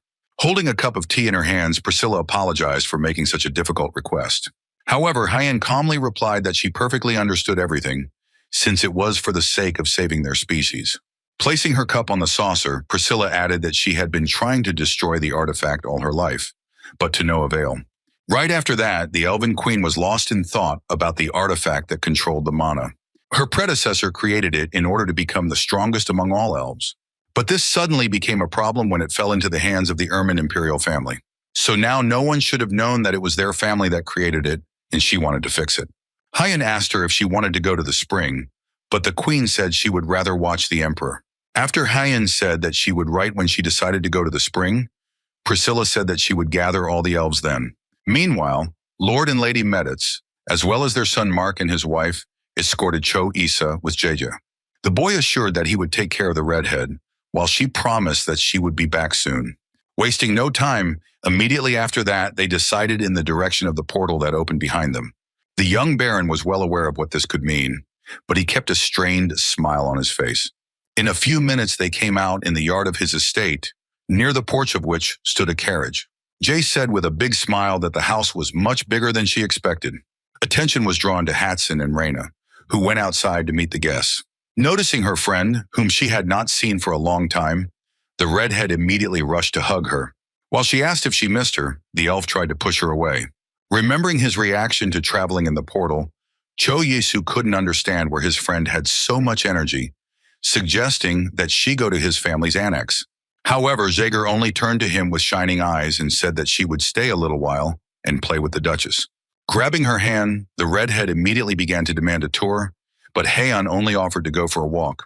Looking with a smile at his girlfriends, who were having fun together, the guy decided to leave them alone and rest a little. The next thing he remembered was how abruptly he woke up in his bed. Sitting down, the boy wiped his eyes and thought about the fact that he had switched off very quickly. He was immediately greeted by Corky, who offered to help him change. While the man was working on his shirt, he asked how he was feeling after the long journey. Suddenly, their conversation was interrupted by a light knock on the door of the room. Having received permission, Seth entered, who was puzzled by something. He approached the Baron and said that he had something to tell him. The cook was silent for a moment, trying to find the words that would best describe what he wanted to say. Cho Isu, observing his behavior, asked why he was so nervous, and the thought appeared in his head that he was planning to resign. However, Seth said that wasn't the case, finally blurting out that he was going to get married.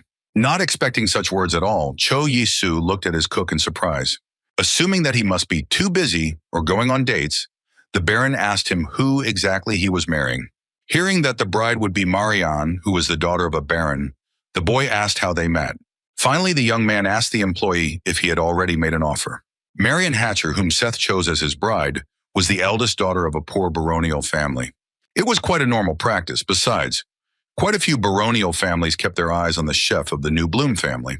After patting the employee on the back, Cho Yisu congratulated him, to which he was told that he had not yet accepted the offer, as he had to ask him first. With a big smile on his face, the Baron allowed him to marry, wondering when it would finally be his turn. In addition, he assured that when they moved, he would give them a house, but for now they could use the empty rooms in the estate.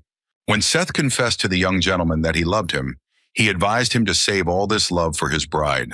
Immediately afterwards, Seth asked him if he could appoint his bride as maid of honor to the Duchess, to which he was told that he would have to ask the elves. Glancing at the butler, Cho Yisu ordered him to prepare well for the wedding. Suddenly the door opened, and into the room a red-haired woman, accompanied by Haeun, flew into the room screaming loudly. Glancing at his friends, the young man asked her what had happened. Jace immediately replied that she wanted to call him to go shopping with them. Looking at him with big eyes, the redhead asked if he would like to spend some time with them, reminding her of the road she had traveled. At that moment, Heian intervened in the conversation, who also called him with them, saying that she had something for him. These words aroused the Baron's curiosity, so he clarified what exactly she had for him. When they got out of the carriage, the young Baron looked in surprise at the building near which they stopped. He and the girls stood outside a large, luxurious mansion with dark tiles and light walls. When Heian confirmed that this was where her stepmother lived, the boy asked why she had brought him here. However, when the elf said that it was a gift for him, Cho Yisu looked at her friend in surprise. Answering his surprise question, whether she would give him this house, the girl said that she owed him a lot. But the Baron said that he would already have a house, so it would be better to use the building for other purposes. He thought that it would be possible to open a jewelry store or a snack bar here, and maybe even a department store. To the elf's surprise question, he explained that this is a place where you can sell a variety of goods. Putting a finger to her chin, Han reflected that there are usually a few awkward moments when she goes shopping, such as having to stop the carriage at the right place and traveling in the rain or snow. After hearing this, Cho Yisu suggested that she take up the matter, to which the friend assumed that it was because he did not like the gift.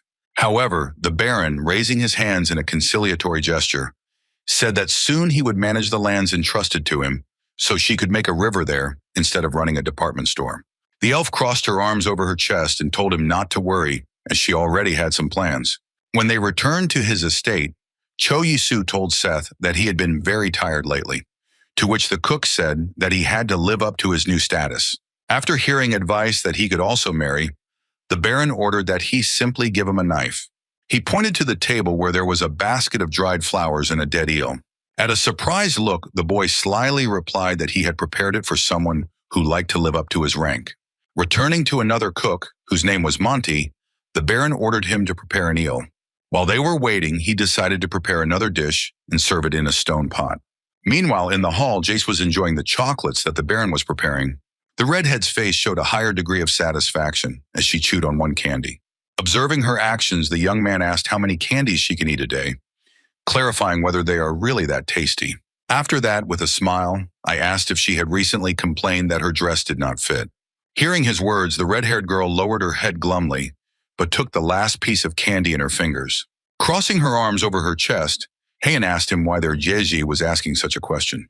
Hearing her words, Cho Yisu thought about the fact that it seems that only recently they were irreconcilable enemies, but he was glad that they had become friends.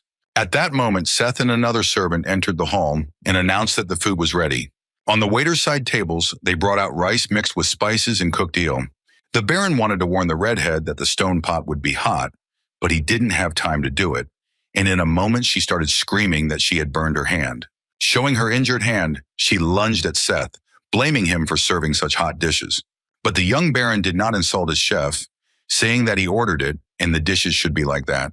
When he asked how her hand was, Miss Medith showed him her middle finger and told him the hand was out of order, offering to blow on it. Not at all expecting such a gesture from a girl of a noble family, Cho Yisu said that it would be best to first take wild onions and soy sauce and mix them together. After that, he spooned a decent amount of bitter rice mixed with spices. And then, with a big smile on his face, he thanked the cooks for the food. Jace followed suit and grabbed the spoon as well, saying she wanted to try it. As she chewed the spiced porridge, her face showed a wide smile of satisfaction. Covering her mouth with delight, the girl exhaled and asked what the sauce was called. Now she wonders why they don't grow vegetables like that, because the texture of the bean sprouts and the pork went so well together. Noticing that Heian took the bread and dipped it in soy sauce, the young man watched her reaction intently. Meanwhile, the elf calmly shoved the bun into her mouth, biting off a piece. A moment later, with a big smile, she said that it tasted even better with bread than with rice. When Yeje said that the sauce went well, even with eel, the boy assured her that he would give her the seeds when she went home. To his question about when she plans to return, the girl replied that she plans to do it in November. When the Baron asked if things were going well, the girl raised her hand and showed him 5 fingers. And with a broad smile, she explained that they need as many as 5 more stores. Afterwards, Choisu turned to Hyun, asking how she was doing and why she wasn't offering her ideas. To which the elf calmly reminded him that she had given him the building for his department store. The Baron turned to the red-haired woman again, saying that she had arrived on time, as she would have time to go to the night festival before leaving. She smiled slyly and said that this is exactly what she was waiting for. Meanwhile, in the imperial palace, Priscilla was again sitting with the emperor at the table, talking about the arrival of Duchess Adelia. The man confirmed this with a smile, as he called her, because he wanted to talk to her about something. The elf queen reminded him of the great merchant Seolan of the Ming Empire, saying that he had broken the silk supply contract with the Pet family. She added that she did not know the exact reason why, but now all silk was supplied to the Qian family. To this, the ruler of the empire suggested that perhaps the Meditz family had paved the way for this year. But Priscilla assured her that Pat's family was rumored to be very rude to Seolan, although she didn't mention that she was the one who started the rumor. Pat's family was really interesting because they started with a small salt production and became aristocrats. Now they behave very haughtily, rejecting other families. Judging by what the 5 great families have been doing lately, they were definitely crossing the line because they forgot that only the imperial family had true aristocratic blood. The ruler laughed and said that it was because of this that he called Adelia to him. Suddenly his attention was drawn by a knock on the door, which sounded, and the butler's voice announced the arrival of Duchess Adelia. Immediately after that, a young woman with blonde hair and a white dress entered the room. Embracing his sister, the emperor noticed that she had come a long way, to which the woman replied that they had not seen each other for a long time. Turning her eyes to her brother, Adelia asked him why he had summoned her. The ruler smiled and replied that they should discuss something with her. After that, he continued that he would like to auction a small area located in the south. At first, the woman was surprised by the offer to give away part of her land, but when they sat down to discuss it, she clarified whether he wanted to add strength to the side of the Meditz family. The emperor said she was absolutely right, adding that the southern lands had been ruled by the central government for generations. Most of the southern territories had been under the Erman family for 113 years, and the largest port, Montpar, was now owned by the Pat family. Adelia immediately noticed that her land bordered the Pat family's holdings, so she was sure that they would also be watching the proceedings closely. After hearing the proposal to introduce restrictions on the auction, the woman realized that he planned not to disclose information about the auction so that the Pets did not receive the land. The emperor's sister added that even if the lands were transferred to the Meditz family, it would not mean that the imperial power would simply cede to them. In addition, the man added that the southern lands of the empire are a symbolic place for aristocrats, and only their possession could fundamentally change the status of the Meditz family. So he asked if she would mind if he put a small area up for sale. The woman agreed, adding that it was still not easy to manage the land that bordered the Pat family's property. The ruler was glad that it would be possible to hand over the land as soon as possible, perhaps even today. After discussing important matters, the woman offered to go to the night festival since she had already come to it, to which the emperor noticed that it would be possible to take capable knights with him. In addition, the man said that his sister would be able to buy something from him. Stepping out of the emperor's office, Adelia thought that she had once ruled these lands, but now she had to seize the opportunity to stop her brother's rise to power. Therefore, if she takes advantage of the opportunity, she will be able to overthrow Charles and take the throne. Meanwhile, being in his estate, Cho Yisu heard someone calling him outside and ordered him to come in. Immediately after his permission, a dazed Reina flew into the room, calling him loudly. Not expecting such a reaction, the Baron smiled and asked what was happening so urgently. He ordered her to sit down and told Lucas to bring 2 coffees, then asked the girl what had happened. She wanted to say something else, but she fell silent for a moment, looking intently in front of her with a surprised look. Her eyes darted over the Baron's face and body as the informant tried to gather her thoughts. Hearing him start calling her again, the girl looked in front of her in a daze and answered. Her thoughts were only occupied by how nice the Baron smelled, but pulling herself together, she said she had good news for him. Reina said that earlier he was looking for land for a farm, and now the lands in the south are being put up for auction. The informant asked how it is that his wish always comes true without any problems. After that, she added that it was the first time she heard about the southern lands being put up for sale. Looking at the cup of hot drink in front of her, the girl said that the emperor's sister herself was putting them out, thinking that the only known reason was to get money. Putting his finger to his mouth, Cho Yisu thought that the Baron could own 100,000 acres of land, meaning he could claim 70,000. However, the south seemed to belong to the central government, so he was sure that Count Meditz would also be in the bargain. He was unsure about the relationship between the imperial family and the 5 main families, so he asked Reina what their relationship was. The informant replied that there were no problems on the surface. But the imperial family would not be happy if the five main families began to increase their power, since until the 4th century, the empire was ruled by the Anagol dynasty. Now the Big Five were called the Four because the Medits and Kruno families were in a political alliance. And instead of including the Medits from the 5 big families, they simply excluded the Kruno family. Cho Yasu wondered if he could take the opportunity and get the title of Earl when he heard that the auction would last for 2 months, so he had time to think. Just as Reina was about to leave, Miss Jace burst into the room looking for her friend. Despite paying attention to the informer, she started waving the letter and saying that he had received a message.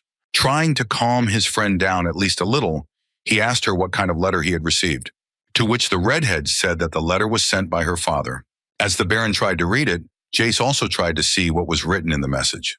The Lord welcomed him and said that they should get the lands for sale in the south, wanting to trade 10,000 acres for 20,000 gold. If they get them, they will be able to join forces with the Kruno family, maintaining central control. At the end of the letter, Lord Meditz expressed his hope that the Baron would try very hard at the auction.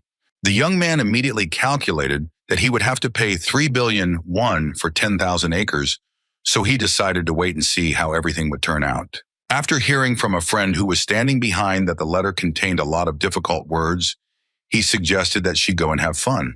The red-haired girl sternly said that she wanted to go with him, which confused the boy a little. Noticing the incomprehension on his face, the girl was indignant that he had forgotten everything, to which the Baron asked where exactly she was planning to go.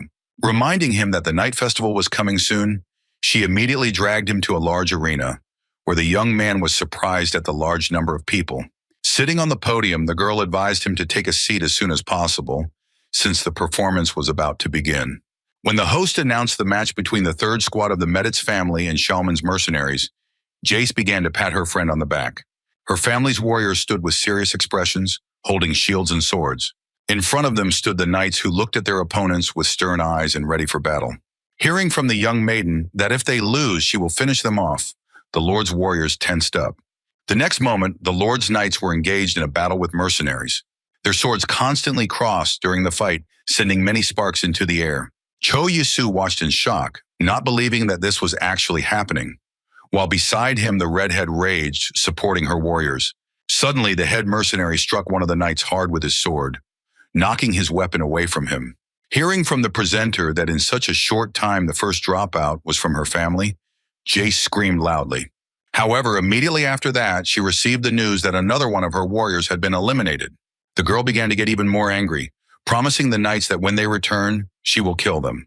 While the girl raged behind his back, the young Baron thought that the opponents of the Meditz family were very good.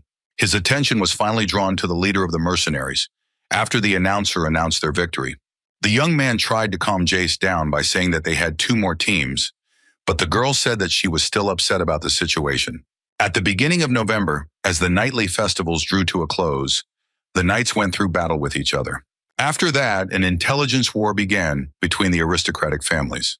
As they sat with Reina in the carriage, Cho Yisu asked her if she checked the list in the secretariat well. When asked if any of the mercenaries caught her attention, the girl replied that she noticed someone.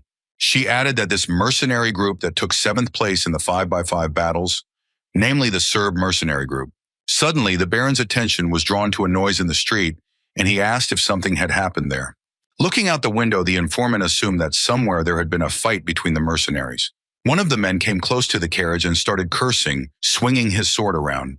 Kin was startled by the sharp noises and scrambled and started hopping on the spot, no matter how hard Lucas tried to hold him back. The Baron sat in the carriage and looked at Reina, unable to understand what was happening. The girl carefully looked out the window of the carriage, trying to see all the participants of the event. However, she was surprised to notice that Lucas was no longer at the coachman's place. To the frightened question of the Baron, she answered that he simply disappeared and ordered the gentleman to sit in the carriage.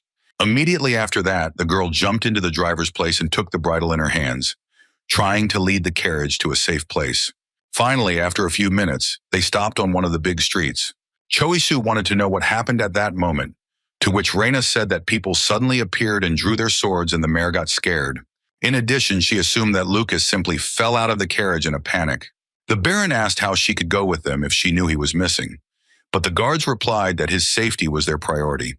In desperation, slapping his forehead with the palm of his hand, The Baron ordered them to go immediately and look for him. Reina offered to take him home and go to the secretariat another time, which Cho Yisu agreed to. Clenching his teeth, the boy asked her if she could also go look for Lucas, to which the girl said they still had people. Arriving at his estate, the young man stood in front of the window and awaited the results of the search operation. He thought about the fact that the sun had already set over the horizon, and Reina and the guards and Lucas still hadn't returned. Thinking and putting a finger to his chin, he tried to understand where his valet had gone. Corky said he understood his concerns, but rest was also necessary. Trying to keep his voice confident, the man said that Lucas would be fine, and they would let them know as soon as he got back. Hans was not left out either, assuring him that he would keep watch at the main entrance. Looking at the devotees, Cho Yisu said that he would go to sleep, but he would wait a little longer. The next morning, a loud voice woke him up in his office behind his desk. The young man immediately jumped up and began to ask the butler to Lucas. He did not know what to answer, but he said that he did return. Descending into the living room, Cho Yisu found a picture of Hans with tears in his eyes hugging Lucas, who was trying to call him. Not believing that his valet had returned home, the young man froze in place and looked at the boy in bewilderment. Lucas, meanwhile, tried to ask him to pull him out of Hans's arms. Approaching his friend, Cho Yisu patted him on the shoulders and asked him to calm down, while the big man wiped away his tears. Looking carefully at his valet, he asked him if it was really all right. When the boy noticed a bandage on his arm, he asked what happened to the arm, to which Lucas said it was just a scratch.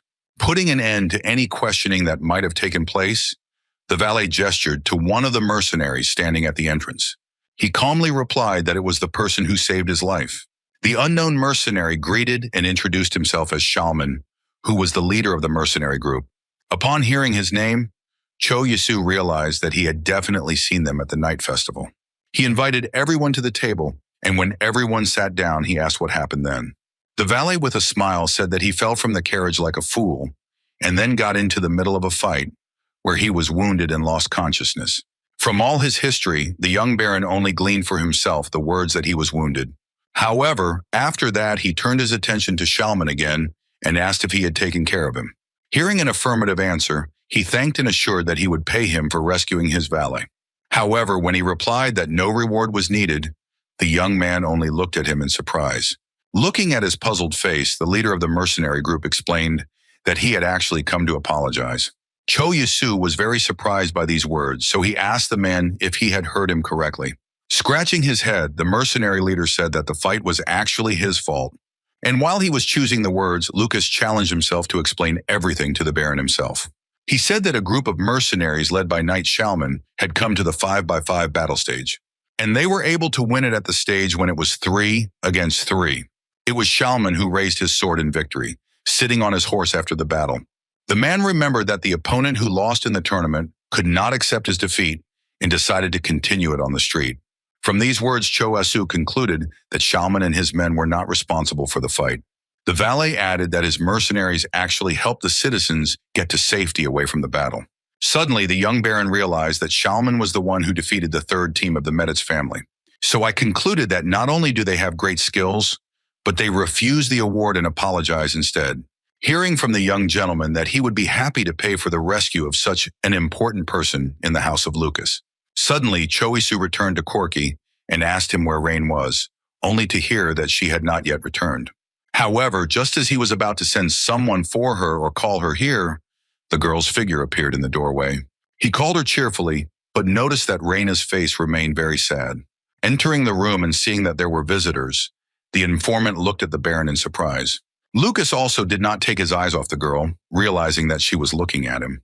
Realizing that the valet was sitting in front of her, Reina immediately flew into the office, holding the hem of the dress in front of her. As soon as he jumped up to explain something, the girl put her hands on her sides and hovered over him. The informant grabbed his shoulder with one hand and tried to hit him with the other, saying that she was very worried. However, when the emotions were released, she exhaled and said that she was glad that they were all right. The Baron also praised her for her good work and offered to sit at the table with them. Suddenly, Shalman looked at her carefully and quietly repeated her name, causing the informant to freeze. In the next moment, a familiar voice was heard, and she turned to the knight who had saved Lucas and looked at him in surprise. He said that he wasn't sure when he heard her name, but now I see that it really is Water. When he called one of her nicknames, which sounded like Protry, She clenched her teeth fiercely. To the Baron's surprised question if they knew each other, the girl answered that they once trained together. However, when the young gentleman was interested in her nickname, the girl hit her forehead with her fist, exhaling noisily and trying to find words to explain. However, it was at this point that Shaman stepped in, saying that Pro-Tray is short for the obnoxiously characteristic Reina. And when he added that she was crazy, as yesterday and today, he came up with another nickname. But the girl stopped him in his tracks. After that, the man smiled and rose to his feet, saying that it was time for him to go, as several of his charges were also injured and were being treated. Cho Yisu ordered Corky to bring a bag of gold and held it out as a thank you for saving Lucas. After that, he turned to the valet and told him that he needed to rest and warned him to contact the wizard healer. The boy tried to assure him that he was fine, but after paying attention to his bandaged hand, which was already starting to turn red, the man said that everything was not right. In addition, he forbade him to go anywhere today, saying that he should rest more. When the matter was resolved with the valet, the Baron turned to Reina, noting that Knight Shalman was a good enough person, to which the girl said that he should not worry about it.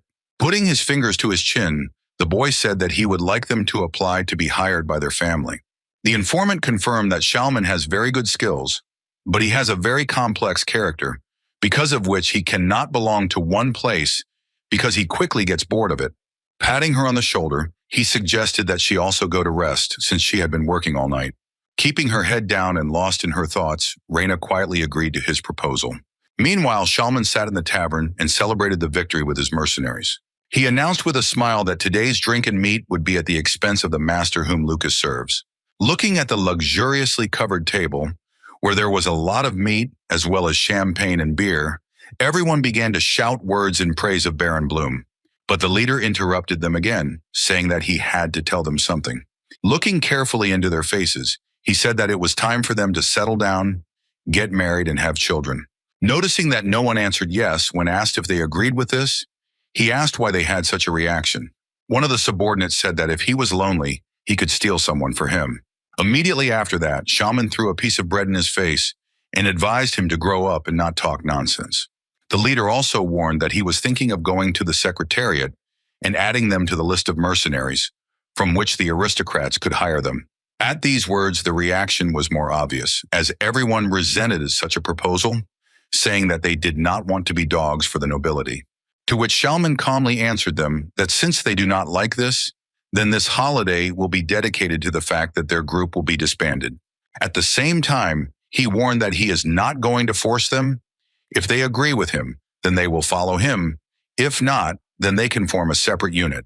Saying that the conversation was over, Shalman turned and headed for the tavern's exit. When he was sitting in his room, he heard a loud knock on the door and a familiar voice, so he allowed the visitor to enter. One of his associates said that his behavior was too much because he did not even talk to them about it. The leader completely ignored this, throwing his hands behind his head and crossing his legs, asking if they would follow him. When they began to demand that he tell them the reason for such a decision, the man looked down and said that he had found Reina. Short brown hair and big brown eyes suddenly stood up in front of him, staring at him in surprise.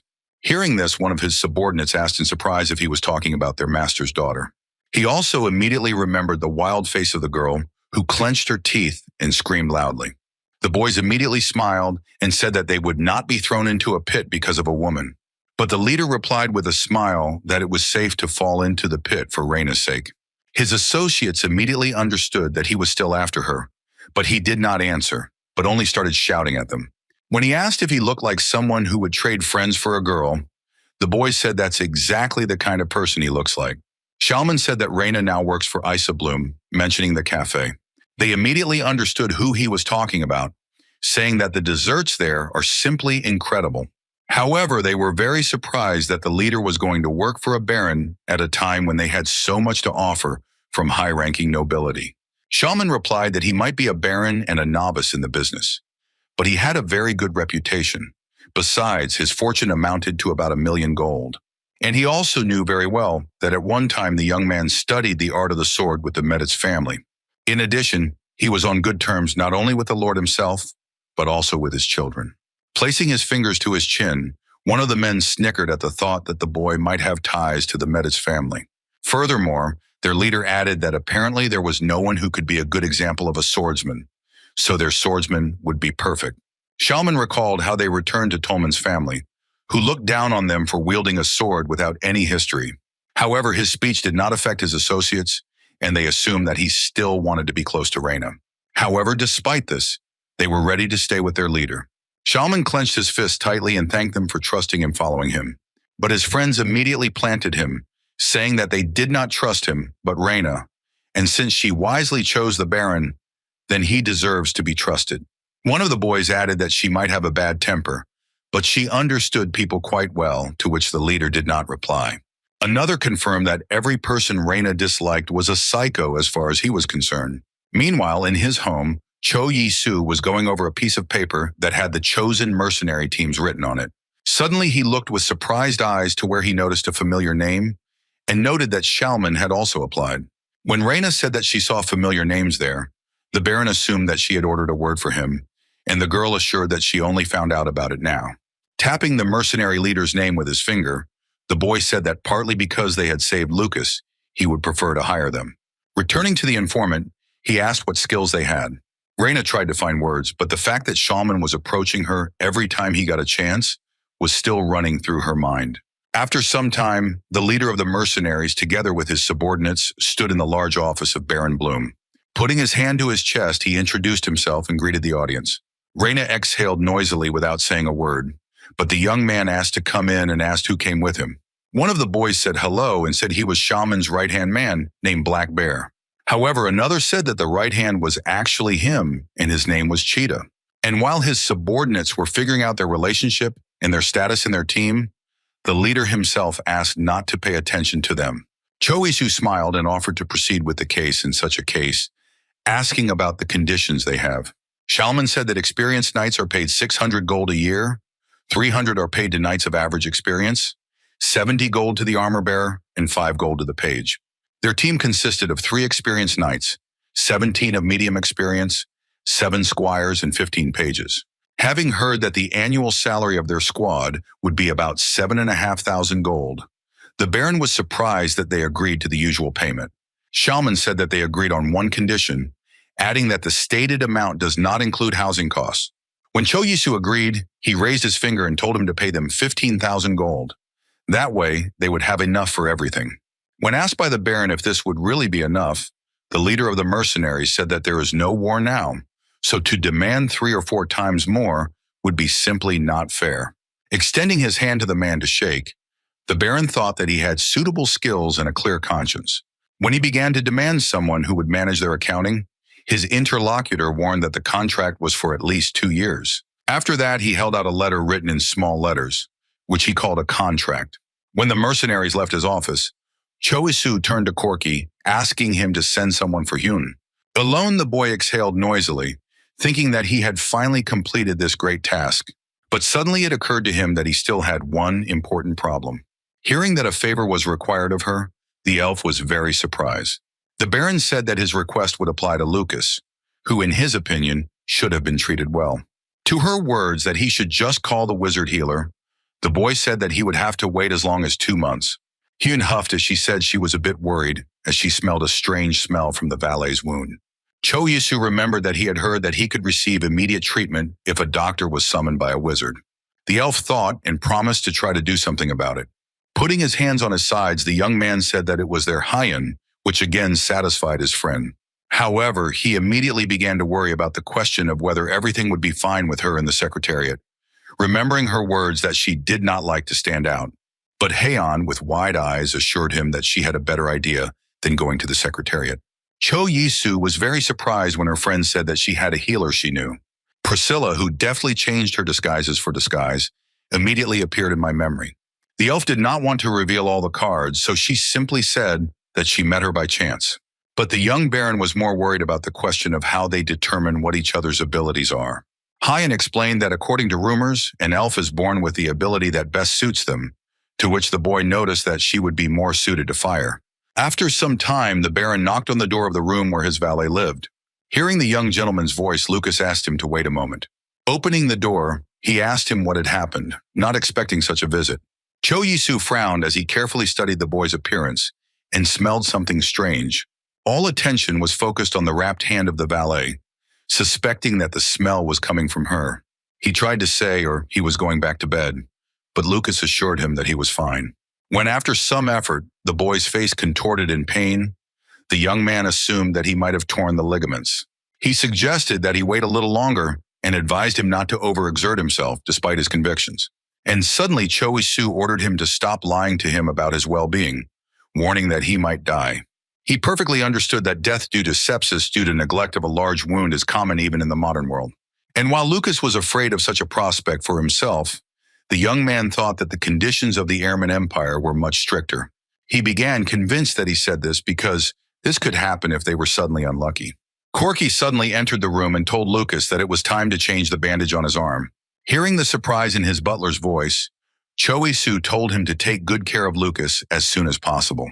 Without wasting time, the man began to carry out the order and untie the valet's wrapped hand. The young baron stared intently at how the hand had turned blue where the wound had been. Stepping out into the corridor, he thought about the fact that it would be good to bring a doctor here from Korea. However, they were lucky because Hyan knew the healer personally, so he mentally advised Lucas to hold on a little longer. After that, he met Reina, who with a smile announced that the results of the auction had arrived. Looking at the document brought by the informant, the young baron realized that he would pay 24 billion for the total cost of 70,000 acres. Looking up at Reina, he asked what would happen to the rest of the lands, but there was no information about it. After these words, he decided that he would wait until the Lord contacted him himself. There was a loud knock at the door, and Corky's voice was heard behind it. The butler went inside and calmly informed the young gentleman that a guest was waiting for him downstairs. The guest was a young elf with pastel green hair, a yellow dress, and a hat. Not knowing her name, Choi-Soo thanked her for coming while introducing himself. After removing the hat, the guest was asked to turn to her healer, explaining that he wanted to lead a quiet life as much as possible. Looking at him attentively with bright green eyes, the girl asked him if he understood what was being said. Opening his arms, Choi-Soo replied that he understood everything, offering her tea, but she refused, arguing that she would drink tea after work. Immediately after that, the elf went to the patient whom she had come to treat and asked to remove his bandages. When he did, a picture of a hand with calloused skin opened up to her and everyone present. The girl immediately turned to Corky and asked him to hold her hat. Immediately after that, she began to remove her gloves to begin the treatment. Keeping her gaze fixed on her wounded hand, she used magic, causing green energy to form around her. Looking at the bright light from under her hand, Choi-Soo let out a surprised breath. Lucas was smiling widely as he saw his hand completely healthy and unharmed within a minute. Bowing, he thanked for the treatment and heard a warning not to get injured again. Wasting no time, Hans hugged him tightly again. Watching him beg to be let go, Choi-Soo thought with a smile that both of them were very energetic. After that, he turned to the healer with a big smile, saying that he had prepared snacks, so he offered to sit at the table. There was already a kettle with tea on the table and fresh chocolates on a saucer. The green-haired elf silently enjoyed a hot drink mixed with dessert. Stretching his lips in a sincere wide smile, the young baron assumed that she liked him. She also smiled and agreed, saying that she especially likes chocolate. Watching as she reached for another candy, the boy said that he was very glad to know that she liked it. The next moment, he was interested in the question of whether she still had even a little magical power left. To her surprise, the baron explained that if there was still some left, he would like to take it and use it again. Priscilla smiled and assured him that she agreed, as it was not difficult at all. Hearing these words, Choi-Soo immediately turned to Reina, who was standing next to him. He remembered that Shalman had talked about several of his men being injured, so he offered to take care of them once they summoned a healer. The informant smiled widely and said that in that case she would bring them now. When the treatment was complete, the leader of the mercenary group bowed low and thanked the healer. However, she assured that there is nothing to be thankful for, as she is just glad that everyone recovered quickly. After asking her how much he owed her for treating his people, the baron heard that she was only proud of the fact that Haeon had done a good deed. Covering her mouth and laughing, the girl added that if he insisted on a reward, then chocolate would be very appropriate.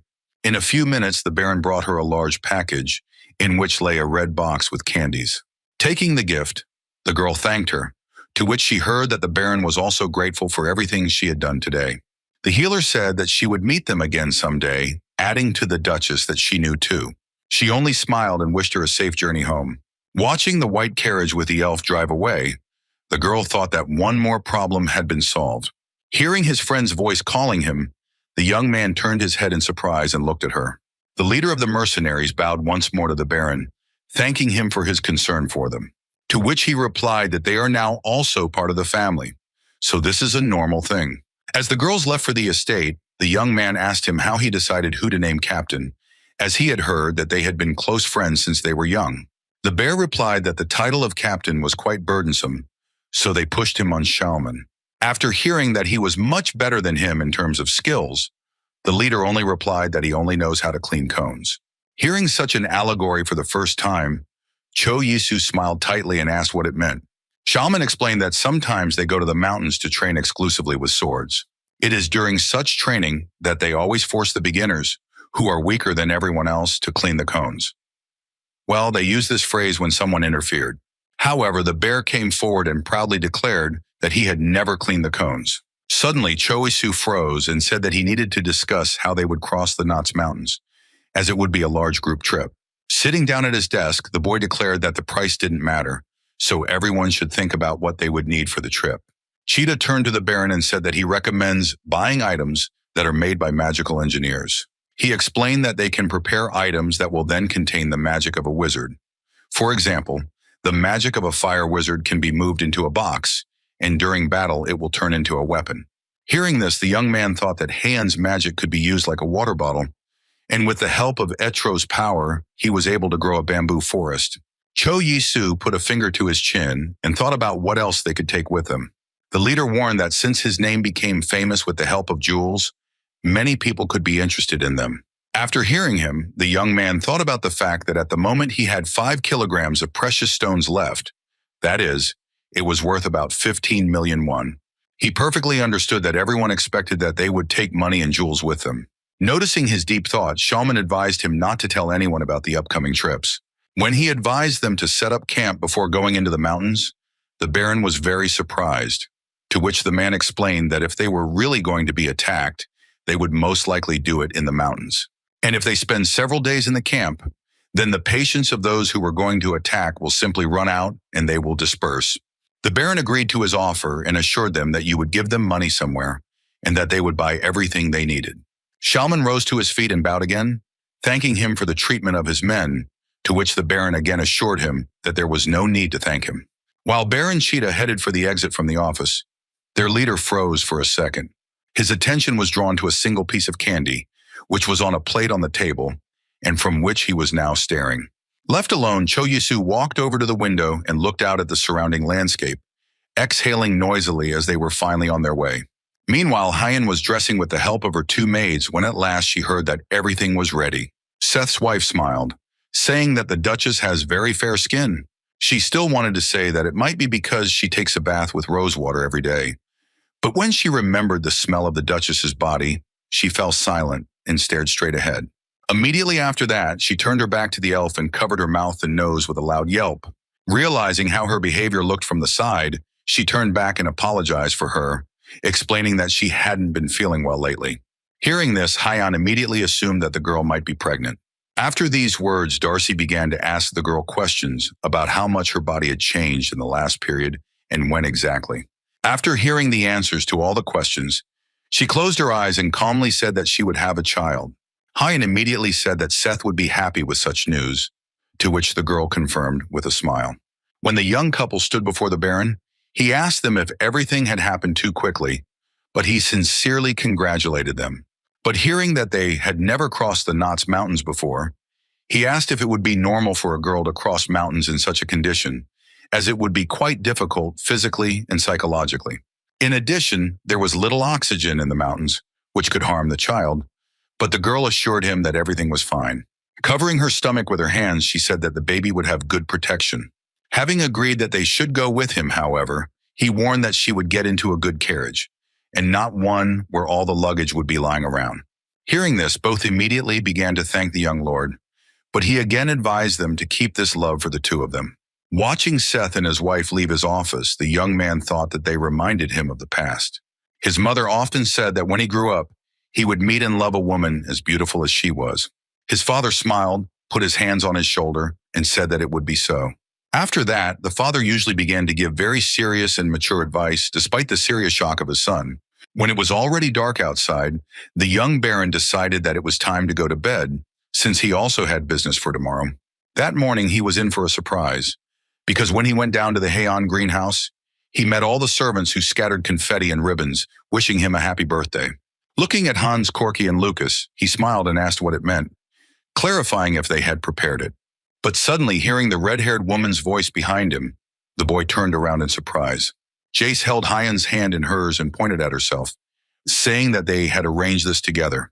She handed him a sword in a luxurious scabbard and said it was her gift to him. The young man smiled broadly and said that he had always wanted a sword. And to his friend's question whether he likes it, he answered yes. Corky also approached the young gentleman and handed him a small box, saying that they had written him letters, which he promised to read later when he was alone. Suddenly, Cho Yisu looked surprised at Hyun, who came closer and said that she also had a present for him. Handing him a metal lamb, the girl asked him to lift the lid. He obediently did what the elf asked him to do, not knowing what to expect from her. There was a dark cake in which one burning candle was stuffed. Looking surprised at the elf's gift, Cho Yisu asked if it was the same pound cake he made her. The elf explained that it was the same dish, but with soy sauce, adding that she had cooked it herself. Cho Yisu struggled to find the words to describe your friend's culinary masterpiece. Rhodovalosa suddenly remembered that in the north, people blow out a candle on a birthday, asking if they celebrate it in the same way in their homeland. When she heard an affirmative answer, she forced him to do the same, which Cho Yisu agreed to, mentally telling Hyun not to make pound cake with soy sauce again. When the candle was extinguished, everyone around started clapping and wishing him a happy birthday. After cutting him a piece, Hyun and the others began to persuade him to try it as soon as possible. Jace said that she had never tasted stock pie and soy sauce, asking if she could have a taste. Hearing from the elf that she prepared a stock pie especially for him, and there is a vegetable pie for them, the redhead was upset, but agreed. When Hyun told the Baron to eat his cake, he only winked and parted his lips in a smile as he agreed. Hyun looked very pleased that she was able to give her friend such a gift with her own hands. While everyone was happily celebrating his birthday, Cho Yisu stood with a piece of soy cake and looked at him sullenly. He frowned, and a big drop of sweat rolled down his face because the boy could not force himself to eat this piece. It seemed to him that a piece of pie was also looking at him, while smiling, understanding what awaits him in the future. Exhaling, the Baron still stuffed a piece of cake into his mouth, deciding that what will be, will be.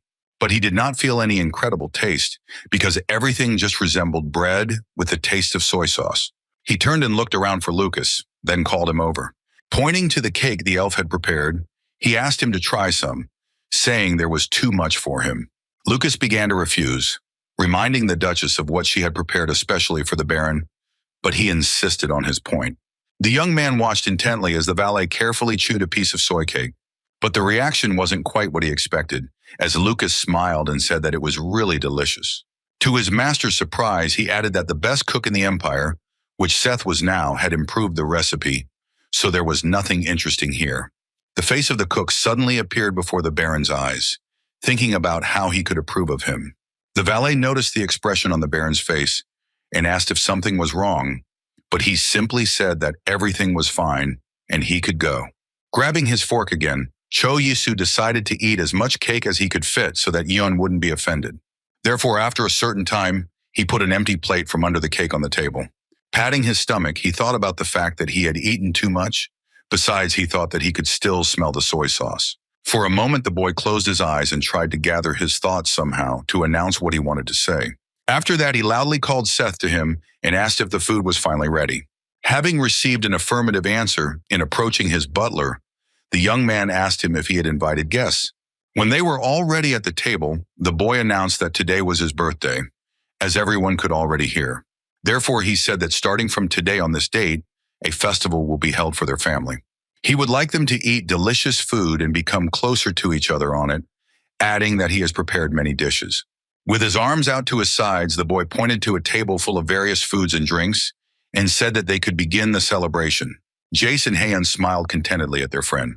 Corky, Lucas, and Hans had a similar expression on their faces, as well as the others. Even the newly recruited mercenaries for security were present at the table. Watching the redhead grab the breaded chicken calf, Cho Yisu thought that she still lacked any elegance despite being a lord's daughter. After biting into a decent piece of chicken, the girl froze for a moment, staring in front of her in surprise. She swallowed the meat, and the maid came to her, asking if something was wrong and suspecting that she did not like it.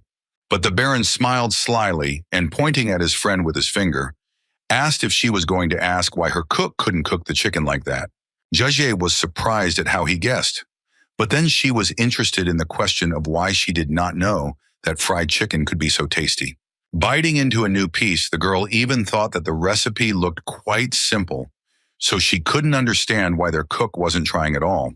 The taste of the chicken fried in breading and a lot of oil was wonderful, and the aroma was absolutely incredible. Glancing at the rest of his servants, Cho Yisu heard them tell him that they would work for him until they died. The mercenaries promised to work for him not as contract workers, but as regular official employees, and were going to make a toast in his honor. Shalman, who was sitting at the table next to Reina, noticed that they could also eat at the same table with the Baron. Glancing at the table where the maids and servants sat, he wondered if there was any sense in the fact that even the servants ate meat. Reina smiled with satisfaction at this and noticed that all the servants in their family ate meat almost every day. Weed asked if the Baron was so rich, to which the girl said that not all rich people are so concerned about their subordinates. Looking at the smiling boy, the informant said that the Baron was a really good person, so Shaman should also try. When she warned ominously that she would be watching him, the man smiled and said she could watch his room tonight. On the day they were all due to leave, there were 4 horse-drawn carriages parked outside Baron Bloom's estate. With his hands at his sides, the Baron looked at it and thought that they were ready to go. A butler, accompanied by several other men, approached him and said that they had finished packing their luggage, so it was time for them to leave. Those who remained asked if he would come often, assuring them that they would miss him. They also advised to be careful on the road. Looking at the new butler, the Baron advised him to contact him if anything was needed, to which he assured that he would do his best. Looking at the man he was leaving his estate to, Cho Isu thought that Corky had introduced him, so the man was trustworthy. Suddenly, his attention was drawn to Jace, who was rushing into the carriage with Heian and saying that they would go first.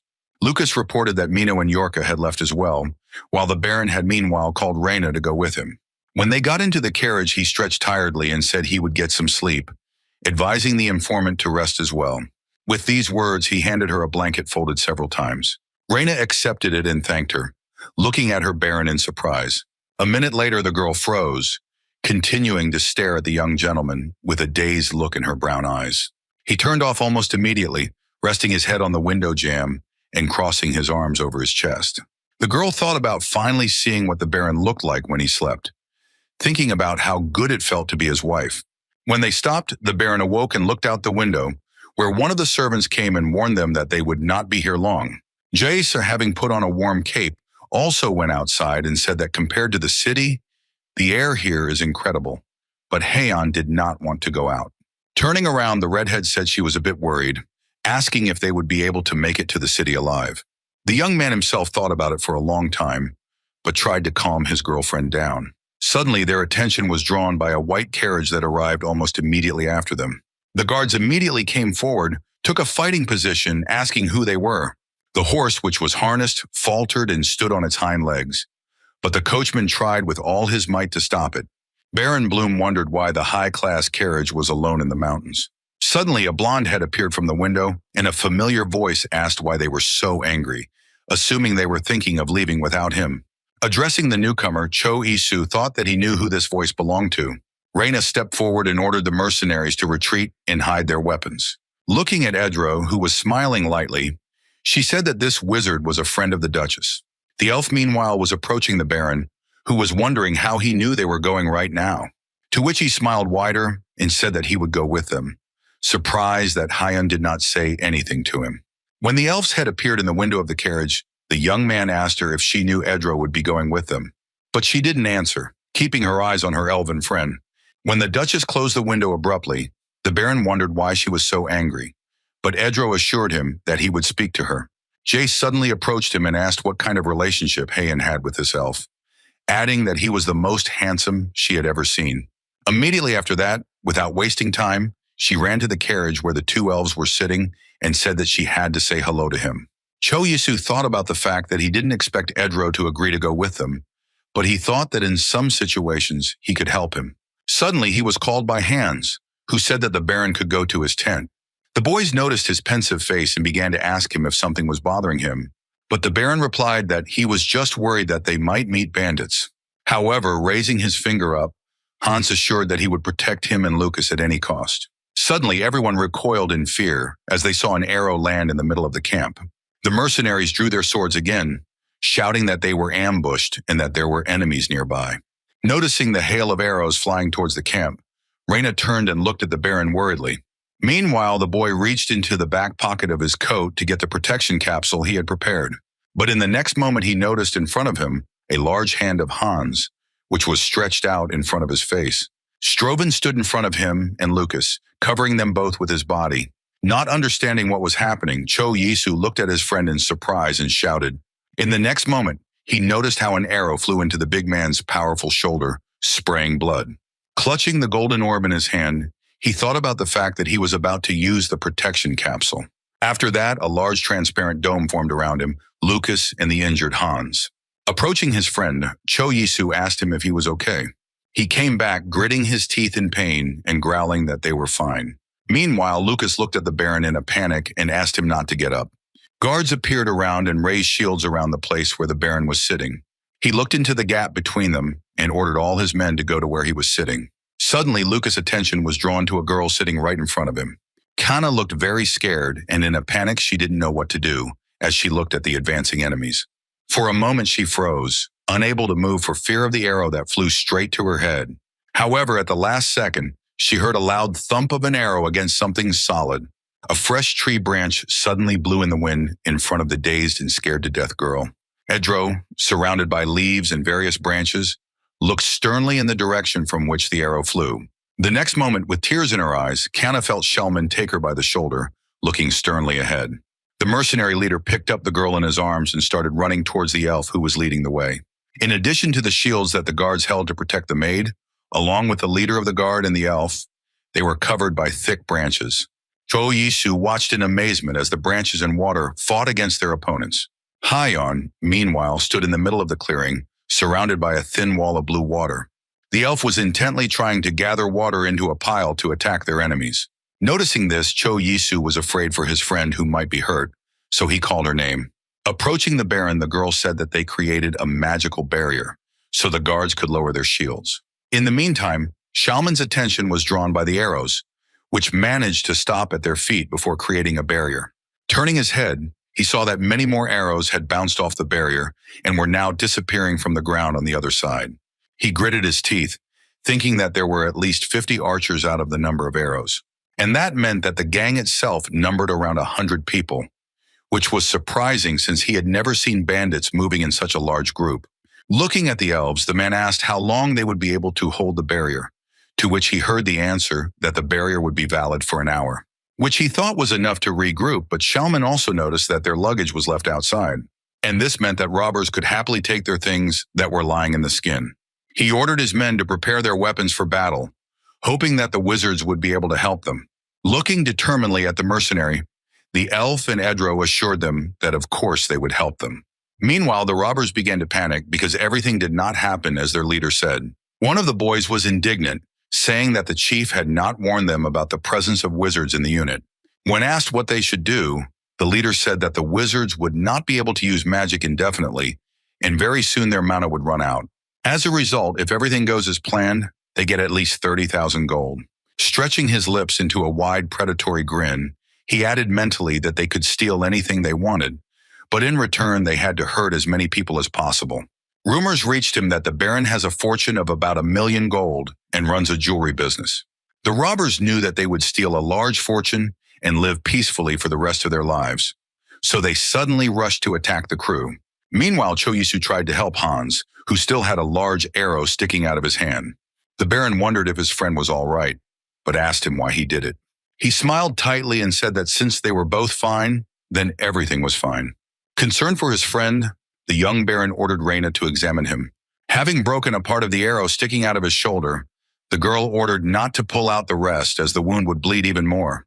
Meanwhile, the mercenaries led by Shalman raised their swords and charged at the brigands who attacked them. Looking at the way they met on the hurts, Reina said that the battle was almost over, and although there were many bandits, they were outnumbered in strength.